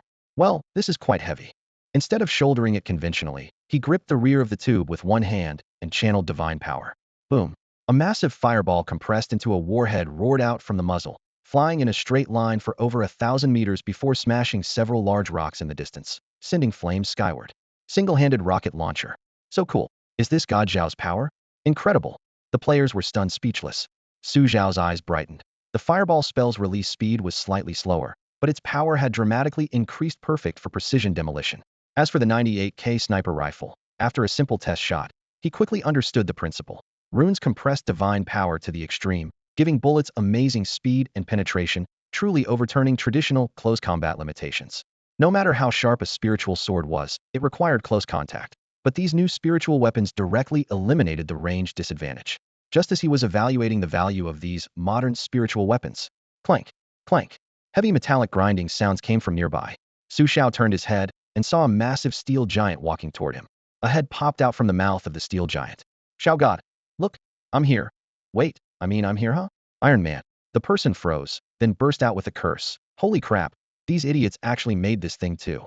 Su Xiao stood to the side, his gaze sweeping over the armor exhibition before him. There wasn't just the adult-sized Iron Man, but also miniature Batmobiles, Ghost Riders motorcycles, and various form-fitting steel suits. At first glance, these designs looked incredibly cool and flashy, but upon closer inspection, one could tell they weren't cast as solid pieces. Instead, they were assembled from countless fragments using armor mimicry techniques. All the players were ability users centered around this armor mimicry skill, manipulating force fields to piece together scattered parts into various mech shells. As for their actual combat effectiveness, nobody could say for sure this wasn't a single-player dungeon, and the creatures in the wilderness were cunning. They wouldn't just stand there and let you blast them to smithereens. Seeing that everyone's equipment was mostly ready, Su Xiao clapped his hands. All right, since you're all prepared, let's start building the teleportation array and get ready to advance into the savage forest. After speaking, he went to find the scientist, pointing out flaws in the array design one by one. After a brief discussion, they divided the work and began setting up the Heavenly Court Divine Dynasty's first official teleportation array. Half a day later, all the foundation runes were embedded, and the array glowed with a pale golden light. It could transport 5 people at a time, with core runic keystones capable of supporting hundreds of round trips perfectly meeting the needs of this expedition. Everyone, enter the array. Su Xiao commanded. The light pillar blazed to life, and everyone was transported in batches to coordinates at the edge of the savage forest. Whoosh, whoosh, whoosh. Humid wind hit their faces. As the teleportation light faded, Su Xiao and his followers landed one by one in a relatively flat clearing. Ancient trees towered around them, their branches and leaves so dense they nearly blocked out all sunlight. The sense of decay and earth mingled in the air.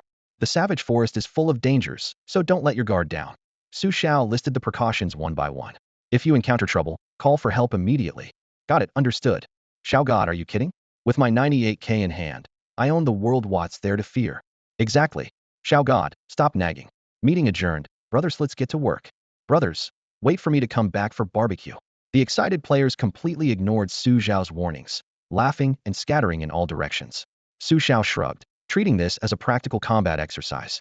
Then he headed deeper into the forest alone to search for heavenly materials, spirit crystal veins, and plan a suitable leveling route for the players. The deeper into the forest, the darker it became. Ancient tree canopies intertwined overhead, and occasionally moss-covered dead branches fell, splashing mud everywhere. 3 figures cautiously advanced along a beast trail, looking up from time to time. Suddenly, one player's eyes lit up. Holy shit, found one. I finally found a demon beast. He stopped beside a giant tree, raising a fireball launcher as thick as a Gatling gun from his shoulder, aiming at the trunk ahead where a large black wildcat was perched. Its fur was sleek and shiny, its tail swaying leisurely, and a pair of bright beast eyes were focused on grooming its fur. Cute little kitty, taste my Gatling. Rat-a-tat-tat split the fireball into countless fist-sized burning projectiles that shot out like machine gun bullets, dense firelight instantly engulfing the black cat. Oh yeah, so easy. The player danced with excitement, but suddenly noticed something was wrong. The ground was completely empty, without a trace of the black cat's corpse. Whoosh. At that very moment, a black shadow burst from the nearby bushes, its razor-sharp claws slicing through the air toward the nearest player's neck, instantly severing the carotid artery. Blood spurted out as the screen turned black, and white-eyed was the wild cat from before. The 2 teammates beside him didn't react until blood splattered across their faces. Holy crap, what kind of speed is that? Shoot it now? Why is my Gatling gun jamming? Before they could finish speaking, whoosh, whoosh. The black cat ghosted behind them both, its movements almost copy and paste, claws across the throat, and the second player dropped. Cat Lord, have mercy. The last man's legs went weak with terror, his pleas sharp and broken. But begging was useless, couldn't even see which direction the black cat would strike from next before being taken out completely in his panic. Deep in another forest, dense undergrowth nearly buried 3 players completely. The barrel of a 98k rifle poked through the gaps between leaves, cold and black. The so-called 8x scope was just an empty shell model with nothing inside, purely for show. The 3 held their breath, waiting for prey to appear. A massive golden eagle dove from high above, landing on a nearby tree trunk, its sharp beak carefully preening its feathers. Holy shit, we've been camping for almost an hour. Finally something showed up. Woohoo, time to take off. One of them whispered excitedly, adjusting his 98k and aiming at the golden eagle. Aim, charge up, pull the trigger. Within a fraction of a second, the golden eagle suddenly turned its head, its piercing eyes flashing with brilliant light. Pop! A highly compressed flame bullet shot from the barrel, but while the bullet was still midair, the golden eagle had already spread its wings and dodged, instantly swooping toward the undergrowth. What the hell, it can dodge that? Does it have built-in skills in its eyes? Before the confusion could settle, talons dug into the shooter's shoulders, lifting him clean off the ground. Damn it, I'm actually taking off. Save me, he screamed in agony. The remaining two snapped back to reality, raising their guns to target the airborne threat. Whoosh, whoosh. Two compressed bullets of ice and fire streaked through the air with trailing flames, chasing the golden eagle. But it seemed to predict the trajectory in advance, gracefully twisting to dodge them all. The player in the air roared. What the hell? You dare use 98 Burmese shots with that kind of aim? The death countdown ticked away second by second, the piercing pain from the talons making him break out in cold sweat. In a narrow mountain valley, several players crouched behind scattered rocks, pointing thick flame launchers at the riverbank. The demonic beast was drinking water with its head lower. At it looked like an elephant magnified several times over, standing 7 or 8 meters tall with rock-thick skin. Let me go first. Let it experience the power of our ice and fire rocket launcher. The team's marksman hoisted the black first-grade spiritual energy rocket launcher onto his shoulder, aiming at the elephant-like beast. The other players stood with their hands behind their backs, watching the spectacle with complete confidence. In their eyes, this massive creature was no different from the minotaurs they'd encountered before, just another dumb giant that takes hits without fighting back.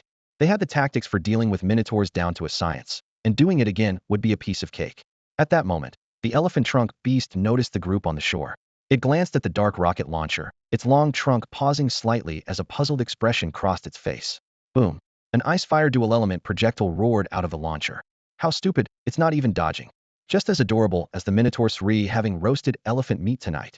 Amid their mocking laughter, the ice-fire projectile struck the elephant trunk beast. Flames engulfed its entire body first, then bitter cold descended, instantly freezing it into a massive ice sculpture. Ugh, too easy. That's it. That's it. The players burst into laughter, but their laughter cut off abruptly. Crack! The elephant trunk beast simply shook itself lightly, and the ice shattered into fragments. Its hide remained completely unharmed as it bared teeth the size of fists, as if saying, "Are you trying to give me a massage? Holy crap, that defense is absolutely ridiculous. I don't buy it. Brothers, let's all attack together." Their smiles froze as they gritted their teeth in frustration and raised their rocket launchers in unison. Charging up, fire. Boom, boom, boom. Multiple energy projectiles whistled through the air, but just as they were about to hit, the elephant trunk beast's long trunk swatted them with precision. Bang! The ice-fire projectiles ricocheted back at even greater speed, like lightning striking back, hitting the players dead. Boom! The explosive ice flames instantly froze them into ice sculptures, with flames writhing within the ice layers, a truly gruesome sight. The elephant trunk beast grinned again, as if watching a few clowns humiliate themselves. It lifted its massive foot and stomped toward the nearest frozen player, intending to crush both ice and flesh into pulp. At this critical moment, whoosh! A Redan blue ice-fire arrow streaked through the air like a phantom from the distance. Boom! The arrow struck the elephant trunk beast's thigh, exploding with dual energies of scorching heat and extreme cold. The thick hide was pierced with a bloody hole, and ice instantly locked up the joint. Roar! The piercing pain made the elephant trunk beast bellow furiously. It struggled frantically and finally shattered the ice layer, but a second ice-fire arrow followed immediately. Boom! A third arrow came riding on the flames of the previous one, each arrow striking the exact same wound with precision. The third arrow shot directly through the bloody hole, piercing through the elephant trunk beast's body and tearing its insides to shreds. Bang! The once mighty elephant beast crashed heavily to the ground, its life extinguished. A cold wind swept through as several players still frozen in ice sculptures widened their eyes, desperately trying to see their savior's face, yet unable to move even a finger. In the distance, Xiao approached leisurely, carrying the system-rewarded spirit bow blazing flame. His expression indescribably disdainful. This was the umpteenth time he'd rescued these idiotic players from the jaws of demon beasts, and he'd lost count himself. Throughout his journey, he'd barely encountered any team that could actually defeat a demon beast. Whoosh! A spark from his fingertip landed on the ice sculpture surface, and with crisp cracking sounds, the ice melted rapidly. The players broke free, but were simultaneously roasted by the flames until they were charred black all over, leaving only their eyeballs and teeth showing pale white. Remarkably, they weren't dead, making for quite a comical sight. Xiao God, wah, thank you for saving us. Yeah, Xiao God, how did you kill it with just one light arrow? Why are our rocket launchers so useless? Xiao raised his hand and smacked the player's forehead with a thwack. It's not that the rocket launchers are useless, just stupid. The elephant beast is a first tier 3-star, equivalent to level 13. What levels are you little minions? You wouldn't even be enough to give it a good scratch. His tone was disdainful, yet he honestly pointed out the gap. They were outclassed by more than double. How could they possibly win? Wah, we don't have any guides. How were we supposed to know it was so tough? We thought it'd be similar to the Minotaur. The player whimpered, nearly in tears. Su Xiao sighed, bent down, and hoisted the elephant beast's corpse onto his shoulder. Come on, back to camp. I'll teach you the strategy. Yes, sir. Everyone eagerly followed. Valley Camp. The bonfire crackled, its rich meaty aroma so strong that even the night wind couldn't dispel it. Big Eater, known as Stomach Bro, among players, was bustling about with his apprentices, the grills sizzling away. Several players who'd returned from their disastrous monster hunt sat around the fire, collectively reminiscing about their tragic experience. Stomach Bro, give me 10 more beef skewers. I need to comfort my wounded soul, called out a player whose left arm was severed, the broken end floating in midair as he waved his remaining right hand. Stomach Bro, got any more teppanyaki? I can barely hold on. The Grim Reaper's been looking for me several times. I told him I'd go after finishing this teppanyaki, so hurry up. Another guy, riddled with bloody holes and face swollen like a pig's head, urged weakly. Before he finished speaking, fresh blood spurted out again, his face frighteningly pale. Brother, the teppanyaki needs a bit more time. Stomach Bro wiped his sweat and picked up a plate of dark yellow cubes from nearby. How about some hemostatic stinky tofu first? Fresh from the pot, authentic flavor, properly stinky. Stinky tofu? Stomach Bro, you actually made stinky tofu? Doesn't that stuff need to ferment for ages to get stinky? And it can stop bleeding? All the players stared at the plate of dark yellow cubes in unison, so shocked their jaws nearly dropped, especially stunned by the hemostatic part. Big Eater chuckled and made a shush gesture with his finger, looking mysterious. Brothers, this is a game world that's different from the outside. I have a secret recipe guaranteed stink. Stomach Bro patted his chest proudly. He recalled the grass he had found beside a dung pit when he was exploring the Starry Sky Divine Dynasty. Who would have thought that when mixed with stinky tofu, it would actually have hemostatic properties? Awesome, Brother Wei. Give me a piece. Me too. Players who had heard the news swarmed around Brother Wei's little stall, grabbing the dark stinky tofu and stuffing it into their mouths. Some were forced to retreat by the overwhelming smell, while others ate with complete satisfaction. For those who could handle it, the stuff was intoxicatingly fragrant. For those who couldn't, it was like having a sewer brought right to their lips. Brother Wei is amazing. This smell really packs a punch. Stinky beyond belief. I've never had such authentic stinky tofu. With Brother Wei here, we're really in for a treat. Look, his bleeding actually stopped. Someone in the crowd exclaimed in surprise. The guy who had been beaten into a bloody mess and should have been bleeding profusely had actually stopped bleeding after eating a piece of stinky tofu, and his torn wounds even showed signs of slowly healing. Incredible. Brother Wei, you're the true god of cooking. Just then, Su Xiao returned. What greeted his eyes was a group of ridiculous players missing arms and legs, but eating with pure joy. What should have been a tragic and sorrowful scene now somehow radiated festivity. Everyone seemed to be celebrating losing a limb, clamoring for a couple more pieces of tofu to go with their drinks. Xiao God. Xiao God is back. Holy crap, Xiao God. When did you pick up some African brothers? The players became even more excited when they saw Su Xiao, chattering about their recent ordeal while curiously eyeing the unfortunate souls behind him. Su Xiao looked down at his charcoal-colored companions, who were indeed shiny black, looking like African refugees. African my ass. The charcoal team leader glared at everyone angrily. I'm pure-blooded Chinese. I got burned like this hunting that monster. This is honor. Understand, you idiots? Following his pointing finger, everyone finally noticed the massive elephant trunk beast carcass in the distance and crowded around it. So huge. This one will feed us for ages. Holy shit. That thing is thicker than my entire body. How did you guys do it? That thing's hide is thicker than a city wall. We couldn't even dent it. None of the returning players had successfully hunted an elephant trunk beast, yet these few charcoals had made it reality. Everyone was left speechless with amazement. Simple. A charcoal team member shrugged. Just be good cannon fodder. Way threw ourselves over there as bait, and Xiao God finished it off. Easy as pie. Bullshit, the players collectively complained. Suddenly, a scream came from the sky. Brother Wei, I'm back again. Throw up a meat skewer. I'll definitely catch it this time. Everyone looked up to see an eagle's sharp talons gripping a player gliding through the air. The player was gushing blood with half his intestines hanging out, yet still desperately waving at Brother Wei below like a devoted fan seeking an autograph. It was the same hardcore unlucky guy who had tried to snipe the eagle earlier, got carried off into the sky, couldn't die, and couldn't be rescued. Su Xiao. Damn it, you're in this state and still thinking about food. Su Xiao watched the departing eagle, his eyes flickering with thought. The eagle had obviously been drawn by the enticing aroma of the player's roasted meat, but with so many people around, It didn't dare dive down and could only circle repeatedly in the air. It was a first-tier, one-star demonic beast, naturally gifted with eagle eye ability, sharp perception, and swift movement. With everyone's current accuracy, shooting it down was practically wishful thinking. Su Xiao didn't bother overthinking it. He immediately drew out his third-grade spirit bow blazing flame. The bow's body glowed with a dark red aura, like clusters of tiny flames dancing across its surface, creating a striking visual impact. Divine power flowed along his arm to the bow, and blazing flame instantly blazed with even more intense light as he raised it to lock onto the eagle circling overhead. A fierce energy burst from the bow's body. Swoosh!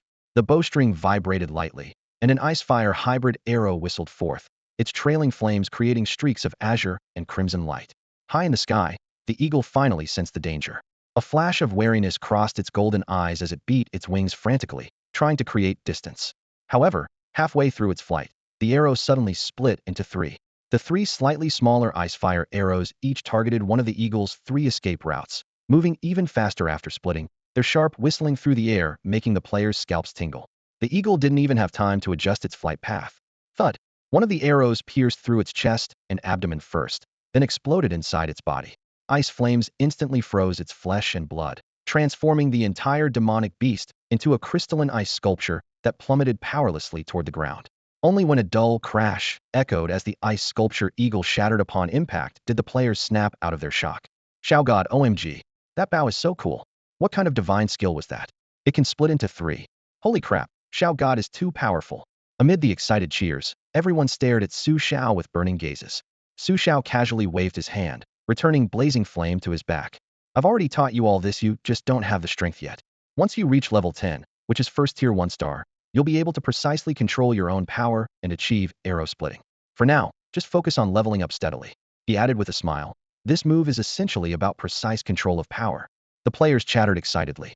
I thought my 98k was king, but turns out I'm the clown. The atmosphere was electric. Su Xiao pointed ahead. Everyone gather around. I'll share the strategy for Savage Forest in a moment. First, let's go collect that unlucky fellow. Everyone nodded eagerly as several players rushed toward the eagle's corpse. After the brief commotion, he reminded them, don't forget this may be a game world, but it's still a place where you need to use your brain. Charging in blindly without understanding your enemy's attributes and weaknesses will only lead to trouble. Everyone nodded in agreement. Just then, a clear and pleasant voice approached from the distance. Everyone looked toward the sound to see their Chinese teacher returning to camp with a team, dragging several demonic beast corpses behind them, flame horses, deep water crocodiles, long-beaked birds. All the tough opponents that had previously given the players headaches. Chinese teacher, how did you manage that? You actually hunted so many demonic beasts. Amazing. The camp erupted once again, countless admiring gazes turning toward the triumphant squad. Chinese teacher was incredible. These players all wore expressions of shock and bewilderment. Su Xiao observed this with a slight smile. Feeling quite pleased among this group of goofballs, there were finally a few genuinely smart ones. When strength falls short, tactics must fill the gap. Haha, brothers, the great immortal is back. Accompanied by arrogant laughter, Zhang Daxian stumbled into view, dragging an enormous leopard behind him.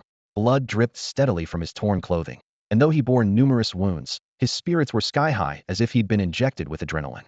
A leopard? That thing was fast as lightning, and you actually managed to catch it, Daxian. Someone stared at the leopard carcass, jaw nearly hitting the ground. Zhang Daxian wiped the blood from his nose and began boasting proudly. Brothers, I straight-up solo killed this thing. With my slick footwork, I danced around it until it was dizzy. Pretty impressive, right? Just as he finished speaking, a series of thunderous bang, bang, bang, echoed from deep within the valley, like some massive creature slowly approaching. Everyone turned toward the sound, initially thinking an entire mountain was moving, only to realize it was a tiger the size of a large truck. Even more absurd, the tiger's corpse was being carried on the shoulder of a slender girl. First ruthless emperor girl, the players exclaimed almost in unison. The stark contrast between her frail frame and the massive beast on her shoulder left everyone stunned speechless. Thud! The girl dropped the giant tiger on the ground, looked up at Su Xiao with a gentle smile, then walked back into the crowd. Ruthless girl, did you solo kill that? How did you manage it? Someone swallowed hard, staring incredulously at the tiger carcass. Even Su Xiao looked puzzled. That was a first-tier fierce beast, while first ruthless emperor was merely half-tier 7-star, theoretically a full major realm behind. Simple. The girl wiped blood from the corner of her mouth and spoke matter-of-factly. I punched it until it bled to death. A direct confrontation? The players' minds could barely process this. Before they could ask more questions, a deafening tiger's roar suddenly erupted from deep in the forest. A slightly smaller female tiger burst out, her gaze falling on the male tiger's corpse, her eyes instantly turning blood red. A mated pair. Su Xiao's heart tightened as he immediately understood the situation. The male had been killed, and now the female had come for revenge. He was about to intervene when he saw first ruthless emperor already standing tall, her expression somewhere between facing death and craving battle. Boom.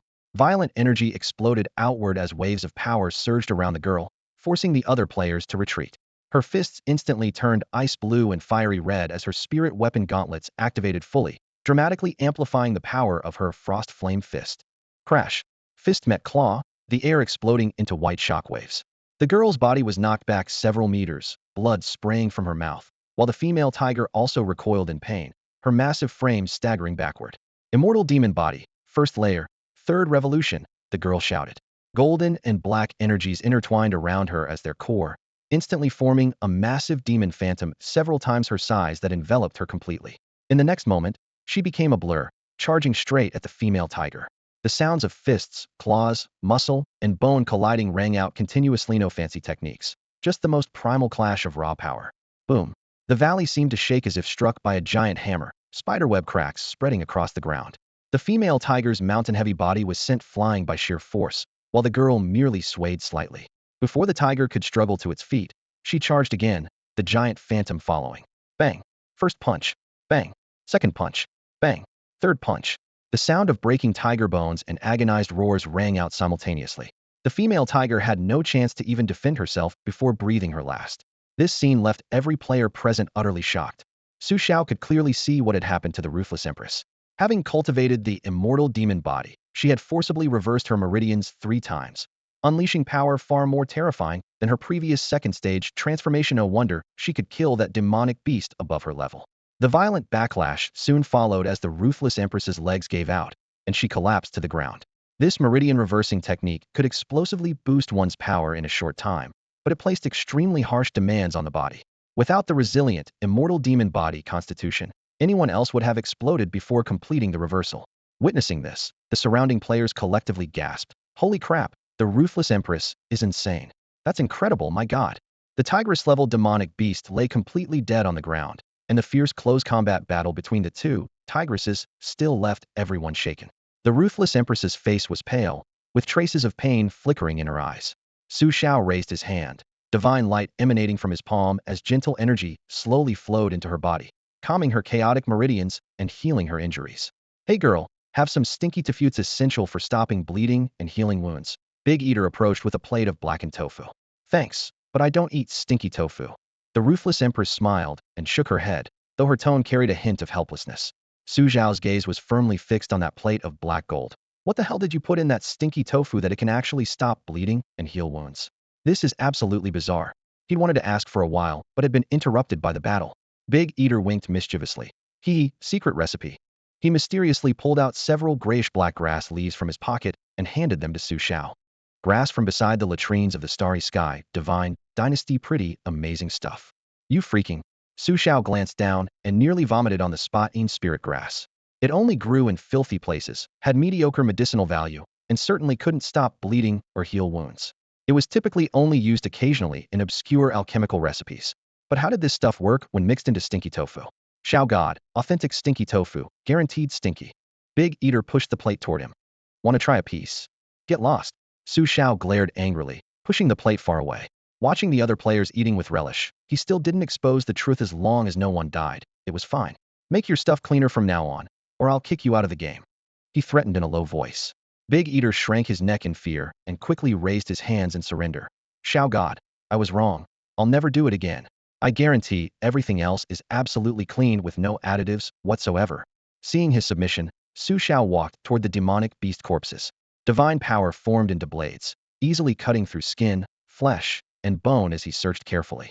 Deep in the elephant-nosed beast's chest cavity, he found a thumb-sized, round crystalline object. Xiao God, what's that thing? A gallstone? A curious player peered over. Gallstone my ass. Su Xiao's mouth twitched. This is the demonic beast's inner core, its most essential part. Using it to refine divine pills can greatly enhance one's strength. Besides faith power, divine essence can also be improved through heavenly treasures that can be refined into faith origin power to nourish the divine essence, achieving the same effect. However, only demonic beasts of first tier and above possess inner cores. Moreover, not every demonic beast can successfully condense an inner core. When facing death, they instinctively scatter the core's power. Obtaining a complete inner core is no easy feat, and the higher the tier, the greater the difficulty. Holy crap, this game has cultivation elements too? They even added demonic beast inner cores. Can we get golden cores as drops? One player complained. Isn't a golden core just a gallstone? Gallstone my ass. It's obviously a tumor, someone immediately retorted. As everyone argued enthusiastically, Xiao raised his hand for silence. Everyone, this failure happened for two reasons. We were overconfident, and we didn't understand our enemies well enough. The higher level demonic beasts here have more terrifying intelligence and skills. To kill them, we need more than brute force. We must understand their weaknesses and target them accordingly. He opened his interface and shared his carefully compiled strategy guide to the team channel. The distribution, numbers, types, levels, and weaknesses of all monsters within dozens of miles are here. Study it carefully so you won't get slaughtered again. Once the guide was posted, everyone opened it and immediately grimaced. Damn, the elephant trunk beast is actually a level 13 boss. Holy shit, the eagle eye skill can penetrate a 500-meter range. No wonder we kept getting spotted. Got it. So when are we having barbecue? I'm starving. While everyone studied the routes and salivated, Xiao casually walked over to the girl called First Ruthless Emperor to inquire about her injuries. The girl was clutching her chest and groaning softly, but he was more interested in how she completed her third-class advancement and, of course, helping her improve it to prevent backlash. Half an hour later, campfires blazed in the valley, filling the air with delicious aromas. Tiger meat skewers sizzled with crackling fat, elephant trunk beast chunks sputtered oil as they were flipped, and eagle kidneys roasted to a golden brown. Xiao didn't stop them, planning to let everyone eat their fill before following the strategy guide to systematically farm monsters and level up. Xiao God, there are only 20 or 30 demonic beasts around. He raised that enough for us to farm. Wouldn't it be awesome if 50 or 60 showed up all at once? A player named Crow's Mouth muttered while chewing meat. Xiao nearly choked, glaring at him. They're all at least first tier. You'd be lucky to handle 20 or 30. The outer areas of the savage forest naturally have low density. Your idea is impossible. Just as he finished speaking, the ground suddenly trembled with thump, thump, thump sounds as heavy footsteps approached from all directions. A bone-chilling coldness instantly enveloped them, and Xiao's heart sank. All the players turned in unison to see tigers, lions, elephants, cats, wolves, and various other demonic beasts charging out from the forest. A rough count revealed 50 or 60. The weakest were first tier, while the strongest had reached first tier 5 stare in the players' eyes, equivalent to boss-level entities. The players looked at Xiao in terror, while Xiao stared at Crow's Mouth in shock. You really are a crow's mouth. How could you predict something like this? Are you some legendary prophet? The key question was, why had such an inexplicable situation occurred? Xiao gazed at the demonic beasts, noticing their eyes were all fixed on the players. No, to be precise, they were staring at the strings of grease-dripping roasted meat in the players' hands. Coarse drool hung from their fong-filled maws like thick, transparent ropes. Had they been drawn here by the aroma of the roasted meat? These demonic beasts had always consumed only raw flesh and had never encountered the scent of cooked meat seasoned with hot oil and spices, let alone premium barbecue carefully grilled with special seasonings. Even Xiao, a deity himself, had nearly been captivated by the fragrance, not to mention these creatures accustomed to gnawing on bloody organs.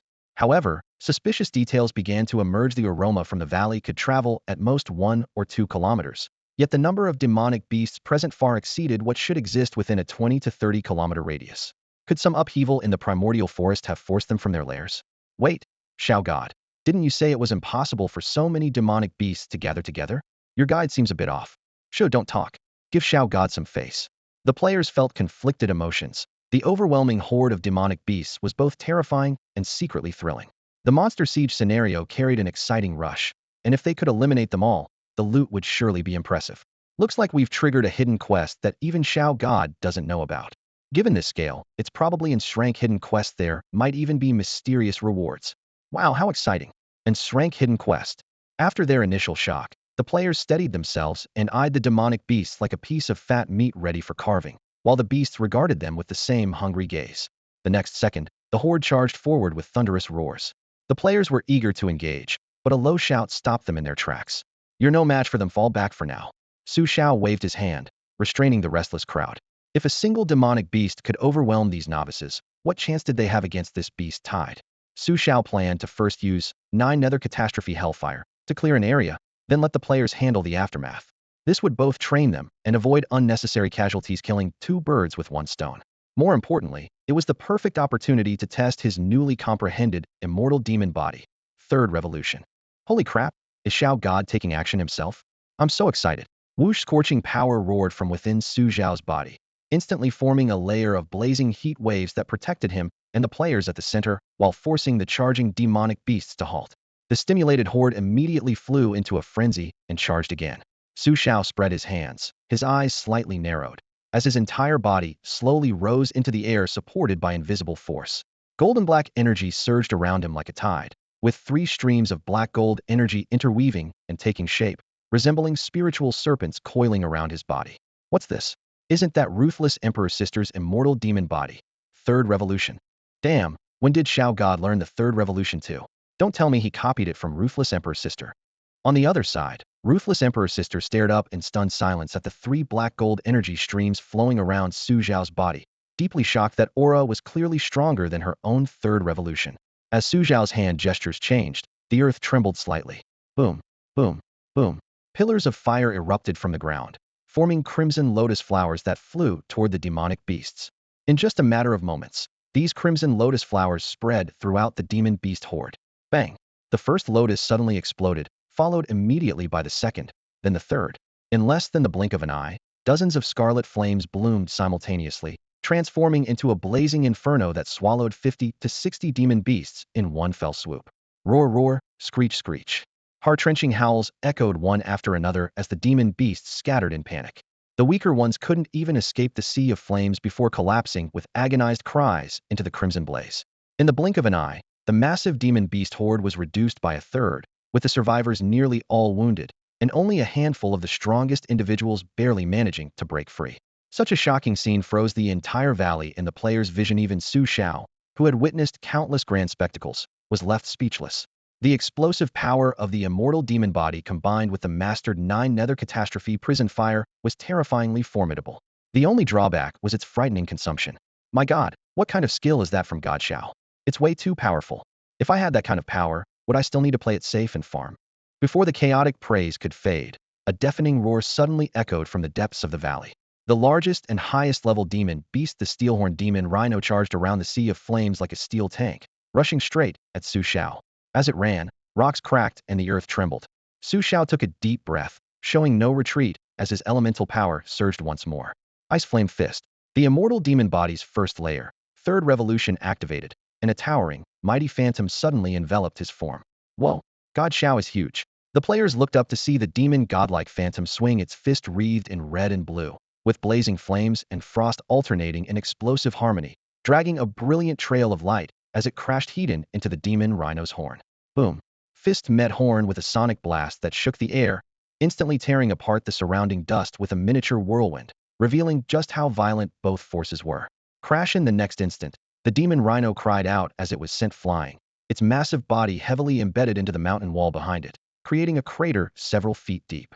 The entire valley continued to tremble as rocks tumbled down before finally settling. Su Xiao himself only staggered back a few steps, though his face had turned slightly pale. After repeatedly activating the reversed immortal demon body, his physical form had reached its limit. Seeing their leader blasted away, the remaining demon beasts showed terror and fled frantically. Su Xiao raised his hand. I'll leave the rest to you all. I hope you'll use this opportunity to quickly master combat techniques and complete the Divine Dynasty mission. The system only gives us 7 days. Time is too short. We must push forward against these monsters if we have any chance of succeeding. Don't worry, God Xiao, leave it to us. Zhang Daxian raised his weapon high, his voice booming. Brothers, follow the great immortal. I'll teach you what it means to farm without taking damage. Solo the canyon monsters. With that, he was the first to pounce toward the nearest demon beast. Meanwhile, on the other side, Chinese teacher stood on a high rock, raising his makeshift megaphone. Brothers, team mode activated. I need fighters from all classes to follow my command's division of labor, cooperation, proper coordination for steady hunting, and rapid leveling. In a corner, a player with the ID First Coward King leisurely pulled out a 98k, grinning. Demon beasts hard to kill?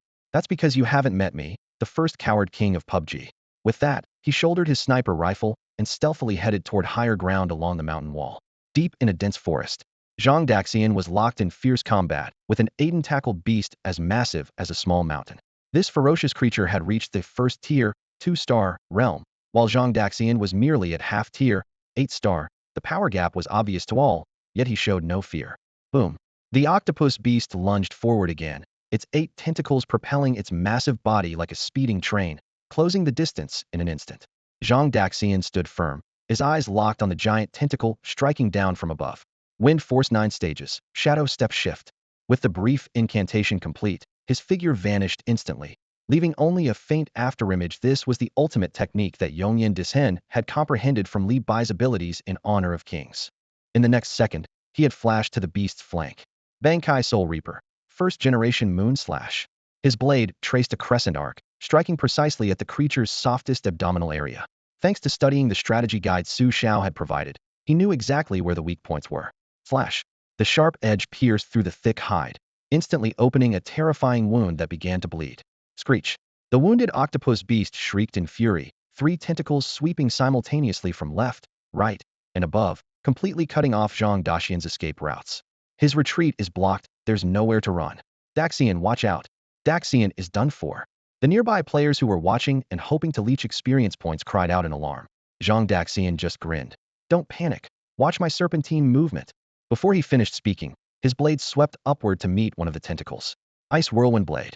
As his sword light spun, a wind blade struck the tentacle, instantly spreading freezing energy that froze the entire appendage. This was a new technique Yongyan Dishen had developed by fusing quick-draw slashing with ice cold true chi, successfully slowing the opponent's attack speed.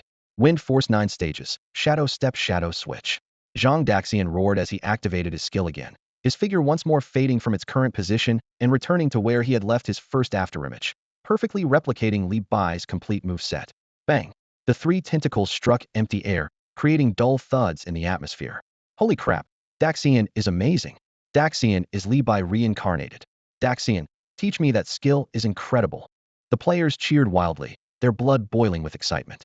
Zhang Daxian remained focused, continuing to circle the octopus beast, using his agile movement to search for new openings. Whoosh! Seizing a split-second opportunity, he used Shadow Step again to appear at the creature's front, delivering a heavy slash. At this moment, 2 streams of black-gold demonic energy swirled around his body, his aura surging as his blade light solidified, striking directly at the previous wound. Flash! The old injury was torn open again, flesh curling back to form a massive gash. Following up with another whirlwind blade, the icy wind penetrated the wound and severed internal organs. Crash! The giant beast convulsed in agony several times before finally collapsing with a thunderous impact, its 8 tentacles falling limp. Ha! I finally solo-killed a wild monster. Zhang Daxian thrust his blade into the earth, his face beaming with joy.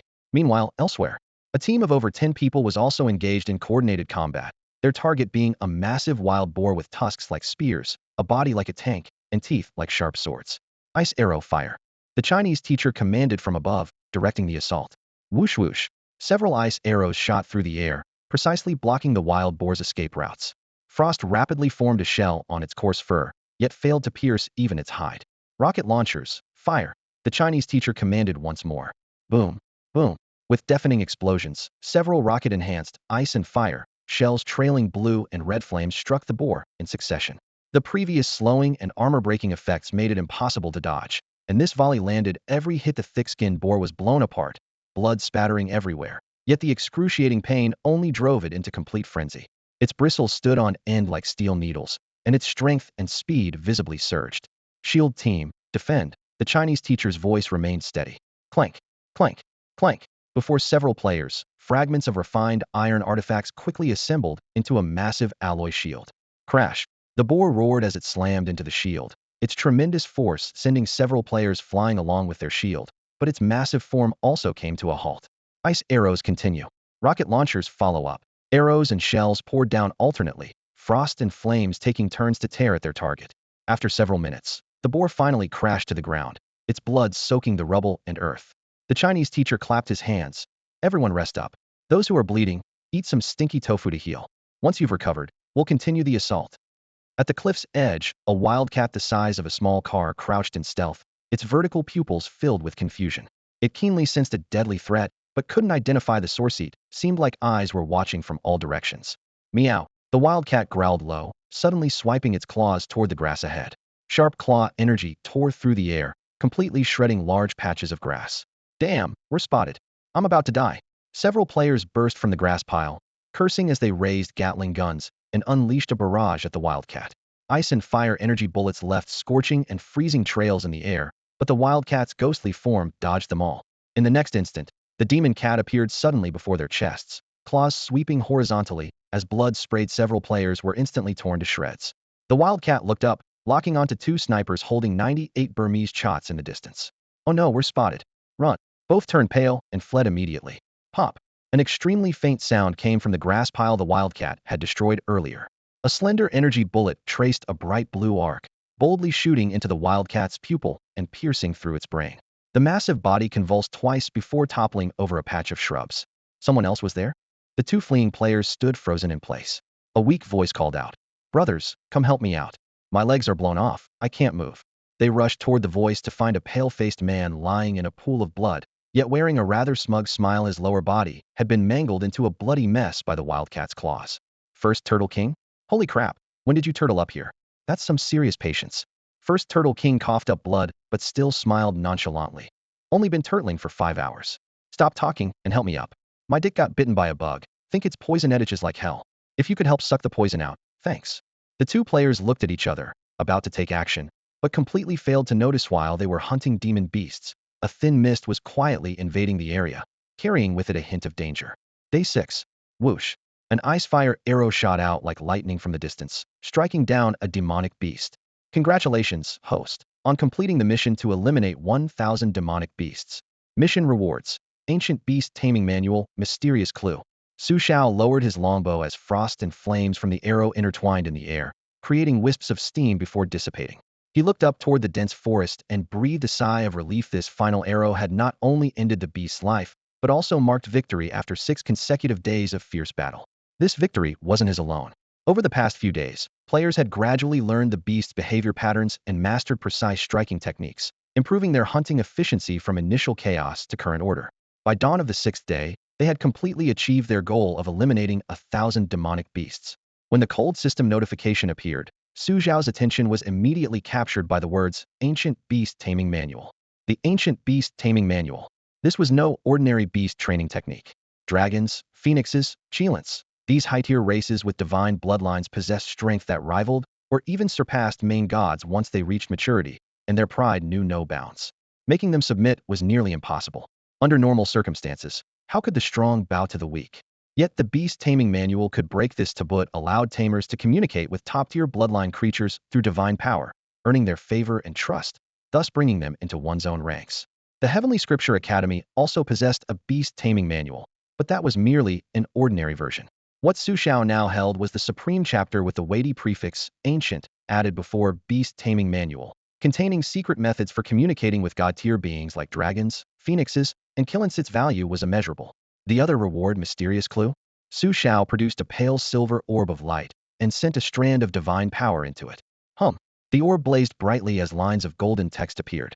An ancient legend circulates in the primordial wilderness. There exists strange heavenly fire in this world, called Strange Fire. Strange fire is scattered across numerous secret realms and hidden corners. Obtain it, and you can burn the heavens and destroy the earth. Xiao stood frozen in place. Strange fire? This name was all too familiar. It sounded exactly like the signature ability of a famous fire cultivation protagonist. Could the divine miracle world have merged with myriad realms? He continued reading, and 3 large characters leaped into view. Red Lotus Demon Fire. The Strange Fire rankings contained 100 positions, with Red Lotus Demon Fire ranked 99th.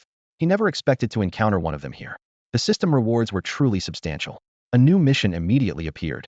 System mission: obtain the Red Lotus Demon Fire to resist succubi from the depths of hell. Time limit: 7 days. Success reward: unknown. Failure consequence: perhaps the price of life. The cold electronic voice echoed in his ears, sending chills down Xiao's spine. Succuba legendary ghost-type monsters most skilled at weaving illusions, trapping targets in nightmares before slowly torturing them to death. If he truly encountered them, the consequences would be unthinkable.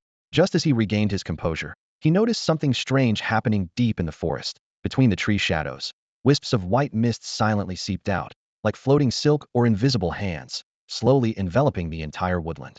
This is the aura of succubi. Xiao's heart tightened. In the ancient texts of the Heavenly Scripture Academy, he had clearly read the warning. When white mist barriers appeared, it meant succubi would soon descend upon the area. Even the weakest succubus possessed power far beyond that of a divine master, making it an opponent he couldn't possibly resist in his current state. Su Xiao stood at the mist-shrouded mountain pass, cold sweat beading on his forehead. Why had a succubus appeared? Could it be drawn by the red lotus demon fire that was about to emerge? His thoughts raced as he quickly analyzed the situation. Succubi were bloodthirsty by nature. Once any living being was tainted by their aura, they would be tortured to death without mercy. The white mist had already enveloped him, meaning no matter how far he fled back to the heavenly divine dynasty, the succubus would track him down by his scent. Therefore, his only chance of survival was to claim the red lotus demon fire before the succubus could, using the mystical flame to fight back. Just my luck, Su Xiao cursed under his breath. He had just pacified the Starry Sky divine dynasty. The invasion from the Netherworld divine dynasty remained unresolved, and now a succubus had appeared. Without further hesitation, he turned and rushed back toward the camp. Half an hour later, campfires flickered in the center of the encampment as all players had been assembled. Everyone, Su Xiao's voice cut through the chatter. Our mission progress has been decent, but it's nowhere near enough to make us truly strong. Worse yet, we've encountered a succubus attack and need to organize our resistance immediately. Before he could finish, the player crowd erupted into chaos. A succubus? Can we roast it and eat it? New boss. Sweet. I love boss farming. Drop the coordinates. Let's start the raid. This fearless optimism gave Su Xiao a headache. Patiently, he listed the terrifying aspects of the succubus one by one. Power surpassing divine masters, eerie white mist, and the fact that once marked by its aura, even resurrection wouldn't save them from endless torment. When he finished, silence fell around the campfire. Holy crap, it's that powerful. Xiao God, if you get killed, we're all screwed. Only then did the players truly grasp the gravity of the situation. Su Xiao seized the moment to present his solution. If we want to survive, there's only one way: find the legendary mystical flame called Red Lotus Demon Fire. Our destination, the depths of the savage forest. The system quest panel immediately updated. Divine Dynasty Quest, locate the Red Lotus Demon Fire. Time limit, 7 days. Reward, 1,000 faith coins. Mystical flames? Isn't that from Battle Through the Heavens? I'm great at treasure hunting. Those 1,000 faith coins are as good as mine. The players' enthusiasm surged once again. Su Xiao took advantage of the momentum to announce an additional benefit. To help you all improve, the Divine Dynasty is freely providing a skill book, this time Ancient Beast Taming Arts. With that, he uploaded the skill to the system. Since this area was teeming with magical beasts, if the players could contract combat companions, it would effectively strengthen the Divine Dynasty. Sure enough, once the announcement went live, the channel exploded with excitement. Beast Tamer class unlocked? I'm in. I'm gonna catch a white tiger, as my mount's so cool. With all arrangements in place, Su Xiao used ancient records to pinpoint where the Red Lotus Demon Fire would emerge: the Demon Moon Cave Heaven. Move out. He drew his blade and took the lead down the forest path. Under the firelight's glow, hundreds of players roared and followed, surging into the night in a mighty procession. In the pitch-black night, a staggering figure struggled through the dense forest, his torn clothing ripped to shreds by thorns, dried blood stains darkened and crusted over. Mud caked his face so thickly that his original skin tone was barely visible. All that remained was an expression of bitter despair. Dad, Mom, where are you? Xiaoshan, Weiga, I miss you so much. This was Jiaoga, who had been missing for days. Ever since the scientist's teleportation array had thrown him into this godforsaken place, he had been searching nonstop for a way back. But no matter how far he walked, endless mountains stretched before him, couldn't even spot a single demon beast, let alone find one to put him out of his misery. Jump off a cliff. He was afraid he wouldn't die and would just suffer needlessly. Worse still, recently this dense forest had become shrouded in a gray-white mist that wrapped the entire mountain range tightly. His sense of direction was completely scrambled, and he kept walking in circles. Only when he spotted a mark he had carved the day before did Dialga despairingly confirm his suspicion. He had fallen into a maze formation. Damn, I really am trapped in a maze formation. What am I supposed to do now? He gritted his teeth and tried to encourage himself. If the mist cleared, he would continue searching for a way out. If it didn't, he would muster the courage to end his own life. At least that would be better than being trapped here to die. Whoosh! A sudden gust of wind swept through the mountain forest, tearing the mist to shreds. The wind was so fierce that Dialga stumbled, lost his footing, and tumbled down the mountainside. Sharp rocks cut his flesh. The rolling impact nearly broke him apart, and he finally crashed heavily into a pile of boulders before losing consciousness. An unknown amount of time passed. In his daze, a gentle breeze stirred, allowing him to barely open his eyes. His head buzzed with a ringing sound. But the surrounding scenery was completely different from the mountain forest. Rough stone walls, with daylight filtering down through cracks above, and the sound of dripping water echoing all around. Where am I now? As his vision gradually cleared, he found himself in a spacious underground palace. Massive stone pillars around him were carved with flame symbols, and the murals depicted powerful tigers with exposed fangs and an intimidating presence, their bodies wreathed in flames that made them appear even more ferocious. The entire palace seemed to end here, with only a deep corridor extending forward into the unknown. Diaoge lay on a raised platform, flanked by two flame tiger statues with sharp stone claws that looked ready to pounce at any moment. Beside the platform were several circular pits, with flickering flames occasionally dancing up from their depths, illuminating the shadows. Where is this place? Is anyone there? Hello, I'm a delivery guy. Hello. His voice echoed through the empty palace, but there was still no response from anyone. Wait, this place should be uninhabited. Could it be some demon beast's lair? Diao Ji's heart suddenly skipped a beat, his nerves instantly on edge as he quickly scanned his surroundings. Everything was deathly silent with cold wind sweeping through. He instinctively turned his head, and suddenly two fiery red lights blazed in the darkness, like lanterns hanging in the night. Holy crap, what huge lanterns! He muttered to himself, but the next instant he realized something was wrong. Where would lanterns come from in this place? He rubbed his eyes and looked again, only to discover the lanterns were actually two enormous eyeballs. Good grief. A tiger as massive as a small mountain crouched on the ground, muscles bulging and fur blazing red, studying him with curious eyes. The tiger casually exhaled a breath of scorching air, hot as furnace fire, rushing toward him. Diao Ji's clothes immediately sparked with a poof, turning charred black in the blink of an eye. The burning embers stuck to his skin, scalding him so badly he jumped around frantically, stripping himself completely naked in just a few moves. Ah! He screamed while hopping around in place, his bare figure looking particularly ridiculous in the tiger's eyes. Those lantern-like giant eyes surveyed his pale body from top to bottom, showing obvious interest. I'm done for. I've fallen into a monster's lair and encountered a super boss. I am finished. Diao Ji's heart sank into despair. Then he thought again, at worst, he'd die, and maybe it wouldn't be too painful. After death, he might even return to see his brothers from the heavenly divine dynasty. Since ancient times, who hasn't faced death? Better to die with honor. He clasped his hands behind his back, striking a pose of noble sacrifice, though inwardly he was panicking. What if it didn't kill him in one blow and he had to suffer? Plus, being naked made what should have been a tragic scene look utterly absurd. Human, how did you enter this place? An ancient, deep voice suddenly spoke. The tiger had actually begun talking, its tone no different from a human's. Diao Ge was so startled, he nearly dropped to his knees. You can actually speak human language? His heart sank even further. Anything that could talk was definitely a super boss. And since it hadn't attacked yet, was it planning to toy with him? I naturally walked in. He blurted out in a flash of inspiration. That's it. Is it really that difficult? This is a forbidden land. A trace of surprise flickered in the tiger's eyes. Walked in. I see, perhaps it's fate. It sighed softly. Diao Ge secretly rejoiced. It seemed he'd guessed correctly. Had he triggered and shrank hidden quest? With this thought, he immediately adopted an air of profound mystery. Naturally, I was sent by heaven to save you all. What does this boss you mentioned mean? The tiger ignored his boasting and instead showed curiosity about that word. Boss is a secret term. How could I let you know it casually? Even if I told you, you wouldn't understand. Diao Ge made things up on the spot, fully transforming into a master deceiver. The tiger was stunned and sighed again. Forget it, my time is running short. If you can make me happy, I might grant you the inheritance of the Crimson Flame Tiger clan. Diao Ji's mouth dropped open wide enough to fit a fist. The inheritance of the Crimson Flame Tiger clan? Just the name sounded incredibly powerful. Was he, Diao Ge, about to rise to greatness? In the future, aside from Xiao, he'd be the most awesome existence. But wait, what the hell did make me happy mean? Diao Ge suddenly realized this was a very serious problem. Cheer up a bit. Remembering the way the big tiger had looked at him earlier, Brother Eagle quickly covered his rear end with his hands. How exactly do you want to have fun? Brother Eagle asked tentatively, then quietly moved one hand to cover his front as well. This guy couldn't possibly be thinking of. The big tiger watched Brother Eagle's expression and movements, a hint of amusement flickering in his eyes. Just like this makes me quite happy. Ugh, this guy's definitely a pervert. Brother Eagle was instantly speechless. Here he was, a grown man, doing this kind of thing in front of a beast. Where was his dignity? Am I, the great Brother Eagle, really the type of person who'd do anything for personal gain? How about I dance for you instead? Look at this noodle, so long and wide. Just like this bowl, so big and round. Brother Eagle remembered his performance at the campfire party. Rap, singing, dancing, basketball. Sure enough, this made the big tiger very happy. Half an hour later, Brother Eagle was nearly exhausted, but the big tiger showed no signs of letting him stop.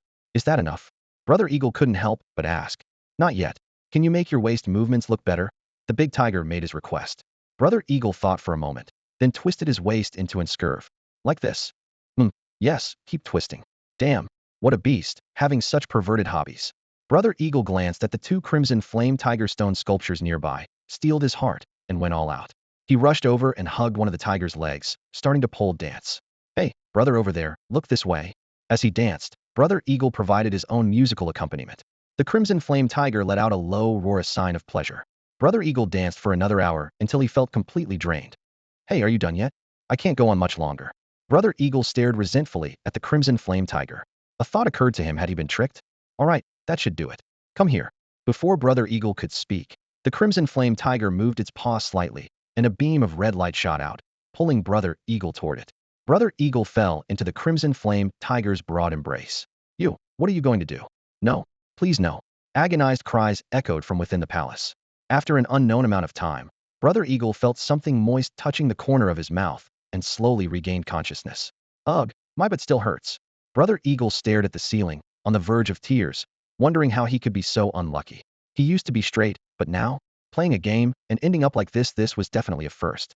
What did that old thing say again?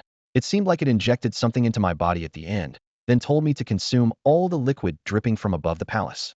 Brother Eagle looked at the now lifeless crimson flame tiger beside him, trying hard to recall what the beast had told him during his traumatic ordeal, the inheritance it had given him. Another crystalline drop fell, and Brother Eagle quickly caught it with his mouth. Surprisingly, once the liquid entered his mouth, a warm current flowed through his entire body, making him feel incredibly comfortable. Also, his rear end seemed to stop hurting. So Brother Eagle eagerly watched the liquid dripping from above the palace. This was what he'd paid such a huge price for. He couldn't let it go to waste. No matter what it took, he had to satisfy himself first. Xiao Gu searched around and found a bowl, using it to catch the liquid dripping from above before finding a spot to fall into a deep sleep. Several days passed in a flash. Outside the underground palace's exit, fierce roars echoed through the mountain forest. It was a valley surrounded by 4 towering cliffs that reached into the clouds, with steep precipices dotted with ancient ruins and countless jagged caves that gaped like dark beast mouths along the rock faces. The valley teemed with an astonishing number of crimson flame tigers. The smaller ones resembled ordinary tigers, while the larger ones were as massive as trucks. Some of the crimson flame tigers were wreathed in crimson flames, radiating scorching heat waves that seemed to drape the entire valley in a blazing curtain. Before the tiger horde stood a stone platform resembling an altar, its steps blackened from the flame's intense heat. Atop the platform stood a distinctive white Tajera female, whose snow-white fur gleamed softly in the firelight. She was the white tiger saint of the Crimson Flame Tiger clan. Below the platform, a humanoid tiger with tiger stripes on his shoulders and a tail suddenly raised his arms, his voice hoarse yet unable to conceal his excitement.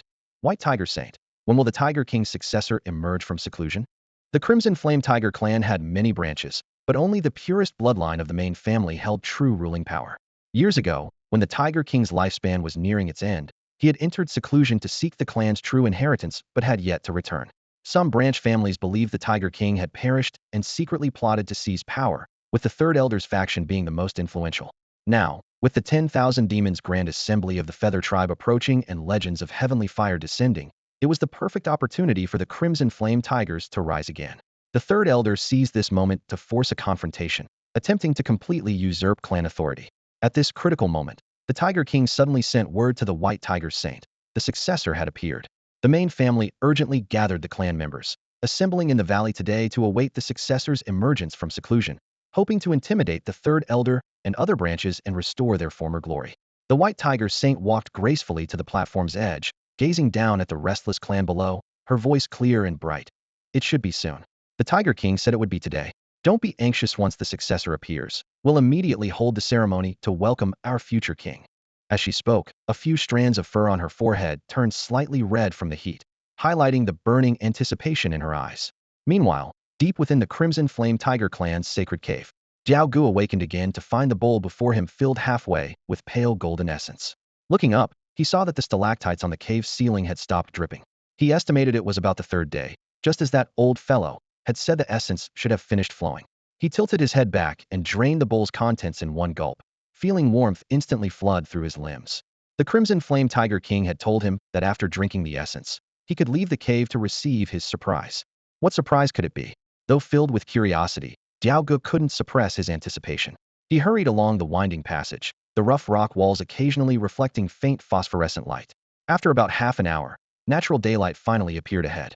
He quickened his pace, his heartbeat accelerating, his feet burning hot as if they might spark flames. The cave entrance was blindingly bright. He squinted to adjust his eyes before stepping out of the dark cavern. The next second, he was completely stunned by the scene before him. Before him, dozens of crimson flame tigers were watching intently. Their blazing gazes held both reverence for their new king and a mixture of intense curiosity and excitement. Congratulations to our new king on completing his seclusion. The largest crimson flame tiger raised its head and roared triumphantly. But halfway through, its voice suddenly cut off abruptly. An eerie silence spread through the gathering. Every crimson flame tiger wore the same expression, complete bewilderment. How is this a human? Shouldn't the inheritor be a tiger? And this guy is dressed in rags, can't even cover a single hair. What's going on? Questions rippled through the tiger pack like a tide. Xiao Gu was equally bewildered, but his mind raced. New king? Looking at these tiger-headed creatures, they seemed to genuinely regard him as the inheritor. If that damned old beast really had passed the inheritance to him, it might not be such a bad deal after all. Just as he was secretly calculating, an angry tiger's roar exploded. Roar. Human, who exactly are you? How did you break into the sacred cave of our crimson flame tiger clan? The sound waves made Diao Ji's eardrums ache, startling him. Yet he maintained his arrogant facade and growled back defiantly. How dare you? To show such disrespect to your new king. If you anger this king, you'll all die. His expression was dead serious, his tone fierce, but inside, he was panicking like crazy. The tiger pack bristled with rage, ready to pounce. Wait! An aged, hoarse voice commanded the scene. A crimson flame tiger with graying mane slowly emerged from the group, clearly holding considerable authority. Whether he's the Tiger King's inheritor or not, a test will tell us. The elder's words instantly calmed the restlessness. Forgive the intrusion. The elder raised its paw and tapped the ground, circling to Jiao Ji's side. First, it examined him carefully from head to toe, then pressed its warm, wet nose against him, sniffing thoroughly. Jiao Ji's entire body went rigid, not daring to breathe, terrified these creatures might actually attack. Finally, the elder moved behind him and took another deep sniff. After a moment, the aged Tiger King's face lit up with joy. He indeed carries the scent of the crimson flame Tiger King. I can be 100% certain. Jiao Gu was stunned. Could it be that when the old beast had his way with his rear end, it wasn't for pleasure, but for inheritance? There was such a method. His nose tingled with emotion. The sacrifice he'd made for the Crimson Flame Tiger clan had finally paid off. Roar, roar, roar.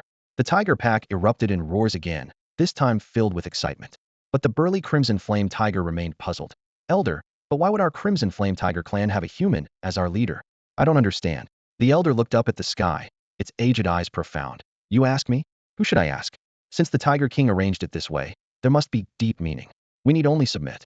How can we mere ants fathom the mysteries of heaven? The profound and mysterious tone silenced all further questions from the Crimson Flame Tigers. Roar, roar.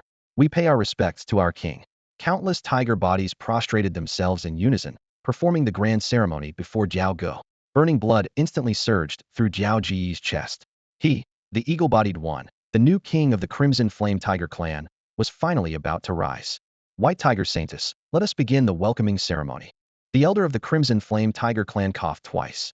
Then, except for the White Tiger Saintess, all the other Crimson Flame Tigers turned around, as if avoiding something. Jiao Gu was somewhat puzzled. At this moment, the White Tiger Saintess walked gracefully toward Jiao Gu. Her face clearly showed a hint of shyness. My king, I hope you will find me pleasing, the White Tiger Saintess said, turning her body around and positioning her rear toward Jiao Gu. Please enjoy. Jiao Gu thought, what? Enjoy what? There's nothing to enjoy here. What does this mean? Jiao Gu asked weakly. The White Tiger Saintess's expression became even more bashful. My king, I am the only white tiger in the clan. I was born to exist for the king. When the new king emerges, it is time for me to offer myself. Come, let me bear your fury. A soft moan escaped from the white tiger's mouth, nearly making Jiao Gu jump up. Holy crap, this kind of operation is possible? In front of all these guys, a live broadcast. Is this really okay? Wouldn't this be a bit inappropriate?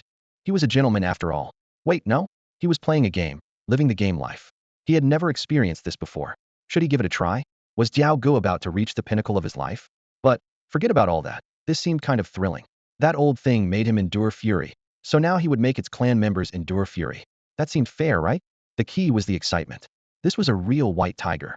Jiao Gu would become a tiger-slaying hero in the future. Wait. The wording needed to be adjusted slightly. Ahem.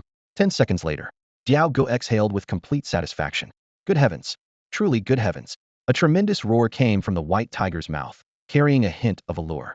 At the same time, a layer of dark red flames ignited on the white tiger's body, eventually gathering at her forehead and forming 3 strands of fiery red fur. It was still the same white tiger, but with something different about her. Huh? That's it. Elder, is this finished? So fast. Several inexperienced crimson flame tigers asked the elder. The elder nodded. Well, perhaps that's just his style. The ceremony is complete. Congratulations to our king. Congratulations to the saintess for becoming queen. All the crimson flame tigers turned around to face Diao Gu and the white tiger saintess, bowing respectfully once again. Diao Gu felt he had reached the pinnacle of his life. My king, in a few days there will be the 10,000 demons assembly when heavenly fire descends. This is our crimson flame tiger clan's chance to rise. The urgent matter at hand is for you, my king, to rally the troops, eliminate internal dissidents, and lead the crimson flame tiger clan to display our might at the 10,000 demons assembly. The white tiger saintess said to Diao Gu. What did you say? Damn it, eliminate dissidents? 10,000 demons assembly? Are there really 10,000 demon beasts, and you want me to attend this kind of assembly? Am I crazy? Scary, too scary. Before Diao Gu could speak, a mountain-shaking roar came from the distance.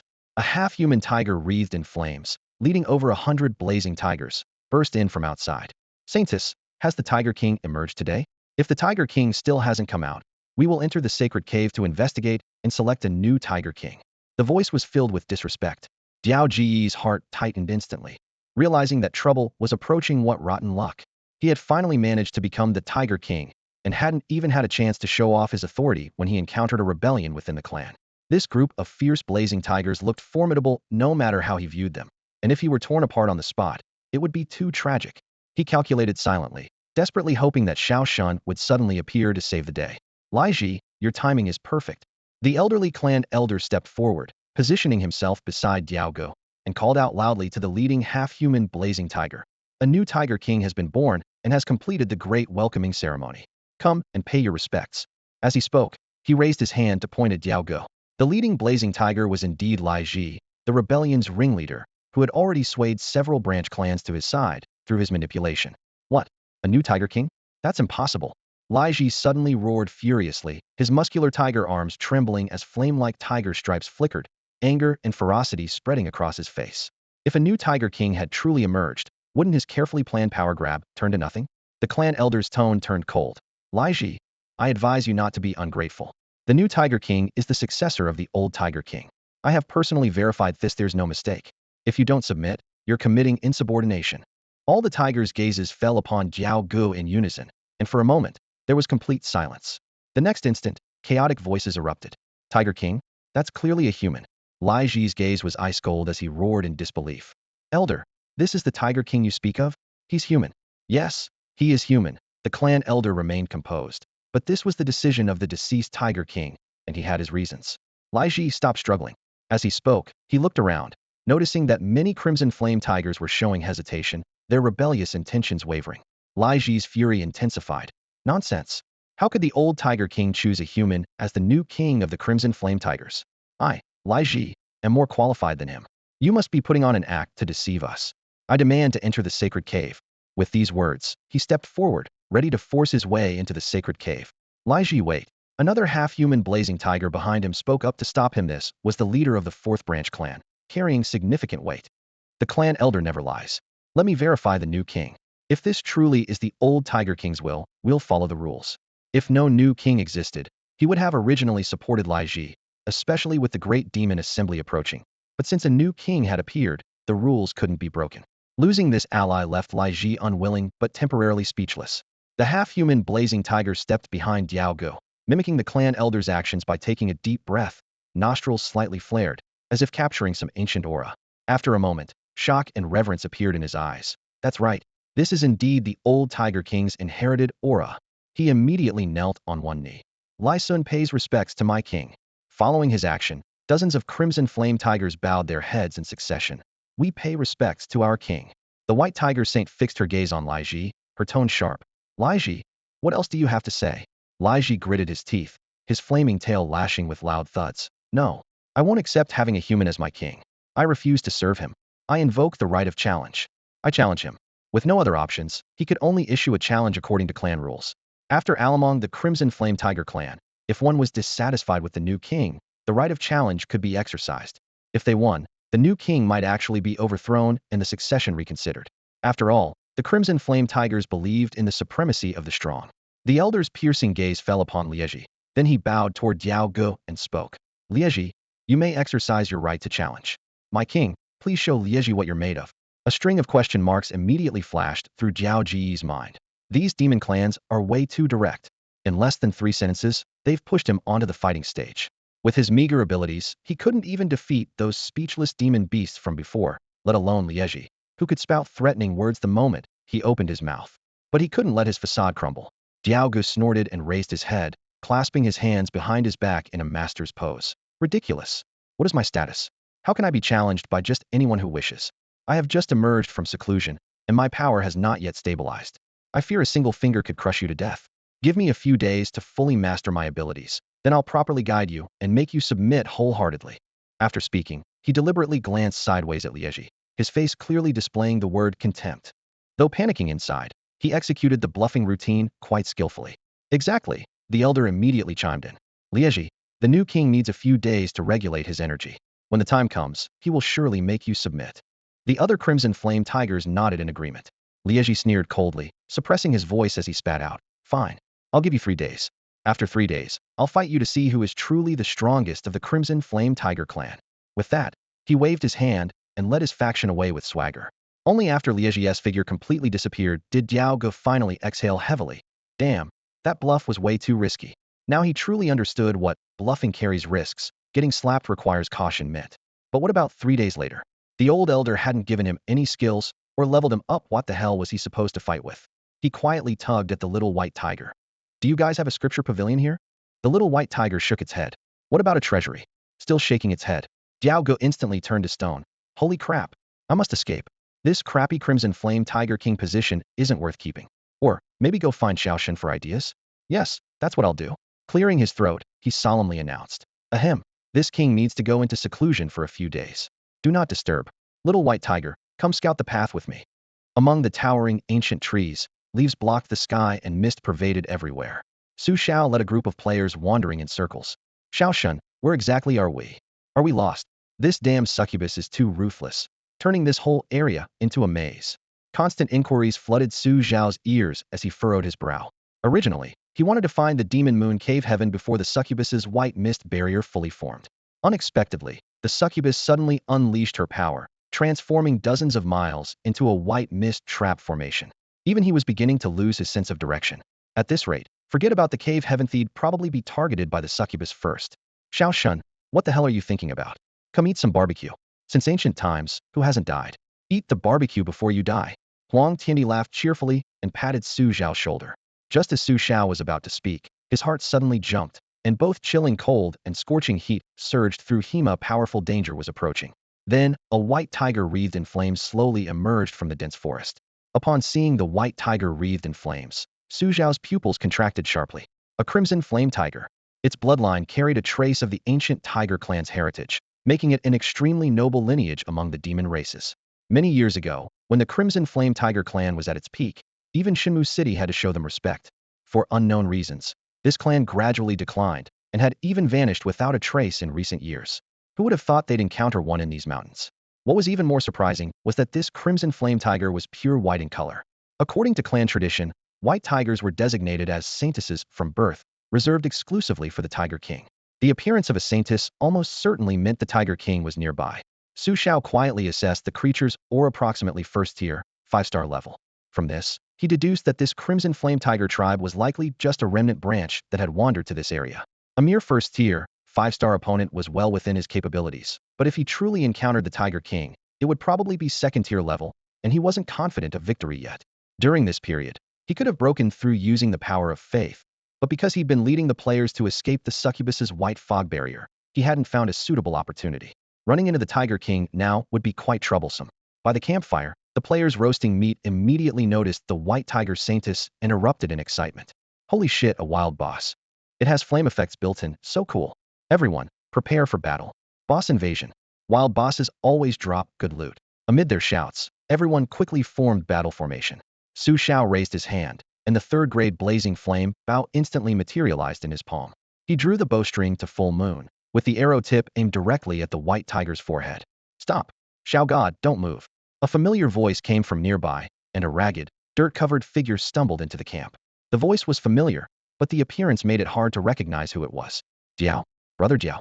Holy shit, it really is Brother Xiao. Brother Xiao's back. How did he end up looking like a beggar?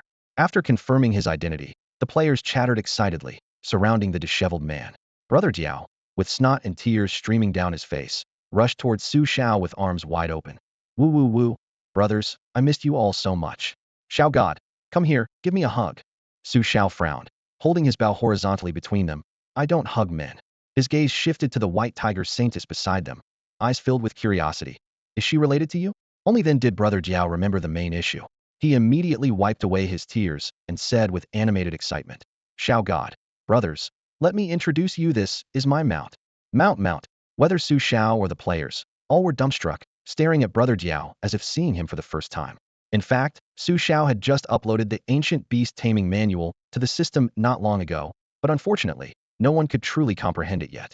Several reckless fellows had tried to forcibly contract demon beasts and nearly got slapped into meat patties. Jiaoge, how do you have a mount? Don't tell me you've already mastered the ancient beast taming arts. Xiong'er ran over and asked curiously. Jiaoge was stunned at first, scratching the back of his head in confusion. Ancient beast taming arts? There's actually such a technique. He had been racking his brains searching for Su Xiao and the others during this time, and hadn't noticed the system updates at all. But his instinct to show off kicked in, so he cleared his throat and waved his hand dismissively with a look of annoyance. Ahem, naturally. Is the ancient beast taming arts difficult? That's it. With my natural talent, I mastered it in just 1 minute. Really no challenge at all, sigh. His lonely at the top demeanor made the surrounding players itch with envy. Fine, let me open your eyes. My great white tiger, little white tiger, come here. This is my boss, Xiaoshan, call him boss. Jiaoge commanded triumphantly, pointing with his hand. A white tiger the size of a small elephant approached slowly with elegant steps, its stripes gleaming coldly under the dappled forest light. The white tiger saintess looked up at Su Xiao, her eyes full of confusion. Her new king actually had a boss? And a main god at that? Could it be that the new king of the Crimson Flame Tigers was merely another main god's follower? Though her thoughts churned, she still obediently lowered her head. Boss. Holy crap, Jiaoge is awesome. This big white tiger is so obedient. Amazing. The players were so shocked their mouths formed perfect O shapes, with exclamations rising one after another, making Jiaoge feel thoroughly satisfied. Jiaoge pressed his advantage. Little white tiger, dance for everyone. The white tiger's saintess blushed slightly, glared at him fiercely, but ultimately used her flexible tiger tail to gracefully leap and spin in the clearing. Her tail cut through the air with whooshing sounds, instantly turning the players into devoted fans. Jiaoge, can I ride her once? I'm definitely light. Xiong'er rubbed his hands excitedly. In your dreams. This is my exclusive mount. Only I can ride her. Jiaoge refused without hesitation, cursing inwardly. If I let you ride her, wouldn't I be cuckolded? Su Xiao watched from the side with amazement. He could tell which of Jiaoge's words were true and which were false clearly. This guy had encountered some adventure in the forest, but since his follower was strong, he as the main god was even stronger, so Su Xiao naturally wouldn't expose him. Come here. Su Xiao pulled Jiaoge aside. Tell me everything in detail, or forget about logging on. Jiaoge had no choice but to honestly recount his entire experience from beginning to end, accidentally entering an ancient altar, contracting with the white tiger saintess, and incidentally mastering the ancient beast taming arts. The process was bizarre, yet it had genuinely happened. After hearing it all, Su Xiao nodded silently. This experience was virtually unrepeatable. Just as he was about to speak, a chilling aura suddenly emanated from deep within the forest, as if icy mist was seeping into their bones. Woo woo woo, he. Ghostly wails accompanied the rustling leaves, making the players instinctively hug their arms. Su Xiao's expression turned stern. The succubi are coming. Everyone prepare, we're in big trouble this time. Xiaoshan, what are you afraid of? Jiaoge's lips curved upward. With me here, whatever succubi or shadow demons, they're all trash. Little white tiger, show them your innate divine power and lead the brothers out of danger. The white tiger saintess's eyes suddenly blazed, 2 balls of crimson flame dancing like fiery golden pupils, causing the air to tremble. Su Xiao couldn't help but be delighted. Not expecting the Crimson Flame Tiger clan to possess such innate divine powers, this solved a major problem for him. The white tiger saintess took the lead, charging toward a specific direction. Follow me. Her voice was calm, yet carried an underlying authority that left the players stunned. It was their first time witnessing a tiger speak. Everyone keep up. Su Xiao raised his hand and gestured, quickly following the white tiger saintess. The crowd surged into the wilderness forest like a torrent, crushing dried branches and stirring up rustling fallen leaves. Their figures were swallowed by the trees, while behind them, white mist grew thicker and rolled like waves. At one moment, The fog condensed into a pitch-black shadow with a grotesque and bizarre outline that rapidly contracted, ultimately transforming into an enchanting woman of extraordinary beauty. The woman had lustrous white skin and a waist as supple as a water snake. She moved with graceful steps, her eyes filled with allure, pressing a slender finger to her lips as her crimson tongue tip stirred gently. Every movement carried soul-stealing charm that made one's blood race. Hee hee, how interesting. Her light laughter rang like silver bells as she narrowed her eyes toward the direction where Xiao had departed. I never expected to encounter a main god here, and quite a special one at that. A main god's divine essence is indeed a precious thing. Giggle giggle. So fragrant. The succubus's eyes flickered with interest as she watched the group leave. Half an hour later, under the white tiger Sanus's guidance, Xiao and the others finally escaped the range of the succubus's white fog barrier. The players looked back at the small white tiger in Diao Ji's arms, with eyes full of both envy and jealousy. My king, are these the reinforcements you mentioned? They're all quite weak, and your boss isn't strong either. Can they really handle Lai Ji? The white tiger saintess took advantage of the break to inquire in a low voice. She increasingly doubted whether the Crimson Flame Tiger clan had made a mistake in establishing Diao Ge as their new king. What do you know, woman? Diao Ge lifted his chin in reproach. Xiao Shen's prowess is beyond your imagination. You can say I'm inadequate, but you absolutely cannot say Xiao Shen is inadequate. But the white tiger saintess was left speechless by the scolding. What's going on? Xiao approached with a slight frown. He had already heard the white tiger saintess's doubts. Xiao Shen, it's like this, I made a 3-day pact. Diao Ge explained everything from beginning to end: the myriad demons assembly, the heavenly fire descent, and the duel with Lai Ji. When Xiao heard the words heavenly fire descent, his eyes suddenly blazed with light that was precisely where the red lotus demon fire he saw it was located. The demon moon, cave heaven. This unexpected joy made his heart surge, yet he remained calm. He asked in a deep voice, what's Lai Ji's strength level? To use the Crimson Flame Tiger clan to break into the demon moon cave heaven, he first needed to resolve Diao Ji's troubles. First order, 6 stars, the white tiger saintess interjected. First order, 6 stars? Xiao looked at Diao Ge, who was only level 8 and hadn't even unleashed half his true strength, and couldn't help but laugh. Just you? Challenging a Crimson Flame Tiger warrior to battle?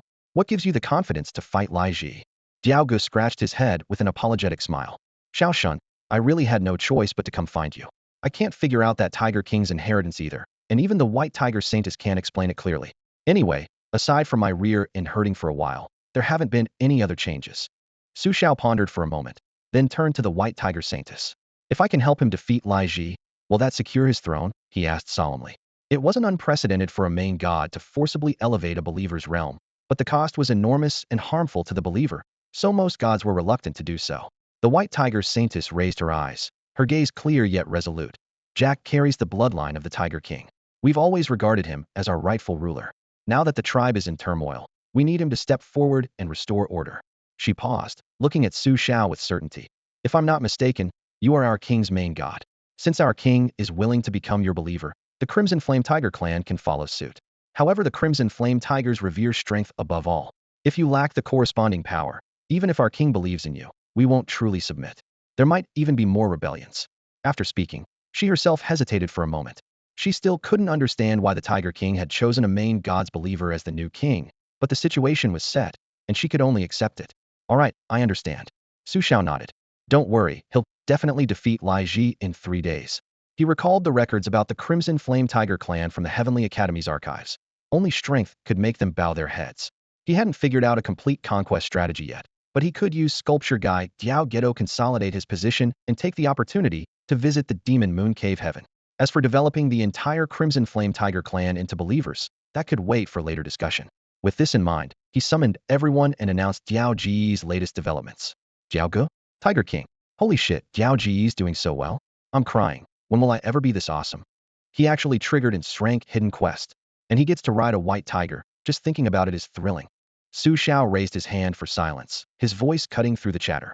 I announced that Diao Ge has made outstanding contributions in the Heavenly Court Divine Dynasty Expansion mission and is hereby rewarded with rapid level advancement. I will personally intervene to give him a boost for the 3-day challenge. The first Ruthless Emperor will teach him Immortal Demon Body. Third transformation, Zhang Daxian will guide his combat techniques, and other supplementary subjects will be assigned separately. As the series of commands fell, the players erupted. Holy crap, Xiao Shen is personally giving him cheats. Official hacks are the deadliest. Damn, you can play like this? Ridiculous. Diao Ji's luck is absolutely heaven-defying. 3 days passed in a flash. The instructor's hellish training tortured Diao Ge to near death, but he barely managed to meet the targets. Wrapped in bandages with bloodshot eyes and weak breathing, Diao Ge gasped. Is this even humanly possible? This is ultimate torture. The appointed day arrived, and Su Xiao's group prepared to depart for the Crimson Flame Tiger territory to face Lai Ji in battle. Before leaving, Diao Ge secretly pulled Su Xiao aside, clasping his hands together with a pleading expression. Xiao Shun, I have one request, you absolutely must agree to it. Go ahead. It's like this. After listening, Su Xiao fell silent for 3 seconds, then rubbed his forehead and sighed. Does it really have to be this way? This is so. Only you could come up with something like this. The Crimson Flame Tiger clan's territory. The verdant valley emerged and vanished through the summer mist, while cool mountain breezes swept across the valley floor, tempering the naturally scorching aura of the Crimson Flame Tiger clan. On the largest stone plaza in the valley, nearly 200 Crimson Flame Tigers arranged themselves into 5 great formations, the main bloodline at the center, surrounded by the 4 major branch lineages. On the elevated platform ahead, an elderly clan elder with graying whiskers gripped his stone staff, gazing intently toward the entrance with furrowed brows. 3 days had passed since the appointed time, yet the new Tiger King Diao Ge had still not appeared, leaving his heart filled with unease. Elder, what's going on? Why hasn't the new Tiger King emerged? Don't tell me he's too cowardly to face me in battle. Below, Lai Ji slammed his tail against the ground, his impatience evident. The elder snorted coldly. Lai Ji, it's still early, why the rush? Before he finished speaking, his eyes brightened as he looked toward the entrance. Through the broad valley passage, a small but imposing procession filed in. Leading them was not a Crimson Flame Tiger, but the white tiger saint adorned in snow-patterned armor. Behind her, Diao Ge walked with measured steps, followed closely by his player disciples. Jack Diao, how dare you bring so many people into our Crimson Flame Tiger territory? Lai Ji's expression darkened instantly, and many surrounding Crimson Flame Tigers flashed menacing glares. The clan grounds had always been heavily guarded. Outsiders were strictly forbidden entry, a rule deeply embedded in tiger souls. However, the elder raised his hand to stop him. Lai Ji, this is Tiger King Jack's clan. He had already received the White Tiger Saint's message by flying feather and had secretly arranged everything. The new Tiger King's clan? Lai Ji surveyed them suspiciously, seeing only a group of two-legged creatures looking around with obvious curiosity. No wonder, but they're so weak. The other Crimson Flame Tigers also caught the scent of that feeble human blood, displaying expressions of disdain. Not just weak, extremely weak. The players at the valley entrance, however, paid no attention to the tiger's contempt, as excited as children visiting a zoo for the first time. Wow, so this is a tiger den? So many tigers, enough to keep us fed for ages. Chill, keep it down. We're here to cheer, not to fight. And this is Jiao Ji's turf, show some respect. That big tiger on the platform has graying fur, clearly a seasoned veteran. Never thought we'd get to negotiate face-to-face with a boss in a game. The developers really know how to craft a story. The players chattered excitedly, their gazes wandering between the tiger packs and the valley walls like curious children. Hey little tiger, how are you? One player crouched down, waving at a passing tiger cub. The little tiger blinked. What strange language is this? Xiao enthusiastically rushed up to Lai Ji, looking him up and down. Look at those pecs, and that. Halfway through his sentence, he actually reached out to touch. How about becoming my mount? Let me ride you. Xiao assumed a serious expression, deploying his self-created ancient beast taming technique, standing firm, extending one finger, and beckoning to Lai Ji. Little tiger, come here. Smack. Lai Ji angrily swatted his massive paw, sending Xiao flying several yards before he rolled across the ground. Insolent fool. How dare you show such disrespect to me, Lai Ji?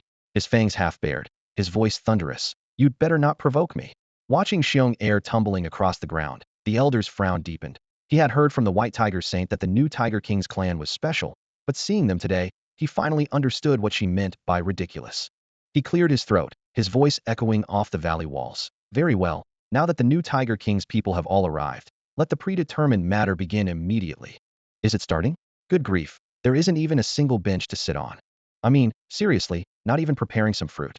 What kind of hospitality is this? The players' complaints rose one after another, piercing Lai Ji's ears like sharp needles. Veins bulged on his forehead as inexplicable rage surged in his heart. These humans are so thick-skinned. And they have the audacity to say they want one of our kind to be their king? Humph, in their dreams. If they want my recognition, they'll have to defeat me first. Too bad they don't stand a chance. With this thought, he suddenly locked his gaze on Brother Jiao, his eyes filled with naked provocation, then strode onto the stone arena that had been prepared earlier. Go, Brother Jiao. We're cheering you on. Brother Jiao, if you want, I'll send you some adult videos. Brother Jiao, crush this guy. Don't let Xiao Shen down. The players below roared with deafening voices and all sorts of slogans. Brother Xiao casually raised his hand to adjust his center-parted hair, then strolled leisurely to the edge of the arena. Suddenly, he kicked off the ground, spinning 3.5 times in the air like a dark golden streak of light before landing with a bang steadily in the center of the arena. He lowered his head and knelt on one knee, one hand supporting himself on the ground, striking a pose as dramatic as a hero on a poster. Come on then, you weakling with a power level of only 5. He slowly raised his head, a cold smile curling at the corner of his mouth. Holy crap, Brother Jiao's aura is off the charts. Brother Jiao is awesome. Kisses. Hearing these humans' incomprehensible vocabulary, the entire Crimson Flame Tiger clan was completely bewildered. Is this human language? They couldn't understand a single sentence. Brother Jiao suddenly put his left hand behind his back, extending only his right hand as a gesture. I can crush you with just one hand. I'll give you a handicap. As his words fell, a wisp of dark golden aura spread from his palm. Throughout his entire body, the undying demon god body was fully activated, and the pressure of a first-order second star rapidly expanded, breaking through to first-order second star in just 3 days. The clan elder's eyes lit up, his breathing unconsciously quickening. The Crimson Flame Tiger inheritance had always required considerable time, yet Brother Jiao had managed to achieve an extreme breakthrough within 3 days, breaking the clan's record. The surrounding Crimson Flame Tigers all focused their gazes on him, and even Lai Ji's expression grew slightly grave, but first-order second star was still a level below him. Oomph! Watch yourself and don't get sent flying by my claws. Lai Ji let out a low roar, his half-human, half-tiger form coiled with explosive power as he charged forward like a steel locomotive. Frost Flame Fist. Brother Jiao's fist blazed with intertwining red and blue flames as he pushed the first layer of the undying demon god body, reverse second turn, to its limit. This trump card was the result of Su Zhao's 3 days of intensive training. Though he couldn't yet stably use reverse third turn, reverse second turn was enough to dominate the field. Two ferocious forces collided hidden without any fancy moves. This punch represented the purest clash of power in the current Heavenly Court Divine Dynasty. Boom! The explosive sound burst in everyone's eardrums. A dark golden pillar of light shot skyward, and a phantom slightly taller than Brother Jiao enveloped his entire body as he used the phantom's power to push his punch to its ultimate limit. Bang! In the next moment, Lai Ji's massive tiger body was forcefully blasted away, tracing an exaggerated arc before crashing into the edge of the arena, with stones scattering everywhere. Brother Jiao merely stepped back a few paces, his face somewhat pale. With just one punch. A single punch was all it took for Brother Jiao to fully demonstrate his power. That punch wasn't merely brute force from his own strength, but an explosive fusion of the immortal demon body with ancient cultivation techniques.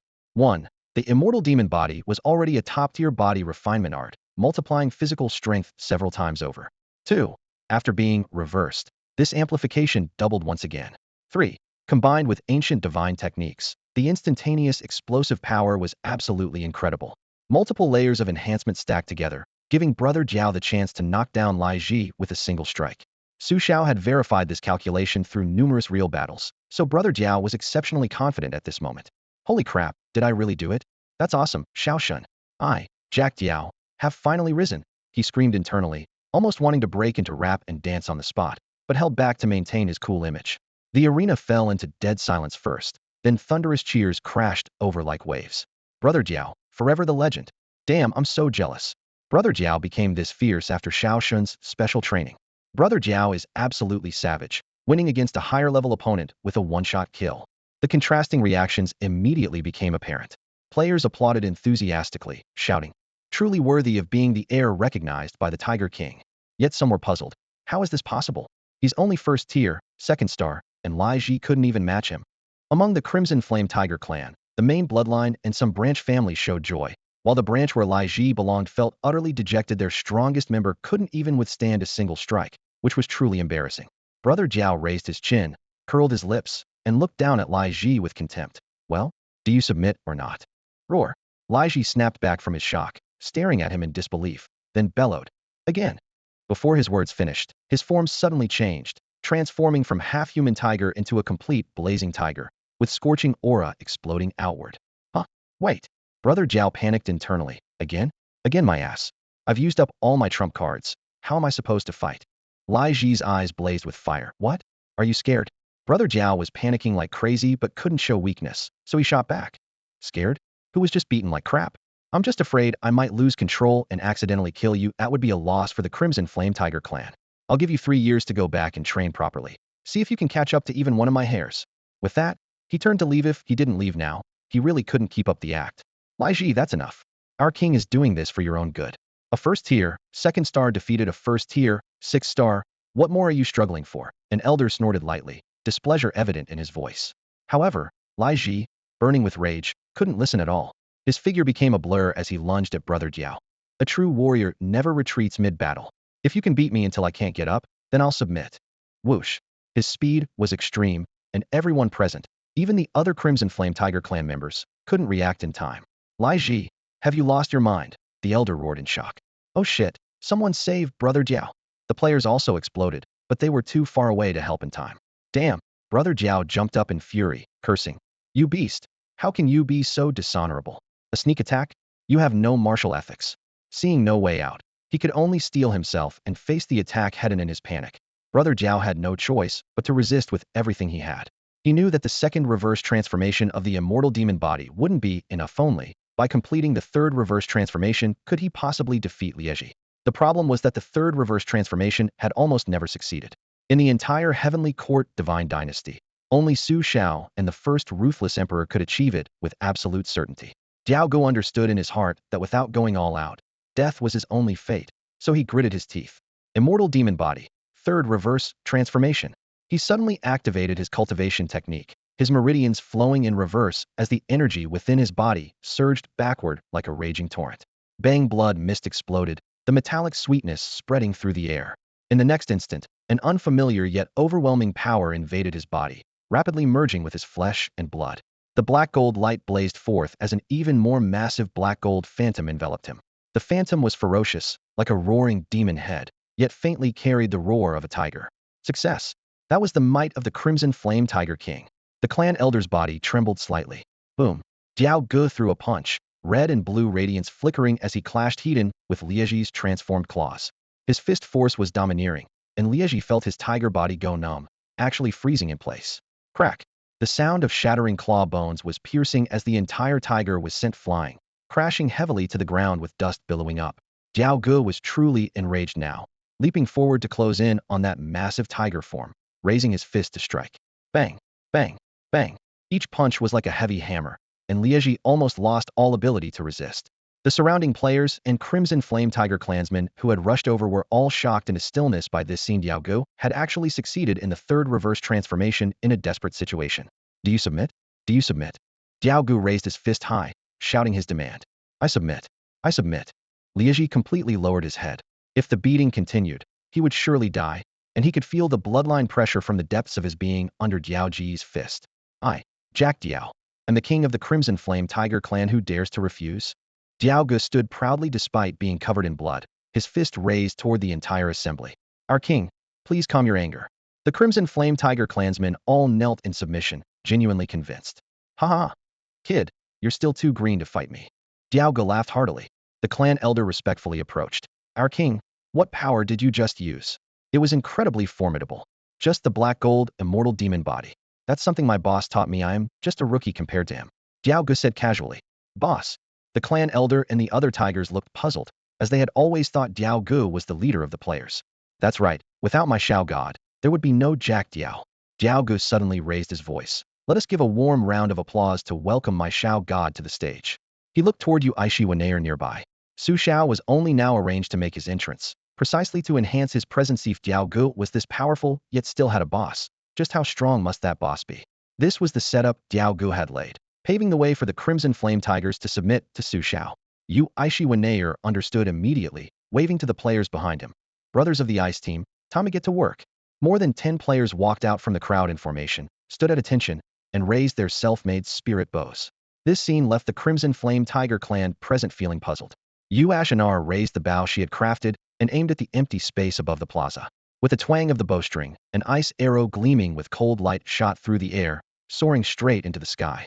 The moment the arrowhead pierced the void, it exploded with a thunderous boom into a translucent sheet of ice, like a step suspended across the heavens. Whoosh! From the distant cliff edge, a figure followed closely behind, leaping into the air and silently landing on that ice platform. As he touched down, his hands clasped behind his back, his long robes billowed in the mountain wind with a sharp, fluttering sound. The fierce aura he naturally exuded made everyone present feel their hearts tighten. This person was none other than Xiao. Immediately after, a second ice arrow soared skyward. Another ice step formed beneath Xiao's feet. He stepped forward, and the ice step beneath him shattered into powder the moment he left it, as if it had been laid specifically for him and existed only for his use. The third player also acted, creating the third step. Then came the fourth, the fifth. 9 players skilled in Frost Arrow took turns shooting, each completing one step before the cycle returned to Ash and R, who would begin the next round.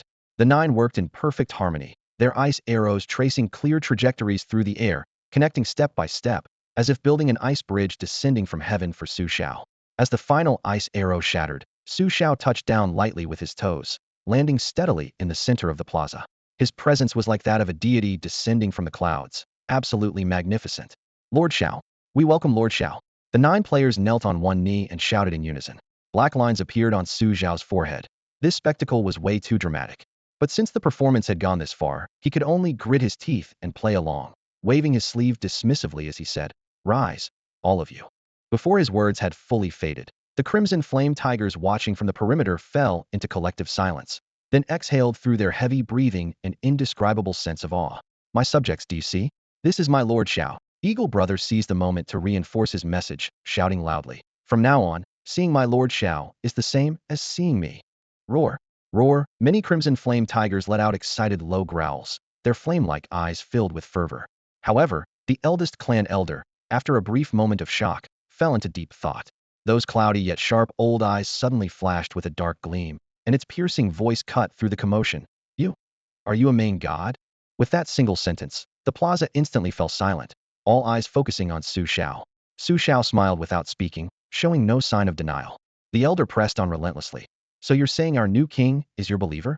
Upon hearing this, the clan leader's expression froze, his face showing barely concealed embarrassment. "Yes, is there a problem?" Xiao's tone remained calm. As his words fell, some of the crimson flame tigers grew restless, their tails lashing violently, their claws scraping the ground and sending sparks flying. "No. How could our new king possibly be someone else's believer?" someone roared. "Elder, we don't accept this. How could proud magical beasts tolerate their king submitting to a main god? In the world of magical beasts, main gods and beast kings should stand as equals. Becoming a believer would be nothing short of humiliation." Xiao's brow furrowed slightly. Had anticipated this scene, and now it was indeed unfolding. The elder's hands trembled slightly as he suppressed his own impulses. "My king, our Crimson Flame Tiger clan can accept you as our sovereign, but you must sever ties with this main god. We are the noble Crimson Flame Tiger clan, and we will never become anyone's slaves." The elder's voice boomed, echoing through the valley. Had it not been for Xiao's unfathomable aura that had intimidated him earlier, he would never have been so polite. "What slaves? Damn it, you're the slaves." A player from the camp slammed his fist on the table in fury. "We're brothers with God Xiao, we're buddies. Don't you dare slander us. Brothers, they're insulting our dignity. Grab your weapons, let's fight." The surrounding players roared in response. Someone shouted, "I put up with being looked down on by my boss, supervisor, manager, wife, and mother-in-law in real life, but I'll be damned if I let a bunch of beasts disrespect me in a game. No real man can tolerate this." Their rebellious energy surged instantly, while the Crimson Flame Tiger clan immediately burst into flames. Fire blazed throughout the valley as tensions reached a breaking point. "What the hell? You won't acknowledge our god Xiao? Then I quit being king." Jack Eagle spread his wings. "You think I give a damn? Who do you think you are?" He slammed his palm against a nearby stone pillar, sending fragments flying as he rolled up his sleeves, ready to fight. The elder raised his claw to signal his clan to stay calm, then turned to the White Tiger Saint. "Saint, what is your stance?" The White Tiger Saint looked troubled. She had anticipated conflict, but hadn't expected such deep-rooted prejudice among her people. "Elder, the Crimson Flame Tigers were once followers of a main god." She briefly recounted their history. Their noble bloodline had been personally enhanced by that main god, but when the deity mysteriously fell, the followers were left leaderless, and the Crimson Flame Tigers gained their freedom. They had been forced into worship back then, and this humiliation remained a forbidden topic, which explained their strong resistance to hearing their new king was allied with a main god. "The past is the past. History will be forgotten," the elder coldly retorted. The Crimson Flame Tigers below could no longer contain themselves. "Elder, enough talk. We will never be main god followers again. Kill them, and the new king will naturally break ties with the main god." Flames instantly engulfed their tiger forms as they teetered on the edge of rampage. Well, that ruthless." A player excitedly sniffed the air.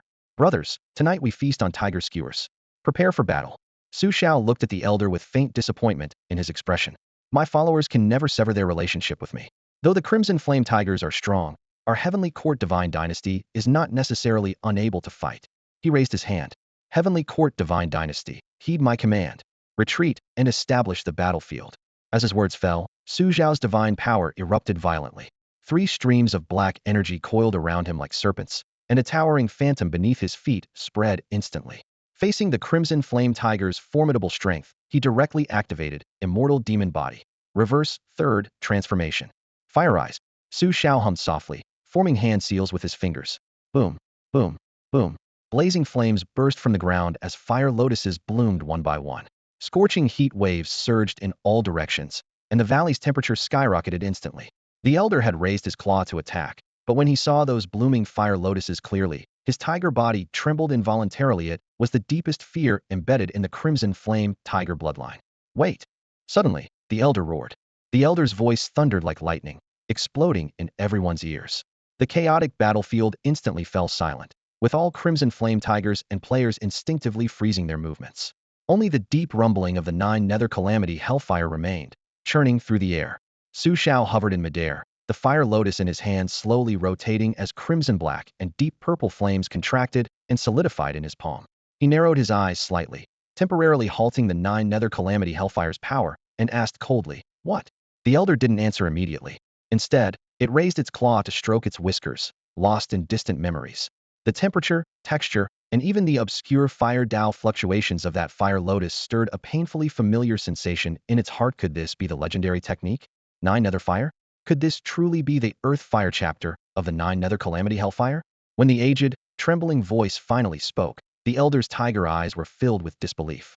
Su Xiao's heart tightened. This old creature could actually recite the complete name? He responded in a deep voice, "That's right. This divine technique is indeed the 9 Nether Calamity Hellfire, Earth Fire chapter." What? That move was actually our Crimson Flame Tiger clan's 9 Nether Calamity Hellfire. Several young Crimson Flame Tigers shuddered, their exclamations rising one after another. Elder, how does he know our clan's inherited divine technique? Is this real? Is this the long-lost 9 Nether Calamity Hellfire? On the other side of the valley, the watching players erupted into chaos. What the hell? That's clearly our Heavenly Divine Dynasty's supreme secret technique. How did it become the Tiger clan's? Shameless. I've never seen such thick skin. Mockery and complaints flooded like bullet comments. But only Su Xiao fell into contemplation. This skill was a system reward, so he couldn't determine its true origin, yet the elder's expression didn't seem deceptive. Heaven descends strange fire, earth springs golden lotus. The elder suddenly began chanting in a low voice.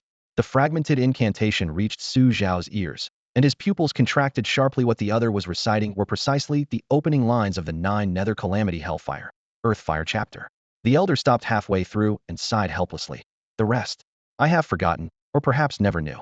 Su Xiao's lips curved into a mocking smile. So, you want me to return the divine technique to you? A familiar scenario had grown tired of these plots involving stolen techniques and endless pursuits. The elder quickly shook its head with an embarrassed smile. No, no, no, you misunderstand. This is heaven's will. Perhaps this is precisely why the old Tiger King had our king choose you. The 9 Nether Calamity Hellfire has been lost for ages. Its reappearance today in your hands is our Crimson Flame Tiger clan's destiny. It turned around, declaring in a booming voice, "Clansmen, our ancestral teachings state.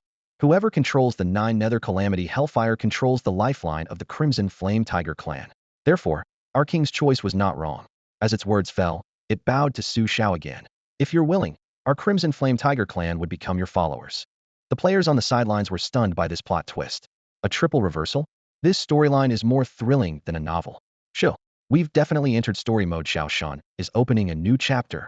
Su Xiao hadn't expected such a sudden change in direction, but it perfectly suited his intentions. Without losing a single soldier, he could gain the faith power of a formidable clan. More importantly, after subduing the Crimson Flame Tigers, he could use their territory to access the Demon Moon Cave Heaven and seize the strange fire known as Red Lotus Demon Fire. When the elder spoke these words, the other Crimson Flame Tigers fell silent. The elder of the Crimson Flame Tiger clan held a position equivalent to the Grand Elder within the tribe, the oldest in years, the most knowledgeable, and the strongest in battle. He typically oversaw rituals, supervised the Tiger King, and preserved ancient texts, commanding respect that even surpassed that of the Holy Maiden, often standing as an equal to the Tiger King himself. Because the elder had always been fair and impartial, the clan followed his words almost without question. That's naturally no problem. Have you all made up your minds? Su Xiao confirmed once more. Yes, we are willing. The elder responded in a deep voice. There were still some things he hadn't spelled out. The nine nether calamity prison fire wasn't a divine technique that just any main god could master. It was extremely difficult to comprehend, and only those with exceptional talent were qualified to achieve it. Anyone who could control this fire would inevitably grow to become a mighty figure capable of determining the fate of entire clans, which in itself was the most direct form of selection. Very well then. Since that's the case, you shall sign the main god contract with me. Su Xiao spoke. Once the contract was formed, the life and death of the Crimson Flame Tiger clan would be closely bound to his, with no room for regret. However, before that, he needed to expand his divine domain space first. Currently, his divine domain was only 1 star, and the number of believers it could accommodate had reached its limit. If he wanted to accept a second race, he had to upgrade it to 2 star. While advancing his divine core to the Godmaster realm would indeed allow him to upgrade his divine domain to 2 star, the 50,000 faith origin points required for the upgrade made him frown. Sigh, these past few days' accumulation will have to be cleared out again. Su Xiao sighed softly. He had originally planned to use this origin power to nurture his divine core and improve his realm, even setting aside a portion to enhance Brother Eagle's combat power. But now he had no choice but to invest it all into upgrading his divine domain. Ding. Congratulations, your divine domain space has been upgraded to 2 star, expanding to 300 square kilometers and capable of accommodating 1,000 believers. The cold system notification sounded. The expansion range of a divine domain was closely related to the quality of the divine core. For ordinary main gods, reaching 150 square kilometers with a 2-star divine domain was considered excellent. 200 square kilometers was already outstanding, and 300 square kilometers only a 9-colored supreme could achieve that. Whoosh. The 9-colored divine ring slowly manifested behind Su Xiao, 9 halos layered upon each other, illuminating the entire mountain valley. Rock walls, trees, and even the mist were all tinted with brilliant 9-colored light. Under this radiance, the Crimson Flame Tigers looked up as if witnessing a divine miracle. This is the legendary 9-colored supreme. The elder's tiger pupils contracted sharply, his entire body frozen stiff. He knew well how rare a 9-colored supreme divine core was, 1 in 10,000. No wonder Su Xiao could obtain and comprehend the 9 nether calamity prison fire. Everything was destined by fate. The Crimson Flame Tiger clan had finally welcomed the opportunity to rise again. Ding. Congratulations, host, on establishing a new contract relationship and gaining your second believer, the Crimson Flame Tigers. The system voice rang out again. Su Xiao felt many new, subtle connections forming with his divine core in his mind. Host, Su Xiao, divine name, Mo Lin. Immortal Dawn God's divine office, no divine domain, 2-star divine rank, 9-colored supreme, 1-star divine master follower rank, Fourth Calamity. SSR Eternal Grade Battle Pet Crimson Flame Tiger, currently possesses 5th grade Faith Essence, with a total of 5,230 followers. Follower ranks range from 1st to 9th grade, with Supreme, Legendary, Eternal, and Forbidden tiers above 9th grade. 5th grade is considered rare in most main gods' eyes, but for Su Xiao, who possesses an Eternal Grade Battle Pet, it's merely adequate. We greet our god. Hundreds of Crimson Flame Tigers, each towering over 10 feet tall, prostrated themselves in unison, pressing their heads to the stone, curling their tails, their beast eyes burning with fervent devotion. Su Xiao stepped forward, silver light flashing in his palm as translucent divine patterns formed a light wheel, sweeping away all the faith essence offered by the Crimson Flame Tigers. The 5th grade essence flowed like streams into an ocean, instantly merging into his divine core. Very well. From now on, you all belong to the Heavenly Court Divine Dynasty. The Heavenly Court has its own relesial adapt gradually. Excellent. Congratulations, Dawn God. The Heavenly Court Divine Dynasty grows stronger. At this rate, we'll sweep across the galaxy soon. I'm going to ride a tiger first. The players were so excited their steps left after images as they rushed toward the Crimson Flame Tigers, eager to experience the thrill of tiger cavalry charges. Su Xiao had already restrained his smile, beckoning an elder tiger with white mane markings. Find somewhere quiet. I have questions for you. Yes. The elder bowed and accepted the command. Several minutes later, led by the elder, they traversed winding cave corridors and reached a spacious mountain chamber. The stone walls had been carved smooth, with a magnificent hall built at the center, its pillars inscribed with ancient Wing tribe patterns. The interior was furnished with tables, chairs, and bronze lamps typical of human use, arranged meticulously with barely a speck of dust visible. Su Xiao walked directly to the stone throne at the far end, settling his robes as he sat down, his gaze falling upon the elder. I hear that in a few days, you'll hold the 10,000 demons assembly in the Demon Moon Cave Heaven, accompanied by the descent of heavenly fire? The white tiger saintess, being inexperienced, knew little about this matter and stepped aside. The elder pondered for a moment before slowly nodding. Correct. The 10,000 Demons Assembly is the Winged Tribe's most grand sacrifice, held each time in the Forbidden Land, Demon Moon, Cave Heaven. All demon beasts belonging to the Winged Tribe attend. On the opening day, the Winged Tribe's heavenly fire descends from the void, and when the demons worship this fire, they can share in its fortune. Su Zhao's eyes sharpened like blades. I want to know, how can this heavenly fire be taken? The elder trembled violently, his voice rising half an octave. Absolutely impossible. The heavenly fire is the Winged Tribe's sacred relic. If stolen, it would bring the tribe's relentless pursuit. Moreover, the heavenly fire itself contains unfathomable energy even our elders dare not approach. His alarm grew as he spoke. Xiao actually wanted to steal the sacred fire. That treasure was guarded by second-tier elders, with the strongest reaching second-tier 5-star level, far beyond what the fledgling Heavenly Court Divine Dynasty could challenge. Su Xiao spoke calmly. You may not know we encountered succubi in the forest. Without the Red Lotus Demon Fire, we cannot counter those creatures. Succubi? The elder's face turned ashen. Succubi could manipulate minds and were difficult to kill. Fire was the most effective way to restrain them. His thoughts raced, suddenly catching a crucial named Lotus Demon Fire. Dawn God, do you mean the Winged Tribe's heavenly fire is actually the Red Lotus Demon Fire? The elder's pupils dilated suddenly. Yes, what else would it be? You didn't know? Now it was Su Zhao's turn to look bewildered. You've held this 10,000 Demons Assembly for so many sessions, and you still don't know what your heavenly fire actually is. Hiss. The elder's tiger body trembled once again. So that celestial flame was actually the Red Lotus Demon Furry. No wonder. No wonder. This was precisely the sacred flame that the Crimson Flame Tiger clan had lost long ago. His voice grew hoarse, yet he couldn't suppress his excitement. At every Grand Demon Assembly, he had always felt that wisp of celestial fire resonating faintly with his bloodline, and now the mystery was finally unveiled.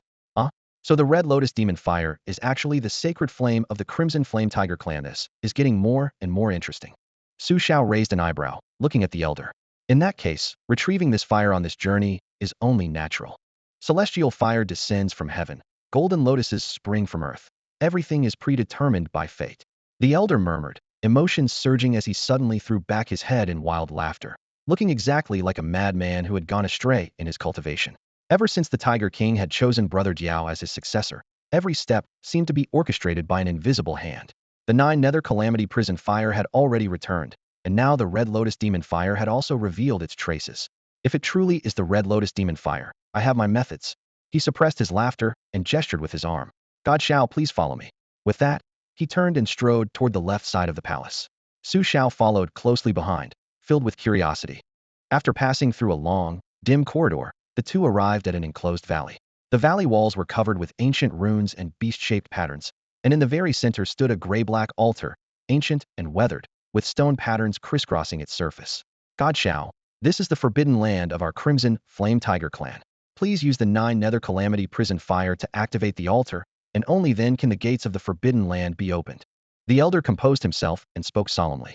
Once inside, you'll be able to obtain the method to control the Red Lotus Demon Fire. A method to control the Red Lotus Demon Fire?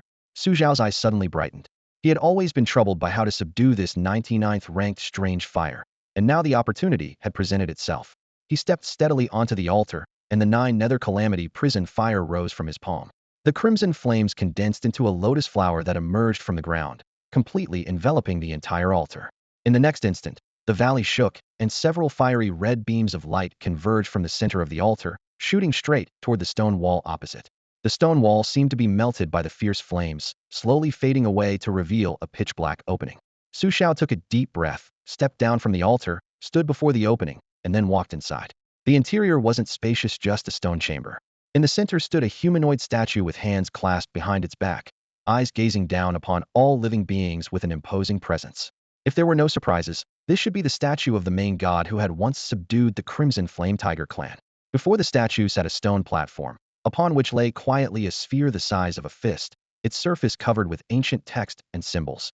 Su Xiao focused his attention and could vaguely make out that the text was all related to flame manipulation. He raised his hand and pressed it against the sphere, allowing the aura of the 9 Nether Calamity Prison Fire to flow into it. Sizzle! The stone sphere quickly turned red-hot, flames dancing as the inscribed text seemed to come alive, transforming into points of light that drilled into Su Xiao's palm. In a flash, a vast amount of ancient and profound text flooded his mind. ultimately weaving together into a magnificent cultivation technique. The opening bore several large characters: Heavenly Fire Burning Art, Heavenly Fire Incineration Technique. After reading through the Heavenly Fire Incineration Technique, Su Xiao's face showed a peculiar expression. This cultivation method was specifically created for absorbing otherworldly flames from heaven and earth. According to the scroll's description, practitioners could refine these strange fires into their flesh and blood, then channel them through mental techniques to release those violent flames at will. If that were all there was to it, he might have remained calm, but the following content made him gasp in shock. Strange fires were inherently violent by nature, and ordinary people could only contain one type at most. Even one additional flame would cause them to clash within the body, resulting in either completely destroyed meridians at best, or total annihilation at worst. However, the Heavenly Fire Incineration technique could create multiple independent fire chambers within the practitioner's body, separating different strange fires to fundamentally resolve conflicts, essentially turning the body into a mobile flame repository. Thinking of Xiao Yan's bizarre devouring methods in battle through the heavens, Su Xiao vaguely sensed some connection between the two, but he didn't delve deeper. Instead, he focused all his attention on the technique, burning every line and character into his memory. By the cave wall, the clan elder saw him immersed in comprehension and silently stood guard, not making even the slightest sound of breathing. An hour passed. Su Xiao opened his eyes, a flash of brilliance gleaming within them. Had firmly memorized the Heavenly Fire Incineration technique, though truly mastering it would still require time. Congratulations to our god for achieving this supreme technique. The clan elder immediately bowed, his voice filled with reverence. Su Xiao nodded slightly and got straight to the point. Next is how to infiltrate the Demon Moon Cave Heaven and take the Red Lotus Demon Fire right in front of all the demons. The Grand Demon Assembly was about to begin, with tens of millions of demon beasts surrounding the celestial altar. A direct assault would be certain death. Needed to use cunning, and he only had 3 days left, which was also the final deadline for the system mission. If he couldn't obtain the Red Lotus Demon Fire, the succubus could come for him at any moment, and that would be a true nightmare. The clan elder's brow furrowed. Getting close to the aerial altar isn't difficult, but the Demon Moon Cave Heaven is heavily guarded. No human can possibly enter. If you're blocked outside, the Red Lotus Demon Fire. He didn't continue, but his meaning was crystal clear. Su Xiao was equally troubled and couldn't think of a solution for the moment, so he could only set a temporary plan. Let's go out first and gather everyone to brainstorm.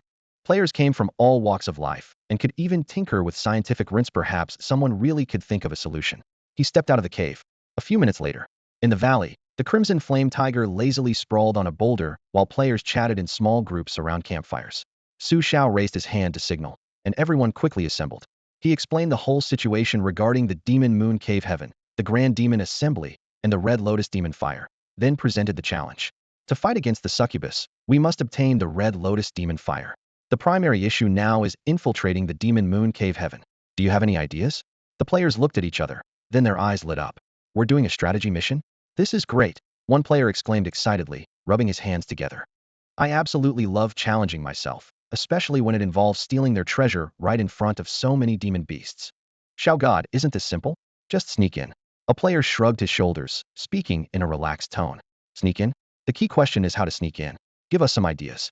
The other players turned their gaze to the guy with the ID. Turns out I'm Xiao the traitor, their voices full of complaints. Turns out I'm Xiao the traitor chuckled. Disguise. Either disguise our identities or our appearances. The essence is to fool their eyes and detection methods, pulling off a perfect deception. He spread his hands as if discussing something trivial. Everyone listened and felt there might actually be some logic to it. Have you seen Infernal Affairs? Disguising your identity to infiltrate the enemy camp, that's a form of information camouflage. Information? Su Xiao raised an eyebrow and interrupted. Information? Continue. Turns out I'm Xiao the traitor stood up, scanning the surroundings, lowering his voice but speaking with conviction. The Grand Demon Assembly is a sacrificial ceremony, right? Sacrifices require offerings, needless to say. It would be even more perfect if they could capture a human main god as a sacrifice. Coincidentally, the Crimson Flame Tiger clan is responsible for part of the offerings this time. I can have us disguised as sacrificial offerings and sent in, though brother Su Xiao would have to endure some discomfort. The clan elder, who had been silent all along, suddenly brightened up and slapped his forehead. Right. How could I forget about this? Humans can be used as sacrificial offerings, and we Crimson Flame Tigers are responsible for this part. We can indeed bring you in. He looked at Su Xiao with both apology and anticipation in his eyes. As long as we can get in, that's fine. Su Xiao nodded without concern. However, the clan elder frowned again. But the number of sacrificial items our Crimson Flame Tiger clan is responsible for is limited. We can't possibly bring everyone in. Hearing this, Su Xiao's brow also furrowed. To seize the Red Lotus demon fire, he still needed the players' cooperation. Too few people definitely wouldn't work. Turns out Xiao the traitor spoke up again, speaking rapidly. Then appearance disguise. We'll disguise ourselves as Crimson Flame Tigers and sneak in. Bro, you make it sound easy. You want us to single-handedly disguise ourselves as big tigers? The player with ID, Emperor Huang Yamei, spread his hands helplessly. Turns out Xiao the traitor bit his lip with an embarrassed expression. This is indeed a technical problem. I'm only responsible for the strategic level. Xiao God, can you think of a way? Some disguise technique or transformation skill teach us, and we guarantee we'll complete the mission. The player's gazes all focused on Su Xiao. Su Xiao slowly shook his head. I really don't have any. Transformation techniques do exist, but they require high cultivation levels. Players at the current stage can't access them at all. Then what do we do? Aren't we stuck? The crowd instantly deflated, with sighs rising one after another. Just as the atmosphere grew gloomy, a light chuckle came from the crowd. Perhaps I can do it. Forever the god stood up slowly with his hands in his pockets, a mysterious arc curving at the corner of his mouth. Everyone was stunned and looked at him in unison. This guy can actually disguise himself as a Crimson Flame Tiger? Even Xiao God can't do it, but you can? Aren't you slapping Xiao God in the face? Bro, you're not joking, are you? You think you can surpass Xiao? Yeah, come on man, don't mess with us. Dude, stop bragging and give Xiao some respect. The players formed a semicircle, chattering away as they desperately tried to push Yongyuan Dishin back into his seat. Even the nearby NPCs were helpless, they had all fallen silent. Yet this one player still dared to make a scene? Yongyuan Dishin looked up, his gaze filled with contempt. After waiting in silence for so long, he had finally found his stage to show off. He thought to himself, if Su Xiao mastered this technique first, how would he ever get his moment to shine? Armor mimicry. With a sharp shout, familiar skill energy erupted. Armor mimicry? Seriously, that's it? The crowd erupted in boos, their initially excited expressions instantly cooling as complaints arose from all sides. However, just 2 breaths later, they sensed something different. Yongyuan Dishin's armor mimicry was unlike anything they had seen before. The earliest version of the technique only conjured shields or armor for defense. Later, players had forcibly turned this defensive method into attacks like lightning poison dragon drill. Even later, some had assembled iron fragments into various protective gear. But what they witnessed now had clearly reached an entirely new level. At this moment, streams of dark red energy appeared around his body, wrapping around him like blood vessels in an overwhelming embrace. Then he suddenly crouched down, placing both palms on the ground, his body taking on the 4-limbed posture of a tiger. The dark red energy undulated accordingly, outlining a tiger's head, claws, and tail, actually forming the silhouette of a Crimson Flame Tiger. Though slightly smaller in size, the form was incredibly lifelike. Materialize. Yongyuan Dishin growled low, and the dark red energy condensed and solidified, meticulously crafting fur, muscles, and even tiger eyes. A Crimson Flame Tiger was born before everyone's eyes. The circle of players collectively gasped. Holy crap, he actually did it. My god, that's incredible. How the hell did he pull that off? Everyone crowded closer to observe, their faces filled with amazement. Su Xiao couldn't help but step forward as well. These guys had actually made something spectacular out of this ancient basic divine technique. While it wasn't technically true transformation magic in the strictest sense, the effect was pretty close. The only flaw was that it was look but then touch. Actually touching it would reveal that the fur was just constructed energy. But even so, it was still stunning. My goodness, I have never seen such miraculous divine technique. The Crimson Flame Tiger's eyes lit up, and even the clan elder's eyes narrowed to slits. It had originally thought Su Xiao's group of followers were just ordinary humans, but now realized things weren't so simple. This was almost indistinguishable from the real thing. Roar. After a brief exchange with Su Xiao, Yongyuan Dishin and Su Xiao moved simultaneously, their figures instantly overlapping as an enormous Crimson Flame Tiger wreathed in flames thunderously appeared. The tiger's body was massive and majestic, with even the dancing flames precisely simulated, as if a true Tiger King had descended. Yongyuan Dishin immediately wanted to cough up blood. Players could never outdo NPCs. Holy shit, so realistic. Exactly. Xiao is just amazing and good-looking too.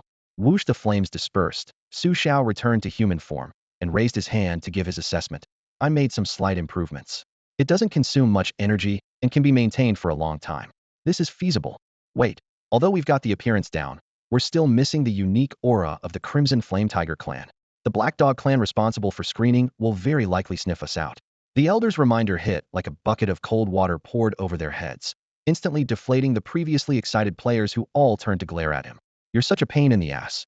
Can't you ask all your questions at once? Someone couldn't help but growl under their breath.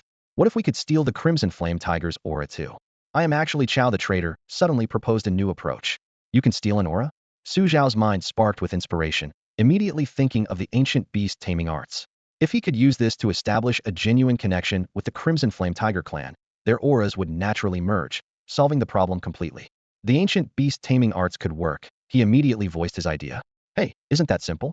With one word from God Xiao, we can just make them sign contracts with us. Many players shouted carelessly.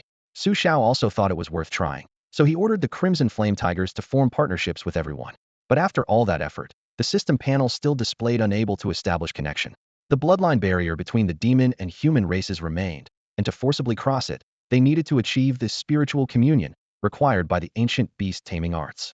Beast taming was never about simple domination, but about building an invisible bridge of the mind. The player's understanding of the beast taming arts was too shallow, so naturally the bridge couldn't form. Given enough time, contemplating the techniques would eventually lead to breakthrough. But with only 2 days left, they could only use external forces to accelerate the process, such as building rapport to increase compatibility. You can start by building rapport first. It'll greatly improve your success rate. Su Xiao simply announced a new Divine Dynasty quest. Find your battle partner within 2 days and establish the relationship. Reward: 200 faith coins for each successful participant. Top 10 will additionally split 2,000 faith coins, with higher ranks receiving larger shares. Penalty: failed participants lose 300 faith coins. Su Xiao used both carrot and stick, though he wouldn't actually deduct the coins. Just putting pressure on the players was enough. He didn't expect everyone to succeed. If even 1/5 managed it, that would advance the overall plan. Even so, he wasn't confident.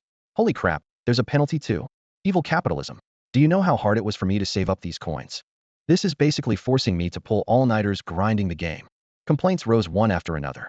After briefly outlining the task, Su Xiao turned and left. Needed to master the Heavenly Fire Incineration arts within 2 days, or even if he infiltrated the Demon Moon Cave Heaven, he wouldn't be able to seize the Red Lotus Demon Fire. Alright brothers, let's get to work. I'm claiming first place. Let's go. In the Crimson Flame Tiger's territory, within the valley, Xiao was chasing after a Crimson Flame Tiger on foot, like a persistent pest that wouldn't go away, constantly pleading. Please, please, please be my mount. I'll make sure you eat well and live the good life. Get lost. The Crimson Flame Tiger suddenly turned around, its voice deep and fiery. At first, when Xiao approached to chat, the tiger had patiently made small talk, hoping to get along with fellow believers of Shaoshan. But when it learned that Xiao actually wanted to ride on its back, how could a proud Crimson Flame Tiger swallow such humiliation? Divine orders or not, a tiger's dignity could not be compromised. After his 99th rejection, Xiao lifted his shirt to wipe his sweat and muttered under his breath. Damn it, this so-called ancient beast taming manual is completely useless. He roared, Ark, what will it take for you to be my pet? Name your price, Xiao. Always keep my word. How about I call you daddy? The Crimson Flame Tiger narrowed its eyes and snorted coldly. A condition? Become someone like Shaoshan, and I'll let you ride me. Holy crap. Xiao nearly choked on last night's roasted meat, his mind flashing to Shaoshan's godlike NPC attributes completely beyond any player's reach. Just as he was feeling dejected, commotion arose from the valley entrance. Following the sound, Xiao saw Diao Gu riding leisurely on the white tiger saint, his legs gently gripping her sides, wearing an insufferably smug smile. The white tiger already belonged to him, and combined with his natural Tiger King aura, Diao Gu was clearly here to show off. Players immediately swarmed around him, looking up eagerly. Diao Gu, teach us how to tame beasts. Remembering those unforgettable days in the cave, Diao Gu felt an impulse to share the wealth and lowered his voice. Beast taming is simple. Do you really want to learn? Yes, we must learn. Very well, for Shaoshan's sake, I'll share my secret technique with you. With that, he leaped down from the white tiger's back and walked to a stone pillar. Rip! He tore off his entire shirt, exposing his muscular physique to the air. Then he wrapped his arms around the pillar and began moving his hips in fluid motions, performing a pole dance so graceful and seductive that it left all the players speechless. What is Jiaoge doing? Oh no, someone call Shaoshan. Jiao Ji's gone into heat. However, sharp-eyed observers soon noticed something strange. Several nearby Crimson Flame Tigers had stopped in their tracks, clearly attracted by the dance, their eyes showing obvious interest. So this is Jiao Ji's beast taming method. Xiong scratched his bald head, found a pillar, and started mimicking the movements. As he danced himself into a sweat, a magnificent Crimson Flame Tiger approached, its burning gaze fixed on Xiong's rear. Want to ride me? I can give you a chance. Follow me. Really? That's amazing. Xiong nodded excitedly and happily followed the tiger into a nearby grove. Moments later, he returned with stiff, awkward steps, his face pale green, sitting as if there were needles under his bottom. Looking up, he caught Diao Ji's knowing smile and satisfied expression, and suddenly understood everything. So this is what you're really like, Diao Go. Xiong Air was on the verge of tears, yet couldn't help feeling secretly pleased. Aside from Diao Go, he was the second player to have a mount, and the first to complete the quest. Beast taming, that's it? That's really it? Xiong Air swallowed his pride, and put on a brave face through his tears. Good things should be shared with everyone, he declared. It worked? Holy crap, Eagle's trick actually works. I can't take it anymore. I need to try this too. Eagle, how do you twist like that? Teach us. 10 minutes later, dozens of male players stood in a row receiving Eagle's special training. The female players couldn't bring themselves to do something so embarrassing. You, stick your butt out higher. No, no, your expression isn't sultry enough. You need to be more seductive. Eagle, do we really have to do this? This pose is so humiliating. Damn it. I'd rather go without a mount than strike such an embarrassing pose. I'm a real man, and yet here I am doing this shameful pose. Ugh. As these players wiggled their butts in rhythm, a player with the ID musician nearby had crafted makeshift instruments and was beating out accompanying music. Let's all sway together, hey, forget all the pain and sway together. The key thing was that these crimson flame tigers were watching with great interest, and quite a few tigers even approached these guys to sniff their butts with their noses. When the atmosphere seemed right, these magnificent crimson flame tigers had each selected their preferred targets and led them toward a nearby grove. Ah, damn it. Eagle, you tricked us. Wails echoed from the grove. Eagle had already found a good spot to spy, and what he saw nearly made him burst out laughing. Backdoor blossoms blooming. Sob sob, Eagle isn't fighting this battle alone. A few minutes later, these players emerged one by one with grim expressions, not walking out, but riding the crimson flame tigers, since walking might have been somewhat inconvenient. Clang, clang, clang. Suddenly, the sound of banging iron pots rang out. Players looked toward the sound and saw 8 players slowly approaching on crimson flame tigers, each holding a large iron pot. Brothers, Northeast stew is ready. Come and eat. Stomach Guy shouted at the top of his lungs. Holy shit, Stomach Guy, you actually succeeded too. How the hell did a cook like you manage to tame a beast? The players were dumbfounded. Stomach Guy chuckled. Beast taming? That's pretty simple. Only idiots would do pole dancing. If a man can capture a woman's stomach, he captures her heart. The same principle applies to magical beasts. It's that simple. Stomach Guy, teach us how to cook. We want to tame beasts too. Many players turned their attention to cooking. Big Eater looked somewhat embarrassed as he faced everyone. Well, not every crimson flame tiger likes cooking. I still have several apprentices who couldn't win their favor. Though he made it sound easy, it was actually difficult. To succeed, he had cooked dozens of dishes and nearly exhausted himself to death. Otherwise, how do you think this Northeast stew came about? Ah, what do we do then? There's only a little over a day left, and I don't want to lose faith coins. Nearly a day had passed, and only 10 people had succeeded so far. At this rate, there was no way to complete the mission. I think I understand the trick now. Among the players, one named Dragon Knight had a gleam of wisdom in his eyes. If his method proved successful, it should be able to quickly solve this beast taming problem. This Dragon Knight was actually a pet behaviorist back on Blue Star, specializing in animal communication. When the ancient beast taming manual was released, he immediately recognized this as his moment to shine and threw all his energy into studying and experimenting with it. Unfortunately, he hadn't found a suitable target to practice on, so he could only wait patiently. When Xiao later announced the beast taming quest, Dragon Knight was thrilled, but he knew that taming beasts wasn't as simple as shouting a few commands. You had to understand the animal's emotions, figure out what they truly wanted, and only by touching their hearts could you gain a loyal companion. At the quest site, players rushed forward to attempt beast taming, but Dragon Knight held back, standing to the side and studying the crimson flame tigers. He observed their expressions, ear movements, and even the frequency of their tails swaying, memorizing every detail. Eagle's demonstration of beast taming techniques caught his attention, and Stomach's subsequent analysis confirmed he was on the right track. Everything was ready, just needed a chance to test his theory. Hey buddy, can I borrow that brick you were tapping earlier? And maybe show me how to do it. Dragon Knight approached the musician directly. The musician paused for a moment, looking at him with confusion, but handed over the brick and demonstrated the tapping rhythm. Why do you want to learn this? Beast taming. Beast taming. The musician nearly dropped the brick. Are you crazy? You're going to tame beasts with a brick? That's insane. Dragon Knight smiled. You'll see. The musician's voice drew other players over. When they saw Dragon Knight holding a brick and walking straight toward a female crimson flame tiger, chaos erupted. Holy crap, I thought I was ridiculous, but this guy takes the cake. He's going to threaten a crimson flame tiger with a brick? That's some imagination. Dragon Knight completely ignored the mockery. Walking up to the sleek, crimson-furred tigress, he bowed slightly and spoke gently. Hello, I have something I'd like to give you. His voice wasn't loud, but it was enough to get the crimson flame tiger's attention. The tiger tilted her head, amber eyes full of confusion. Dong dong chong. Dong dong chong. He raised his hand and, following the rhythm the musician had taught him, tapped the brick's edge with its flat surface. The crisp, rhythmic sound echoed through the forest. The previously puzzled tigress suddenly perked up her ears, nostrils flaring slightly, showing interest. Just as I thought. Dragon Knight felt relieved. When the musician had been tapping the brick earlier, he'd noticed this tigress's tail tip twitching, gently a sign of curiosity and pleasure. Dong dong chong. Dong dong chong. The rhythm gradually quickened while maintaining its clear tone. The crimson flame tiger's eyes brightened, and she even let out a pleased growl.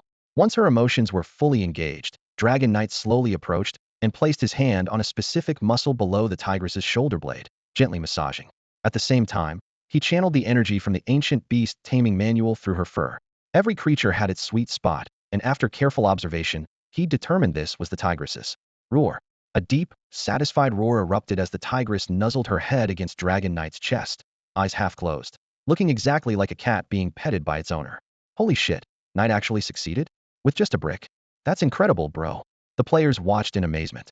Even those who had previously scoffed at Eagle's techniques crowded around, eager to take notes on every detail. Dragon Knight grinned, stroking the tigress while sharing his experience with everyone.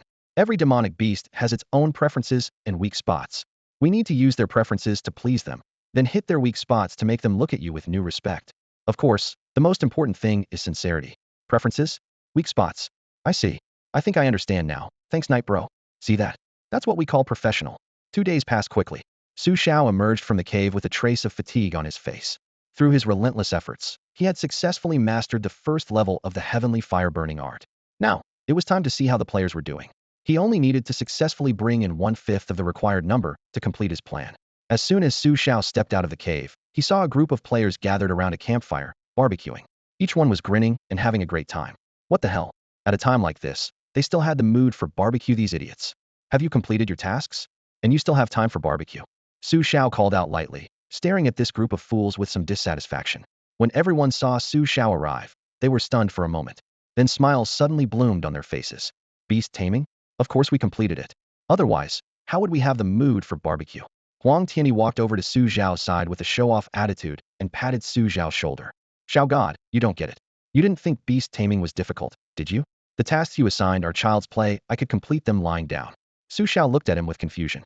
Beast, come. Huang Tianyi called out lightly, and a crimson flame tiger ran over from the distance, obediently stopping beside him. Damn, if Tianyi bro is showing off like this, I'll do it too. Beast, come.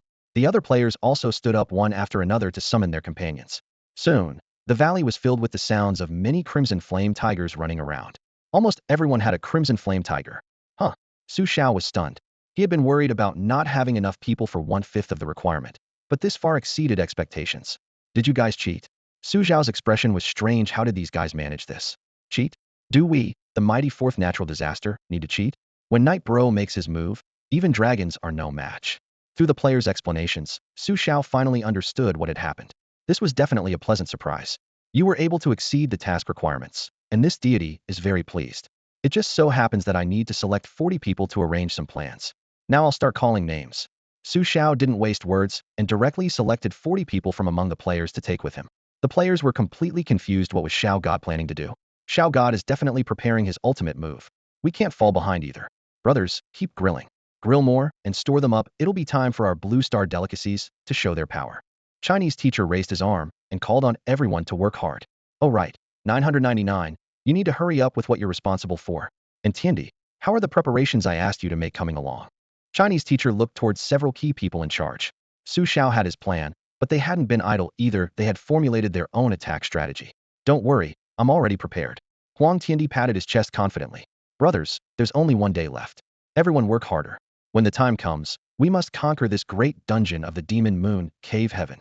Chinese teacher took a long, deep breath, his expression somewhat excited. At the myriad demons grand assembly, the fourth natural disaster will surely make a stunning debut. Within the spacious cave, 41 figures sat cross-legged in an arc formation, with Xiao positioned at the front facing the group. All had their eyes tightly shut, their fingertips forming identical mystical hand seals. Dark crimson energy surged around their bodies, sending waves of heat crashing against the cave walls. With Xiao as the center, 41 streams of fiery red energy transformed into spiritual serpents, winding outward and penetrating into everyone's bodies.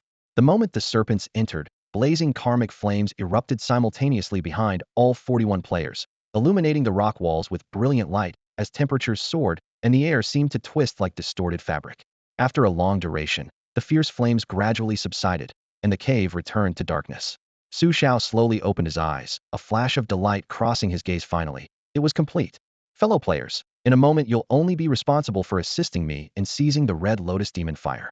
Don't worry about anything else, understood? He emphasized once more. Refining the Red Lotus Demon Fire normally required an extremely long time, but the battlefield would never allow such leisure. To shorten the refinement process, he had to rely on this group of Fourth Calamity players before him. Understood. Don't worry, Xiao God. We'll complete the mission even if it costs us our lives. The players were in high spirits, showing no trace of nervousness. Instead, they were excitedly rubbing their hands together as was what gaming should be, far more thrilling than simply grinding monsters for experience. In the valley, when Su Xiao appeared with his 41 players, everyone else was already in position. A total of 200 players, with the strongest having reached the first tier 2-star level, half a minor realm higher than Su Xiao himself. Most others were on the verge of the first tier, just one step away from breakthrough. Additionally, nearly 200 Crimson Flame Tigers ranging from first to second tier served as reinforcements.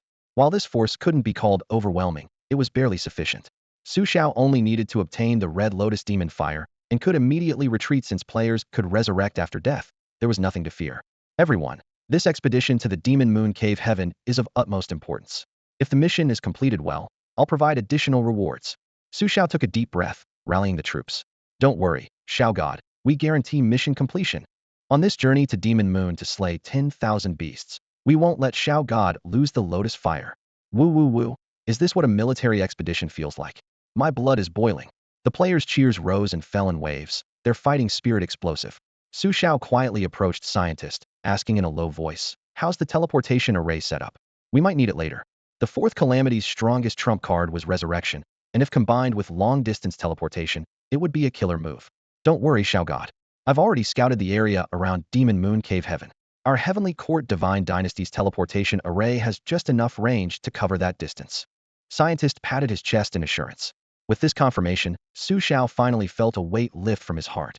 Excellent, let's move out. He raised his arm and shouted. Let's begin, my great eagle is already thirsting for action. Burn, my small universe. Victory in this battle belongs to the Legion of Light. Where are my ruthless Legion brothers?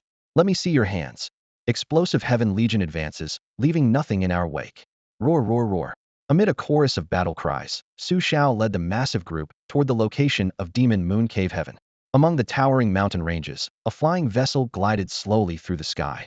The vessel was crafted entirely from azure gold wood and cold star stone, its railings adorned with intricate carvings that shimmered with spiritual light, while wisps of mist clung to the hull like gossamer veils.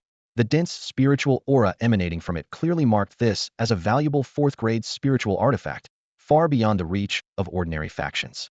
At the deck's edge, several figures stood against the wind. The white-robed man at the center gently waved his folding fan, his jet black hair bound only by a jade crown, his expression so serene it seemed as though the surrounding mountains were mere stage props. After a moment of silence, he spoke softly. How much farther to the Heavenly Scripture Academy? Young master, at our current speed, we'll need 5 more days to arrive. A nearby attendant replied respectfully. 5 days. The white-robed man repeated quietly, his gaze somewhat distant. 5 days is still too early. That girl Mo Ling probably hasn't returned yet. In that case, you go ahead to the academy and announce my arrival. I'll descend into the savage forest for a while. I've heard this forest hides many treasures, including something I urgently need.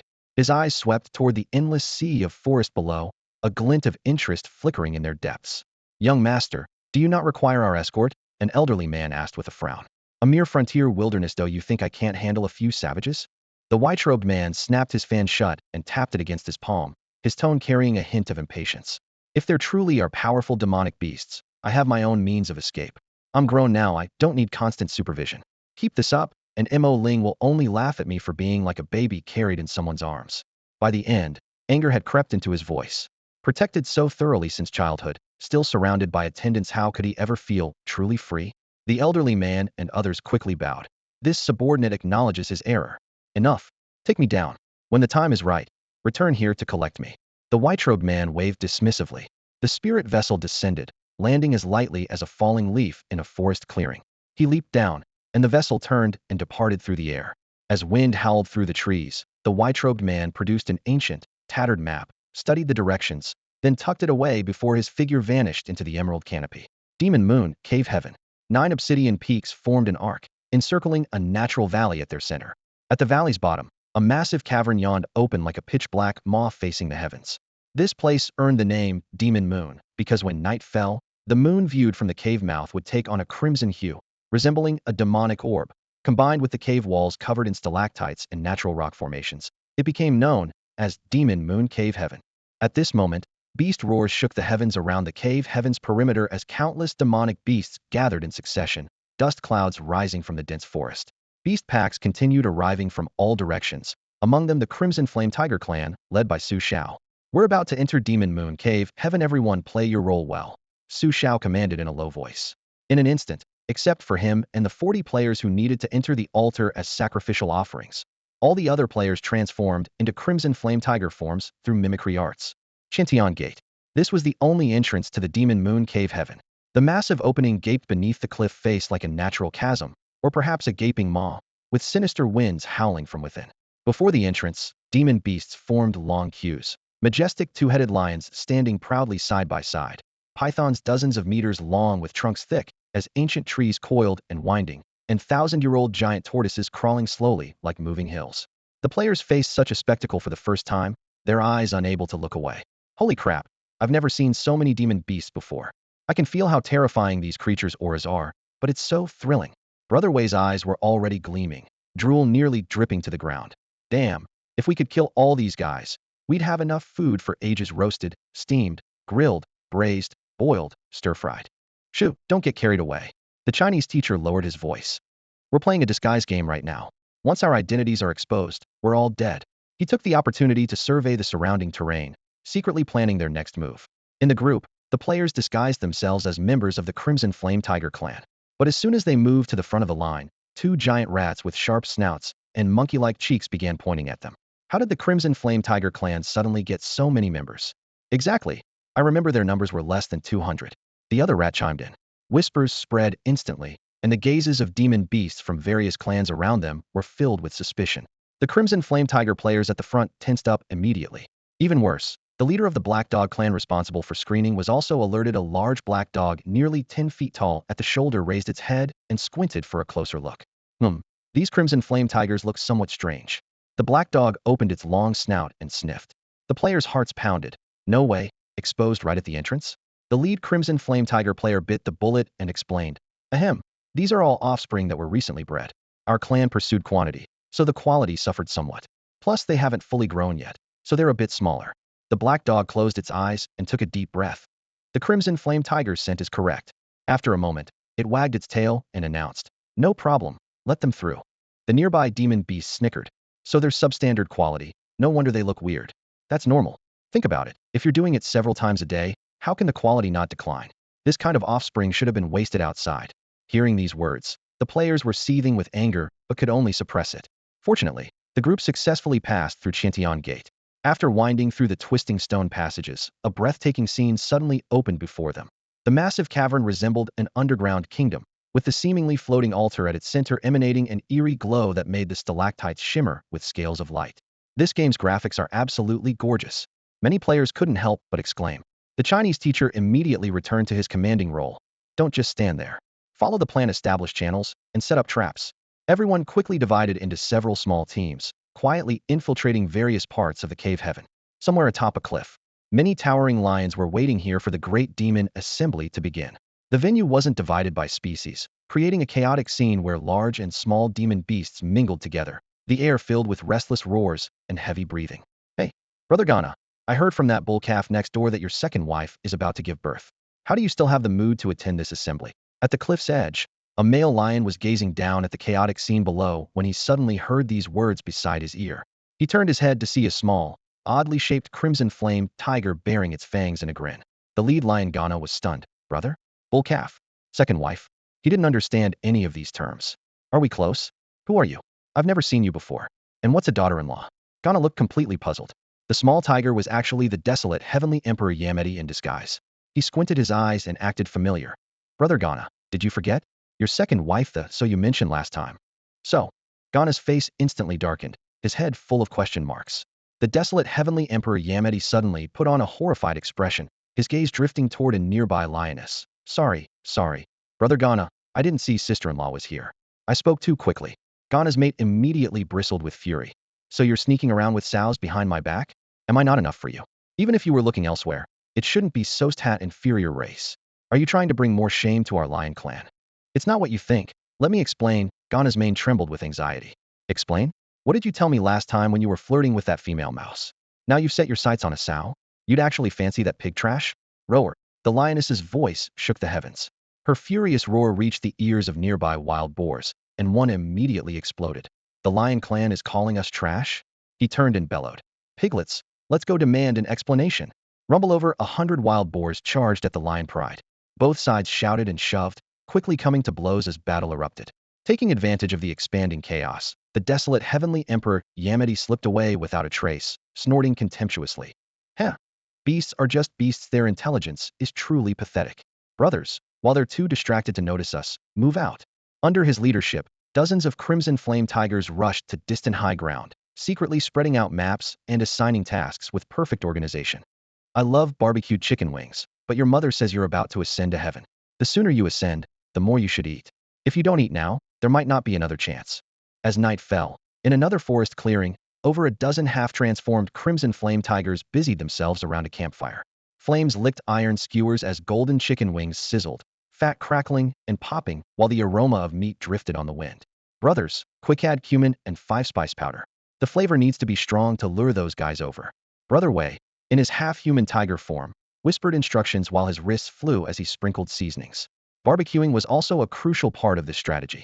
As the big eater sprinkled spices from his hands onto the grilled meat over the campfire, the aroma grew even more intense. Hurry up. Use your wind power to spread the scent further, he called out. The players who had been waiting nearby silently activated their skills, and a gentle breeze instantly stirred up the heat waves, carrying the savory aroma in all directions, covering almost the entire area from east to west, north to south. Big Eater, will this really work? These are mythical beasts from the game World TV. You never tasted food from our blue planet. Will they really be attracted? Someone whispered worriedly. It should work, right? The Crimson Flame Tigers seemed to like it well enough. Whatever, let's just focus on completing the mission. Big Eater was halfway through his sentence when he suddenly stopped mid-word. Drip. A few droplets of water fell onto his furry little paws. Rain. He froze, looking up to see an enormous crocodile head poking down from the tree canopy, its burning gaze fixed intently on the grilled chicken wing in his hands. Those droplets were the crocodile's drool. Holy crap. Big Eater nearly fell backward. Don't you make any sound when you walk. You scared me to death. Rumble. The ground immediately echoed with deep running sounds. Big Eater spun around to see a large group of mythical beasts charging toward the campfire, their eyes uniformly locked on that grilled chicken wing, drool trailing bright lines across the ground. Little tiger, what is that? How does your Crimson Flame Tiger clan have such fragrant chicken wings? A massive leopard pressed its nose almost against Big Eater's face. Ahem. This is a cooking method our Crimson Flame Tiger clan just obtained from humans we defeated. Would you like to try some? Big Eater's voice trembled. In the system channel, players hurriedly reminded him. Big Eater, don't let your hands shake. If you shake, you'll blow your cover. Don't shake? Why don't you come try this yourself? Big Eater cursed silently. Whoosh. The leopard directly snatched the chicken wing and swallowed the entire skewer, its chewing sounds clearly audible as it widened its eyes with satisfaction. Roar. The nearby mythical beasts could no longer contain themselves and swarmed forward, making the grilled chicken wings in Big Eater and his companions' hands disappear in the blink of an eye. I never expected my grilled meat to be this popular. Big Eater broke out in a cold sweat, but forced himself to raise both paws with renewed energy. Don't rush. Everyone wants to try some, right? We Crimson Flame Tigers have prepared plenty of meat just for everyone to sample. After you've eaten, please give us your support at the ritual ceremony. With that, he waved toward the distance. The players quickly carried out basin after basin of marinated meat skewers and placed them by the campfire. Grilling teams, begin operation. In the distance, the Chinese teacher confirmed the effect was working and immediately coordinated several grilling squads that had been standing by. Sizzle grease dripped into the flames, sending sparks flying. The mythical beasts formed several circles around them, nostrils flaring and eyes burning with desire. In just moments, the entire Demon Moon Cave heaven was filled with the aroma of grilled meat. Everyone, please don't rush. Form a line. No pushing, there's enough for everyone. Medium rare is fine, but personally I'd recommend medium well for the best flavor. And so it went. The grand assembly of 10,000 demons had been completely transformed by the players into a fragrant barbecue feast. Demon beasts circled around bonfires on the hillsides, while others on the cliff edges drooled over their skewers, having completely forgotten why they had originally come. Hey buddy, you're not eating the barbecue? It's absolutely delicious. Hurry up and get some. If you wait too long, there won't be any left. Xiao 999 swaggered into the center of the Demon Moon Cave, heaven the intersection, where several walkways connected the aerial altar to the surrounding cliffs. Each walkway was guarded by demon beasts, and according to the rules, no one was allowed to step foot on the altar before the ritual began. At this moment, the bull demon guard gripping a bone blade stared conflictedly at Xiao 999, who had transformed into a half-human crimson flame tiger. The tantalizing aroma of meat had already made its tongue tingle with desire, yet it dared not abandon its post. What are you afraid of? Xiao 999 lowered his voice and began his persuasive assault. Everyone's barbecuing. No one's paying attention to you. The altar isn't open yet. Who would dare enter? If your brain isn't working, go get it fixed. The bull demon hesitated for a moment before finally succumbing to its appetite. Well, all right. Help me watch for a bit. I'll be right back. With that, it galloped off toward the barbecue crowd. Watching the bull demon disappear, Xiao 999 let out a sinister chuckle and quickly pulled several fist-sized gray-black spheres from his chest, crouching down to stuff them into the dense grass on both sides of the walkway. Due to their similar color and the vegetation cover, the spheres blended almost seamlessly with the ground. They might look unremarkable, but at the crucial moment, they would be lethal weapons. On a high ground in the northwest of Demon Moon Cave Heaven, several crimson flame tigers quietly crouched down, surveying the terrain before taking their respective hiding positions. Brilliant light flashed as they dispelled their transformations, revealing their player identity. Yes, it was the first Coward King squad. The captain whispered his orders. Brothers, time to work. From now on, consider yourselves dead men. They were responsible for assassination and sniping, needing only to lie in wait and act on command. As time passed, all players gradually infiltrated their designated positions. Those planting explosives planted explosives. Those occupying high ground took the high ground, exchanging confirming glances about their missions, everything waiting for the grand ritual to begin. Roar. From a distant cliff peak, an earth-shaking bull's roar rolled across the cave heaven. The mountain-sized bull demon widened its eyes, glaring down at the chaotic scene below, anger written all over its face. Standing beside it were a giant ape, a giant python, and the tiger king that Yao Gu had transformed into, along with other demon kings. The Heavenly Court's divine dynasty had entered in 3 groups. 1. Yao Gu as the tiger king leading the first group with the white tiger saint. 2. Crimson Flame Tiger Clan elders escorting sacrificial offerings like Xiao as the second group.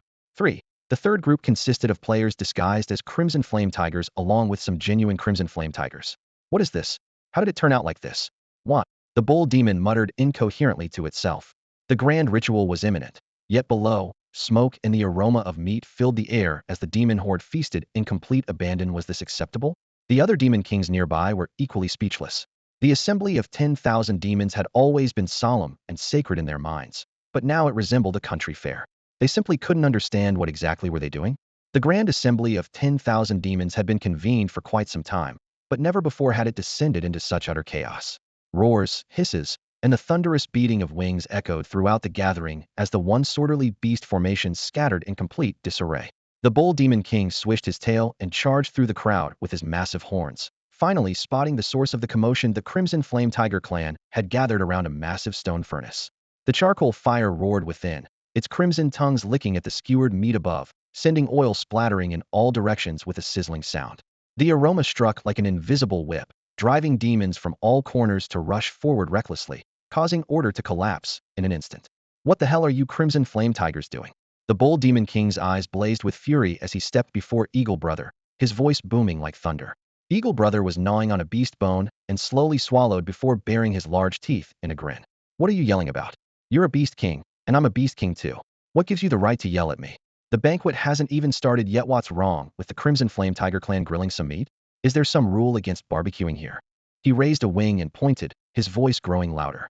Who told you all you couldn't control your appetites? Shamelessly crowding over to snatch our food. At least we Crimson Flame Tigers are generous enough to share with you. And you still come to blame me? Besides, you're not even a tribal elderry, just a hired hand keeping order. All the demons in this region fell under the jurisdiction of the Feather Tribe. The Feather Tribe dwelled deep within the savage forests and rarely ventured to the border areas. In previous grand assemblies, the true demons of the Feather Tribe almost never appeared, leaving the various subordinate clans to complete the ritual ceremonies on their own. Unfortunately, this time the hosting duties had fallen to the Bull Demon clan, and if anything went wrong with the ritual, the true demons of the Feather Tribe would surely hold them accountable. At this thought, the Bull Demon King's rage intensified, yet Eagle Brother's rapid-fire retort left him speechless. "Brother Bull, calm down, calm down. Just have them return to their positions," said the ancient turtle, poking his head out from beneath his heavy shell to mediate. Just as he finished speaking, several Crimson Flame Tigers approached carrying crude stone platters loaded with rows of glistening specialty barbecue. Fellow Beast Kings, Eagle Brother patted the edge of the stone platter, his expression unusually serious. "This is the art of barbecuing that our Crimson Flame Tiger clan seized from the human race. It possesses miraculous power. Would you like to try some?" The Beast Kings initially wanted to maintain their dignity, but the aroma invaded their nostrils and made their eyes gleam with desire. Tiger King shows such thoughtfulness. This king shall have a taste.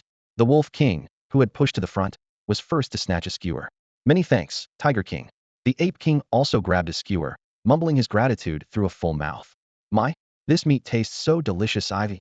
I never had anything like it." The Wolf King's eyes nearly bulged from his head. "Bull King, you should try some too." The Ape King offered the remaining skewer.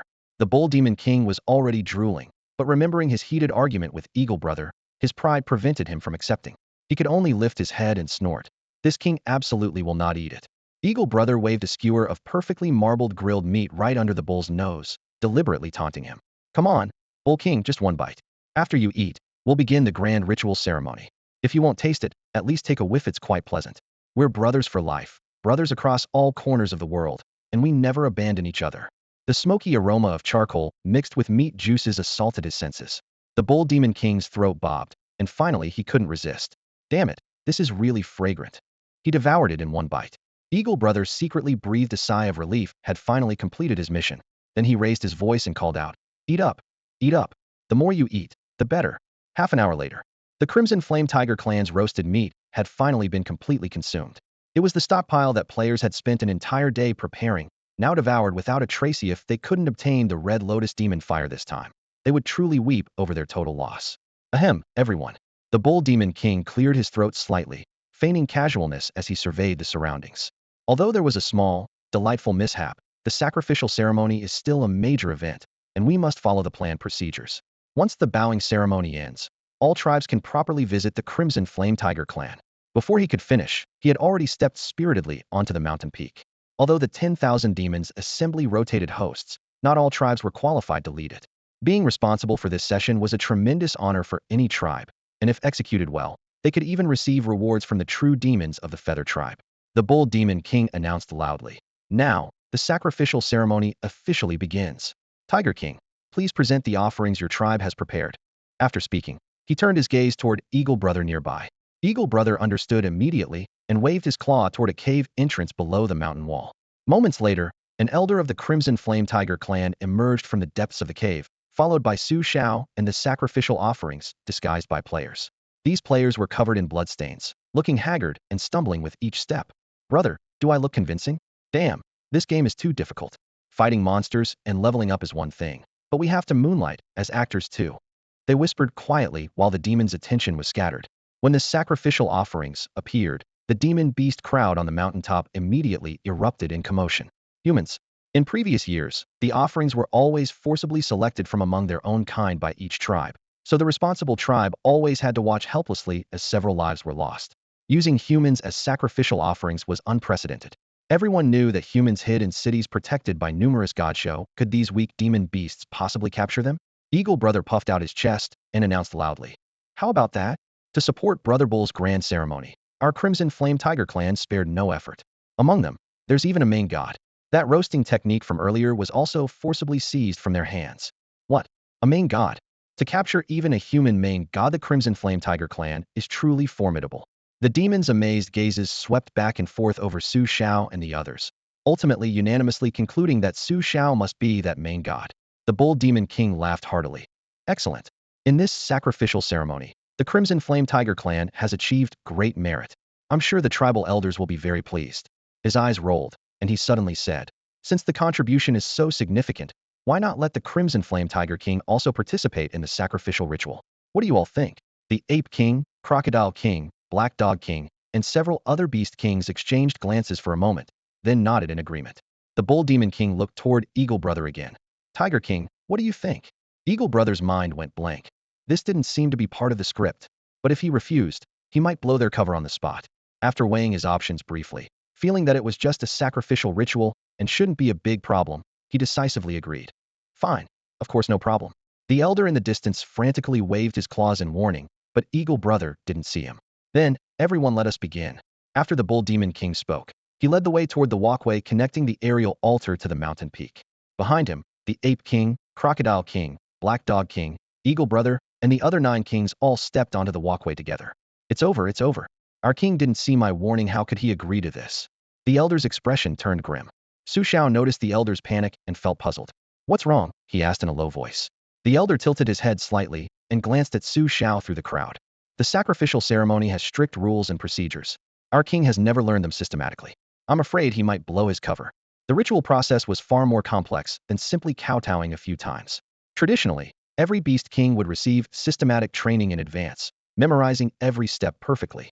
But this time was too rushed. The elder had no time to coach Eagle Brother properly. What? Xiao nearly facepalmed after hearing this. That feathered fool knew that guy all too well, always capable of causing trouble at any moment. If his cover was blown, the situation would become quite tricky. However, even warning Eagle Brother now wouldn't stop the ceremony from beginning. They could only adapt as things unfolded.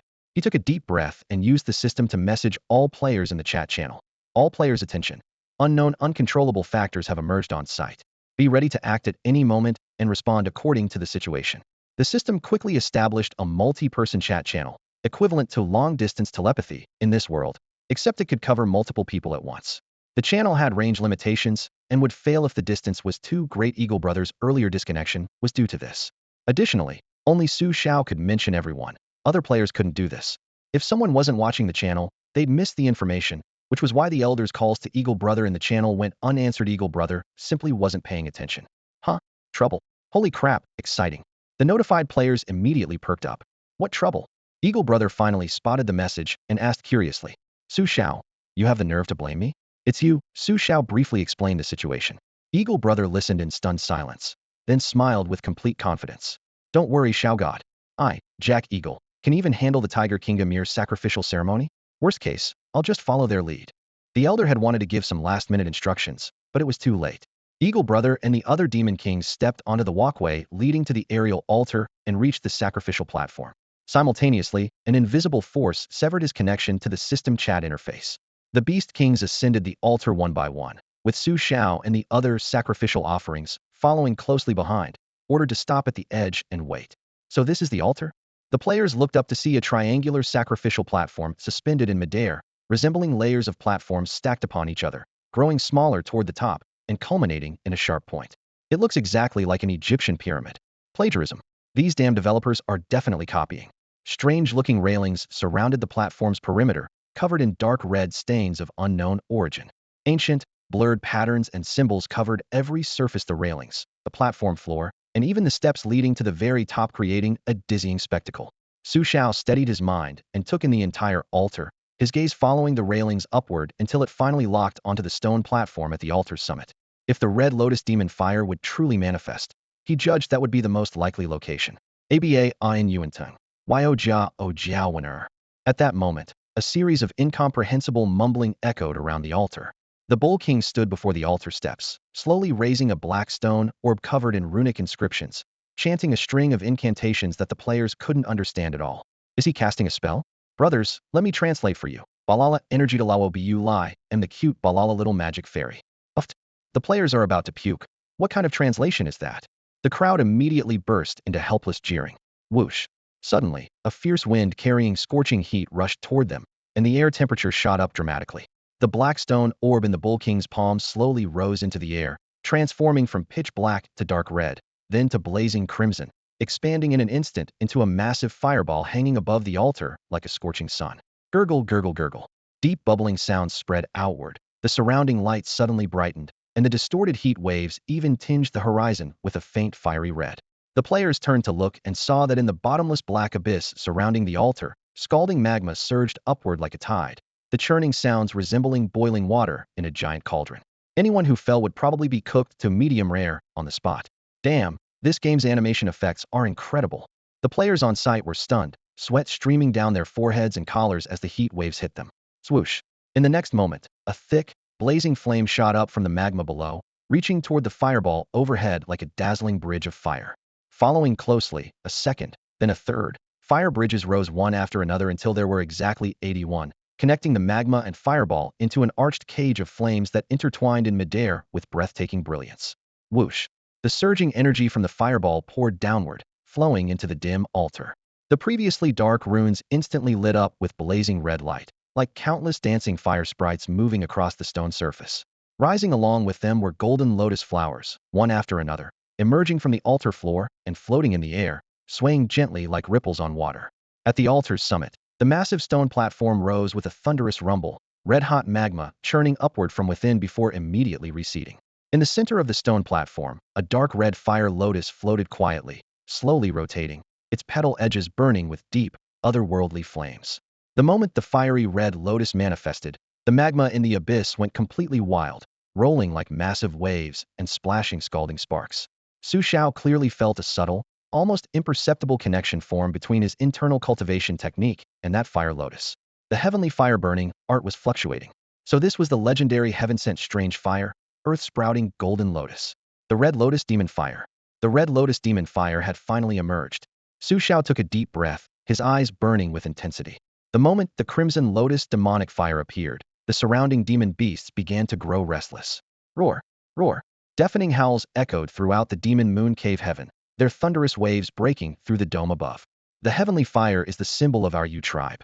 As long as the heavenly fire burns, our tribe shall endure forever. Bull King was the first to raise his head and roar. The heavenly fire eternal, our tribe forever.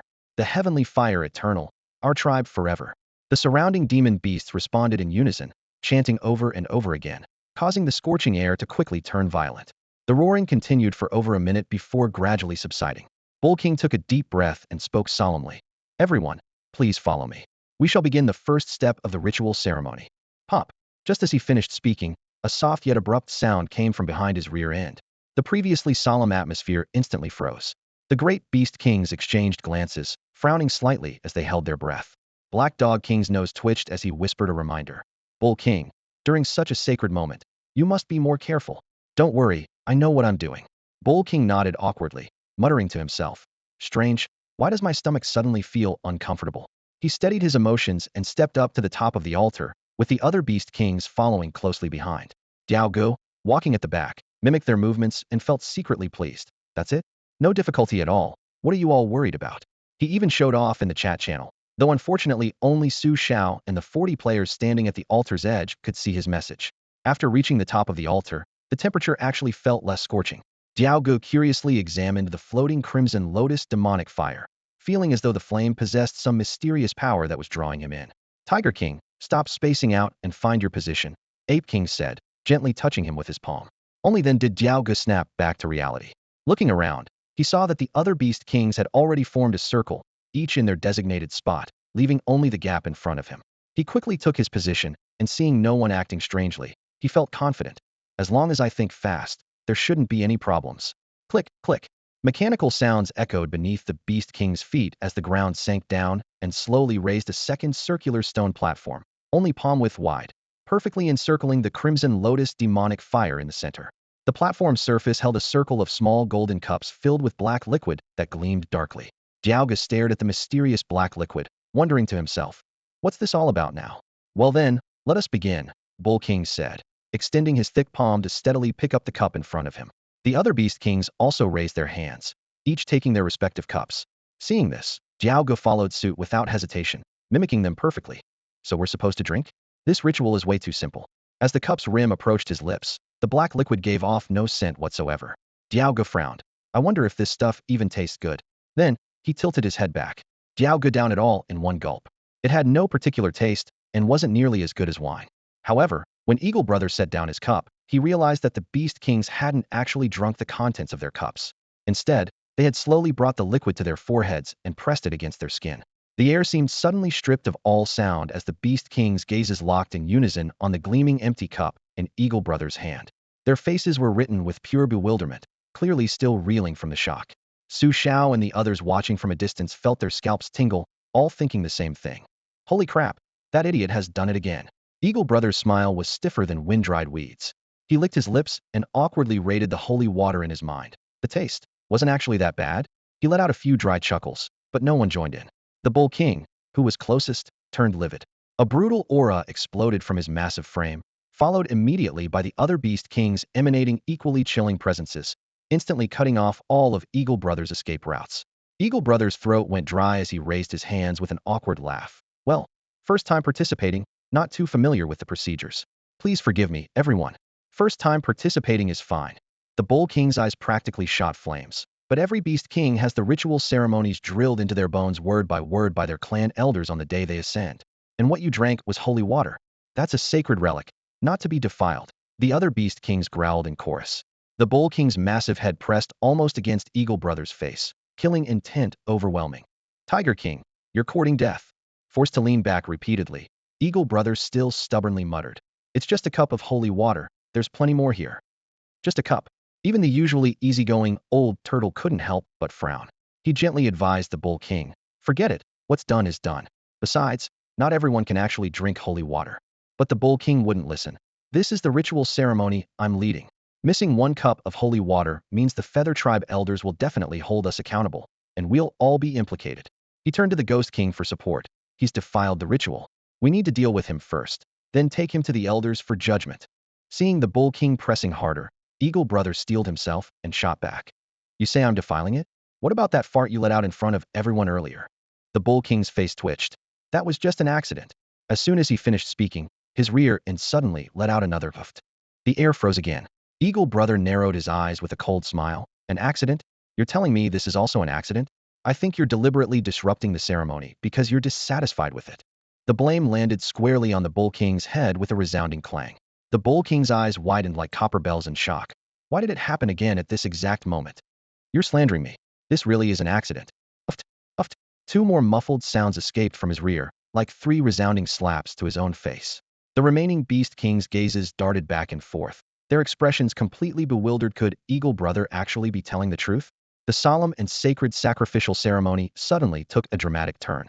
The various demon beasts that had been standing in formation all turned their gazes toward the Bull King. Why? Why are you all looking at me like that? You have to believe me.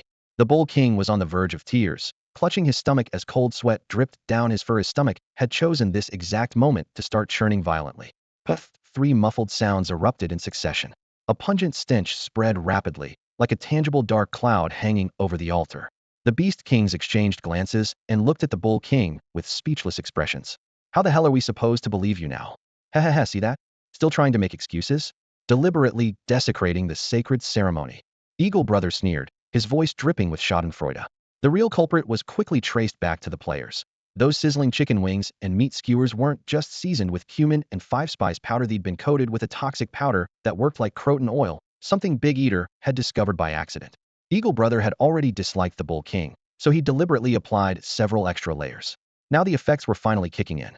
Everyone, what's most important right now is seeing tensions rising. The Crocodile King hurried forward to mediate, hoping to complete the grand ceremonial proceedings first. After all, Eagle Brother had shown no adverse effects after drinking the holy water, suggesting the problem might not be serious. Before he could finish speaking, a splashing sound erupted. A murky stream shot out like a water cannon, splattering directly across the Crocodile King's face. The source: the Bull King's raised rear end. The Bull King couldn't hold it anymore and let loose on the spot. The air fell into dead silence as all the demon beasts stared in shock at the Crocodile King's filth-covered face. Bull King, I'm going to kill you. Being humiliated in front of so many clans, the Crocodile King could no longer contain his rage. No, let me explain. Before the Bull King could finish, uft, 2 more streams erupted, startling even himself as he stumbled backward. The nearby Beast Kings quickly scattered to a safe distance. Wait, something's wrong. Old Turtle suddenly squinted. The Bull King would never dare do such a thing during a sacred ceremony. The Bull King was also beginning to realize something. How could he, a mighty Beast King, suddenly develop diarrhea? Do you smell that? There's a roasted meat aroma in that stench. The Black Dog King took a deep sniff and reached his conclusion. Roasted meat. The Beast Kings paused, each taking a deep breath. Indeed, there was definitely a roasted meat scent. Uft, uft. Suddenly, their stomachs began churning simultaneously, and they too seemed unable to hold back. Tiger King, what's wrong with your roasted meat? Why is my stomach hurting? The Ape King glared furiously at Eagle Brother. Eagle Brother, so you're blaming me for your stomach problems? Eagle Brother was still being stubborn.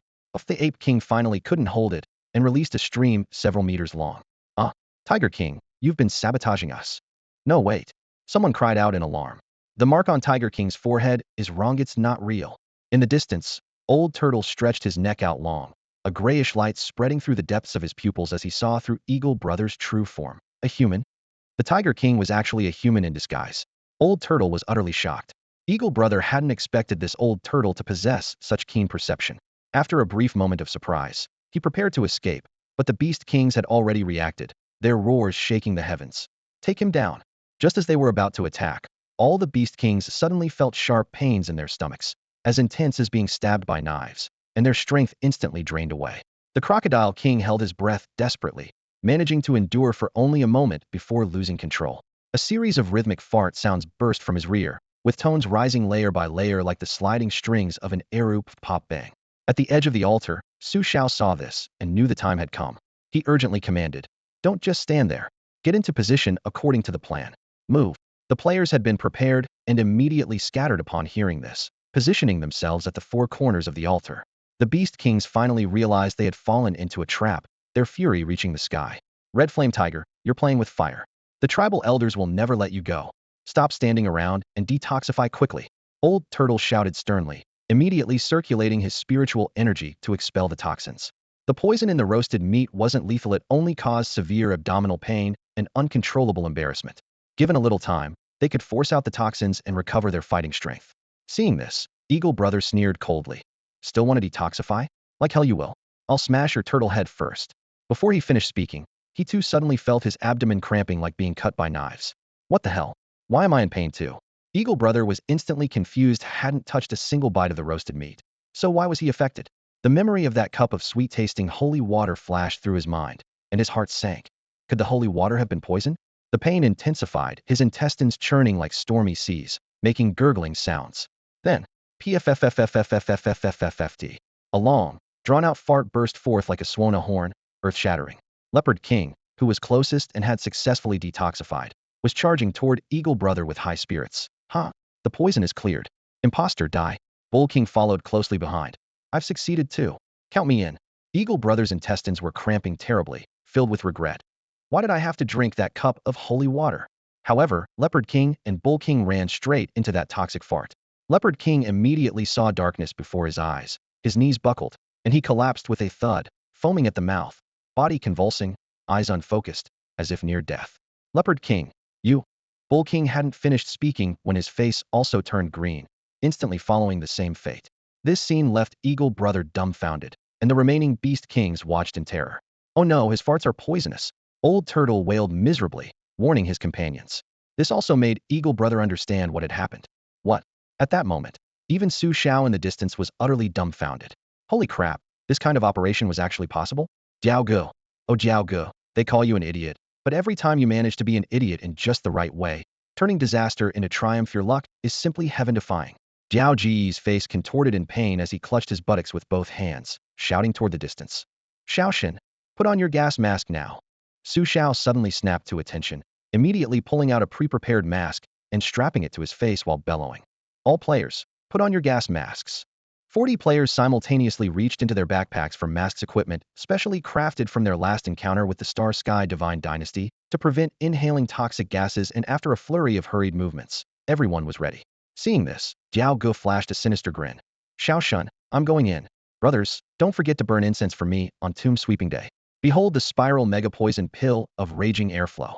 As his roar ended, he threw himself flat on the ground, positioning his rear end precisely toward the remaining Beast Kings. The next second, a deafening boom erupted alongside violent air waves, as pungent gray-green toxic fog surged forth, instantly enveloping the entire top of the altar. "I..." Several Beast Kings roared furiously but could barely form coherent words, wishing they could tear Jiao Gu to shreds. But the toxic fog had already entered their systems, and they couldn't even hold their breath in time as their vision darkened and limbs went weak. Bang! Bang! The giant beasts collapsed one after another, their massive bodies creating tremors as they hit the ground. Only an Eagle King managed to flap its wings and burst out of the poison circle, using its flight advantage to barely escape. "What are you all standing around for? The sacrificial ceremony has been invaded by humans, eliminate them." The Eagle King struggled to give orders from midair, then staggered down to land on a large boulder, hoping to catch its breath and detoxify first. Whoosh! An invisible energy bullet shot from a distant rock crevice, cutting through the thin mist and striking its left eye with precision. Bang! The bullet exploded inside the Eagle King's brain, ice and flame intertwining as they instantly burst its skull into a shower of bloody ice and fire sparks. Even in death, it never understood what this ice and fire dual heaven bullet was. Yoshi, first kill complete. Rewarding myself with a drink. The first coward king grinned as he put away his 98k spiritual weapon, pulling out a bottle of water he had painted blue from his backpack and shaking it, taking a pretentious sip. Normally, forget about killing an Eagle King. He couldn't even touch a single feather. This time, with his opponent poisoned and distracted, he had truly struck it rich. Nearby, other prone players gave him thumbs up and excitedly aimed their 98 Burmese shots at the rioting demon beast horde, their barrels gleaming coldly. At this moment, outside the demon moon cave heaven, deep in the dense forest, thick white fog barriers shrouded the entire woodland, creating a maze in all directions. If someone could view from above, they would discover that this white fog barrier was actually moving rapidly, heading straight toward the demon moon cave heaven. Hee, something interesting seems to be happening in the demon moon cave heaven. I must go take a look. A soft, seductive voice rippled through the misty white fog, as if gently stirring the very nerves of the entire cave heaven. In another secluded mountain valley, a white-robed man sat cross-legged on the ground, using a rock as his seat. He took a sip of clear water from his pouch to moisten his throat, then unfolded a beast hide map. Suddenly, a deep, thunderous beast roar echoed from the distance, causing debris to cascade down from the mountain walls. That commotion! Only a beast king could produce such a sound. Could something have happened over there? He frowned in contemplation for a moment, then secured both his water pouch and map, brushed the dust from his robes, and hurried toward the source of the sound. Roar! Beast roars rose one after another, converging into a deafening tide of fury deep within the demon moon cave heaven. The sacrificial ceremony had suddenly taken a turn for the worse, and the many beast kings who hadn't entered the altar instantly realized the truth. This grand gathering of 10,000 demons had likely been orchestrated by humans and the Crimson Flame Tiger working together. But more troublesome than betrayal was a deadly problem now plaguing the entire cave heaven. Over 10,000 demon beasts were currently suffering from collective diarrhea. Nearly every demon beast that had come to the gathering had tasted the player's secret recipe, grilled meat. Though AGE's otherworldly croton seeds were limited in quantity, and the dosage wasn't as devastating to ordinary demon beasts as it was to the great beast kings, it was still enough to prevent them from engaging in battle. Gatling squad, open fire. The Chinese teacher stood at a high point on the walkway, pointing forward. Following his command, the player formation set up first-grade Gatling spiritual weapons. The barrels spun wildly as spiritual bullets poured forth. Rat-a-tat-tat. The ice-fire dual heaven bullets gained multiplied power from the Gatling enhancement, piercing armor and flesh with terrifying efficiency. Demon beasts with weaker defenses were instantly splattered with blood. Rocket launcher team, don't just stand there, fire. Blast as many as you can. Boom, boom. Massive ice-fire dual heaven shells traced blazing blue and crimson trails through the air, plunging into the beast horde before exploding. Flames and frigid air churned as thunderous explosions shook the valley. Against such dense beast waves, these were undoubtedly weapons of mass destruction. The beast kings who had successfully purged the toxins witnessed this scene from afar, their scales and fur standing on end in shock. What in the hell are those things? I've never seen anything like them. Never even heard of such weapons. If we don't eliminate these humans, they'll become a mortal threat to our kind. A massive python at the second tier, one-star realm fixed its blood-red eyes on the slaughtering players, terror filling its heart. Get out of my way. It violently thrashed its thick body, sweeping aside the smaller demon beasts blocking its path. Its scales scraped against the rocks with ear-piercing friction.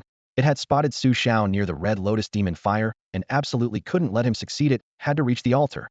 However, after crawling only a few dozen yards, a sudden crisis sent chills down its spine. The giant python raised its head, pupils contracting sharply. The mountain peak above had been cleaved as if by a heavenly blade, plummeting downward with the weight of tens of thousands of pounds. Hiss! It nearly lost control of its bowels in fright, frantically writhing to dodge. Whoosh! A cold gleam cut through the air as an ice arrow shot from the distance, its frigid force instantly freezing the python's joints and drastically reducing its speed. Crash! The massive boulder slammed down, crushing the python's midsection and flattening its enormous serpentine body. Along with the rubble, it tumbled toward the lava in the abyss below. The giant python never knew why the massive boulder above its head came crashing down. Ha! Brothers, we just killed a BOS-level demon beast. Let's go, keep pushing forward.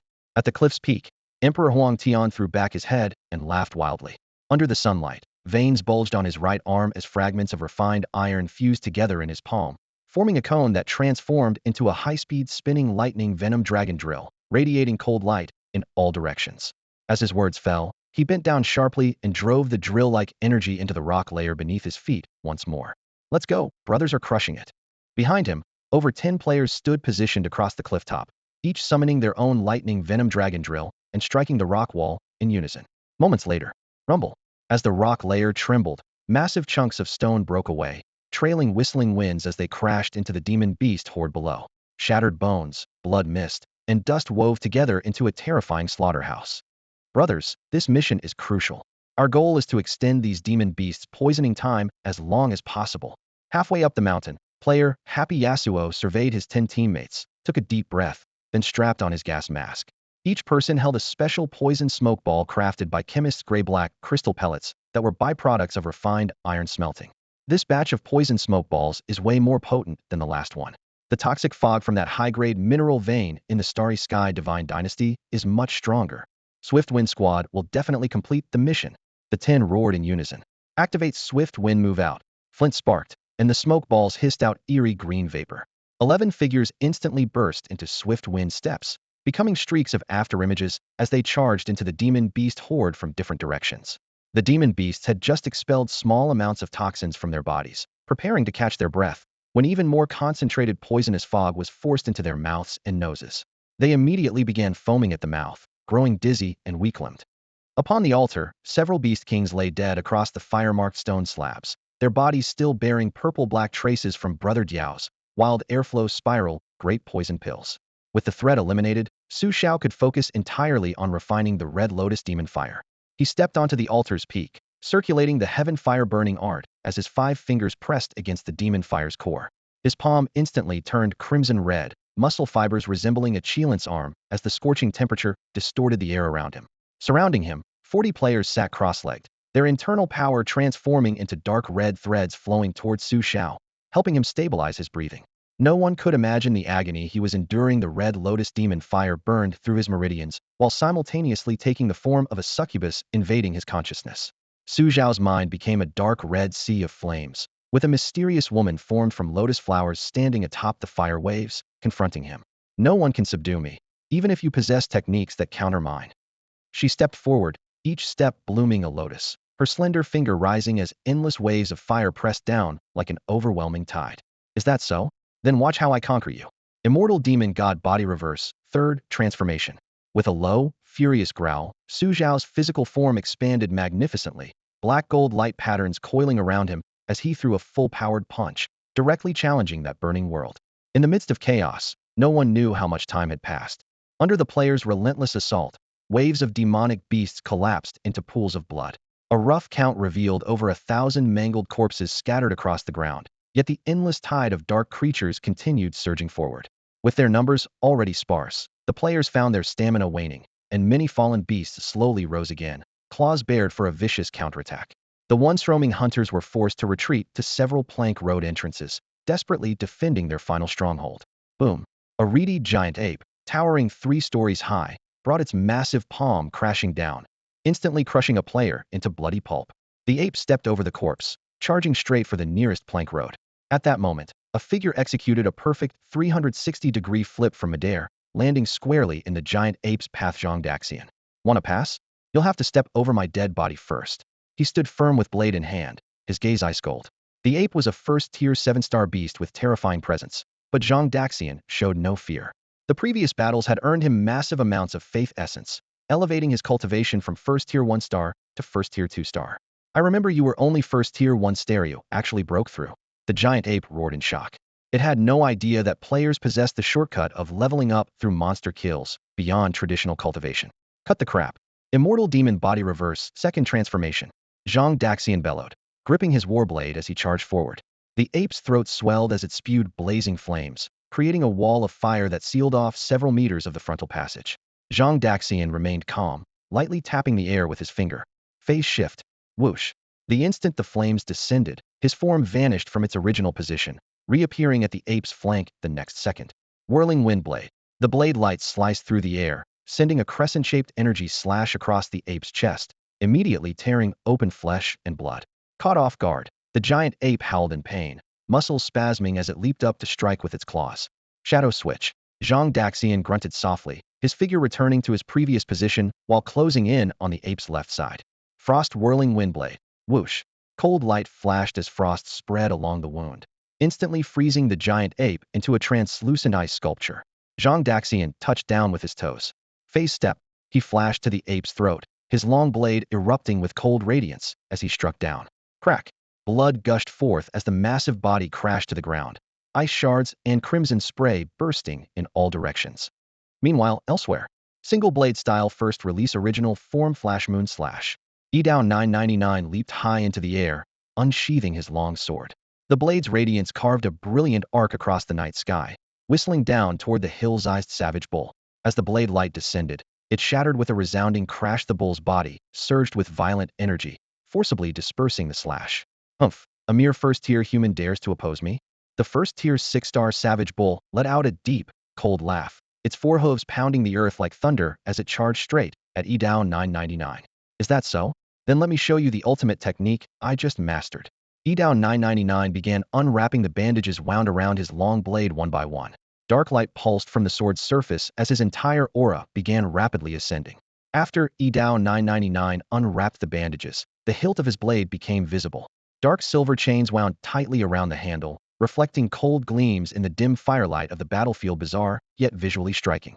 Truth be told, these chains served no combat purpose whatsoever. They were purely for show, mimicking Ichigo Kurosaki's signature weapon from the anime Bleach. Since he couldn't make his sword actually transform, he'd created this simplified version to satisfy his fantasy. The chains were essential, the bandages were the soul. It was all about that swagger. He lowered his head and took a deep breath, gripping the handle with both hands reversed, winding the chains around his wrists as if performing some ritualistic preparation. Unleash yourself. Immortal demon body reverse, triple, transformation, he roared, his voice hoarse yet wild. In an instant, a towering black shadow, several zhang high, erupted from the ground, engulfing him completely like a demon god freshly broken from its seal. The savage bull across from him stopped its charging hooves, thick snorts creating white mist in the air. Humans always love these petty tricks. It laughed mockingly, yet even it was impressed by the shadow's display. To the beast, down 999 series of theatrical moves served only to buy a few moments and successfully pique its curiosity. Single blade style, heaven-locked moon slash. Down 999 suddenly leaped up, his entire body soaring into midair with both arms raised high, blade pointing skyward. The next instant, he dove down in a crushing strike. A crescent-shaped blade aura thundered downward, tearing through the air, its sharp wind pressure carving a deep groove in the ground as it shot straight toward the bull's face. Roar, the bull bellowed in fury, attempting to tank the damage with brute force as it had before, relying on its tough hide to weather the attack. However, this time it had gravely miscalculated. The blade aura first sliced through its skin, leaving a long gash, then surging force poured into its flesh like a bursting dam, instantly destroying its defenses. Blood exploded outward as its organs were shredded to pieces. Crash! The unbalanced bull slammed heavily into the ground, its massive body sliding several meters through the dirt before coming to a stop, the earth stained black with blood. After confirming the enemy wouldn't rise again, down 999 released a long breath from his chest, his gaze moving past the corpse to another demon beast stirring restlessly nearby. The walkway leading to the altar was his position to defend. Absolutely could not let it fall. As time passed, the entire battlefield had reached white-hot intensity. Player and demon beast corpses lay piled in alternating heaps, high as hills. Blood flowed through cracks in the rubble, forming dark red streams. The cover of poison and toxic gas gradually thinned, leaving only the sweet stench of blood and gunpowder in the air. Holy crap, I'm so tired. I'm about to collapse, one player gasped heavily while leaning against a stone pillar. I can't go on, my strength is almost completely drained. I wonder when Xiao Shun will be ready. The prolonged battle had pushed everyone to near exhaustion, with many revived players still suffering from soul weakness. Continuing to fight would only risk losing levels. Teacher, we now have only 70 people still in combat. The Red Flame Tiger clan probably has around 83 left, a player reported after hastily tallying the numbers to the Chinese teacher standing on higher ground. 50 people? The Chinese teacher frowned. This meant the situation was quietly reversing. While players could revive, the higher their level, the longer their soul weakness lasted. Rushing back into battle without proper rest would only result in pointless level losses. She quickly made her decision. Starting now, contract our position and fall back to the walkway entrance. Just hold the walkway. Her gaze swept towards Xiao, who was locked in fierce battle amidst the sea of blood, her voice low but brooking no argument. Switch to defense. No matter what, we cannot let the demon beasts disturb Xiao. All players, listen to my command. Contract our positions now and fall back to defend the walkways. Zhang Daxian, take charge of the southern walkway. 1/999. The western walkway is yours. Ruthless Empress, go guard the eastern walkway. Huang Tiandiameti, hold the northern walkway steady. Also Ash Weinar, immediately lead all archers to the airspace above the altar and watch for aerial attacks from the demon beasts. Those who've respawned, get back here to reinforce us as soon as you're ready. The Chinese teacher issued commands while rapidly marking routes on the interface, his tone calm, yet brooking no argument. The players who received the orders moved almost simultaneously, and in an instant, the entire battlefield bustled with activity. Roar! A player astride a crimson flame tiger charged out from the flank, its claws crushing a chicken-like demon beast. Before the charred bone fragments could hit the ground, he had already turned the tiger around and was racing toward the rally point. Meanwhile, on the southern mountain path, hordes of demon beasts came charging with fierce roars. The moment they stepped onto the narrow roadway, the mountainside suddenly bulged and thrust up an abrupt stone ridge. The leading demon beasts found nothing but air beneath their feet and tumbled down from the cliff edge, their forms plummeting into the deep abyss of lava with piercing shrieks. Brothers, we're here. Rock and earth exploded from the cliff face as Huang Tiandiameti led several players bursting from the ground, heading straight for their assigned defensive line. The players quickly retreated to their positions, and in moments all four walkways were filled with human figures and the crimson forms of flame tigers. Almost simultaneously, the demon horde on the opposite side erupted in deafening roars. Unlike the monotonous bellowing during their earlier attacks, this time it was a signal for the entire army to halt. The one giving orders was a massive ape, pitch black all over, that looked like a two-story building from a distance. Standing atop the scattered rocks, it growled in low tones to several other equally enormous demon beasts around it. Fellow creatures, let us pause the battle for now and adjust our attack strategy.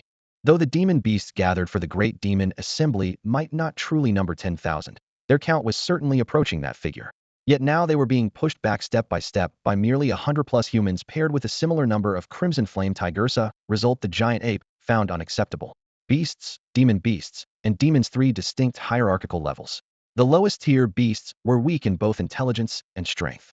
Demon beasts were transforming toward becoming demons, already possessing considerable wisdom and definitely not creatures that could be subdued through simple intimidation.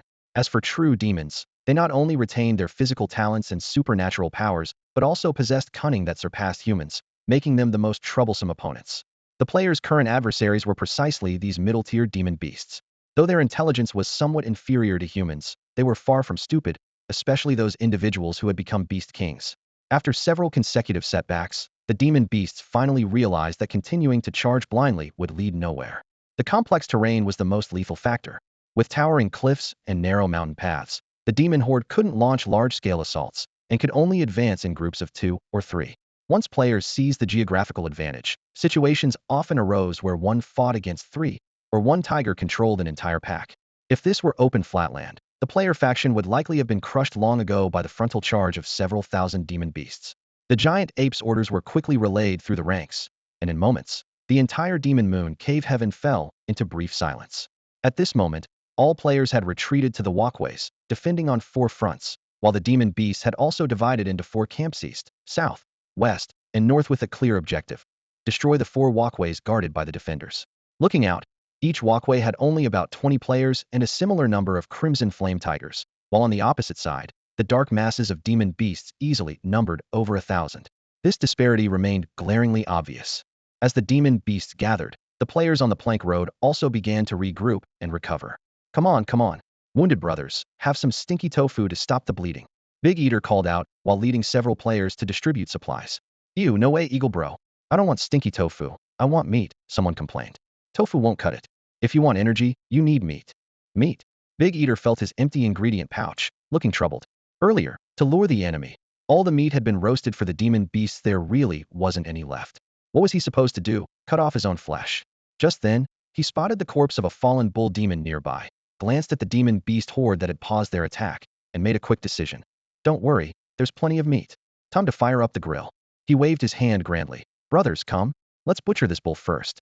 You guys over there start a fire, and anyone who can cast fireball spells, go for it. The players looked at each other in shock, their faces screaming, what the hell? This works? They were still in the middle of a battle. But thinking about the demon beast's expressions, this move seemed pretty slick and would probably disgust the enemy too. So everyone shouted, "Work-life balance is the way," and quickly got to work. Under Big Eater's direction, several bonfires were soon lit. He wielded his knife like the wind, cutting the beef into chunks and skewering them, then tossed them onto the fire with a sizzle. Fat dripped into the flames, crackling and popping, as the aroma of meat spread instantly. On the other side, the demon beasts who were regrouping and planning their next attack caught the scent, their eyes turning green in unison. Damn it. Fight if you want to fight, but what's with the sudden barbecue? Using our comrades as ingredients. Can't win physically, so you resort to psychological warfare? This is killing hearts and minds. The aroma invaded their nostrils, making the demon beasts drool, and their eyes blaze with fury as they stomped their hooves in rage. As the barbecue smell grew richer, another player called out, "Stomach bro, how about some drinks? Just eating meat makes me thirsty." Big Eater's face darkened. "What the hell? You think this is a night market? Be serious. This is a battlefield. Where am I supposed to get drinks?" Before he finished speaking, a timid voice piped up, I have baby milk here. Do you want some? It seems to restore stamina a little." Big Eater turned to see the gentle young Mimi holding a bamboo tube, looking at everyone shyly. "Mimi girl, is this reliable? Can this big baby who's 1 year and 270 months old drink it?" Big Eater stared at her chest, his mouth dry. This was definitely a first. Young Mimi's face turned bright red as she quickly explained, "I milked it from those bull and goat demon corpses. I also added some medicinal powder I ground up. I don't know how effective it is." Among the Heavenly Court Divine Dynasty players, she was the only one who had chosen ancient basic pharmaceutical arts, making her the weakest in combat. During the battle, she had hidden among the demon beast corpses, specifically targeting lactating demons to milk them, thinking it might come in handy. Everyone suddenly understood. Ahem. I see. Drink, of course we'll drink. Though slightly disappointed it wasn't that kind of milk, they were genuinely thirsty after fighting for so long. The players pinched their noses and downed the goat milk in one gulp. It didn't have the fishy smell I expected. Instead, there was a sweet and tangy flavor, almost like drinking yogurt. Holy crap, Mimi's milk tastes amazing. The player licked his lips and drained the entire bamboo tube of white liquid in one gulp, his eyes rolling back in pure bliss. That's incredible. Mimi, I need more of your milk. He handed the empty bamboo tube back to young Mimi. The other players' curiosity was piqued, and they crowded around. Is it really that good? Mimi, give me a tube. Soon, a long line of bamboo tubes formed. After drinking, everyone's mouths hung open in amazement. Mimi, your milk is absolutely delicious. Holy shit, I can feel my strength recovering much faster. Mimi, how do you do it? Mimi, you're my perfect cup of tea. Surrounded by the crowd, young Mimi's face flushed red. Happiness had come so unexpectedly. Suddenly, one player conjured pale blue frost in his palms. Ice chi, let me chill this. Frost energy flowed into the bamboo tube, instantly coating the milk with fine ice crystals. Everyone gulped it down, doubling their satisfaction and letting out several loud burps. In no time, young Mimi's secret milk became famous throughout the camp. Behind the crowd, the scientist wasn't idle either. Holding a talisman in one hand and adjusting a broken runic foundation disc with the other, he frowned deeply. No, something's not right here. Let me try again. The runic patterns flickered unpredictably, proving quite troublesome. While the players were stealing moments to eat, the demon beast leaders across from them finished their brief but intense meeting. They wanted to refine their plans further, but the aroma of roasted meat was too tempting. They couldn't stop drooling. Roar! A thunderous bellow echoed across the battlefield as the demon beast horde erupted into chaos again. The massive black ape stepped forward, its chest pounding like war drums. After brief deliberation, all tribes unanimously elected it as temporary commander. A black ape leader, first tier 9 star. If several second tier and above beast kings hadn't been slaughtered by Brother Eagle at the altar earlier, the players wouldn't have had their previous respite. All tribes, heed my command. According to plan, attack the walkway. The black ape's low roar shook the demon moon cave heaven. The 4 major camps east, south, west, and north instantly erupted into action as the beast tide surged forward. Their strategy was brutally simple. Thick-skinned rhinoceros would lead the charge, absorbing the players' firepower while other demon beasts followed close behind. Seeing this, the players immediately dropped their roasted meat and bamboo tubes, leaping into action. The Chinese teacher stood on the central platform, his gaze sharp as an eagle's. Damn it, bring me my Italian cannon.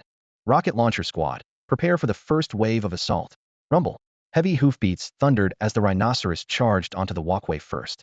On the opposite side, players who had already taken position raised their homemade rocket launchers in unison, aiming at the gray-brown torrent.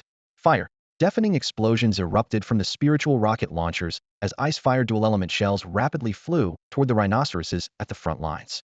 Hiss! The rhinos glared with bulging eyes, lowered their heads, and charged forward without dodging. Boom. Ice flames exploded against their skulls, weaving cold air and fire tongues into an ice-fire storm that engulfed the entire row of giant beasts. The tremendous impact forced the rhinoceroses to retreat several meters before they could stop. Huh, under our rocket launchers, how could there be any room for your survival? A player excitedly waved his launcher, shouting loudly. Hiss as the snow, wind, and flames dispersed. The rhinoceroses merely shook themselves off and continued steadily forward. Only shallow white marks remained on their foreheads, as if the previous explosion had been nothing more than a scratch. In terms of defense, the rhinoceros species was already the most formidable among magical beasts of the same level. Had the players not collectively advanced to first-tier upper level through continuous battles, even with spiritual rocket launchers, they would hardly make a dent. Holy crap, how is their hide so thick? Damn, are they really this resistant? The damn developers made the defense stats ridiculously high. A chorus of complaints made everyone feel sick to their stomachs. Try the reverse undead demon body transformation. The Chinese teacher immediately made a second decision. Undead demon body reverse second transformation. Roars erupted one after another as players carrying rocket launchers activated their ultimate trump cards, their blood energy and magical power surging wildly. Boom, boom, boom. A new round of projectiles tore through the air. Bang. The reverse-enhanced ice-fire dual-element shells had doubled in power, finally blasting through the rhinoceros's iron barrel-like hide, sending flesh and blood flying. Their massive bodies shot backward like balls, rolling far across the ground before stopping. They twitched a few times, but ultimately couldn't get up. Though not dead, they were all severely injured and had lost their fighting capacity. Awesome. The players clapped and cheered. Not far away, the black giant ape looked shocked, nearly sticking the finger it was using to scratch its rear into its mouth. These guys can actually burst forth with such formidable power. Then it waved its arms furiously. Continue, continue. I don't believe they can hold out much longer. Send in the turtles. If the rhinos couldn't hold the line, then bring in something with harder shells. The shells of thousand-year-old turtles couldn't be broken even by a beast king's punch. What the hell, turtles? As the rhinoceros formation retreated and rows of giant turtles took their place, the players were momentarily stunned. But the confusion lasted only a blink before they opened fire again. Boom. After several rounds of bombardment, only a few of the frontmost giant turtles were destroyed. Through all the gunfire and smoke, the turtle shells remained frighteningly intact, while ammunition was being consumed at an alarming rate. Ha ha ha, yes. Just like that. These foolish humans won't last much longer. The black giant ape laughed maniacally while picking its nose. Teacher, what should we do this time? The players looked anxiously toward the Chinese teacher. The current monster-killing efficiency was too low and lacked sufficient deterrent power. If this dragged on, the turtles would advance right up to their faces under the artillery fire. The Chinese teacher's gaze swept over the giant turtle formations still queuing behind them, then gave a stern order. Archers, prepare. Initiate plan seal off the plank road entrance. The Chinese teacher raised his hand and waved.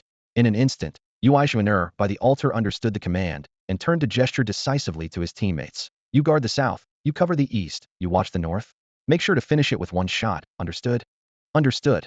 Several players responded in unison, swiftly drawing their bows and knocking arrows. All arrowheads aimed at the swaying grass at the end of the walkway. Whoosh, an ice blue streak cut through the air as an ice arrow shot from between Xiao's fingers, piercing precisely into the depths of the grass. Bang!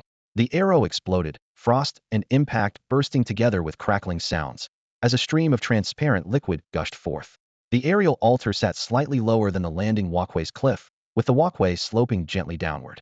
After the liquid burst through the container walls, it flowed rapidly down the slope, covering half the wooden planks in moments. Whoosh, the first turtle demon beast to step on slipped and lost its footing, its entire body tumbling down like a bowling ball, shell and all. With no railings on either side of the walkway, they couldn't correct their direction at all, sliding one after another into the abyss of lava with a series of splashing sounds. The demon beasts on the opposite shore froze instantly. What happened? What the hell was that thing? They could never know the answer. This liquid didn't originally exist in this world at all. It was oil refined by Brother's stomach from demon beast fur while cooking, which the chemistry teacher had purified into a super efficient lubricant. Once even a drop touched their paws, no one could maintain their balance. The Chinese teacher had proposed setting it as a trap, and everyone unanimously agreed now it was proving effective indeed. Chemistry teacher, awesome. Chinese teacher, excellent. The players gave thumbs up, their praise rising one after another. The Chinese teacher's gaze swept towards Xiao, still engulfed in flames not far away, a meaningful smile playing at the corners of his mouth. Oh! The black giant ape let out a roar of unwilling rage. All four walkways were doomed without exception, the oil film gleaming so slippery that even ants couldn't stand. Anyone daring to step on would meet only one fate. Whoosh! Bang! Plunging into the lava lake. The luckier ones would be swept to the player's front, then harvested by bullet rain, skinned, gutted, and roasted clean over fire. What do we do now? The giant python beside lowered its head toward the black giant ape, helplessness in its tone. Much time had passed, and they had no idea how Su Xiao's progress was going. If Su Xiao succeeded, everything would turn to bubbles. Maybe it's time for us to take the stage? An eagle's sharp gaze swept over the gleaming walkway. No matter how much they shoot from range, as long as we have enough numbers and speed, someone will surely make it across. Our last hope rests with you then. The black giant ape looked toward the eagle, swallow, hawk, and other flying demon beasts, nodding heavily. The aerial assault by bird-type demon beasts had been discussed among the beast leaders. However, the lava lake's surface churned constantly, with blazing red pillars of fire ready to erupt skyward at any moment. A direct hit meant only one thing: death. Moreover, the players on the altar were skilled in archery, and flying demon beasts crossing the sky without cover would be sitting ducks. Thus, the airstrike was truly a last resort. Damn humans! If our entire clan weren't poisoned and unable to fly for long, we would have already swooped down to the altar to guard the heavenly fire. The Eagle King roared inwardly. It glared fiercely at the players defending the altar, but was ultimately forced by the pressure from the Feather Tribe to spread its wings. It understood that this flight would likely see countless more of its kind shot down like targets. The Eagle clan wasn't as resilient as the rhinos or turtles. Whoosh! The Eagle King took flight first, wings beating powerfully. Immediately after, thousands upon thousands of flying demon beasts roared into the sky, instantly turning the heavens into a mass of dark clouds. As if sharing a collective mind, they all dove toward the altar simultaneously. Wild winds arose, sparks scattered everywhere, and the fierce gusts stirred the lava into a fury. Several scorching pillars of fire suddenly erupted from the ground, directly striking down dozens of demon beasts into the boiling lava, the flames charring their feathers black. Everyone attention! Form shooting formations according to plan and prepare to attack. The Chinese teacher took a deep breath, his gaze calm and steady. They had long anticipated the demon beast's tactics and had already formulated a complete response strategy. First wave rocket launchers. Ice-fire dual-element projectiles trailing flames roared skyward, initiating fire suppression to disrupt enemy formations, cause casualties, and slow their advance. Second wave Gatling guns. Dozens of machine guns spat tongues of fire, dense bullets forming a net-like blockade across the sky, further delaying the enemy's speed. Third wave spirit bows. 2 rounds of deceleration were enough for the archers to maximize their accuracy. Boom, boom, boom. Mushroom clouds of intertwined ice and flame bloomed consecutively in the air. Large flocks of birds were scattered, some torn apart directly by explosions, others tumbling down with scorch marks. Immediately after, the Gatling gun chains roared in unison, bullets sweeping so intensely that even the air trembled. After 2 volleys of firepower, the aerial demon birds were reduced by a third. The battlefield instantly entered the third phase.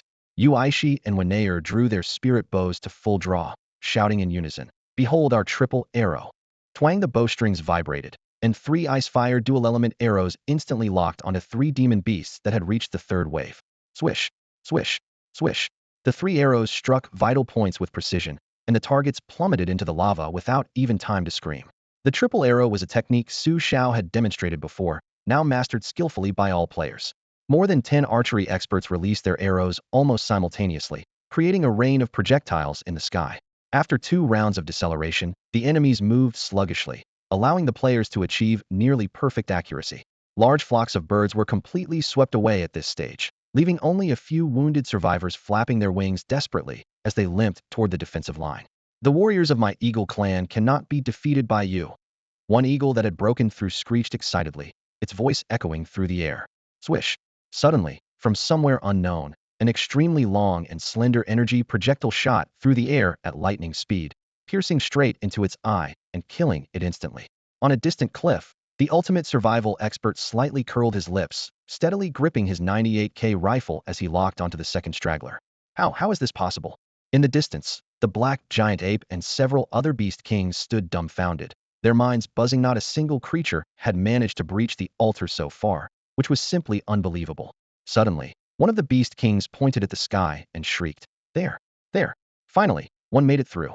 A hawk, relying on its incredible speed and agile dodging, managed to evade the barrage of gunfire and forcefully broke into the altar. Though it was immediately killed by the ambushing players, it proved that the defense line wasn't impenetrable.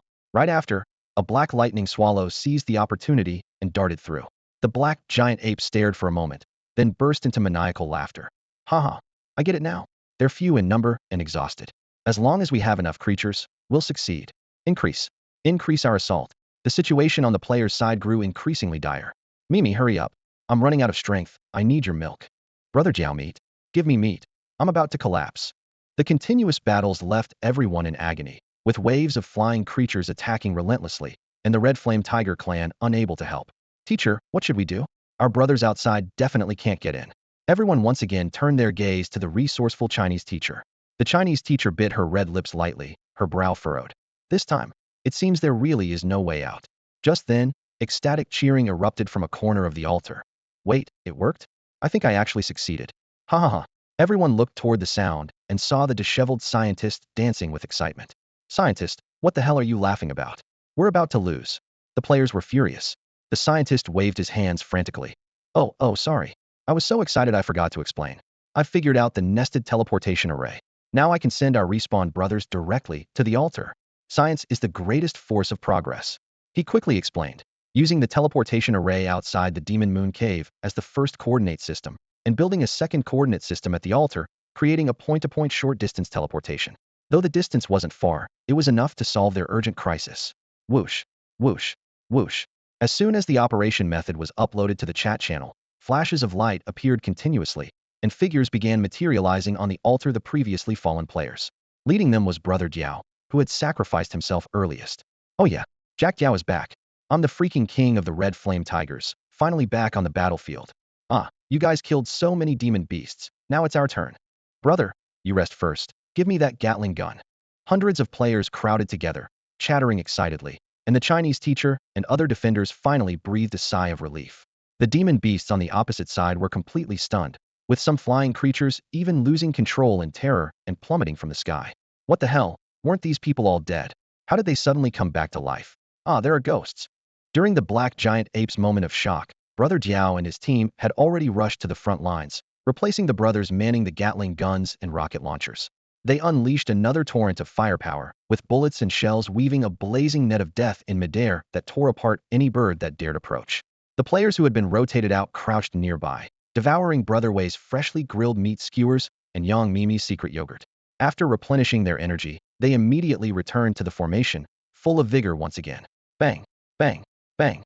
The black giant ape's knees buckled, and after staggering a few steps, it simply collapsed onto the ground with a thud. Its mind was still buzzing. They could resurrect? How was this even possible? Neither the human gods nor the demon gods possessed the power of resurrection. It knew fragments of the cosmic order, and the player's ability to return from the dead crashed into its worldview like a devastating flood, leaving it unable to find any explanation no matter how hard it pondered. Retreat! Retreat! The aerial forces received the command, and immediately turned tail and fled. The remaining demon beasts numbered barely 5,000, and could only glare helplessly at the players from a distance. The players seemed somewhat unsatisfied. Damn it, that's it? I haven't had enough shooting yet. Complaints rose one after another. Boom. Above the altar, the sun-like heavenly fire suddenly trembled violently. The crimson demon lotus spun gracefully, transforming into wisps of fiery red essence that flowed into Su Xiao's arm. The taming process seemed just one step away from completion. Seeing this, the players instantly erupted in excitement. Go Su Xiao. Su Xiao, you're the fattest. Brothers, take this time to rest and gather strength. Don't slack off at the final moment. The Chinese teacher found a protruding rock to sit on, his tone calm, yet filled with certainty. The walkway had been doused with engine oil, cutting off any retreat route, and the flying creatures didn't dare dive down, so they were temporarily safe. They only needed to wait for Su Xiao to completely refine the Red Lotus Demon Fire, and their mission would be accomplished. What do? I can feel the heavenly fire being absorbed by that human. He can actually absorb heavenly fire. On the other side, the Beast Kings had regrouped in a circle, but no one mentioned attacking anymore. Their thoughts were focused on how to bear the wrath of the U tribe elders. Should we just disperse? Leave the wilderness forest and break away from the U tribe? Maybe we could still survive. But I've never been anywhere except the wilderness forest. Where could I go? Anxiety and panic spread through the demon beast horde as they hung their heads in dejection. This was just too damn unfair. What's going on? How did my U tribe's grand sacrificial ceremony turn into this mess? An extremely furious roar suddenly exploded in the ears of all the demon beasts. They turned around to see a monster with a human head and serpent body wielding a trident appearing in the distance. its face written with rage. Ah, it's a lord of the Yu tribe. Heavens, a lord has actually come. A true demon had finally arrived. Most of the Yu tribe lords were snake people, most recognizable by their tridents that could control the power of water. A demon, this is a true demon. The demon beasts cried out in terror and fell to their knees begging for mercy. My lord, this has nothing to do with us. This isn't our fault. Please forgive us, my lord. A group of demon beasts immediately bowed to the serpent demon, apologizing in terror. The serpent demon's slender eyes narrowed slightly, a cold gleam flashing through them as its gaze swept past the beasts and landed on Xiao, who was refining the red lotus demon fire at the distant altar. A dark glint flickered briefly in its eyes. Speak. What happened? The serpent demon asked in a deep voice. The black giant ape hurriedly recounted everything that had occurred: the human lord god's intrusion, the betrayal of the Crimson Flame Tiger clan, and how they had been trapped here. It left out no detail. After hearing the account, fury rose again on the serpent demon's face, though the expected slaughter did not follow. It merely snorted coldly, its voice like ice needles. Useless. All of you are useless. To actually let a human lord god break in. The Crimson Flame Tiger clan, these traitors, must be completely exterminated to establish our authority. The black giant ape ventured to interject. My lord, these humans are no ordinary foes. We've done our best, but we still cannot reach the altar, so we could only pace around here anxiously, discussing strategies, when you arrived. The serpent demon paid it no further attention, snorting twice before slithering its elongated body to the front. On the walkway ahead, players were resting against the walls. The serpent demon raised its eyes to scan them, slightly opening its mouth as its forked tongue flicked across its lips. Redeem yourselves by eliminating all these invaders. With that, it moved along the rock wall to the edge of the walkway. The gleaming walkway was coated with slippery grease meant to stop enemies, and the air still carried a pungent, fishy smell. The serpent demon frowned. This is what stopped you? Yes, my lord. One step and you slip. The black giant ape replied with lowered head. Splash. The serpent demon swung its trident forcefully, and icy water surged from nowhere, thunderously washing over the walkway. A layer of grease was washed away, mixing with the spray as it slid down toward the lava below. Indeed, there's some trick to it. The serpent demon muttered to itself, then turned its gaze to a pangolin. Go dig up some sand and soil. The pangolin immediately began digging, sending sand and stones flying.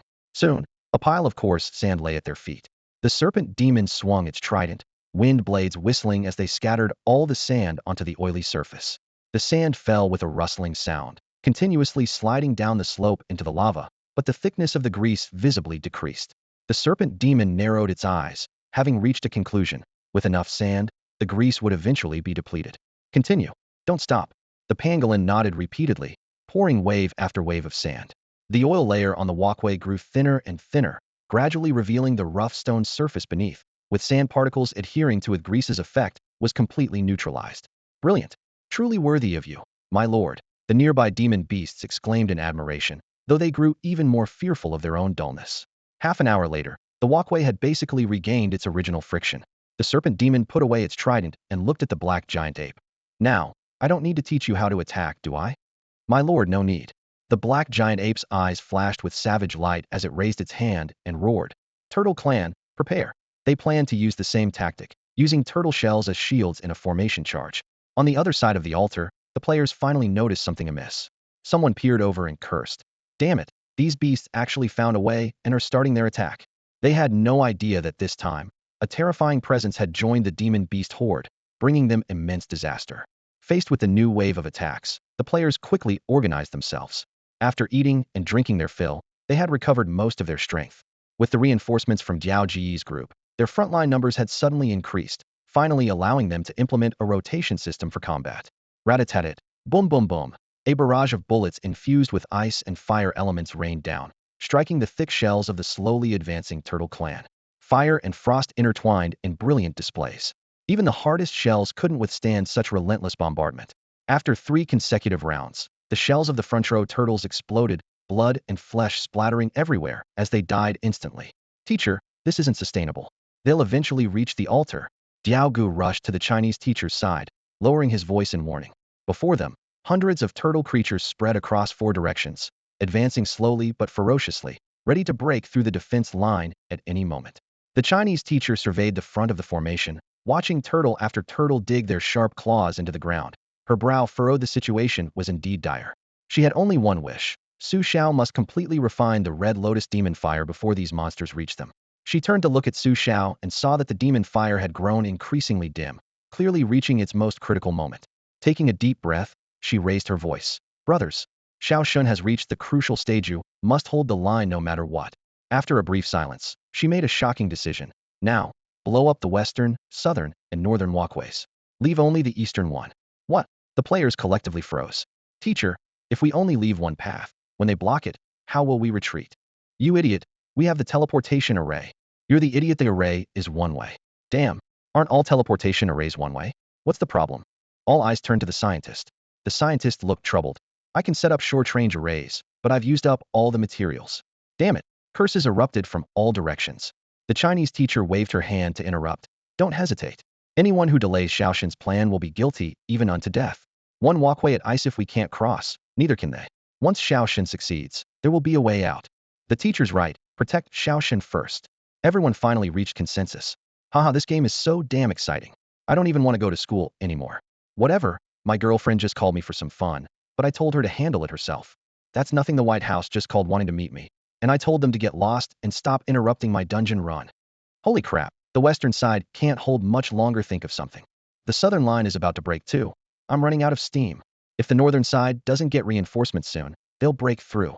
Under the players' deliberate weakening of defenses, the demon beast hordes advancing from these three directions had already covered 3/4 of the distance, with only 70 to 80 meters remaining before they could reach the altar.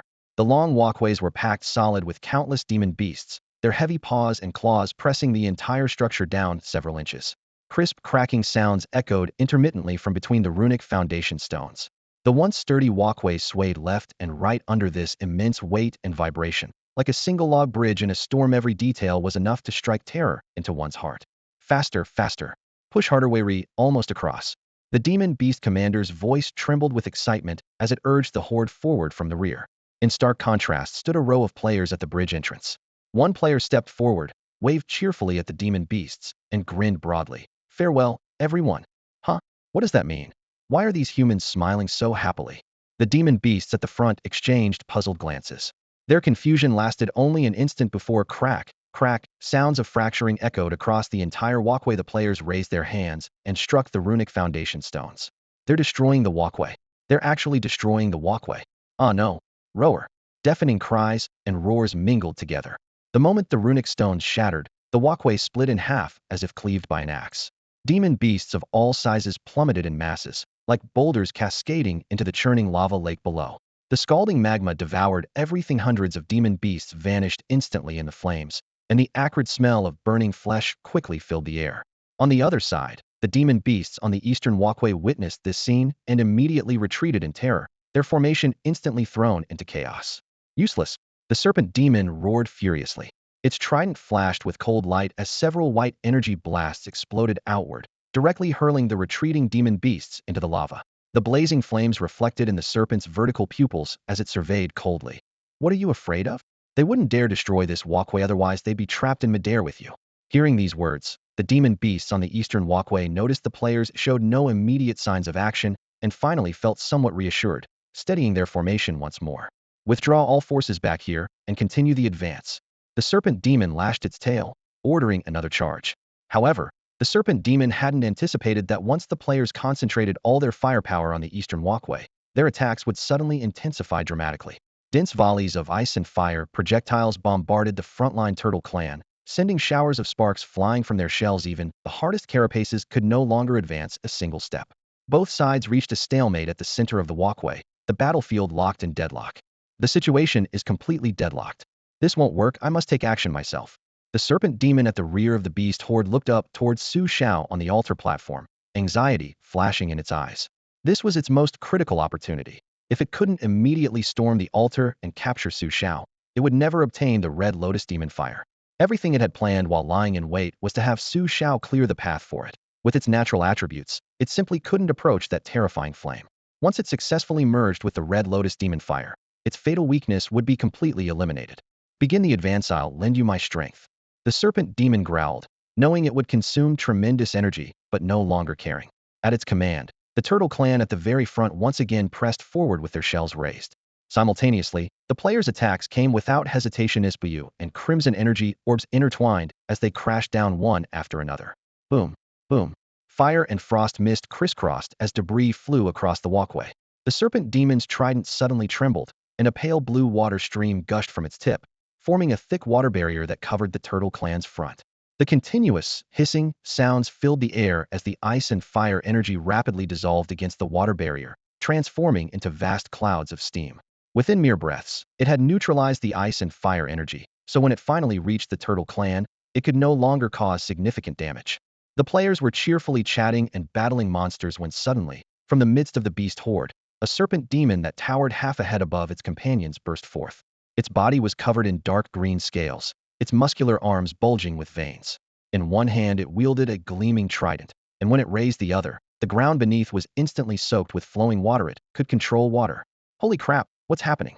Our ice-fire dual impact rounds aren't working. What the hell is that thing? How does it have such power? The players erupted in chaos, all eyes fixed on the serpent demon, their gazes darting around frantically, but unable to figure out what they were dealing with. Brother Xiao refused to give up. Gritting his teeth, he hefted his rocket launcher, loaded it, took aim, and fired with a thunderous roar. The ice-fire dual impact round, larger than a regular bullet, streaked through the air, trailing flames. But the moment the warhead struck the crystalline water barrier, the serpent demon raised with a casual gesture. The roaring sound was swallowed by the mist, its power drastically reduced, creating only ripples across the water shield. Humph, a bunch of worthless believers dare to oppose me. The serpent demon sneered, its raspy voice carrying clearly across the battlefield. The previously anxious monsters all breathed sighs of relief, with several excitedly howling skyward. Truly worthy of being a tribal lord. Such incredible strength. If you had arrived just a moment earlier, we would have taken them down already. In an instant, the serpent demon became the center of their worship. Damn it, the players on the other side completely lost their composure. If rocket launchers didn't work, Gatling guns were out of the question. Bullets couldn't even tear through the water barrier. Try the 98K. One player knelt on one knee, set up a tripod, and shouldered the black 98K rifle. This spiritual weapon, modified according to Blue Star specifications, could compress energy rounds. Its greatest feature was high penetration and single-shot kills, making it revered by players as the ultimate homemade spiritual weapon. He held his breath and aimed at the serpent demon's forehead. Whoosh! An energy round sliced through the air from the shadows, leaving barely a trace as it shot toward the demon's head. The unsuspecting serpent demon suddenly felt alarm bells ringing in its mind. It jerked its head up to track the bullet's trajectory and desperately tried to dodge, but it was too late. Bang! Headshot! The energy round pierced through scales and bone, exiting through the back of the skull and sending a blindingly white stream of blood spurting out. Oh yeah, way to go! The 98K is still the best. Awesome, awesome. The distant players cheered and raised their arms, but their celebration was cut short almost immediately. Wait, why is the blood white? Why isn't it falling down? Under everyone's watchful eyes, the serpent demon's pierced skull seemed to be pulled together by invisible threads. Shattered bone, scales, and flesh rolled back into the crater, restoring itself in the blink of an eye. The players collectively froze, and even the nearby monsters stared in bewilderment. It can't be killed? What the hell, is it cheating? No way, are there already hackers right after the server launch? What hacker? This is a monster. We've just encountered a bug. Crap, we actually hit a bug. How are we supposed to fight this? Amid the chaotic discussion, the serpent demon now gazed at the player holding the 98K with surprise and keen interest. Rocket launchers and Gatling guns were one thing, but to think there were spiritual artifacts with such devastating individual power. This thought exploded in every player's mind as they all turned their gaze toward the trident hovering in midair, emanating an eerie blue glow, the serpent demon's weapon, and the most terrifying presence on the battlefield at this moment. Roar! Roar! The demonic beasts were completely ignited by the serpent demon's display of terrifying power, their howls rising and falling as they surged toward the walkway like a tide, their advance suddenly accelerating. In contrast, the players' situation plummeted. Their firepower was nearly useless against the serpent demon's water-based spiritual energy, and they could only watch helplessly as their enemies closed in step by step. What do we do? What do we do? The frontline players spun around in panic. Damn it, why isn't Xiao ready yet? This is taking way too long. Hell, are we really going to fail? I can't accept this. Ugh, this dungeon is just too hard. A cacophony of complaints erupted, revealing the team's panic and despair. Although dying once more would only cost them some experience points, if Xiao was in trouble, this entire game would end in complete failure. The resourceful Chinese teacher was also at his wit's end, though he understood clearly, even the cleverest housewife cannot cook without rice. Taking a deep breath, He lowered his voice to its minimum before suddenly raising it to its peak. Brothers, the moment of bloody battle has arrived. We'll build the final great wall with our flesh and blood, and we must buy Xiao more time. Fight until our last breath. We stand with the tower, we fall with the tower. We fight for those who cannot fight. Wu Knight Amaxia climbed onto a protruding stone platform, raised his banner high, and his roar was amplified by the valley's echo. Boom. With a tremendous crash, the wooden walkway was completely shattered by the beast tide, splinters flying everywhere as players and demonic beasts instantly became locked in chaotic combat. The serpent demon looked down upon the entire scene, its voice ice cold. Don't touch the person at the top of the altar, or those 40 seated figures kill all the rest without mercy. Brothers, build the wall. Huang Tiandi let out an urgent roar, leading the group to manipulate spiritual artifact fragments into a bright silver defensive line in front of the altar. Boom, boom, boom. Savage bulls charged repeatedly. The fragment wall was overturned. Players were sent flying over 10 meters, and amid the screams, several were trampled into bloody pulp on the spot. A player wielding a longbow had just drawn it to full tension when tree demon vines burst from beneath his feet, instantly wrapping him up like a dumpling. The chaotic battle situation grew increasingly intense. The serpent demon's tail scales slapped the ground as its massive body shot toward the very top of the altar like an arrow released from its bow. The trident twisted in its grip, sending a stream of water rushing forth that condensed into a giant fist in midair, crashing down toward the players guarding Su Xiao. At this critical moment, a petite figure stepped forward and threw a punch to meet the water fist heathen. Boom. The air exploded, the water fist shattered, and that figure was only forced back several steps. It was none other than First Ruthless Emperor's sister. If you want to get close to Brother Xiao, you'll have to step over my dead body. Her voice was ice cold. The serpent demon narrowed its eyes with a cold smile. Just you?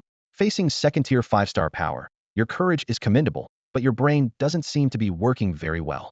It raised its halberd high, surging spiritual power pouring in like a tsunami, then swept it down with overwhelming pressure that sent all the players trying to come to her aid flying. First Ruthless Emperor's sister's shoulder bones creaked, her face instantly turning deathly pale. The gap in their cultivation levels was like a chasm. Brother Xiao, this is the last thing I can do for you. Immortal God Demon Body Reverse, 4th Transformation. Bang, bang, bang. Blood arrows shot from her 7 orifices, blood streaming down her cheeks as her entire body was instantly dyed crimson. Boom. The towering God Demon Phantom enveloping her suddenly materialized, with golden and black halos overlapping behind it, eerie and murderous. Her fist, wreathed in intertwining ice and fire and wrapped in brilliant light, smashed toward the serpent demon. The serpent demon didn't dare underestimate her, condensing spiritual power in both hands to form giant palms that rose to meet the attack. 2 terrifying forces collided. Heathen. Bang! The deafening shockwave tore through the air, hurricanes whipping up dust and sand. The serpent demon's form staggered, retreating several steps before stabilizing. The players were about to cheer when their gazes froze in the next second. First Ruthless Emperor's sister lay on the ground, her lips pale as paper, a pool of blood rapidly spreading beneath her. In the end, she had still been defeated. Even the immortal God Demon Body's reverse 4th transformation couldn't stop it. Brother Xiaoshan, I've done my best. The First Ruthless Emperor's sister raised her head toward the gloomy sky, her expression filled with bitterness. The gap in their cultivation levels was like an abyss. She had exhausted all her vital energy to forcibly activate Immortal Demon Body, reverse 4th turn, yet only managed to tear a shallow bloody line across the snake demon's scales. I did underestimate you all, but that's as far as it goes. A brief flash of astonishment crossed the snake demon's Isa, mere 1st tier, 2-star human believer, had actually unleashed such terrifying power. This strike filled it with intense greed. It seemed this venture would be quite profitable. With that, the serpent swayed its body and headed straight towards Su Xiao. The moment it turned, a bloodied yet delicate hand desperately grasped its tie. It was the First Ruthless Emperor's sister, using her last ounce of strength to obstruct it. Ant! Bang! The snake's tail swept across, its crushing force mangling her entire arm into a bloody mess, with white bone fragments flying. Ruthless sister! Damn it! Bullying our goddess Yuri, asking for death.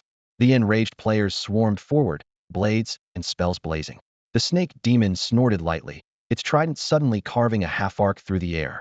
The thunderous force sent all the charging players flying, even piercing through the chest armor of the player with the highest defense using armor mimicry techniques. Xiaoshan, what are you waiting for? Unleash your power. Stop showing off. Even novels wouldn't dare write it like this. Damn, this plot doesn't make sense. If we lose to this monster, I'll hate you forever. The players roared hoarsely, yet Su Xiao remained seated in meditation, as if he heard nothing. The snake demon suddenly had an inspiration. Don't kill them, I'll restrain them for me. I'll make them watch with their own eyes how I deal with their main god. Several frenzied demon beasts came howling forth. Within minutes, the remaining dozens of players were all immobilized, unable to move, forced to watch helplessly as the situation collapsed. With no further obstacles, the snake demon slowly approached Su Xiao, its hideous face nearly touching his forehead. Hurrah! I've finally succeeded. It let out a strange, sinister laugh and raised its hand to deliver the killing blow, but caught sight of the faint energy links between Su Xiao and the 40 players still meditating with closed eyes. After a moment's hesitation, it chose to observe carefully instead. Interesting, so you're indeed relying on external force to help you refine the Red Lotus demon fire. As it muttered to itself, Su Xiao's body suddenly trembled lightly, a pained and twisted expression surfacing on his face, and his energy connection with those 40 players began to waver unsteadily. To refine the Red Lotus demon fire to this extent at just first tier, unestartrally admirable. The snake demon sneered coldly. Thank you for solving a major problem for me. Now, it's my turn to take over. It knew Su Xiao was exhausted if it didn't intervene. He would soon suffer backlash from the Red Lotus demon fire, and it would be affected as well. With this thought, the snake demon pressed its 5 fingers onto Su Xiao's shoulder. Sinister and cold power surged through his arm bones into Su Xiao's body, but the moment it penetrated, it met fierce resistance from blazing fire. Energite was indeed the Red Lotus demon fire, nearly refined by Su Xiao, fighting back. The power of the Red Lotus demonic fire. The serpent demon was utterly shocked. The violent energy of the Red Lotus demonic fire had already shattered Su Xiao's meridians beyond recognition, a horrifying sight to behold, yet Su Xiao still stood there upright. If it were in his place, it would have been burned to ashes long ago. This human's resilience was truly terrifying. The serpent demon secretly felt relieved that his opponent's cultivation level was still insufficient, otherwise it might be the one in trouble. It channeled the gentle demonic power within its body, letting it seep into Su Xiao bit by bit, instantly suppressing nearly half of the Red Lotus demonic fire's rampage. The serpent demon's plan was simple. First help Su Xiao completely refine the fire, then devour him when he was at his weak stat. This moment, Su Xiao was nothing more than a tool on the tribal altar in its eyes. Whoosh! Above the altar, the fist-sized fireball flickered between bright and dim, finally exploding into countless crimson fragments with a crisp sound. The flames on the stone platform surged into Su Xiao's body, and the red glow wrapped around his right arm dimmed accordingly. Moments later, with the serpent demon's assistance, Su Xiao completely refined the Red Lotus demonic fire. Now, it's time for me to reap the rewards. The serpent demon smiled coldly, its trident instantly condensing into black mist as it lunged at Su Xiao. Is that so? Thanks to you, I almost went into chi deviation succubus. An icy voice exploded right beside the serpent demon's ear. Upon hearing the word succubus, the serpent demon suddenly tensed, instinctively swinging its trident towards Su Xiao. Boom! Su Xiao's previously dim right hand now surged with fierce flames, and within the tongues of fire, the shadows of several ferocious giant beasts could be seen. He punched the trident, and with an explosive roar, sent the serpent demon flying. This sudden turn of events left the surrounding players and demon beasts stunned. Wasn't Su Xiao supposed to be controlled by the serpent demon? The serpent demon, knocked back several yards, swayed, and then transformed into a graceful woman shrouded in mist. She had no physical form, composed entirely of layers of white fog. With enchanting and demonic features, the serpent demon wasn't a serpent demon at all, but a succubus. She had disguised herself as the serpent demon lord of the Feather Tribe, deceiving all the demon beasts along the way. I knew God Xiao couldn't be that weak. Holy crap, what a plot twist. The players forgot their pain and filled the screen with exclamations, while the demon beasts took a long time to react. How did their serpent demon lord suddenly become a succubus? Su Xiao flexed his limbs, suppressing the burning pain rolling within his body.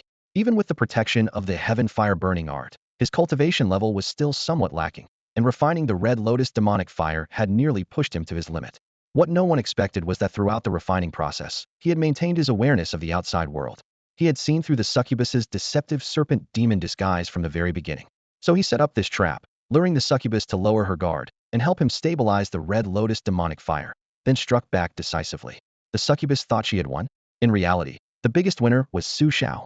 The succubus stared at Su Xiao and quickly pieced together what had happened. Renowned for her cunning and intelligence, she was always a formidable opponent, but she never expected to be outmatched by Su Xiao, becoming the wedding dress that paved the way for him. A low hiss escaped her lips, and her figure swirled like a dry leaf caught in the wind, flickering uncertainly in midair. I didn't expect to fall into your hands. You've truly impressed me. What a pity, though, your realm is too weak, and you've ruined your meridians by refining the Red Lotus demon fire. Otherwise, that sneak attack might have actually cost me my life. Her silvery laughter was laced with mockery. Immediately, a powerful aura of a second-tier 5-star demon surged forth, disrupting the elemental forces of heaven and earth. A fierce wind whipped up broken branches and stones, creating a rustling sound. Her body disintegrated into countless wisps of white mist, only to reassemble in an instant into a twisted, menacing creature, wielding a sharp trident that came crashing down towards Xiao. If darkness won't work, then let's do this openly. A smirk appeared at the corner of Xiao's mouth. The succubus was right. His meridians were indeed severely damaged, and a prolonged battle was not a wise choice.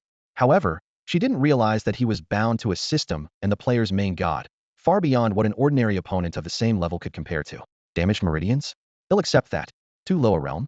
Xiao chuckled softly. Before his words faded, his aura surged like boiling lava, rising instantly. The players had just hunted down thousands of demon beasts, and a vast amount of faith power was continuously funneled into his divine essence through the system. Ding Divine Essence upgraded from 1-star Godmaster to 2-star Godmaster. Ding Divine Essence upgraded from 2-star Godmaster to 3-star Godmaster. Ding Divine Essence upgraded from 5-star Godmaster to 6-star Godmaster. In just a few breaths, he jumped 6 small realms, just 2 levels away from transforming from Godmaster to God Envoy. Half of this achievement came from the player's faith power, while the other half was due to the Red Lotus Demon Fire, a rare treasure. Blazing flames surged from beneath his feet, distorting the air and sending waves of heat rushing toward him. What? The succubus abruptly halted in midair, her twisted face showing shock. While the Red Lotus Demon Fire could amplify strength, it was far from the exaggerated increase of 6 levels in an instant. She couldn't comprehend what had happened to Xiao. Xiao didn't give her a chance to think. Undying demon body reverse 3 transformations. With a soft grunt, a black and gold energy surged from his body, instantly transforming into a giant several meters tall, enveloping him completely. The black gold giant's right arm blazed with swirling flames, descending like a divine deity with overwhelming presence and formidable aura. The blazing bow materialized in his grasp. Whoosh! The flaming bowstring resonated as a brilliant giant arrow shot through the air, carrying rolling waves of heat straight toward the succubus's face. In the succubus's pupils, that arrow appeared like a suspended sun, scorching the air until it twisted and warped. Hiss! Accompanied by piercing shrieks, the succubus's massive form was instantly torn apart by the firelight into countless wisps of white mist that scattered in all directions, as if her entire body had been brutally shattered.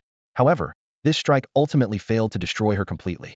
The white mist regrouped, barely restoring the succubus to her original form, though her aura had weakened by at least half. You're no ordinary main god. Who exactly are you? And why have you come to this insignificant place? The succubus's fragmented hisses lingered in the air. That's none of your concern. Xiao suppressed his churning internal organs while responding, simultaneously channeling his divine power, ready to deliver a finishing blow at any moment. Still want more? Sorry, we'll meet again next time. The succubus retreated with a sinister laugh, her gaze fixed intently on Xiao's right arm wreathed in red lotus demonic fire. Her essence was inherently yin-natured, making her extremely wary of masculine flames, especially otherworldly fires.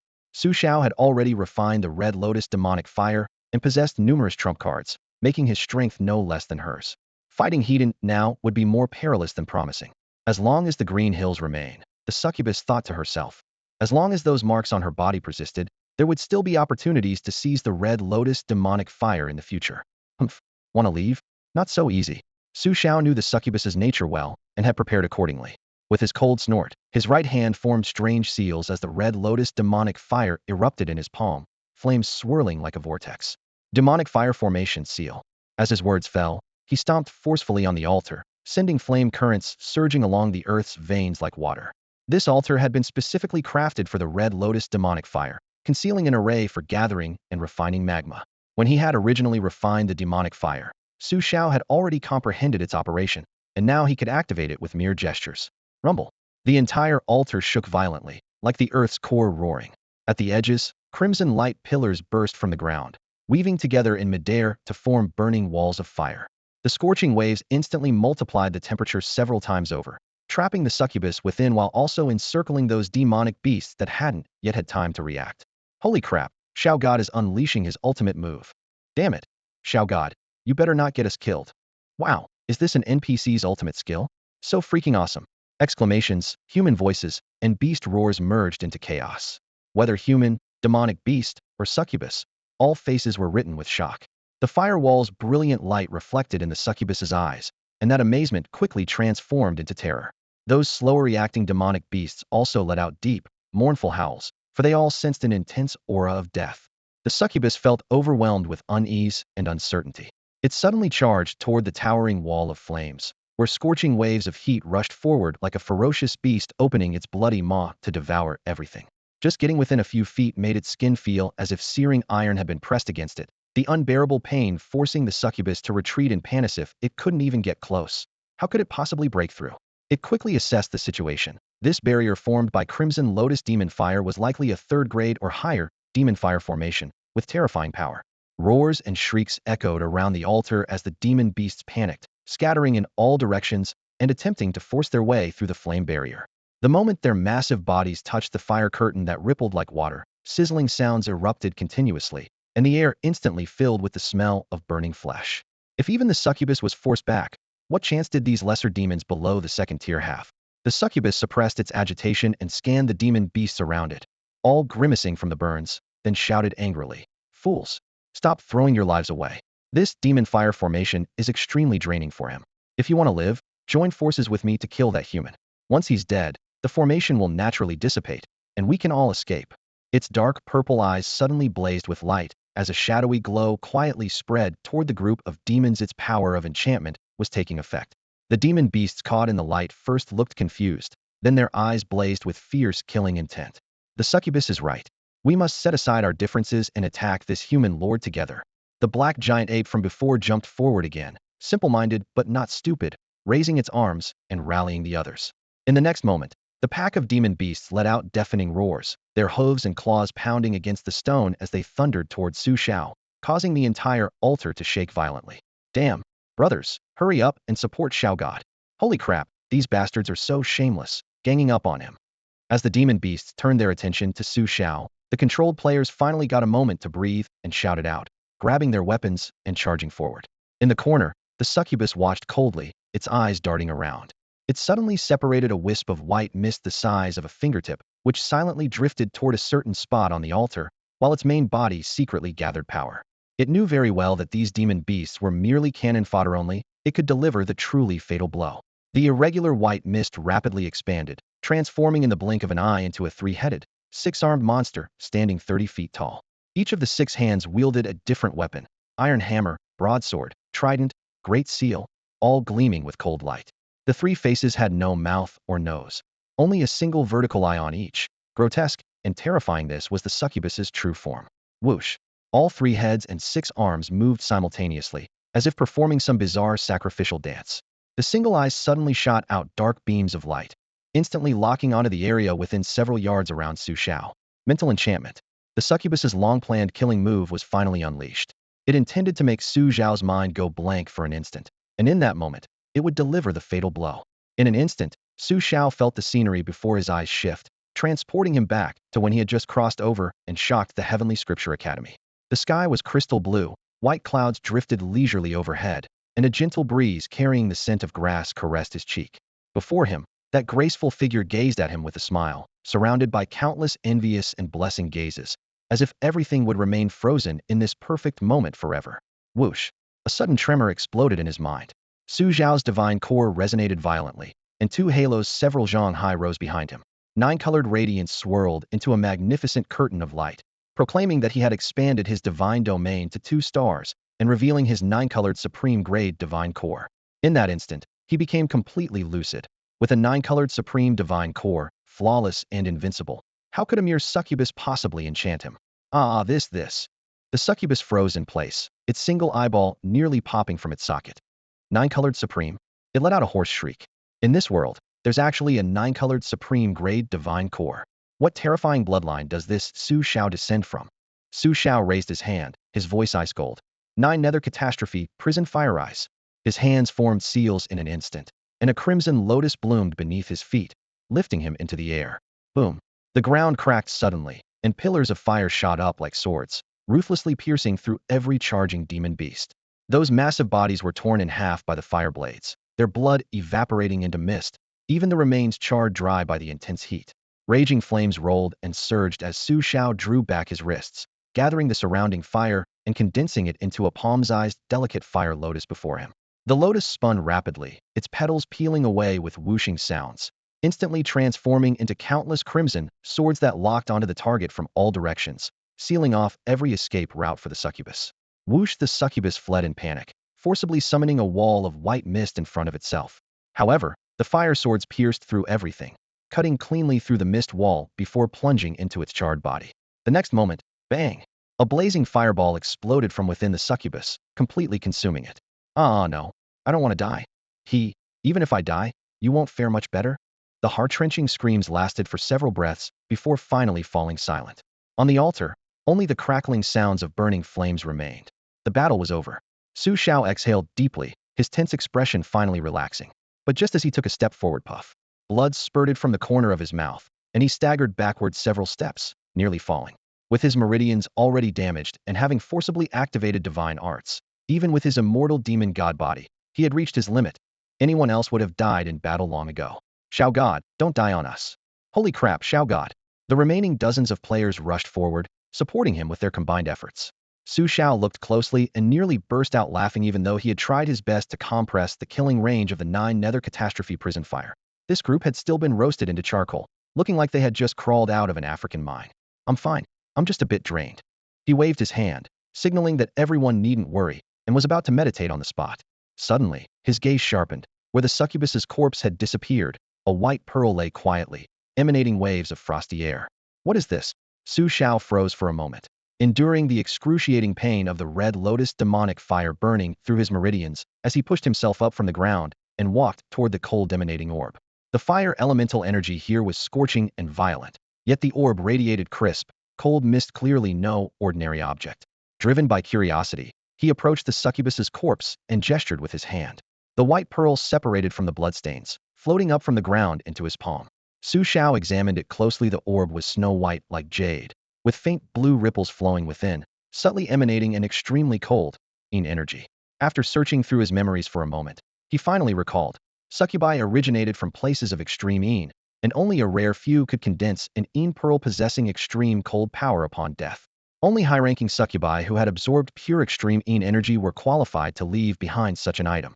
This pearl was not only a precious alchemical material, but also greatly beneficial to main gods cultivating ice-cold powers. I never expected to actually encounter one. Xiao pressed his lips together, joy appearing on his face.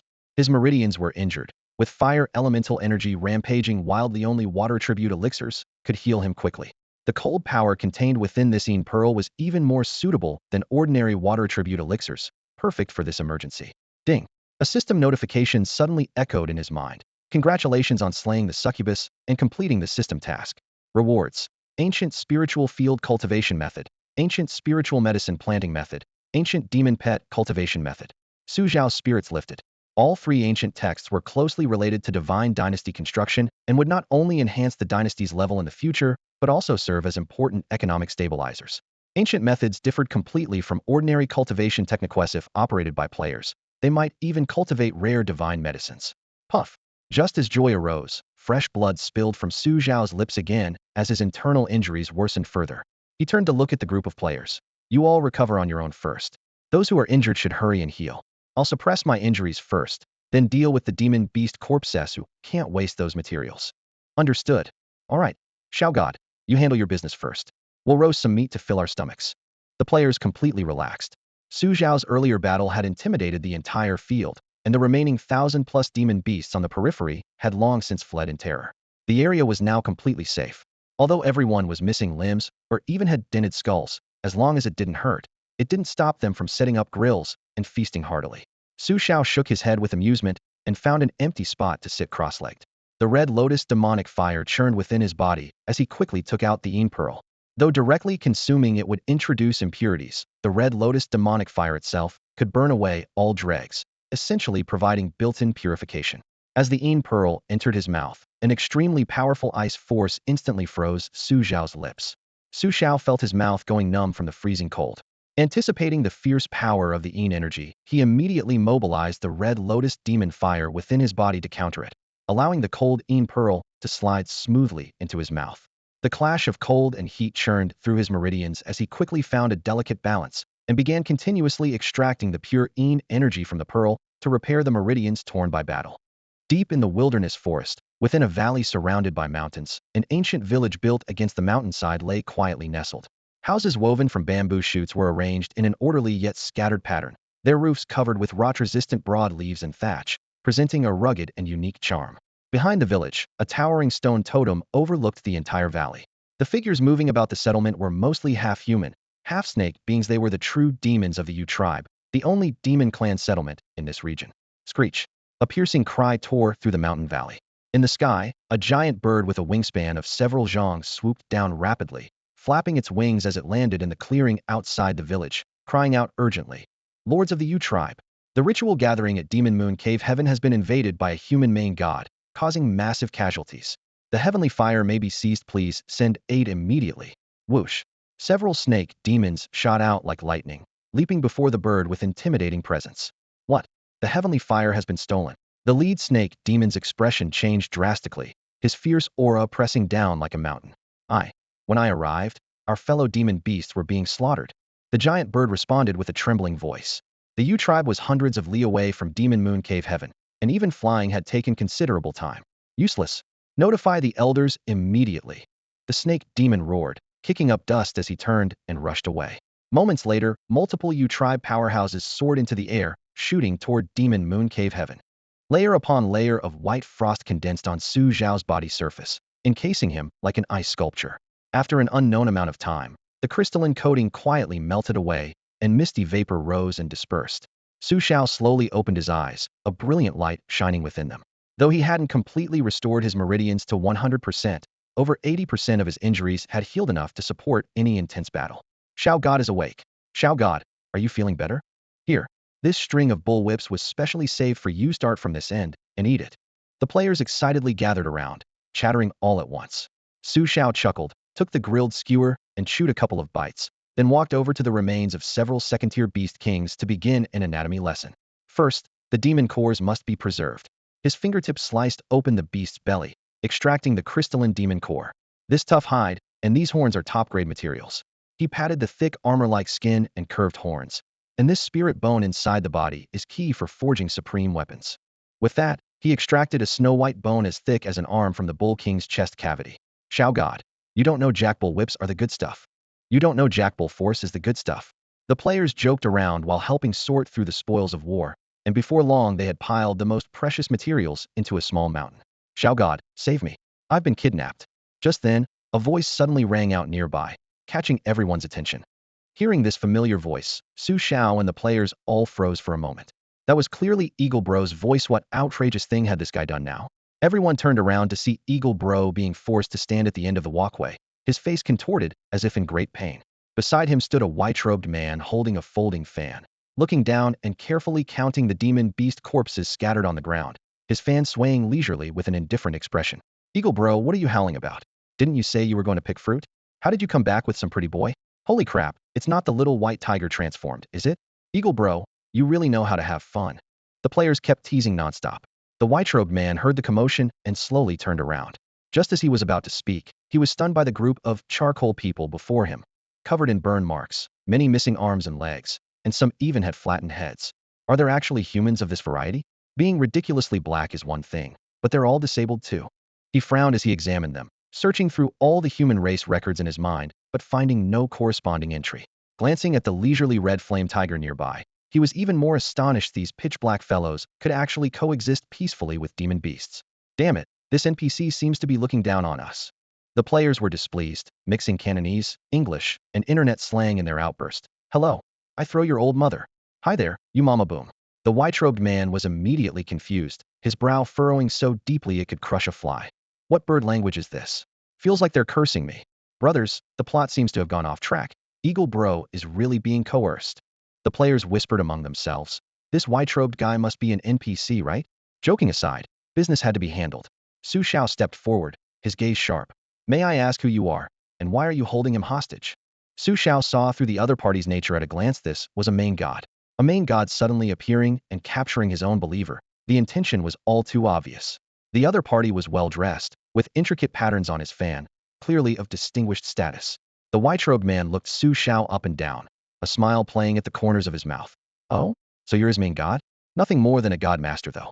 The demon beast corpses covering the ground had initially made him wary, but now he dismissed them with disdain. I am Xiao Yunxiang, heir of the Prince Xiao's mansion in Shimu City. Passing through this area, I wanted to see what treasures this place held. Xiao Yunxiang gently waved his folding fan, his light smile concealing a blade's edge. It seems the treasure has already fallen into your hands. This young master will give you one chance, hand it over obediently, and I'll spare your life. That condescending, arrogant tone infuriated everyone, and the players immediately exploded. Damn, we've run into a robber. Xiao God, take him down. Can't stand it. Let's crush this NPC. With that, several players charged toward the walkway. Boom. Xiao Yunxiang stomped down, and the walkway shook violently, the wooden planks trembling wildly as everyone's footing became unsteady. He had originally just wanted to use this opportunity to intimidate Su Xiao and the others. Unexpectedly, after that kick, somewhere at the altar end of the walkway let out a sharp cracking sound. The entire walkway shuddered violently, as if being forcibly uprooted from its foundation, showing signs of breaking away from the altar. Accompanied by falling debris, the altar itself sank down, dropping half a foot toward the lava lake, teetering precariously. Su Xiao's heart skipped a beat as he immediately looked toward the source of the sound.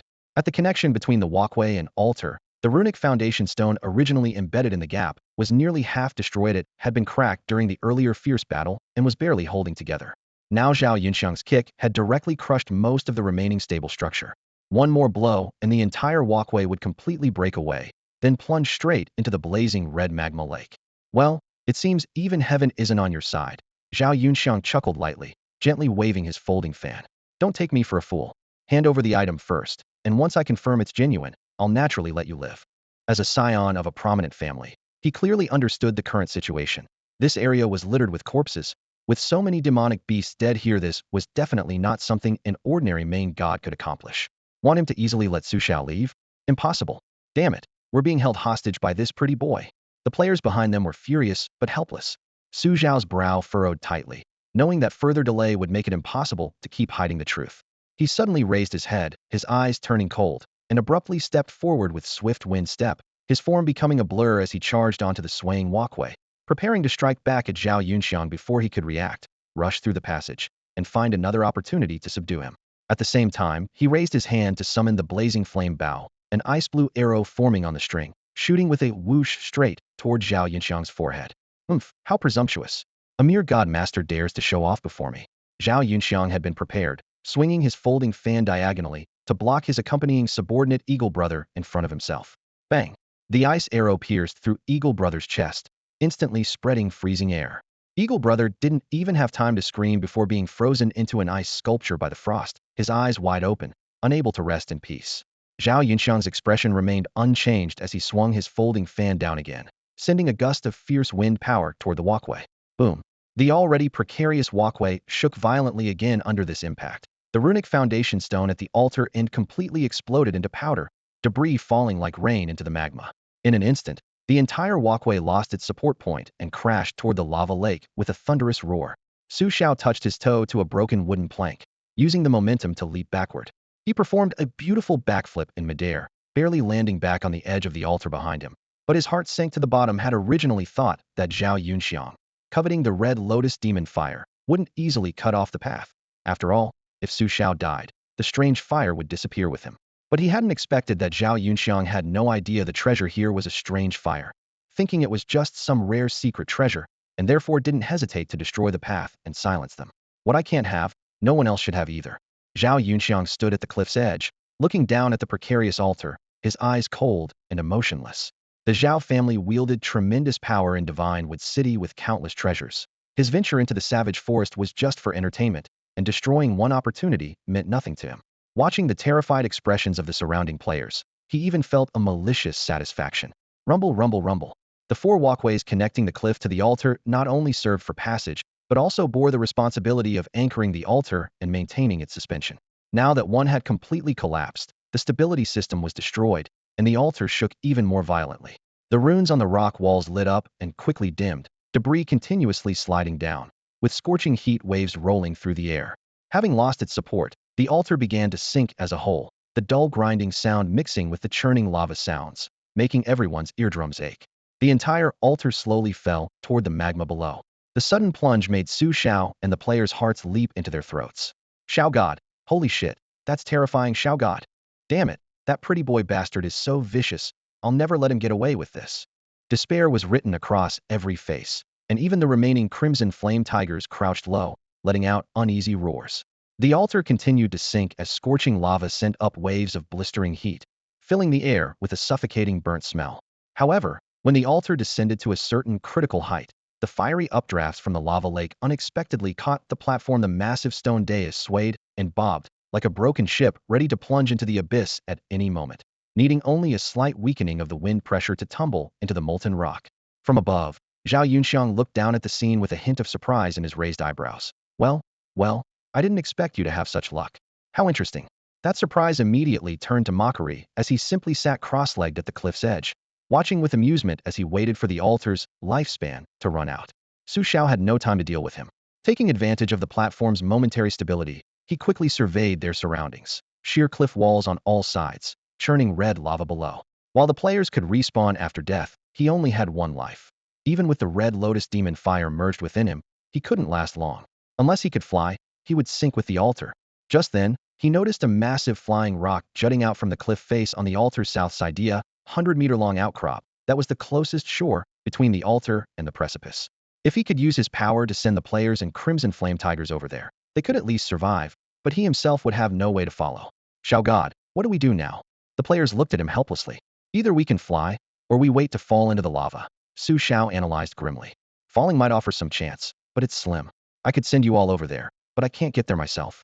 Here's what we'll do. I'll send you up first, then you can figure out a way to pull me up. As soon as he finished speaking, he had already made up his mind. Either way, we can't just sit here waiting to die. Holy crap, how can it be like this?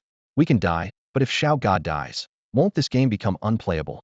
Damn it, stupid developers, creating such idiotic storyline nestos. The game company not want to make money anymore. Everyone cursed with darkened faces, and though they were all blackened like charcoal from the firelight, their expressions clearly showed their dissatisfaction. Suddenly someone suggested, Xiao God, what about a teleportation array? Have scientists set up a teleportation array, and we're all set. Where's scientist? Is he here? Hurry up and make a teleportation array. Everyone looked around, only to discover that scientist had been killed in the chaos when the demon beasts stormed the altar, his body thrown who knows where. It won't work, we don't have the materials. Su Xiao shook his head. While the teleportation array could indeed get them out, the problem was how to set it up without the necessary materials. Brothers, are you forgetting something? We can totally help Xiao God out here. Carrying hotpot through other worlds suddenly slapped his forehead, his eyes lighting up like they were about to catch fire. What? All the players turned their heads in unison. Remember when Xiao God descended at the Crimson Flame Tiger territory last time? That scene where he came down from the sky? The ice-cold stairway made of ice element chi. If Xiao God sends us up first, we can help him build the ladder from above and pull him up too. Smack. One player slapped himself across the face. Oh man, how could I forget about that? This could totally work. Brothers, Xiao God is saved. Another player raised his arm and cheered. Yeah, let's go up there and take down that bastard. After finding a solution, all the players broke into brilliant smiles, their white teeth particularly striking against their soot-blackened faces illuminated by the molten lava. Su Xiao's eyes lit up. What was originally a flashy move had now become the key to their salvation. Without hesitation, everyone immediately rushed to the south side of the altar, where the distance between the cliff wall and the lava lake was shortest, making it perfect for their operation. Su Xiao took a deep breath, channeling his divine power into his right palm. Raising his hand with a sweeping motion, he called out in a low voice, "Ice bridge, rise." Starting from beneath his feet, a pale blue ice bridge began extending with crackling sounds, rapidly stretching toward the massive protruding rock at the cliff's edge. The ice surface emanated cold mist, forming a stark contrast with the churning crimson magma below. If not for the Een Pearl gifted by the succubus, which had dramatically enhanced his control and power over ice element chi, he would never have been able to create this several hundred-meter-long ice pathway, let alone transport both the players and the crimson flame tigers to the clifftop. However, the fire element energy was too intense. Before the ice bridge could fully connect, its melting rate became visibly apparent. His divine power consumption skyrocketed instantly, forcing Su Xiao to abruptly stop his technique. The bridge turned to steam before it could even break apart. No good. I need to weaken the high-temperature erosion from the magma. A flash of inspiration struck him as he remembered the ice and fire dual heaven technique the players had once created. What if he combined fire and ice attributes, letting the two forces check each other? While this might be challenging for others, for him and these eccentric players, it was just routine operation. Whoosh. Su Xiao extended his palm again. This time, Both Red Lotus Demon Fire and Ice Power surged forth simultaneously, perfectly interweaving according to his previous technique. Thus, a bridge fusing ice and fire appeared before everyone's eyes. The bridge surface was covered in crystalline frost with cold air rushing toward them, while demon fire churned beneath, with flames dancing under the ice layer, forming a distinct redan blue barrier. The flames condensed by Su Xiao's divine power were completely different from the magma below, acting like an isolation shield that significantly weakened the lava's burning effect and drastically reduced the ice's melting speed. In just a few moments, a solid ice and flame bridge was completed. Go! Su Xiao gestured. The players mounted their crimson flame tigers and charged rapidly along this temporarily constructed bridge toward their destination. Zhao Yunxiang had been sitting on the sidelines, watching the show with amusement, eager to see Su Xiao and the players scrambling desperately before meeting their doom. Suddenly, a magnificent bridge woven from ice flames and crimson fire unfurled across the lava lake. Fire and frost intertwined like two colossal dragons dancing through the air. The mocking smile on Zhao Yunxiang's face instantly froze as he shot upright, stammering in disbelief. Am I seeing things? Fire and water actually merging? Even minor gods couldn't pull that off. The savage forest had always been a remote wasteland, couldn't fathom how such an incredible existence could emerge from this place. What came next was even more outrageous. The players sprinted across the bridge, taking less than 10 breaths to cross completely, leaving most of the pressure to the ice-fire bridge itself. Once they reached the other side, they roared in unison, "Xiao God, your turn now." Upon landing, the players quickly formed battle formation shield walls, archers, and mages positioned with precision, resembling a well-trained army. However, Su Xiao suddenly remembered unfinished business and waved them off. Wait a moment. With that, he rushed straight to the center of the altar. The core formation disk of the demon fire array was buried there. The altar and Red Lotus Demon Fire originally belonged to the ancient deity who once ruled the Crimson Flame Tiger clan, and his self-created 9 Nether Catastrophe Prison Fire was derived from that very Red Lotus Demon Fire. Besides the Red Lotus Demon Fire, the Demon Fire Array could also provide tremendous enhancement to his Prison Fire. First trap enemies with the array, then unleash the 9 Nether Catastrophe Prison Fire for at least double the power. Even opponents a full realm above Su Xiao's level would face certain death when trapped within. The formation disk absolutely could not be abandoned. Su Xiao crouched down, condensing wisps of cold flame at his fingertips to freeze and then melt the surrounding rocks. Within 3 to 5 breaths, he had dug out the core formation disk. Mission accomplished, he turned to head back. Just then, an ice-fire dual heaven arrow, conjured by the players, whistled toward him. As it approached Su Xiao, it exploded thunderously, transforming into a first-tier ice flame platform. Su Xiao leaped up gracefully, landing steadily on the platform. Immediately after, a second arrow, then a third, one ice-fire arrow after another burst open before him, creating aerial stepping stones. These platforms were far inferior to Su Xiao's own creations in both strength and duration, but they had the advantage of numbers and quick formation sufficient to prevent him from falling into the lava. The platforms extended continuously as Su Xiao advanced methodically, treading on flames and ascending the steps. Not far away, Zhao Yunxiang was completely dumbfounded. The deity's ability to merge ice and fire was already jaw-dropping, but he never expected even Su Xiao's followers to possess such power. Are these really just followers?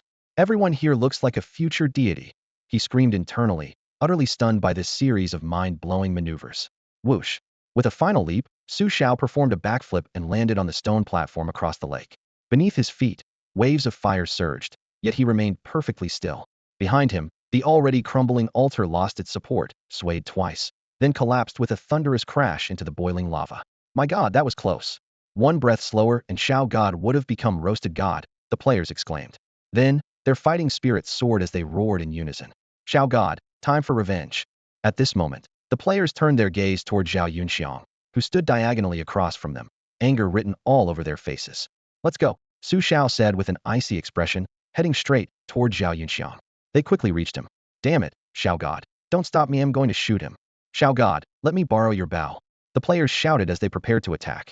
If you go, you'll just be cannon fodder. Let me handle this one, Su Xiao said, raising his hand slightly to signal them to fall back. A faint divine aura emanated from him as the Red Lotus Demon Fire within began to stir. Soon his right arm turned dark red, with countless lotus-shaped fire patterns appearing and disappearing. At the same time, the blazing flame bow in Su Xiao's hand ignited, looking absolutely magnificent. The Red Lotus Demon Fire could enhance explosive power. Zhao Yunxiang would make the perfect test subject to see just how powerful it was. Zhao Yunxiang snapped out of his daze and looked at the aggressive Su Xiao and the players, his eyelids twitching. He chose not to leave. instead resuming his previous condescending expression. Su Xiao was merely a divine master. While he was a divine envoy, there was a qualitative difference between them. Moreover, he was very interested in Su Xiao's ability to fuse ice and fire attribute techniques. I thought I was just trying my luck, but this is quite an unexpected and incredible discovery, Zhao Yunxiang muttered to himself. Looking at Su Xiao's dark red arm and the third-grade blazing flame bow, he raised an eyebrow slightly. He had to admit, Su Xiao did have some real skill. Zhao Yunxiang flicked his folding fan a few times, and a divine aura unique to divine envoys rose from his feet, completely enveloping him. Whoosh! At that moment, Su Xiao's blazing flame bow had already fired. With the Red Lotus Demon Fire's enhancement, the ice and fire dual heaven arrow became more substantial, almost real. Both its speed and momentum had improved considerably. Su Xiao's arrow caused the surrounding air to tear with a piercing sound.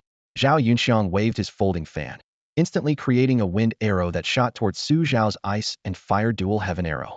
He actually wanted a direct confrontation. In his view, Su Xiao's ice and fire dual heaven arrow was merely for show. Boom.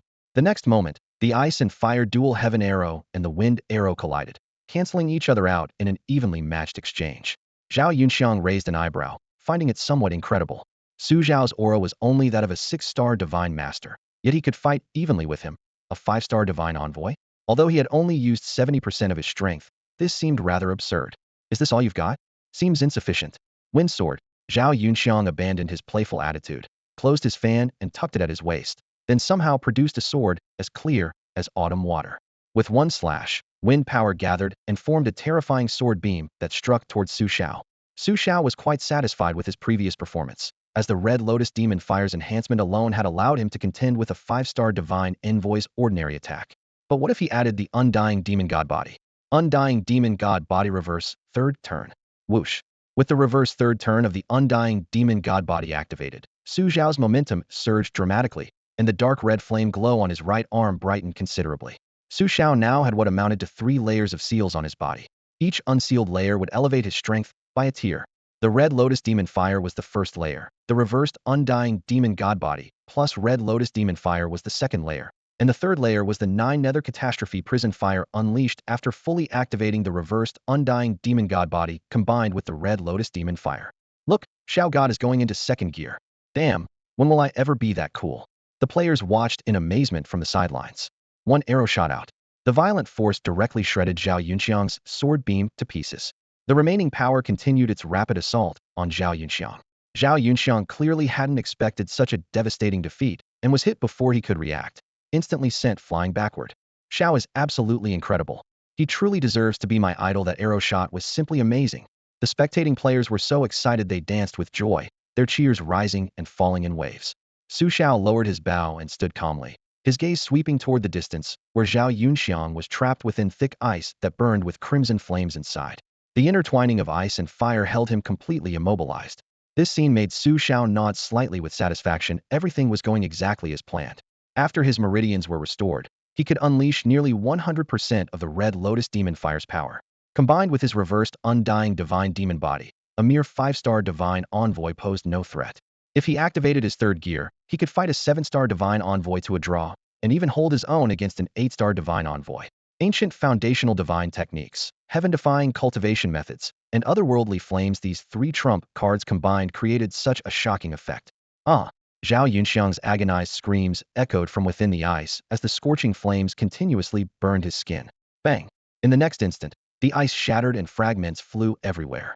Zhao Yunxiang staggered to his feet, blood trickling from the corner of his mouth, his hair disheveled, his upper garments completely destroyed, leaving only a golden inner armor clinging to his body. The armor's surface was clearly dented with cracks spreading across it, marks left by that ice and fire arrow. Su Xiao glanced at it and thought to himself with admiration. Truly worthy of a wealthy family's heir, he even has such defensive treasures at his disposal. You have completely enraged me. Die! Zhao Yunxiang roared viciously, slashing his sword through the air as he shouted, "Wind prison!" Before his words finished, he vanished instantly, as if swept away by a fierce wind. Su Xiao raised an eyebrow and uttered 2 words, "Shadow step." In the blink of an eye, his figure also disappeared. The next second, Zhao Yunxiang appeared where Su Xiao had been standing, thrusting his sword forward, only to strike empty air. Impossible. Zhao Yunxiang couldn't believe it. Wind prison was his strongest technique, allowing short-distance teleportation. Usually, enemies couldn't react in time and were instantly killed. Yet Su Xiao had disappeared simultaneously, and his movement technique was clearly faster and more mysterious. Shadow switch. The cold voice exploded beside his ear, and Zhao Yunxiang's heart jumped in alarm. Before he could turn around, a palm struck his back with tremendous force. Bang! His chest tightened, stars burst before his eyes, and he pitched forward, crashing heavily into the dust. I am the heir of the Xiao family of Shimu City. If you dare harm me, you'll die a terrible death. The Xiao family is not someone you can afford to provoke. Zhao Yunxiang screamed hysterically. Cold and scorching heat approached simultaneously. He looked up to see Su Zhao's blazing flame bow once again, condensing an ice and fire arrow of red and blue. Its tip pointed directly at his forehead. In just an instant, it could pierce through his skull. You wanted to kill me, so don't blame me for being ruthless, Su Xiao said calmly. Whoosh! The arrow light exploded, but instead of piercing Zhao Yunxiang's head, it struck his forehead with icy flames and knocked him unconscious. Xiao, why didn't you kill him? The players gathered around, all looking puzzled. He's still useful for now, I can't kill him yet, Su Xiao said indifferently. Xiao, don't tell me you want to tame him? Is he a key character for unlocking new story quests? Faced with the players' speculation, Su Xiao shook his head calmly. It's not what you think. His tone was steady, yet he emphasized each word as he revealed the key point. What I'm talking about is the 10,000 Demons Ritual Assembly. Behind this assembly is the Yu tribe of the Demon Clan.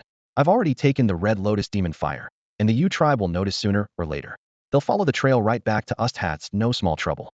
We already have enough enemies as it is, so we need to find a scapegoat, and Zhao Yunxiang is undoubtedly the perfect candidate. Everyone suddenly understood. The 10,000 Demons Ritual Assembly was meant to worship the Red Lotus Demon Fire, orchestrated by the Yu tribe. Su Xiao continued his analysis. The Yu tribe knew how precious the Red Lotus Demon Fire was, yet they didn't take it directly. They left the flame here and didn't even send anyone to oversee the ritual. I still can't figure out the real reason behind this. Master Xiao is amazing, shifting blame and using the 36 stratagems. The players gave him thumbs up, with compliments flowing one after another. Amid the flattery, one player's eyes lit up as he grabbed Zhao Yunxiang's sword. Master Xiao, after all this talk, can I have this sword? Another quickly interjected. Then this fan is mine. I'll take the inner armor first. His chrysanthemum is mine. Give it a rest, all of you. Su Xiao rubbed his forehead. Everything gets turned in and can be exchanged later with faith coins. The spirit sword in Zhao Yunxiang's hand was third grade, as was the inner armor. Su Xiao would never give them away for free. Extracting more faith essence from the players was the real priority. Suddenly, he noticed an ancient ring on Zhao Yunxiang's finger and raised an eyebrow. A spatial ring.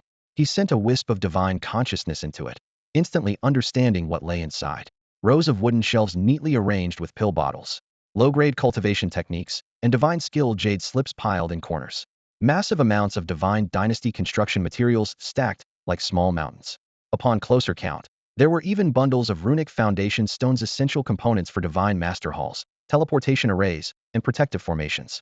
Oh, there are medicinal seedlings too. Su Zhao's eyes brightened. The system had just rewarded him with spiritual field cultivation and medicinal plant growing techniques. These seedlings would come in handy. Once they matured, he could refine pills to strengthen foundations, benefiting both the players and himself. At the innermost part of the shelves, a nearly mature third-grade spiritual herb stood out prominently. This is clear spirit grass. Joy flashed in Su Zhao's eyes. Divine masters often faced heart tribulations when advancing to divine envoy. If they failed, at best their divine essence would be damaged, at worst their realm would fall. In such cases, they had to take a clear spirit pill to cleanse karmic obstacles, and the optimal main ingredient was precisely clear spirit grass. He had been worried about this very thing, never expecting Zhao Yunxiang to deliver the materials right to his doorstep. Not to mention the depths of the spatial ring also contained demon beast spirit bones, and inner cores, each one a treasure for artifact refinement and array formation. Su Xiao thought to himself. This trip to the Demon Moon Cave Heaven was incredibly profitable.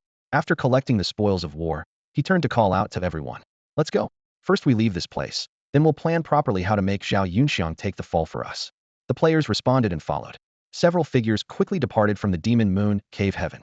Meanwhile, hundreds of miles outside the Cave Heaven, snake demons from the Yu tribe were also rapidly approaching. 10 minutes later, in a dense forest outside the Demon Moon Cave Heaven, a concealed teleportation array suddenly blazed to light, beams of radiance piercing through the tree shadows as players materialized one by one, appearing before Su Xiao.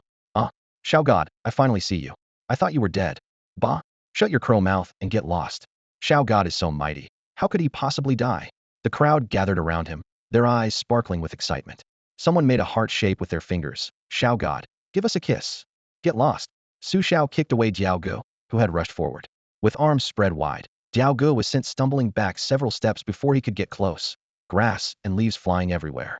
Su Xiao had no patience for pleasantries and spoke in a grave tone. Fellow players, this matter isn't completely resolved yet. I've gathered everyone here to help brainstorm solutions.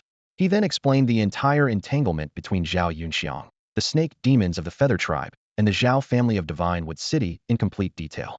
What the hell? Some otherworld young master Xiao. Damn, is this guy really that powerful? Those dog developers actually designed such a character. Voices rose one after another as anger instantly ignited. Where is he? I'll teach him a lesson. That bastard screwed me over. Diao Ge cursed as he charged toward Xiao Yunxiang. At this moment, Xiao Yunxiang lay with eyes tightly shut, face deathly pale, breathing barely perceptible, looking as if he might expire at any moment. Diao Ge first kicked him, then actually began unbuckling his belt.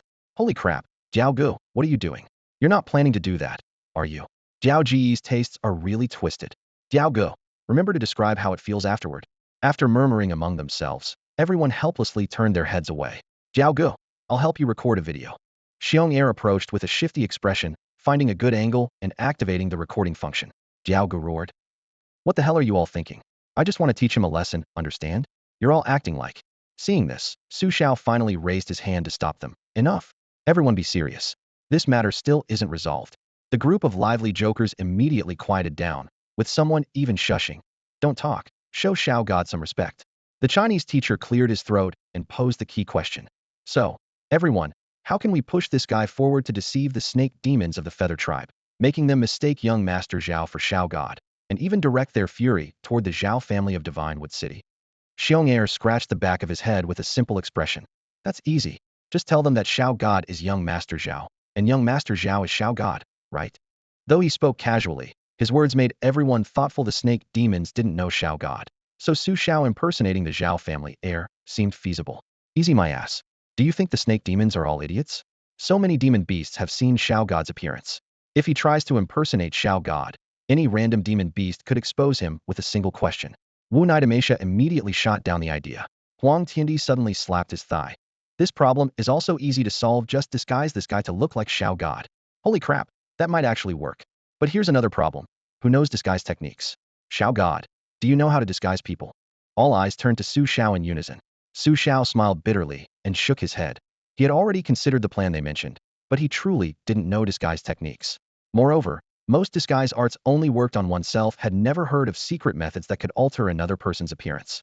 Haha, speaking of disguise techniques, have you forgotten about the legendary Asian art of transformation? It's just makeup. How simple is that? From the crowd, a player with the ID beauty blogger stepped forward confidently. The firelight illuminated her already delicate features, eyes gleaming with self-assured confidence, as if victory was already within grasp. This guy's facial structure and features aren't too different from Xiao's. With my skills, achieving 90% similarity won't be difficult. Holy crap, you're a guy who likes makeup? The surrounding players erupted in shock. A guy? Sorry, but I'm actually a girl, can't you tell? She reached up to her cheek, peeling off a thin, wrinkled layer of artificial skin that she flung into everyone's view with a snap. In the next instant, a stunning face bloomed without concealment, as if stage lights had suddenly focused on her. This world has plenty of materials that can be used for beauty and makeup. Bet you didn't think of that, did you? She smiled sweetly as she tucked away the mask. Holy shit. Damn, it really is one of the 4 legendary Asian arts of deception, someone exclaimed. So that night, what I touched wasn't actually bread.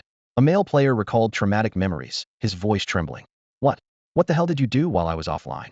The beauty blogger's eyes widened in fury, the atmosphere instantly becoming tense. The unexpected revelation of embarrassing secrets ignited chaos among the crowd. Quiet, everyone quiet. A sharp, piercing voice cut through the noise. This isn't over yet. All these so-called disguises of yours are full of holes. The speaker was named. Turns out I'm Xiao the traitor. He walked forward slowly, scanning the crowd with lips curled in disdain. Everyone here is trash. Except for Xiao and me. The crowd automatically parted to make way. Think about it, Xiao family is a major clan in Shenmue City with vast influence. They'll definitely send investigators. If they encounter the snake demons from the Feather Tribe, a single glance would expose such simple disguises. Xiao turned his gaze towards Su Xiao. Right, Xiao? Su Xiao nodded slightly. Exactly. Aura, bloodline, bone structure, all are detection methods. It's impossible to rely on appearance alone. This was precisely why he had hesitated to act. Relying solely on disguise to fake an identity would eventually draw attention from both sides, creating endless trouble. To make them never suspect it's fake, we need information deception. Xiao gestured in the air. Artificially create something that instantly proves young Master Zhao's identity, making both the snake demons and the Zhao family believe it completely. Something that proves young Master Zhao's identity? Su Xiao murmured to himself, his gaze sweeping over the weapons and ornaments on the table. This sword? Or this inner armor? Or perhaps his spatial ring? You mean? Light gradually sparked in his eyes. Xiao chuckled. Exactly. First, use disguise techniques and information gaps to stage a performance, making the snake demons believe young Master Zhao is the Xiao they're looking for. Then let them take young Master Zhao's personal belongings back to Shinmu City for revenge. When the Zhao family sees the relics, they'll naturally conclude the snake demons killed their heir. He paused, raising his finger to draw it lightly across his throat. The prerequisite is that young Master Zhao's corpse must be destroyed. At this point, all the players suddenly understood. This plan is truly brilliant. Damn, worthy of being Xiao the traitor, truly the bearing of a mastermind. Outside the Demon Moon Cave Heaven, several figures descended from the sky and landed in the forest, standing motionless as they gazed at the massive entrance to the Demon Moon Cave Heaven. We've arrived. The Demon Moon Cave Heaven. It's been quite a few years since I last came here. The arrivals were none other than the group of snake demons who had rushed here from the Yu tribe settlement, along with the golden feathered bird that had specifically come to deliver the message. Leading them was Elder Silverhorn, a high-ranking elder of the Yu tribe whose cultivation had long since reached the 4th tier, his aura as terrifying as an abyss. The several snake demons at his side were all above the 3rd tier. Any one of them could easily defeat Su Xiao in his current state within the Heavenly Court Divine Dynasty. Elder Silverhorn, are we really going in? Isn't this too risky? One snake demon looked at the black hole-like entrance, clear wariness showing in his eyes. The Yu tribe had discovered the Red Lotus demon fire nearly several decades ago, yet they had remained inactive, even allowing the myriad demons to worship it. There were 2 reasons for this. First, the Yu tribe still lacked absolute confidence in conquering and refining the Red Lotus demon fire. Second, the Demon Moon Cave Heaven was the cave dwelling of another main god who was utterly hostile to the Yu tribe's main god. Once creatures of the Yu tribe entered, they would inevitably suffer a curse that would rapidly drain their lifespan.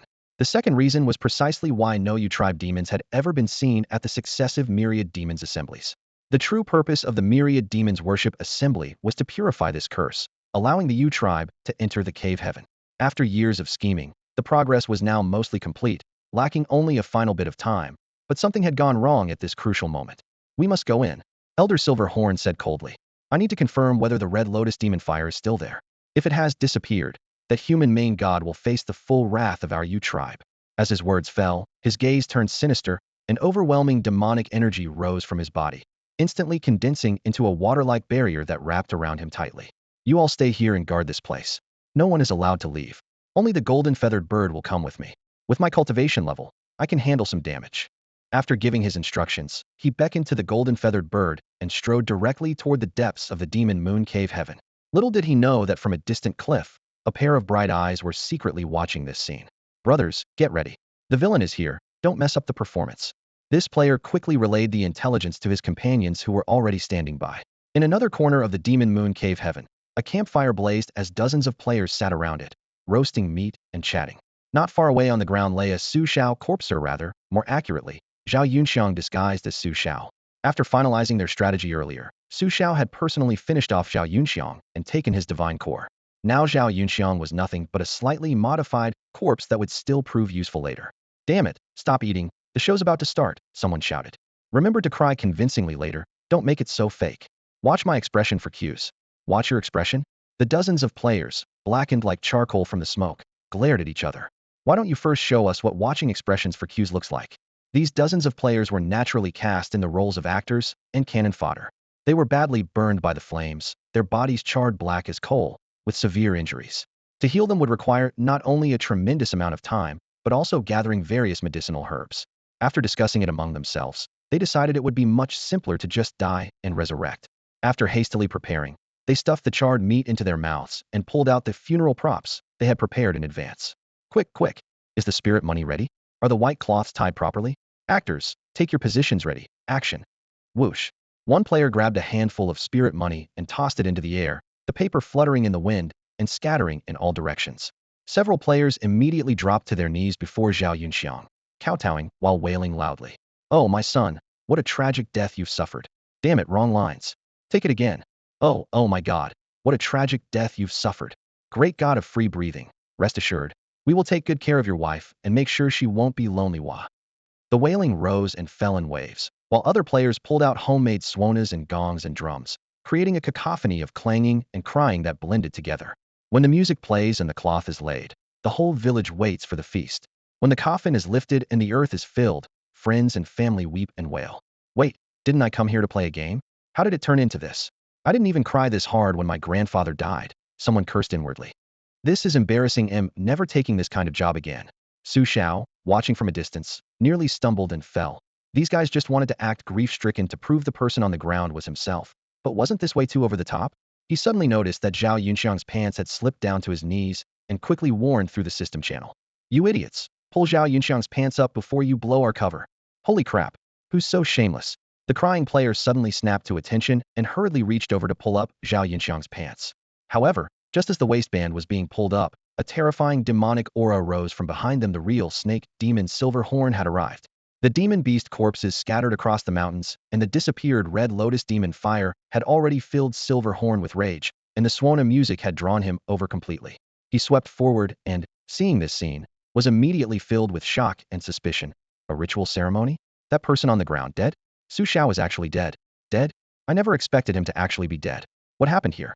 Silverhorn's pupils contracted sharply, and what enraged him even more was the man was already dead, yet these so-called believers wouldn't even leave the corpse alone, with that hand reaching toward. Where exactly?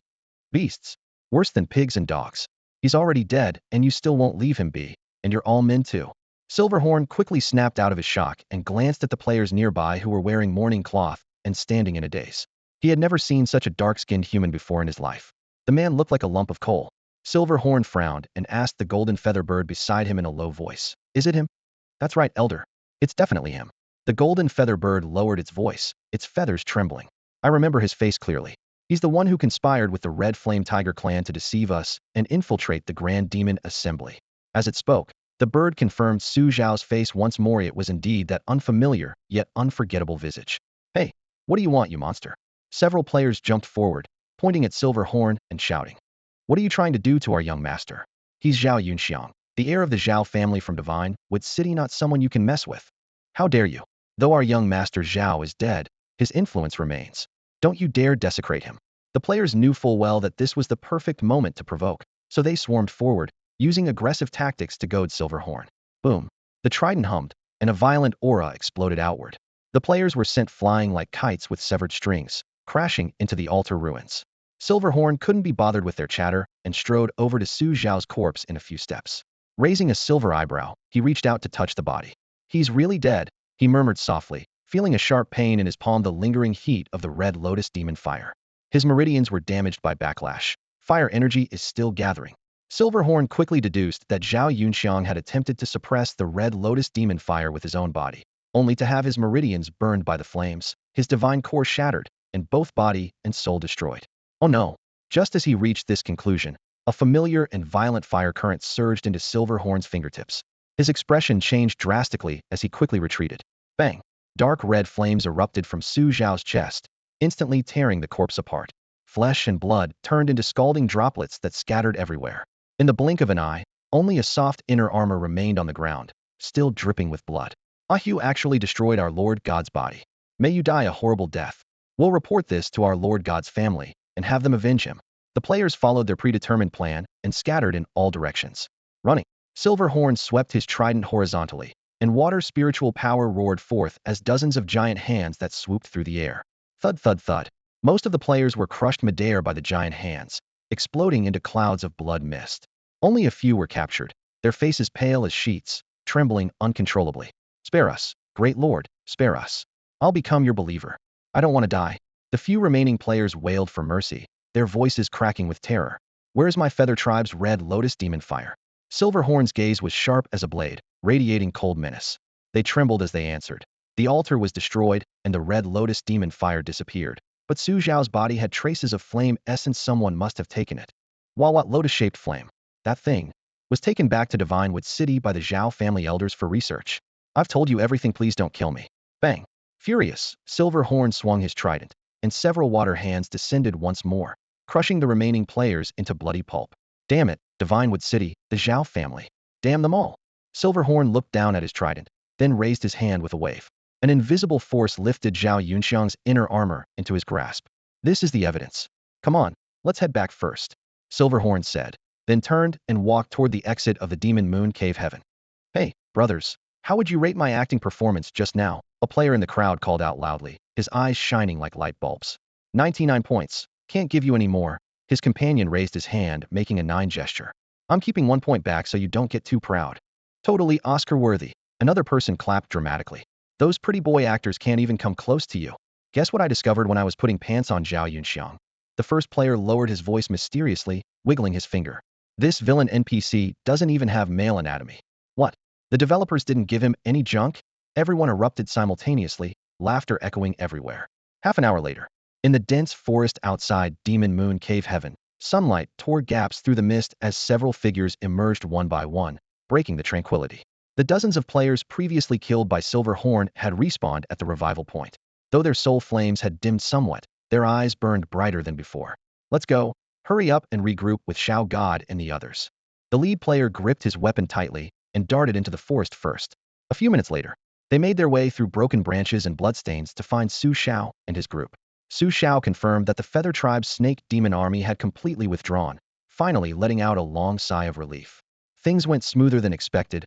We didn't leave a single trace. He looked around at everyone, his voice low but filled with excitement. This mission was a complete success. Now let's start collecting the spoils of war. I'll distribute rewards to everyone once we're back at the Divine Dynasty. The players immediately cheered with raised fists.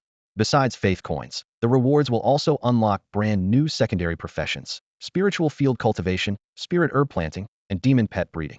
Su Xiao raised his hand, conjuring several light screens. Additionally, I'll personally craft some second-grade spiritual artifacts for the brothers who performed exceptionally well. Farming professions are opening up? I love crop-stealing games the most. The crowd instantly erupted. Following Su Xiao's command, the players scattered into action, beginning large-scale transportation. Demon beast corpses lay scattered across the mountains, and plains sharp fangs, hard scales, spirit-infused inner cores treasures everywhere. I've never eaten so much wild game in my life. I'm definitely going to try everything this time. One player swung his blade to cut off a beast leg, stuffing it into his spatial bag. Brother, this fish is for you. Xiao tossed over a palm-sized spirit fish. Why are you giving me fish? I don't like eating fish. The other player looked both amused and exasperated, but still caught it. Somewhere in the dense forest, sunlight filtered through the leaves onto the ground as two players crouched beside a patch of grass, conversing in low voices. Stomach bro, what do you think of this cat poops flavor? The player with the ID Super Farm Owner held a lump of dark golden excrement, looking as serious as if he were evaluating a work of art. I think it's pretty good.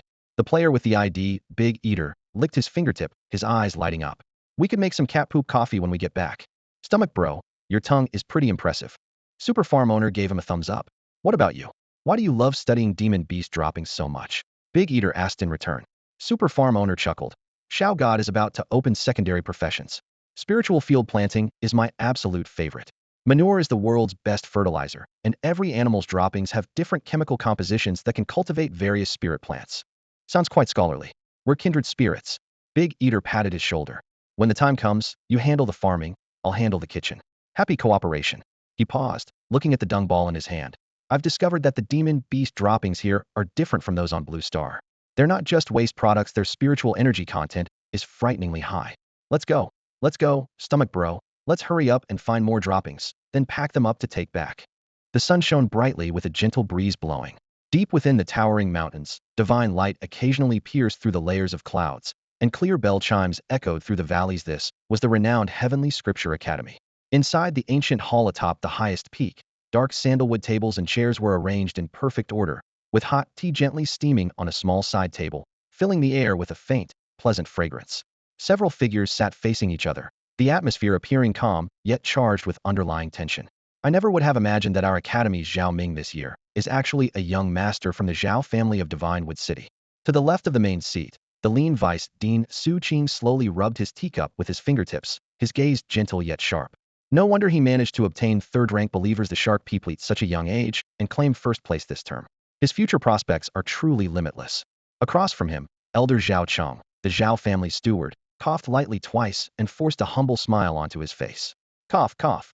The third young master has always been willful and competitive, refusing to reveal his identity.